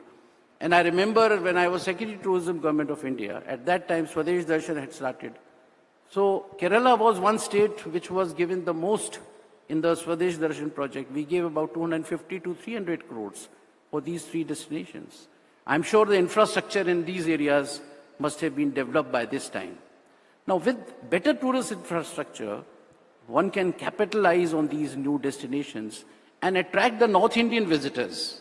Because all said and done, Indian visitors will leave no efforts to travel even to the long distance if it is a religious tourism and traveling. Friends, MICE tourism has a great future in the country, and it is a high valued activity. The world has seen the might of India, during G20 presidency in conducting MICE events throughout the year. And in fact, Kumarakom and other places in Kerala was also one of the destinations and one of the venues for probably Sherpa meet. So Kerala, with all its MICE potential, now this is the MICE destination. I mean, what a beautiful property where you can have conventions, exhibitions. You have a next door, another convention center. So Kerala must use its MICE potential and take a big leap in this area. Ladies and gentlemen, I would also like to suggest that Kerala tourism should follow a destination development strategy. I would like to recall one such provision in the new draft tourism policy, national tourism policy of Ministry of Tourism. They have made a provision for destination management organizations, DMOs. Now friends, this DMO concept which has been brought about in the new policy is in the form of special purpose vehicle, SPV. It is not like district tourism council, development council, like we have 14 in 14 districts of Kerala. And they are more sustainable because they are a company. I would urge the policymakers of Kerala that you could consider adopting the DMO model of Government of India alongside your district tourism and development councils. Ladies and gentlemen, all the suggestions that I have listed to take Kerala tourism to the next higher orbit would need at least two essential elements. One is finance, and the other is futuristic government policies. Talking about finance, we all know the states do not have enough funds to invest in infrastructure.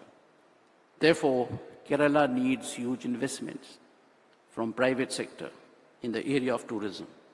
It may be the international players, now that there is 100% FDI for tourism sector, or it could be domestic players. Kerala could think of even holding a Kerala Tourism Investors Meet exclusively for tourism on the lines of Kerala Travel Mart, which has been highly successful all these years. In fact, in 2016, ladies and gentlemen, when I was secretary, we conducted a global investor summit in Delhi, and it was a huge success. The state should fully use the funds which are provided by Ministry of Tourism and the other ministries, to propel tourism and to build infrastructure. I would name one very useful scheme. It is viability gap funding. I mean, it is for the private sector, maybe sitting here, they will also find it very interesting. The Government of India, under this VGF, through Ministry of Tourism, the state government and the private sector, they combine together. And you can use money up to 200 crores for golf courses, for making cruise vessels, and for convention centers. And there is a provision of subsidy of 20% or even more. Now, this VGF is not known to too many people. And then we have Swadesh Darshan and Prasad, about which I have already spoken to you. Sir. And talking about, yes, give me 2 minutes. And talking about the second element, Kerala must bring out a new comprehensive policy. Last policy was 2012. There were some additions in 2017 and 2023. The world of tourism, friends, is changing very rapidly. And it's a COVID and digitization has transformed tourism. The new policy can incorporate the immediate needs of tourism sector and could have a futuristic outlook. In fact, the new tourism policy of Kerala would be the right document to answer the question of this business session, what next for God's own country? Ladies and gentlemen, I stop here. If the moderator requires intervention during the panel discussion, if the audience has any questions, I shall be happy to interact. Thank you, ladies and gentlemen, for giving me a patient hearing. Thank you. Please give him a round of applause. Thank you very much, sir. It was a very comprehensive speech as a keynote speaker, and especially we mentioned about the new tourism policy, our government of India, draft tourism policy of government of India, in which actually the destination development has been given thrust. And that's going to be an excellent policy because they will not be focusing the states. The central government will be extending their funding in the destinations where they can improve it and attract tourism to destinations. The competitions will be between destinations. That's going to be the future. Thank you once again, sir. Thank you very much. The next speaker is Mr. Riaz Ahmed, Managing Director of Abad Group of Hotels. You know, he has got 14 hotels in Kerala, and a uniqueness of this group is all the hotels are alcohol free, but still he is doing roaring business in Kerala. And more than 30 years of experience in the travel and tourism industry, hospitality industry. Riaz, you can say a lot, but we have only very few minutes because the FICCI chairman asked me to stop the session by 3:45 because another session 4:30 and governor's function is at 4:30. So we have to limit our timings.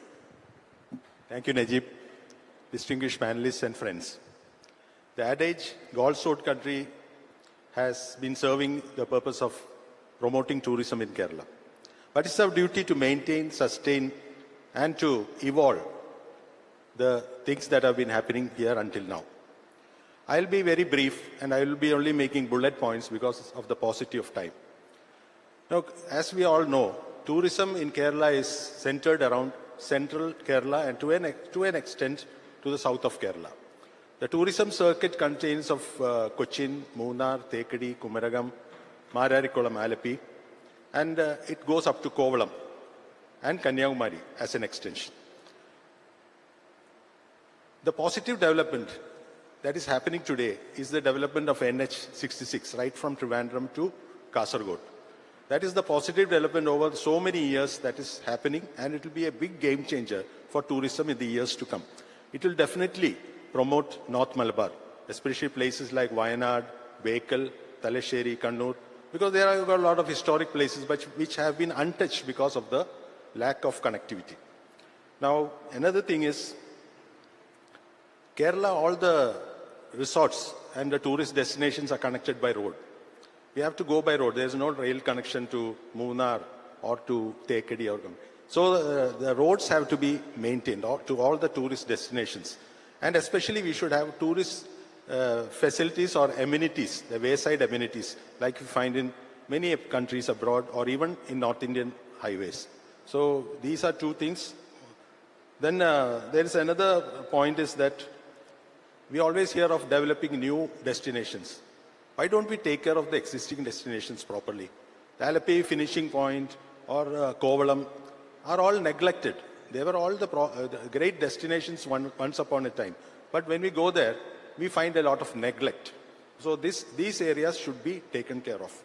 Then waste management, the lake pollution, destination waste management, like in all the waste is being dumped into the lakes. So the lakes have to be protected. So all these things require our urgent attention. Now we have also to preserve our landscape. There are certain destinations where landscape should blend with the area. like in places like Munnar or Tekadi or Kumaragam, where we should not allow high-rise buildings to become, so they, after some time, they become like a city. So some areas we should have some restrictions. Then we have to make changes to the archaic land laws that are in existence today, like using the unused plantation areas for tourism. Now it is about 5%, I think. It's not sufficient because 2,000, 4,000 acres of plantations where nothing is happening now. Why can't we use it? We amend the laws to make it usable for tourism or any unpolluting industry. Also this wetlands or the Krishi Padangal, as you call it, which are lying vacant for 25, 30 years without any use. They should be allowed to, at least part of it should be allowed under control to be developed. Then we have to do is, another thing is create a positive image for Kerala. We always hear not very good things. Like if there is a small case of Nipah somewhere, there's a bold headline in the newspapers the next day. So this will deter tourists from coming to Kerala. So we are very good at enjoying bad things, you know. And we like to read, I don't know, I don't like it, but generally that's why the newspapers are always full of these kind of stories. Now another thing is that traveler today is looking for experience rather than sightseeing. Sightseeing is there, of course, but experiencing the culture, the cuisine is all very important. At the same time, we should not create artificial things like the culture, you know. Like we have boat races, genuine boat races, Nehru Trophy, and most of the village areas where there is water body, we have this. But we are trying to create new things like boat race in every district, which nobody is there to see. I was wondering why they spend so much money on these boat races and all that, artificially created. We have such splendid temple festivals in Kerala. If you go in the night time, you see a lot of bright lights, elephants, all the drum beats. Why can't we promote that? Why do we want to have artificial things to come in? The Puram is there in Trivandrum. Why do you want to create a Puram in Cochin, spending a lot of money there? So people, let them come and enjoy the reality of the place rather than make artificial things here. Kerala has, as said by earlier speaker, Kerala has a great potential for tourism development, and we are all working towards it. And with a little support from the government, I think we can do wonders. I wish you all the very best. Thank you. Thank you, Riaz. That was a very brief speech with very relevant points because it comes from his heart, his experiences, because he has excellent hotels in different locations so that he knows actual problems at the site. Now our next speaker is Mr. Prabhat Sahai Verma. We always call him Prabhat Verma. He is the Senior Vice President Operations of Taj Group of Hotels from Bombay, based in Bombay. He was earlier General Manager of Taj Malabar Hotel in Cochin. In 2000, when we started KTM, his contributions for making KTM as a successful story from the first travel mart was immense, because we have captured his hotel, his office room, and some of us have stayed there for weeks to plan the whole KTM. And he was hosting us with the lunch and dinner, everything, and coffee, and he was sitting through us. Dr. Elango and Prabhat Verma, myself, and a couple of others, Riaz, and all of us were actually sitting and working. His contributions is tremendous for the growth of Kerala tourism, even though it is years back, but he is doing a great job in the helm of affairs of Taj Group. And thank you so much for coming for this session from Bombay. Prabhat. Thank you, Najib. Ladies and gentlemen, very special welcome. I feel very proud that I've been called to attend this interesting seminar of looking beyond what should be the way that Kerala should look at as transformational growth. Before I begin with any of my comments and suggestions, let me tell you, as Indian Hotel Company Limited, popularly known as the Taj Group of Hotel, where the Taj is the most premium brand, we've been invested in Kerala since 1974 with Taj Malabar. You should be proud that as part of the Tata company and our interest in Kerala, Today we have about nearly 1,000 rooms here in Kerala with 12 hotels. We have signed 5 more hotels. We are opening 3 more hotels. We should be nearly 2,000 rooms in Kerala. So the reason why I put forward these numbers is to let everybody know that India tourism is growing rapidly. The GDP growth for the nation, the connectivity, the airline connect or the Vande Bharat trains, domestic tourism has been at the forefront. Mr. Jutsi mentioned about the G20, the World Cup. There is enough and more that the domestic tourism is able to help get the tourism story of India in big way. And as part of Indian Hotel Company, we feel the same pulse for Kerala too. And that's why I'm urging all the partners and colleagues to invest in the infrastructure of hospitality. We are very clear that there will be a Taj Hotel at the airport here in Kochi as a branded Taj. We have more investments coming in Baikal, in Munnar. We are opening a selection hotel in Munnar as well. Also with the homestay brand, we've got 14 of them operating in Kerala, and I think we could have under the Ama brand another 50 of that coming in. Please understand, branded hotel rooms in India is only 200,000, maybe 2 million, while our population is 140 billion plus, the maximum in the world today.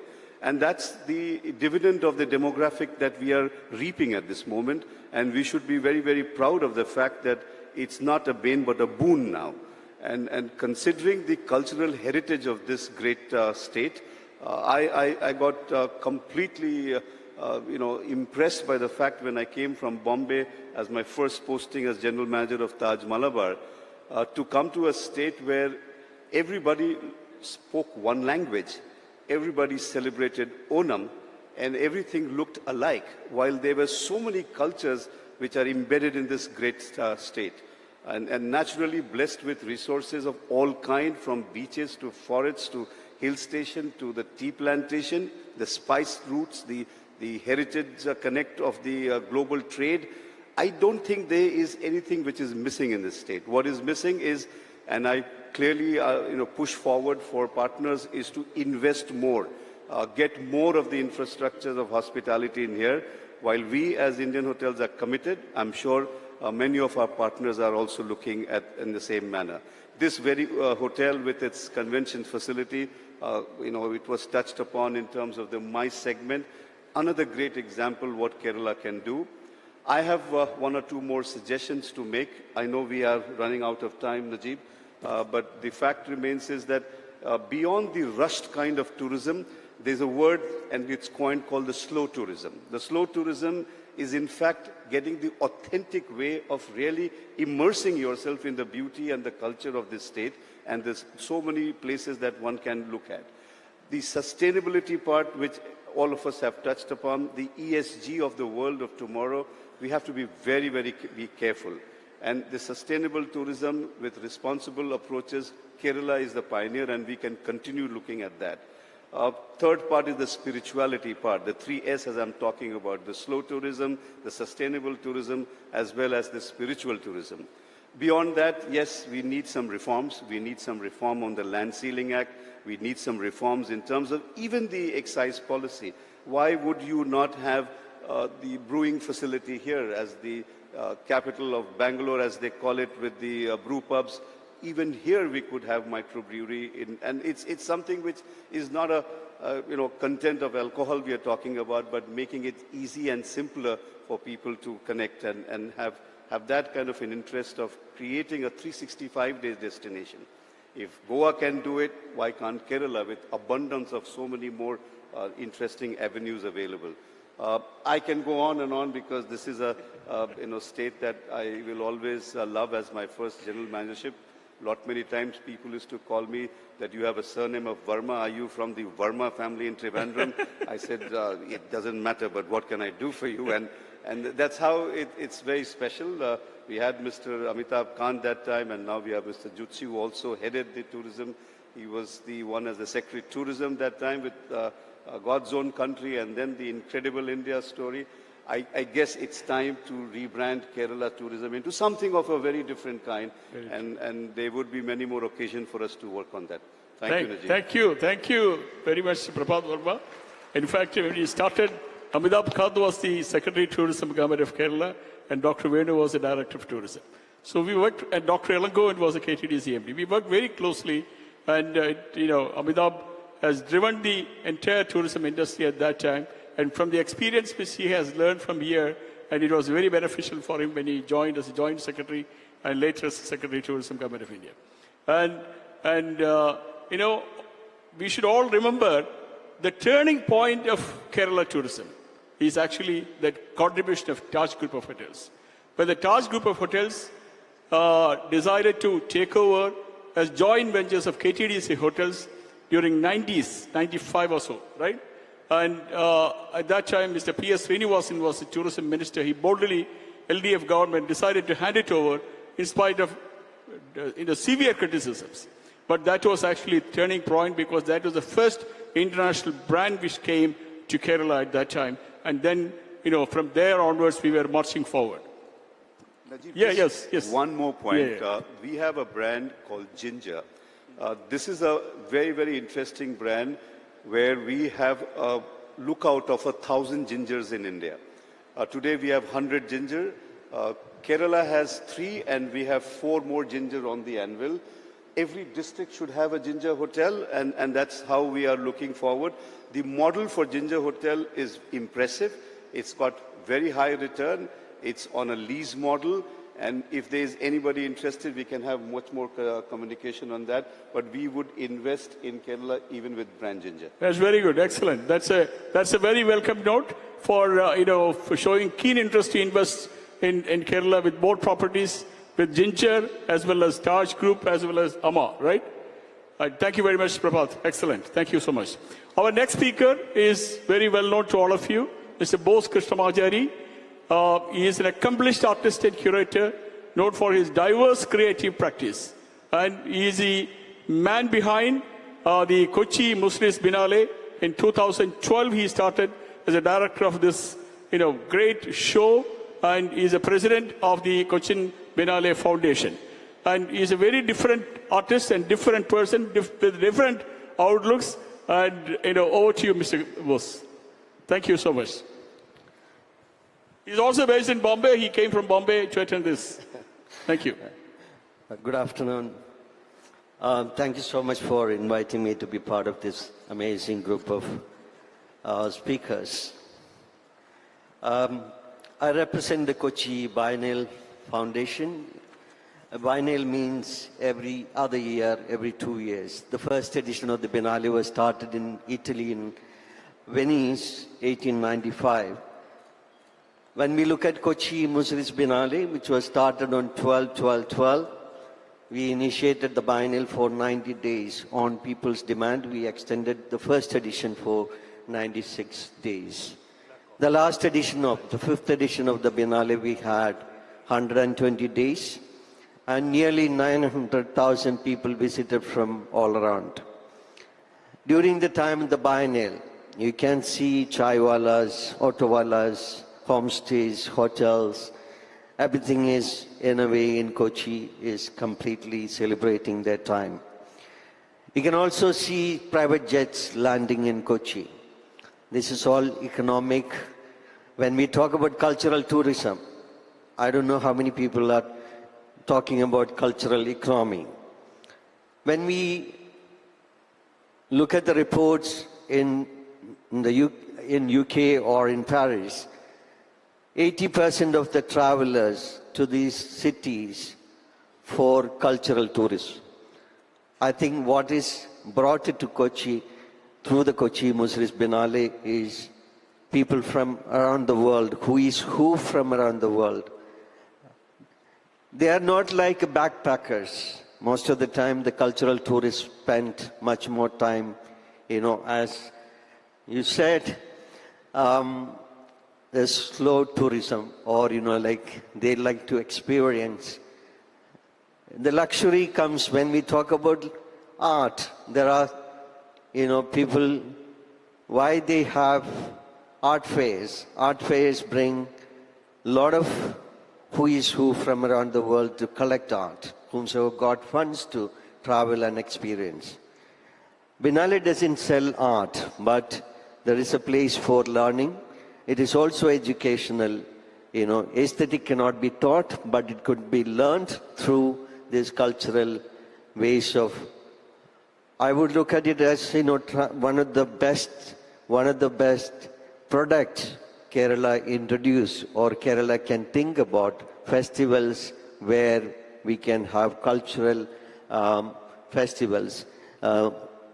People are looking towards to festivals from around the world, but you have to inform them much in advance. If something is going to happen next year, you know, you should be working right away for informing others. So I think, you know, your website should be very smart and aesthetically correct, informative, and things like that. I would say that Kerala got incredible potential in, you know, we have 14 districts, you know, as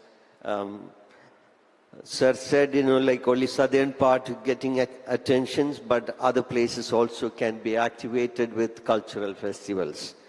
And it can be short, but it can be, you know, much more thought about. I'm sure there are quite a lot of wealth can be brought into the state through cultural tourism. All my best wishes. Thank you. Thank you, Mr. Bose Krishnamajari. I fully agree with you that there should be a, you know, festival of, you know, cultural festival calendar, you know, probably for the next 5 years. And then if you market that through the Indian embassies, India Tourism Office abroad, as well as through tour operators, I'm sure that people can plan and come. You know, when we had boat races earlier, nobody was coming. But today we have international tourists coming to attend the boat races. So festivals is a major thing. Nationally, Government of India has got a festival calendar for all major festivals in India. A lot of tourists are coming to attend this, very well planned earlier. Thank you so much for your insights. Last speaker, Sri Birendra Singh. Birendra Singh is the country area manager at Booking.com. Booking.com is very well known. Many of us will be using, you know, are using the Booking.com for hotel reservations all over the world, and very successful, thing. And probably he has to give a lot of things and educate us how you function. He also said he can talk about the travel and tourism industry and hospitality industry, because he was earlier working in Leela Group of Hotels. Over to you, Birendra Singh. Thank you, Mr. Najib. It is, it's lovely to be here discussing some thought-provoking ideas about the future of tourism. So, Mr. Najib, I'm going to pick up a few points that you discussed during your opening speech. You beautifully captured the evolution of tourism in Kerala. And there is a saying which says that if you don't know where you're coming from, there is no way you can figure out where you're heading. So I'm going to pick up 3 or 4 points that Mr. Najib discussed. He spoke briefly about the lack of infrastructure a few decades back. But now if you look at the infrastructure in Kerala, we have 4 international airports. And you also mentioned there is another one coming up shortly. You have water metro taxi. I think it is the first one in India. And there is a train called Vande Bharat, which connects shorter jet destinations also. There are 2 of them. 2 more coming. And two more coming. So there has been a lot of effort towards infrastructure development in the state, which really opens the door for tourism. The second point that Mr. Najib touched upon was about the shortage of hotel supply in Kerala a few decades back. He mentioned that there were just government guest houses and few maybe local chains present here. And today we are sitting in one of the largest chains of hotels called Hyatt. We are sitting in their ballroom here. So if you look at just Kochi as a city, now we have almost all the global brands present here. We also have our Indian brands present here. I have Mr. Verma sitting with me from IHCL. We also have a lot of local brands present here. Mr. Riaz is from Abad here, so they have 13 properties here. So there has been a big increase in overall supply of hotels as well in the beautiful state of Kerala. And then Mr. Najib also touched upon the perception of Kerala as a state. Maybe it was not what the tourism industry would have liked it to be. But look at the perception of Kerala, right? Now, when you talk about Kerala, the first thing that comes to our mind is God's own country. And it has truly become God's own country when you look at the beautiful palm trees all around you, when you see the beautiful beaches all around you, forest area. So we have come a long way on all these three important aspects, supply of hotels, infrastructure development, and also the perception of the state, where families, solo travelers, couples, international travelers, everybody is welcome. So I would like to congratulate every single stakeholder for working tirelessly towards achieving these three remarkable things that I touched upon. Like this, there must be a lot of things that I'm not able to touch today because of the paucity of time. And Mr. Najib also mentioned about, how tourism in the state contributes to roughly 10% of the GDP and how we would like to take it to 15% GDP in the coming years. He also spoke about how tourism is currently responsible for 1.5 million jobs, and how can we take it to 2.2 million jobs in the future? 2.5 million jobs. Sorry? 2.5 million. 2.5 million jobs. So how can we get there? Coming from a company which relies heavily on technology to grow its business. Booking.com. Yeah. So I'm going to talk about 5 or 6 things that we can look at as far as drafting the policy of tourism is concerned that can really open the opportunities for Kerala as a state. The first thing that I'm going to touch upon is, of course, technology. So how do we harness technology, first of all? Just to give you one example, the generation of today will not consume content the way we are consuming, where we go on a search engine and type, okay, I want to travel to Kerala. So what are the places to visit? There are newer technologies, artificial intelligence, there is virtual reality, there is augmented reality. So people will not come and search on any of the search engines anymore. They'll just wear their virtual reality glasses and see what kind of content is available for Kerala as a destination. So can we create that kind of content which can excite people to come to Kerala? Can we create those beautiful virtual videos where I can just wear a goggle and see what Munnar looks like, what Thekadi looks like, what Kolam Beach looks like? How does it feel to pluck coffee or tea from the coffee tea plantations here? So this is one aspect that we really need to harness in order to grow Kerala. Second would be alternate accommodations. Mr. Verma also spoke a bit about slow tourism. So alternate accommodations basically include the guest houses, the apartments, the villas, the coffee tea guest houses. So Kerala has a lot of natural beauty, and all these smaller establishments are present almost in every nook and corner in Kerala. So how can we grow grow this segment, which we call alternate segment at Booking.com? This is the fastest growing segment for Booking.com in Kerala. And this also employs people who work in the villages and also provides really experiential experience. If you visit these places, you can see how fishing is done, how coffee plantations are managed, how rubber plantations are managed. So this is the second aspect. How can we grow alternate accommodations in Kerala? Because it has everything needed to grow this segment. Third would be sustainability. Mr. Jutsi spoke about it. Mr. Verma also spoke about it. Sustainability is no more a buzzword. It is something we desperately need. We have one world to take care of. And at Booking.com, it is our goal to ensure that by 2027, 50% of our total bookings come from partners who are involved with sustainable practices. So this is the third aspect that we really need to focus on moving forward. And fourth point could be about capturing segments which are new emerging segments. I'm going to just talk about a couple of them. If you talk about digital nomads, people who can work from basically anywhere, or people who, like me, who love vacation. I travel with my family for a week, 10 days here and there. I'm coming to Kerala for 14 days on 16th of December, just to spend some time with my family and also work from here.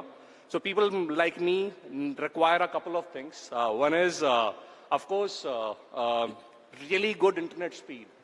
So if I am in one of the remotest villages of Kerala, will I get at least 5 MB, 10 Mbps speed to do few virtual calls with my employees or our partners?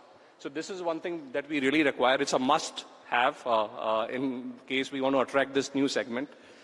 I'm going to talk about one or two more points, which is about experiences, you know.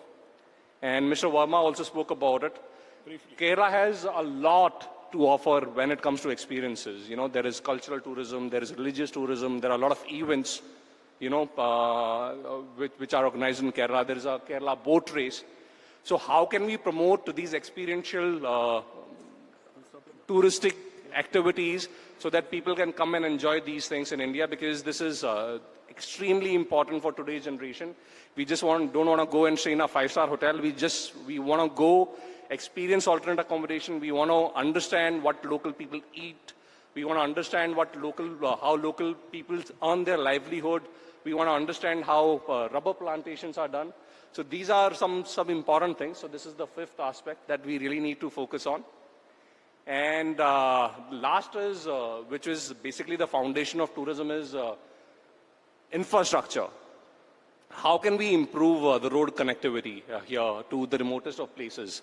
How can we have better train connectivity when it comes to reaching out the remotest of places from here? There are already 5 international airports. Could there be few more domestic airports as well so that we can have better reach to these destinations in Kerala? So I think these are 5 or 6 points that we all can focus on. Beautiful state, lot of potential and future. I keep coming here. My sister was here for a couple of years in Trivandrum. I'm coming here for 14 days. We love coming to Kerala from North India. And Mr. Jutsi was also mentioning about few states, you know, or few places from where we are not currently getting tourists from. So yes, a lot of potential. Let's work on these 5 or 6 things and the rest of the things that panelists shared here before me. And I'm sure we can achieve these goals of 2.5 people being employed in Kerala under tourism industry. And also, increasing our GDP contribution from 10% to maybe 15-20% moving forward. Thanks, everyone. Thank you, Mr. Viren Singh. Very passionate speech. And, you mentioned about all the points which I have said, but I was just thinking where you are coming. But finally, you came to Booking.com. So Booking.com, the possibilities of mapping over the entire reservations of Kerala group of hotels and going to be, doing very well. If you look at the products, we have excellent products, starting from homestays to 5-star deluxe, 7-star hotel facilities, MICE convention centers. And it's a comprehensive destination. If you look at it, where we started from nothing. And today, we are a complete destination, like any other country, like Singapore or Malaysia. If we improve certain conditions and facilities and perception, it's going to be a wonderful country and a wonderful business which has actually transformed Kerala into this kind of situation. And people like Vinod Sushi, who have contributed substantially for the growth of tourism at the helm of affairs when he was in Delhi. I know personally at that time onwards, and the policy making of Government of India and the Government of Kerala has really done very well, because the foundation of the future growth is based on the policies. And based on the policies, the entrepreneurs like us work very closely, the competitors come together and work very closely for one goal to achieve that target for the economic benefits as well as for the state's economical growth. That is exactly what happened in tourism. And the wonderful partnership which has been created in the private sector with the government without having any fights or problems. Even the worst situations of Mundar demolition, we have quietly, patiently overcome and then handle the situation smoothly and marched forward. See, that is the beauty of Kerala tourism trade. Shows, they have expressed their maturity in handling these matters, and Government of Kerala, the tourism officers and the ministers have very well supported us. So we can achieve 15%, 20%, 3 million jobs, 5 million jobs. It's an easy game. Work hard together as a team and move forward. And Kerala can do far more better if the same kind of partnership can be established in healthcare, in IT, in education and other sectors. With this note, I sincerely thank all the distinguished and eminent respected panelists for being here and express your excellent and very, very experiential thoughts and points. Thank you so much.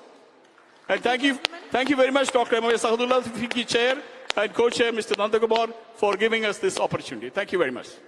Thank you, gentlemen. But before you go back to the audience, I have one more request from you to present an award that's very relevant to this panel discussion. And this award is for the best hotel in tourism sector. Before we present the award, can I also have Mr. U.C. Riaz from FICCI Kerala team to come on stage? The best hotel in tourism sector. The award goes to Obai Tamara.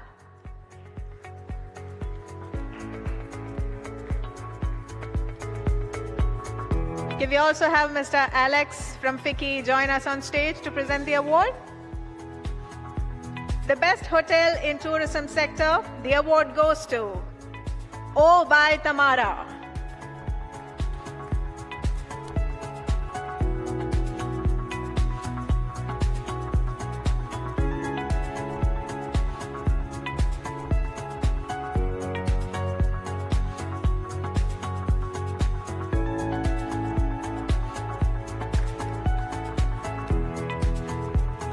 Hearty congratulations to the team for winning this prestigious award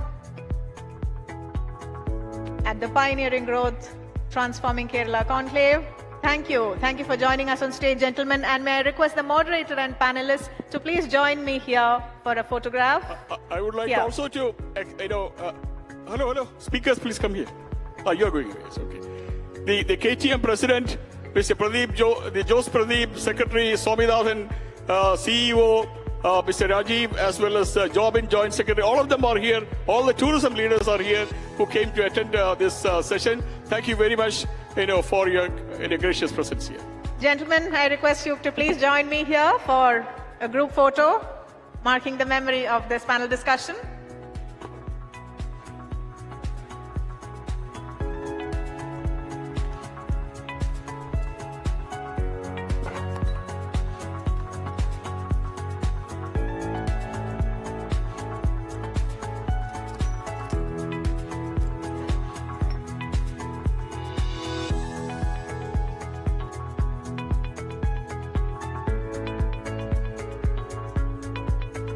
Thank you, gentlemen, once again for all those ideas and hopes that were conveyed in this panel discussion. And with that, we move on to the fifth and the final panel discussion at our conclave. And this is about sustainable ecosystems. Ladies and gentlemen, this is going to be a critical dialogue on how to achieve a harmonious coexistence of ecology and economy. And it's my pleasure to bring on stage the moderator for this session, Ms. Rashmi Aisha. She is the Chief Executive Officer at KIMS Health Hospital, and she heads Cancer Care and ESG for the group. She's been working with the group for the past 12 years. Joined by the keynote speaker for this session, Dr. Amitabh Saran, an esteemed Chief Executive Officer, renowned, and he's also the co-founder of Altigreen. He's a former NASA engineer who made an incredible career trajectory shift. He is also the co-founder of startups like Trivium and Buzz in Town. My pleasure to bring on stage Dr. N. Jayashankar, who is the Principal Commissioner of Income Tax, who has vast experience in the Government of India and has held various positions. On stage next, Dr. B. Sandhya, renowned for her leadership and innovative institutional reforms and approaches, and also her writings. She was an IPS officer for 35 years with rich and varied experience in strategic planning in police organizations, someone who has directly and indirectly supervised around 50,000 officers. Welcome, ma'am. Bringing on stage next, Mr. Pradeep R., an Armed Forces veteran. He has been with the Indian Navy and currently a freelance trainer auditor in health safety and environment standards.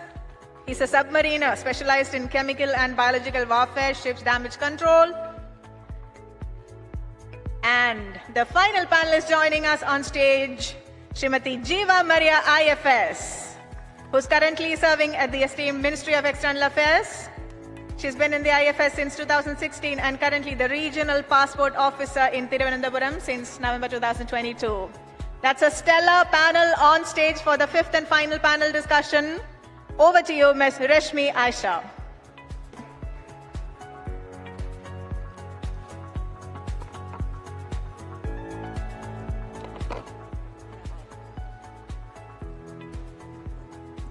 Hi, good evening, everyone.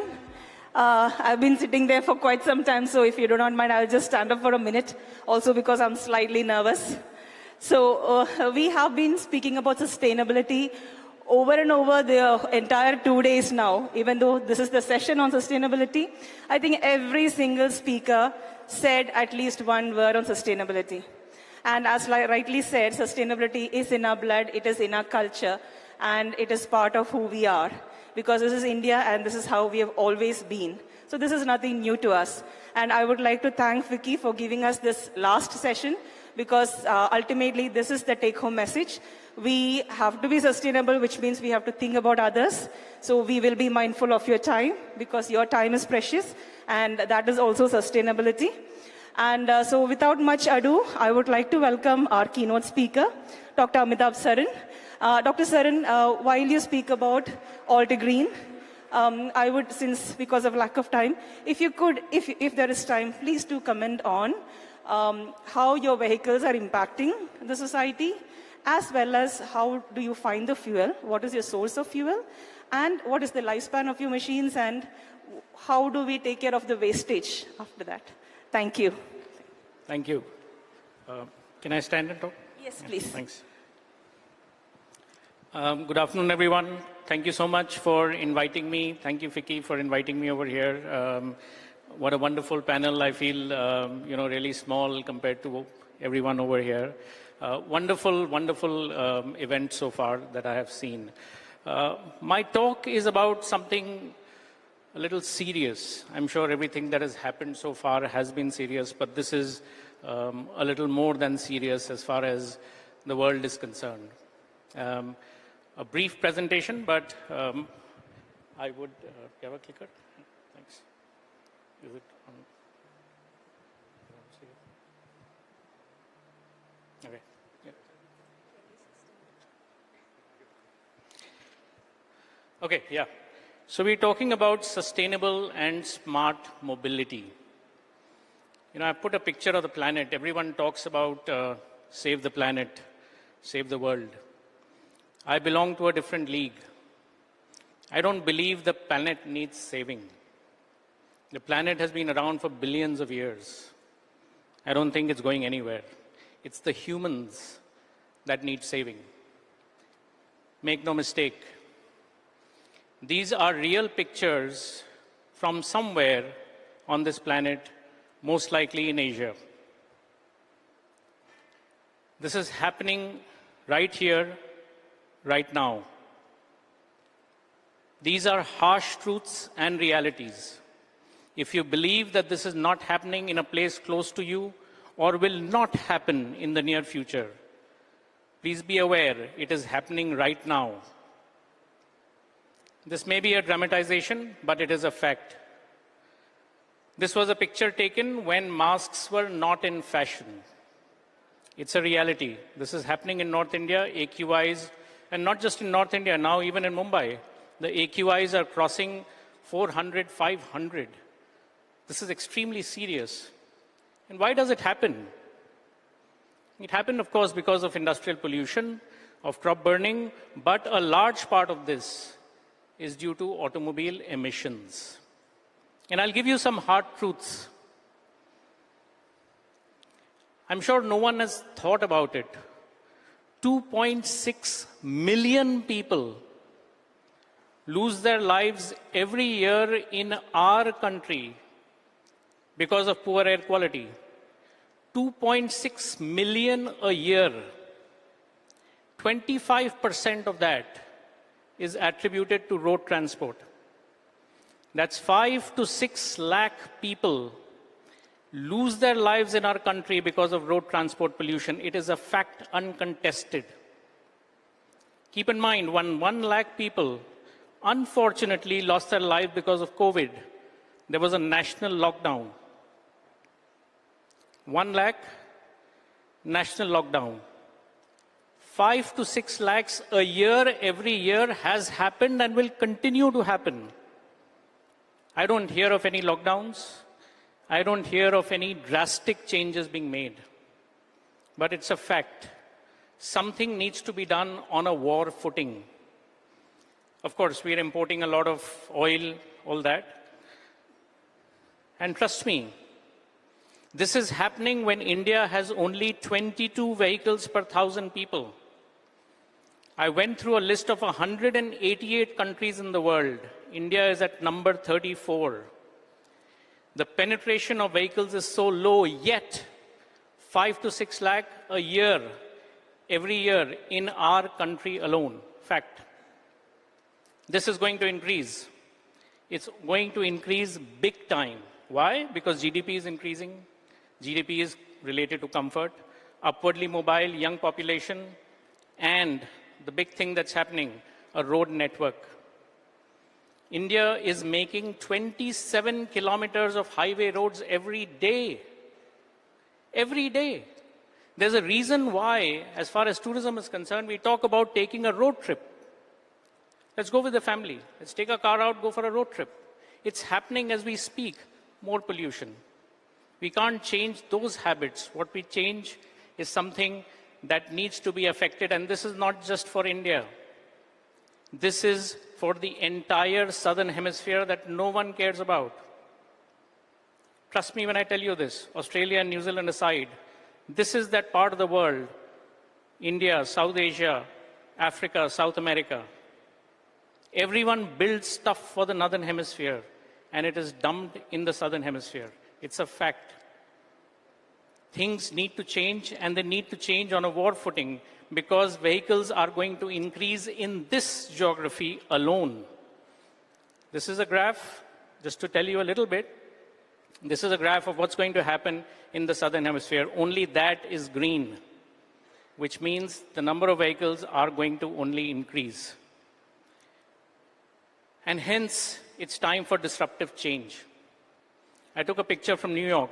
On the left-hand side, 1900, one motorized vehicle, everything else is a horse-drawn carriage.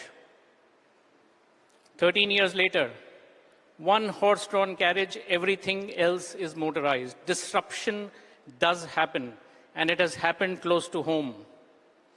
1993, long queues in front of a PCO booth. 8 years later, everyone has their own smartphone. It has happened. Disruptions have happened, and it is high time that we had disruptions even for the automobile sector. I don't know how much time I have, and hence I go fast on this. And hence the reason for electrification. I'm making a case for electrification because as a company, Altigreen makes electric vehicles for last mile mobility. We make full EVs. EVs have been around in our country since 1999. Did you know that? India was amongst the first few countries in the world, that had a production-ready passenger vehicle. It was called the Reva, 1999. Tesla had not even been thought of. We were selling electric cars made in India. It's a fact.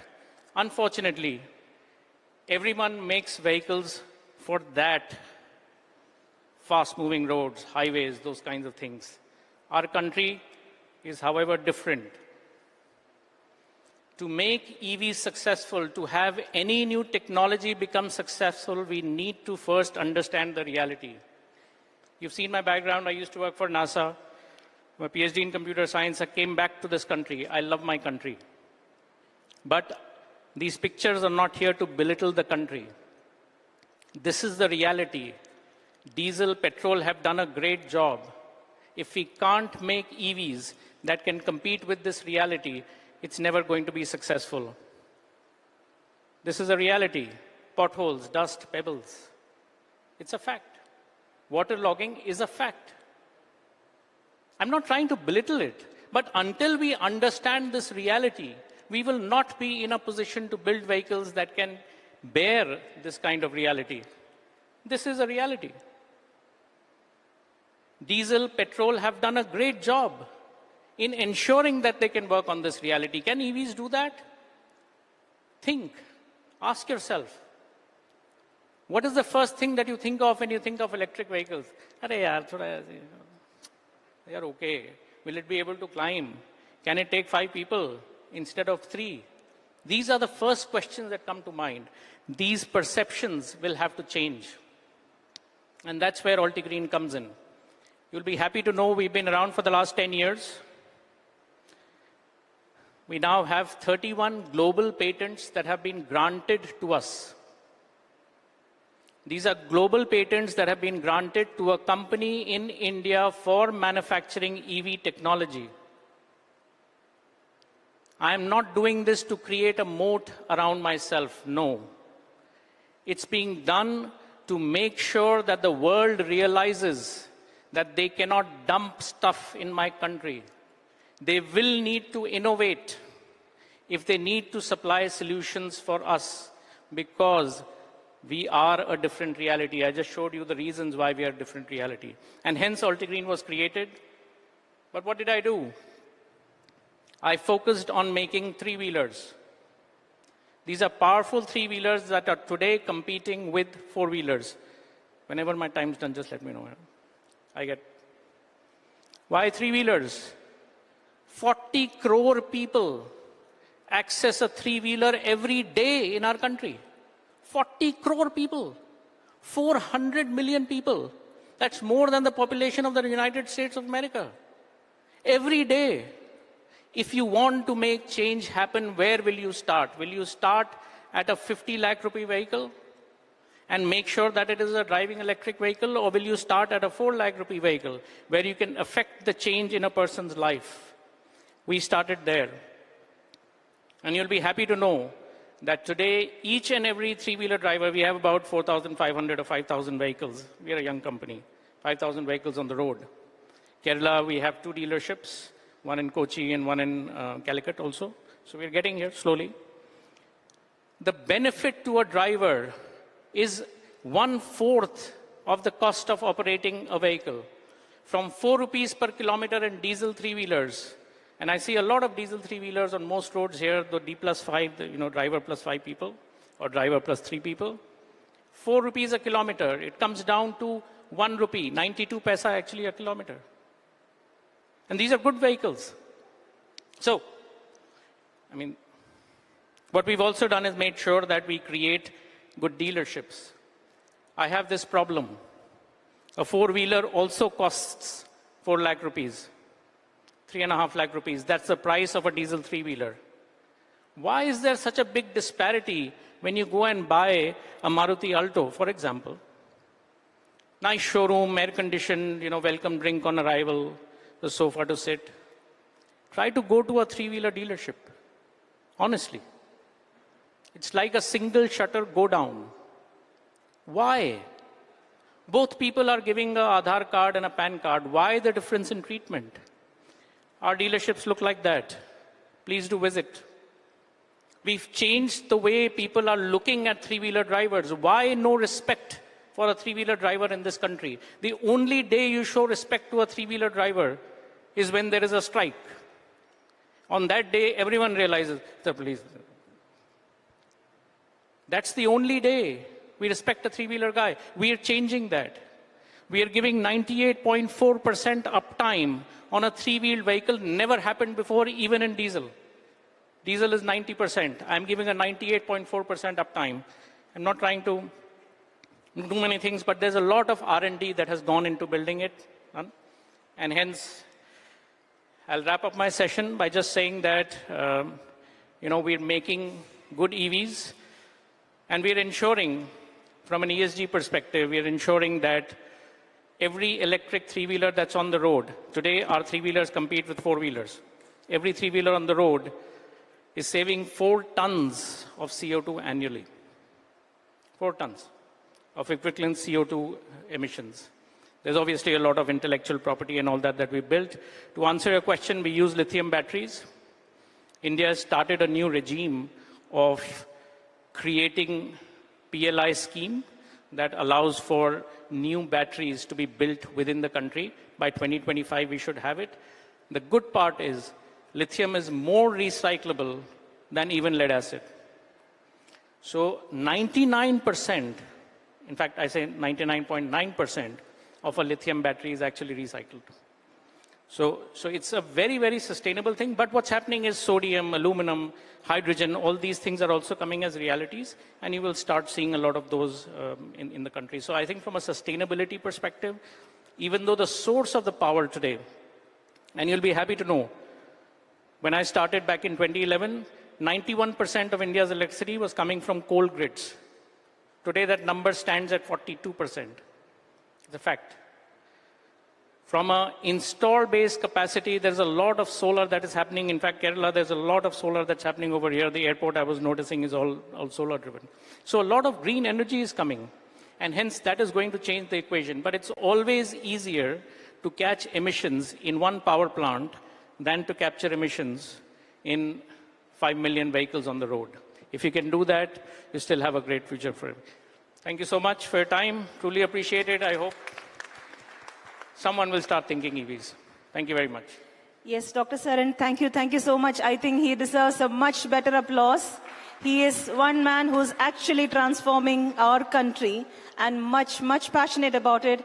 And he left his job at NASA and he knows where his life is worth and he's here for us. Thank you so much, Dr. Saran. Thank you. Thank you. On similar note, sir, I would like to ask you, Dr. Jaishankar, sir. So here we speak about industry and business. And while we speak on sustainability, like I said, it is part of our culture, it is in our nature. And then SEBI took it up, and now there are guidelines, and we started with the CSR being mandatory, and now we have moved on to BRSR framework that has also become mandatory for the first 1,000 companies, listed companies. Question to you, sir, is there any advantage tax-wise on being green? Or is there any, if we pollute more, is there any disadvantage tax-wise? Also, one more thing, sir, because of lack of time, I'm putting everything together. So this is for the industry and business.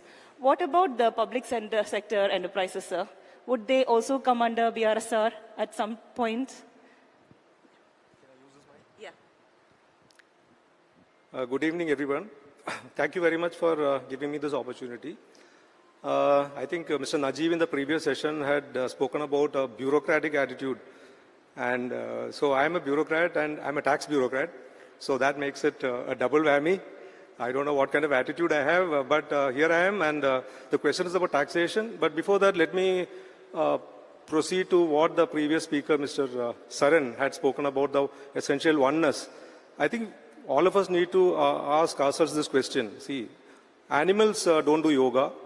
Animals and plants, they don't talk of what you call CSR and EGS and all this kind of stuff. So why is it so? So we have somehow during the progress of civilization, in some manner, we have moved far away from our natural tethering. And that is the reason why we have all these issues. And I have made a full-fledged presentation because I was not very sure about the kind of discussion that would ensue here, but I made a presentation which is freely available, which traces the history of all the three concepts. By the way, I think I should congratulate the person who has concocted or defined this kind of topic, because ESG and safety and CSR. So all of these are three sides of, you can call it the same coin, but that is the difference between a contradiction and a paradox. All of them are the same, except that ESG has a very short journey. It started sometime in the 1970s, and CSR is much older, started in the 1800s. And safety is from public health economics. So all of them finally have converged to two key objectives. The first is, of course, environmental concern, and the second one is that of human rights and liberty and dignity. So these are the two concerns that we are talking about. And now we will come to Rashmi's question about whether tax and taxation can be an agency. So I am here as I won't call myself an expert, but as a student of direct taxation. And in direct taxation, there are not many penalizing clauses. There are, in fact, it's very difficult to collect all of the different provisions that promote environmental and human concerns, but I have done so and it is available in the presentation. The most important one is that of environmental conservation is treated as an act of charity. So there is a specific section called section 2 bracket 15 and sub bracket D. So in that it's charity. So anybody who wishes to promote environmental concerns definitely can set up institutions. It can be a society, it can be a trust, it can also be a company, which is a section 8 company. So you can get full tax exemptions if you do that. And aside from that, we have very specific sections. There is also a section, exemption section called section 1046. So section 1046 again says that anybody who interests himself in some kind of public welfare is entitled to full exemption. So these are the full exemption sections. Aside from that, business expenses of certain kinds which promote environmental concerns are both allowed as expenditure and are also allowed as deductions. So these are all the technicalities. Indirect taxes is probably the easier, I won't call it efficient, but it's much easier to implement. Much of the environmental taxation that is taking place globally is as an adjunct of indirect taxation, because we have green taxation and carbon taxation. So all of these are in some manner extensions of indirect taxation. But under direct taxation, because see, the approach is slightly different. I don't want to get very mathematical. The direct taxation is about adjusting for marginal social cost. And indirect taxation is for adjusting for marginal private benefit. So there you're trying to prevent private benefit, whereas direct taxation is something different. So the approach is very different. So there are provisions in direct taxation which incentivize and promote environmental concerns and also human concerns. Of course, there are Provident Fund and Welfare Fund and Superannuation Fund, and there are all kinds of funds and any kinds of contributions that are made towards those funds. They're also deductible. So these are the various methods by which taxation provides incentives. And looking at the future, I think this is about transforming Kerala, and I think the present participle has been used, the present continuous tense. So that is very good, because ultimately life is all about a journey. So if you're looking at the future, maybe the cooperative sector can be involved. So there are deductions available and they can set up cooperative. Someone was talking about encouraging temple festivals, because Kerala's temple festivals are, each temple has a very different and distinct kind of festival. So these festivals are part of the local culture. So we can involve the cooperative sector and then give them deductions. So there are other ways which are probably in the thoughts of the leaders. But at this time, I will not venture into something, the larger picture, because it is, I think the moment you define it as a charitable purpose, you can always set up any company, entity and claim 100% tax exemption. So that's all I have to say right now. Thank you very much. Yes, sir. You have a topic in which there are millions of doubts actually, and so many things to be clarified. But due to lack of time, we'll have to cut it short. So moving to you, Jeeva ma'am. You have had a wonderful 7-year career now in the foreign services. And I see that in your career you've done quite a lot of things, and things that have become like, a common word in our minds. Whether you were part of G20 also recently. And, all the Azadi Ka Amrit Mahotsav. So all these are things that even the littlest of children have come to know. So could you elaborate on how India, from a foreign service point of view, Ministry of External Affairs, how are we looking at promoting sustainability outside to the countries who are friendly to us?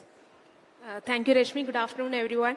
As we know, the Ministry of External Affairs almost exclusively promotes and represents India's objectives and priorities abroad in various countries, in plurilateral and multilateral forums and international organizations. So if we just start with the G20 itself, under India's presidency, we have made a lot of strides, especially in the in terms of ESG commitments. I think the inclusion of African Union, the 55 member state bloc into G20, and the expansion has not happened in decades in G20, and we have brought African Union in, and we have made the platform a very democratic platform.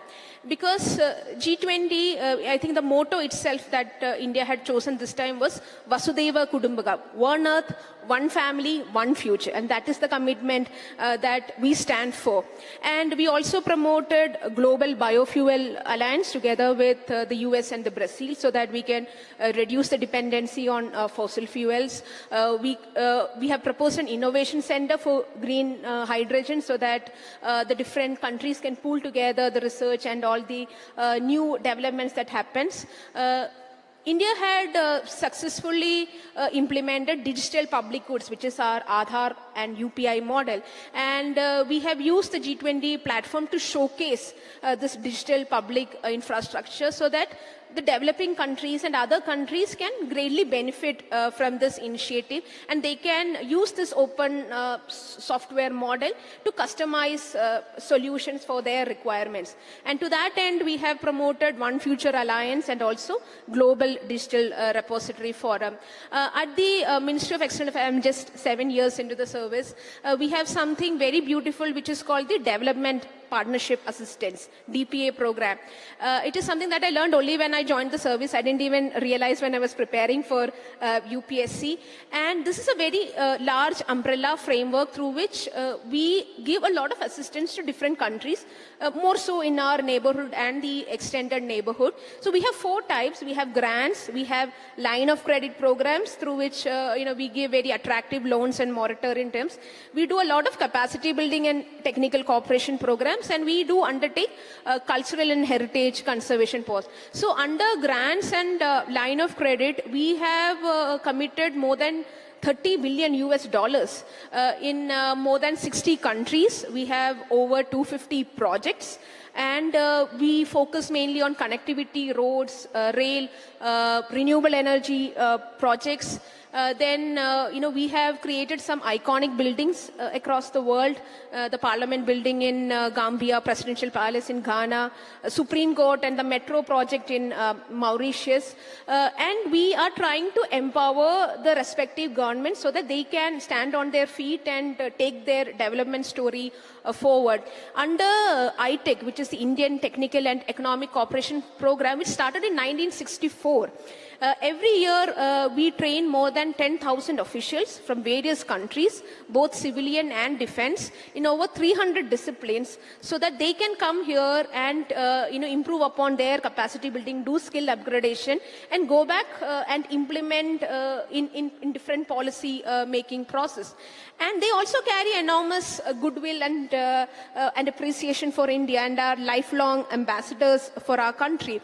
And also in cultural and conservation project, more than 50 projects, restoration of temples and mosques and Buddhist relics and monuments. So we have we have a very diverse portfolio to support the countries, and we have something called high impact community development projects. So while grants and other projects are on a G2G basis, through HICDPs, we go and connect with the local government. We work with the city councils. So irrespective of, which political party and what are the dynamics there, we are bringing benefit to the people. We are touching the lives of each and every person as well. So amazing, I have to say, because when we look at MA, even though we generally know what is happening, but I think whatever you said, for me personally, I was not actually aware of such a lot of work that is happening.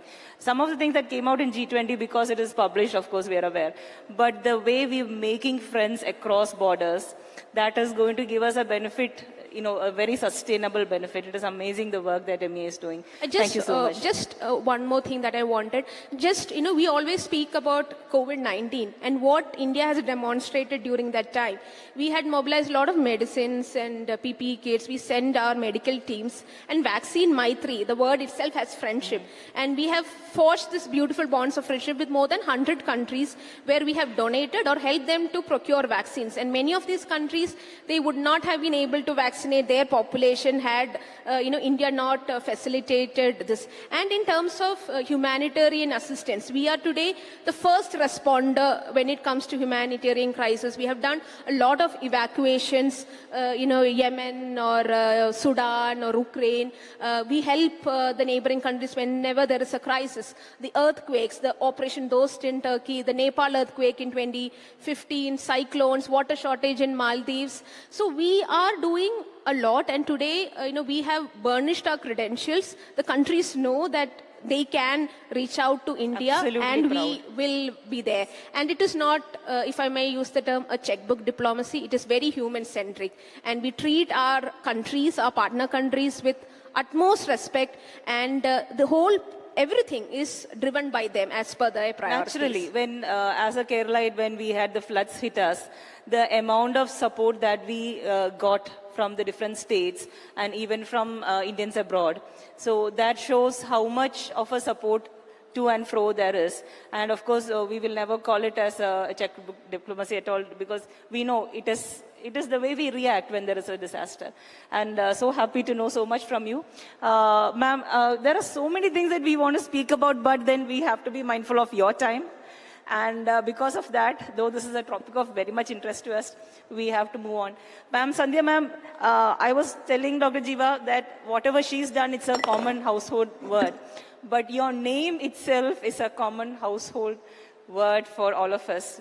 For me, we grew up looking at you as an iconic figure, and I'm very proud and happy to share the stage with you today, ma'am. Ma'am, could you elaborate something on how the youth and the employment connect on a sustainable level? The partnership, the interaction between the industry and the youth. Good afternoon, everyone. It's a very interesting question. I was thinking of speaking about policing the environment, but something different has been asked. Connecting the youth with industry is the crux of sustainability. I would like to know, the FICCI organizers may be able to tell us, is the Newell's National Law University represented here, Cochin University represented here. So when lot of collaboration between industry and academia. So academia and industry, when they collaborate, and industries ask for example, we all talk about enzymes degrading plastic, which is a must. When Brahmapuram happened also, we were all dreaming, when is this going to happen?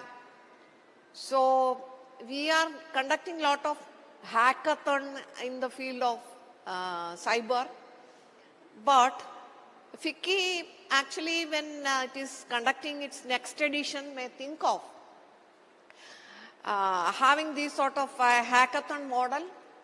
Industries must ask the universities to develop. See, these sort of plastics, we are talking about sustainability, still we are using it. We must avoid maybe a bottle to contain water, which is a sustainable one. So yes, circular economy has to be encouraged. How to encourage circular economy? And this industry, educated youth, that is scientific academia or whatever you call, and like our first speaker was telling, getting patent for them and using it, our own technology. So these things have to happen. We have a lot of electronic waste. It's all dumped into Africa China and India only. These three countries or regions are suffering. So, when we are producing some product, how much it is required and how much sustainable it is, how much circular economy it is creating. These are the questions to be asked. My friend was talking about the tax. So, instead of direct tax, these sort of benefits. Plus, simply by enforcing the law itself, we cannot go. Of course, lot of policing the environment is required. We have Air Pollution Air Act, Water Act, Environment Act, all these different acts. There is no combined act. And when panchayat or municipality is imposing some fine, there is some pressure here, there, and then again it comes to the question of ethics. Ethics, especially among the youth, students. So when there is a pressure, when they put 10,000 rupees fine, it is made into 5,000 or 1,000. When there is pressure. Morning I had a meeting with some local body representatives. So one lady was telling, a local representative was telling, when there was this dumping at a place, and dumping is taking place in spite of cameras, they were unable to detect. Somehow they got some electricity bill or something. They found, and the person who was doing it in the dark was an international school teacher. What she will be teaching the children? And when 25,000 fine was imposed, she was telling government is not doing anything for waste disposal. So civic sense and this promotion of circular economy, along with a strict comprehensive law enforcement, and also a lot of awareness, branding. When you are wearing something or while you are carrying a bag, you would like to know how much sustainable it is. So branding. So let us brand. Our hotels can brand. Our textiles can brand. This automobile industry, many are not aware. Even now also there are people who buy diesel cars, which has been banned in many advanced countries in 1990s. So all these things have to happen in a combined manner. Of course, FICCI is an agency which can do a lot. So that let us at least hope in the next edition, there will be, if we can make a COVID vaccine, why not other things? Yes, we should have our own Actually, that is so true. Even when we look at the medical industry, most of the healthcare equipments, when we look at it, we still rely on outside countries. Yes. Because the quality there is way better. So there are lots of things that we have to innovate. And like you rightly said, students should be made sensitive about what is the need.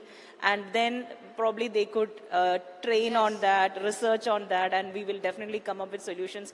And yes, ma'am has put up a very good point. As FICCI members, I think next time we will be more sustainable in our projects also. Thank you, ma'am, for that. We do have to rush. So, Pradeep sir, you have had a very excellent career of close to 2 decades, spanning mostly the Navy, and your passion is on loss prevention. And of course, loss prevention is connected very much to ESG. So there's lots for you to talk about. But would you be able to talk about how loss prevention is directly related to the human capital and also any kind of capital, and on the reduction of capital expenditure? Good afternoon, everyone. It is immense pleasure to be here in such a respected audience on the dais and off the dais, especially. So actually, I got a presentation. It may take another 10 to 12 minutes. So being a defense person now, the time is on my shoulders. Okay. So I will simply explain something. What is loss prevention? If I say something to this crowd about safety, some people will think that they believe that safety is vast, V-A-S-T. A few think that it is waste, W-A-S-T. But if something goes wrong, that will be worst, W-O-R-S-T. That is the attitude we have. So anyone from all of us can say, an accident-free workplace is possible? Can anyone raise your hands? An accident-free workplace is possible? Nobody is there. I am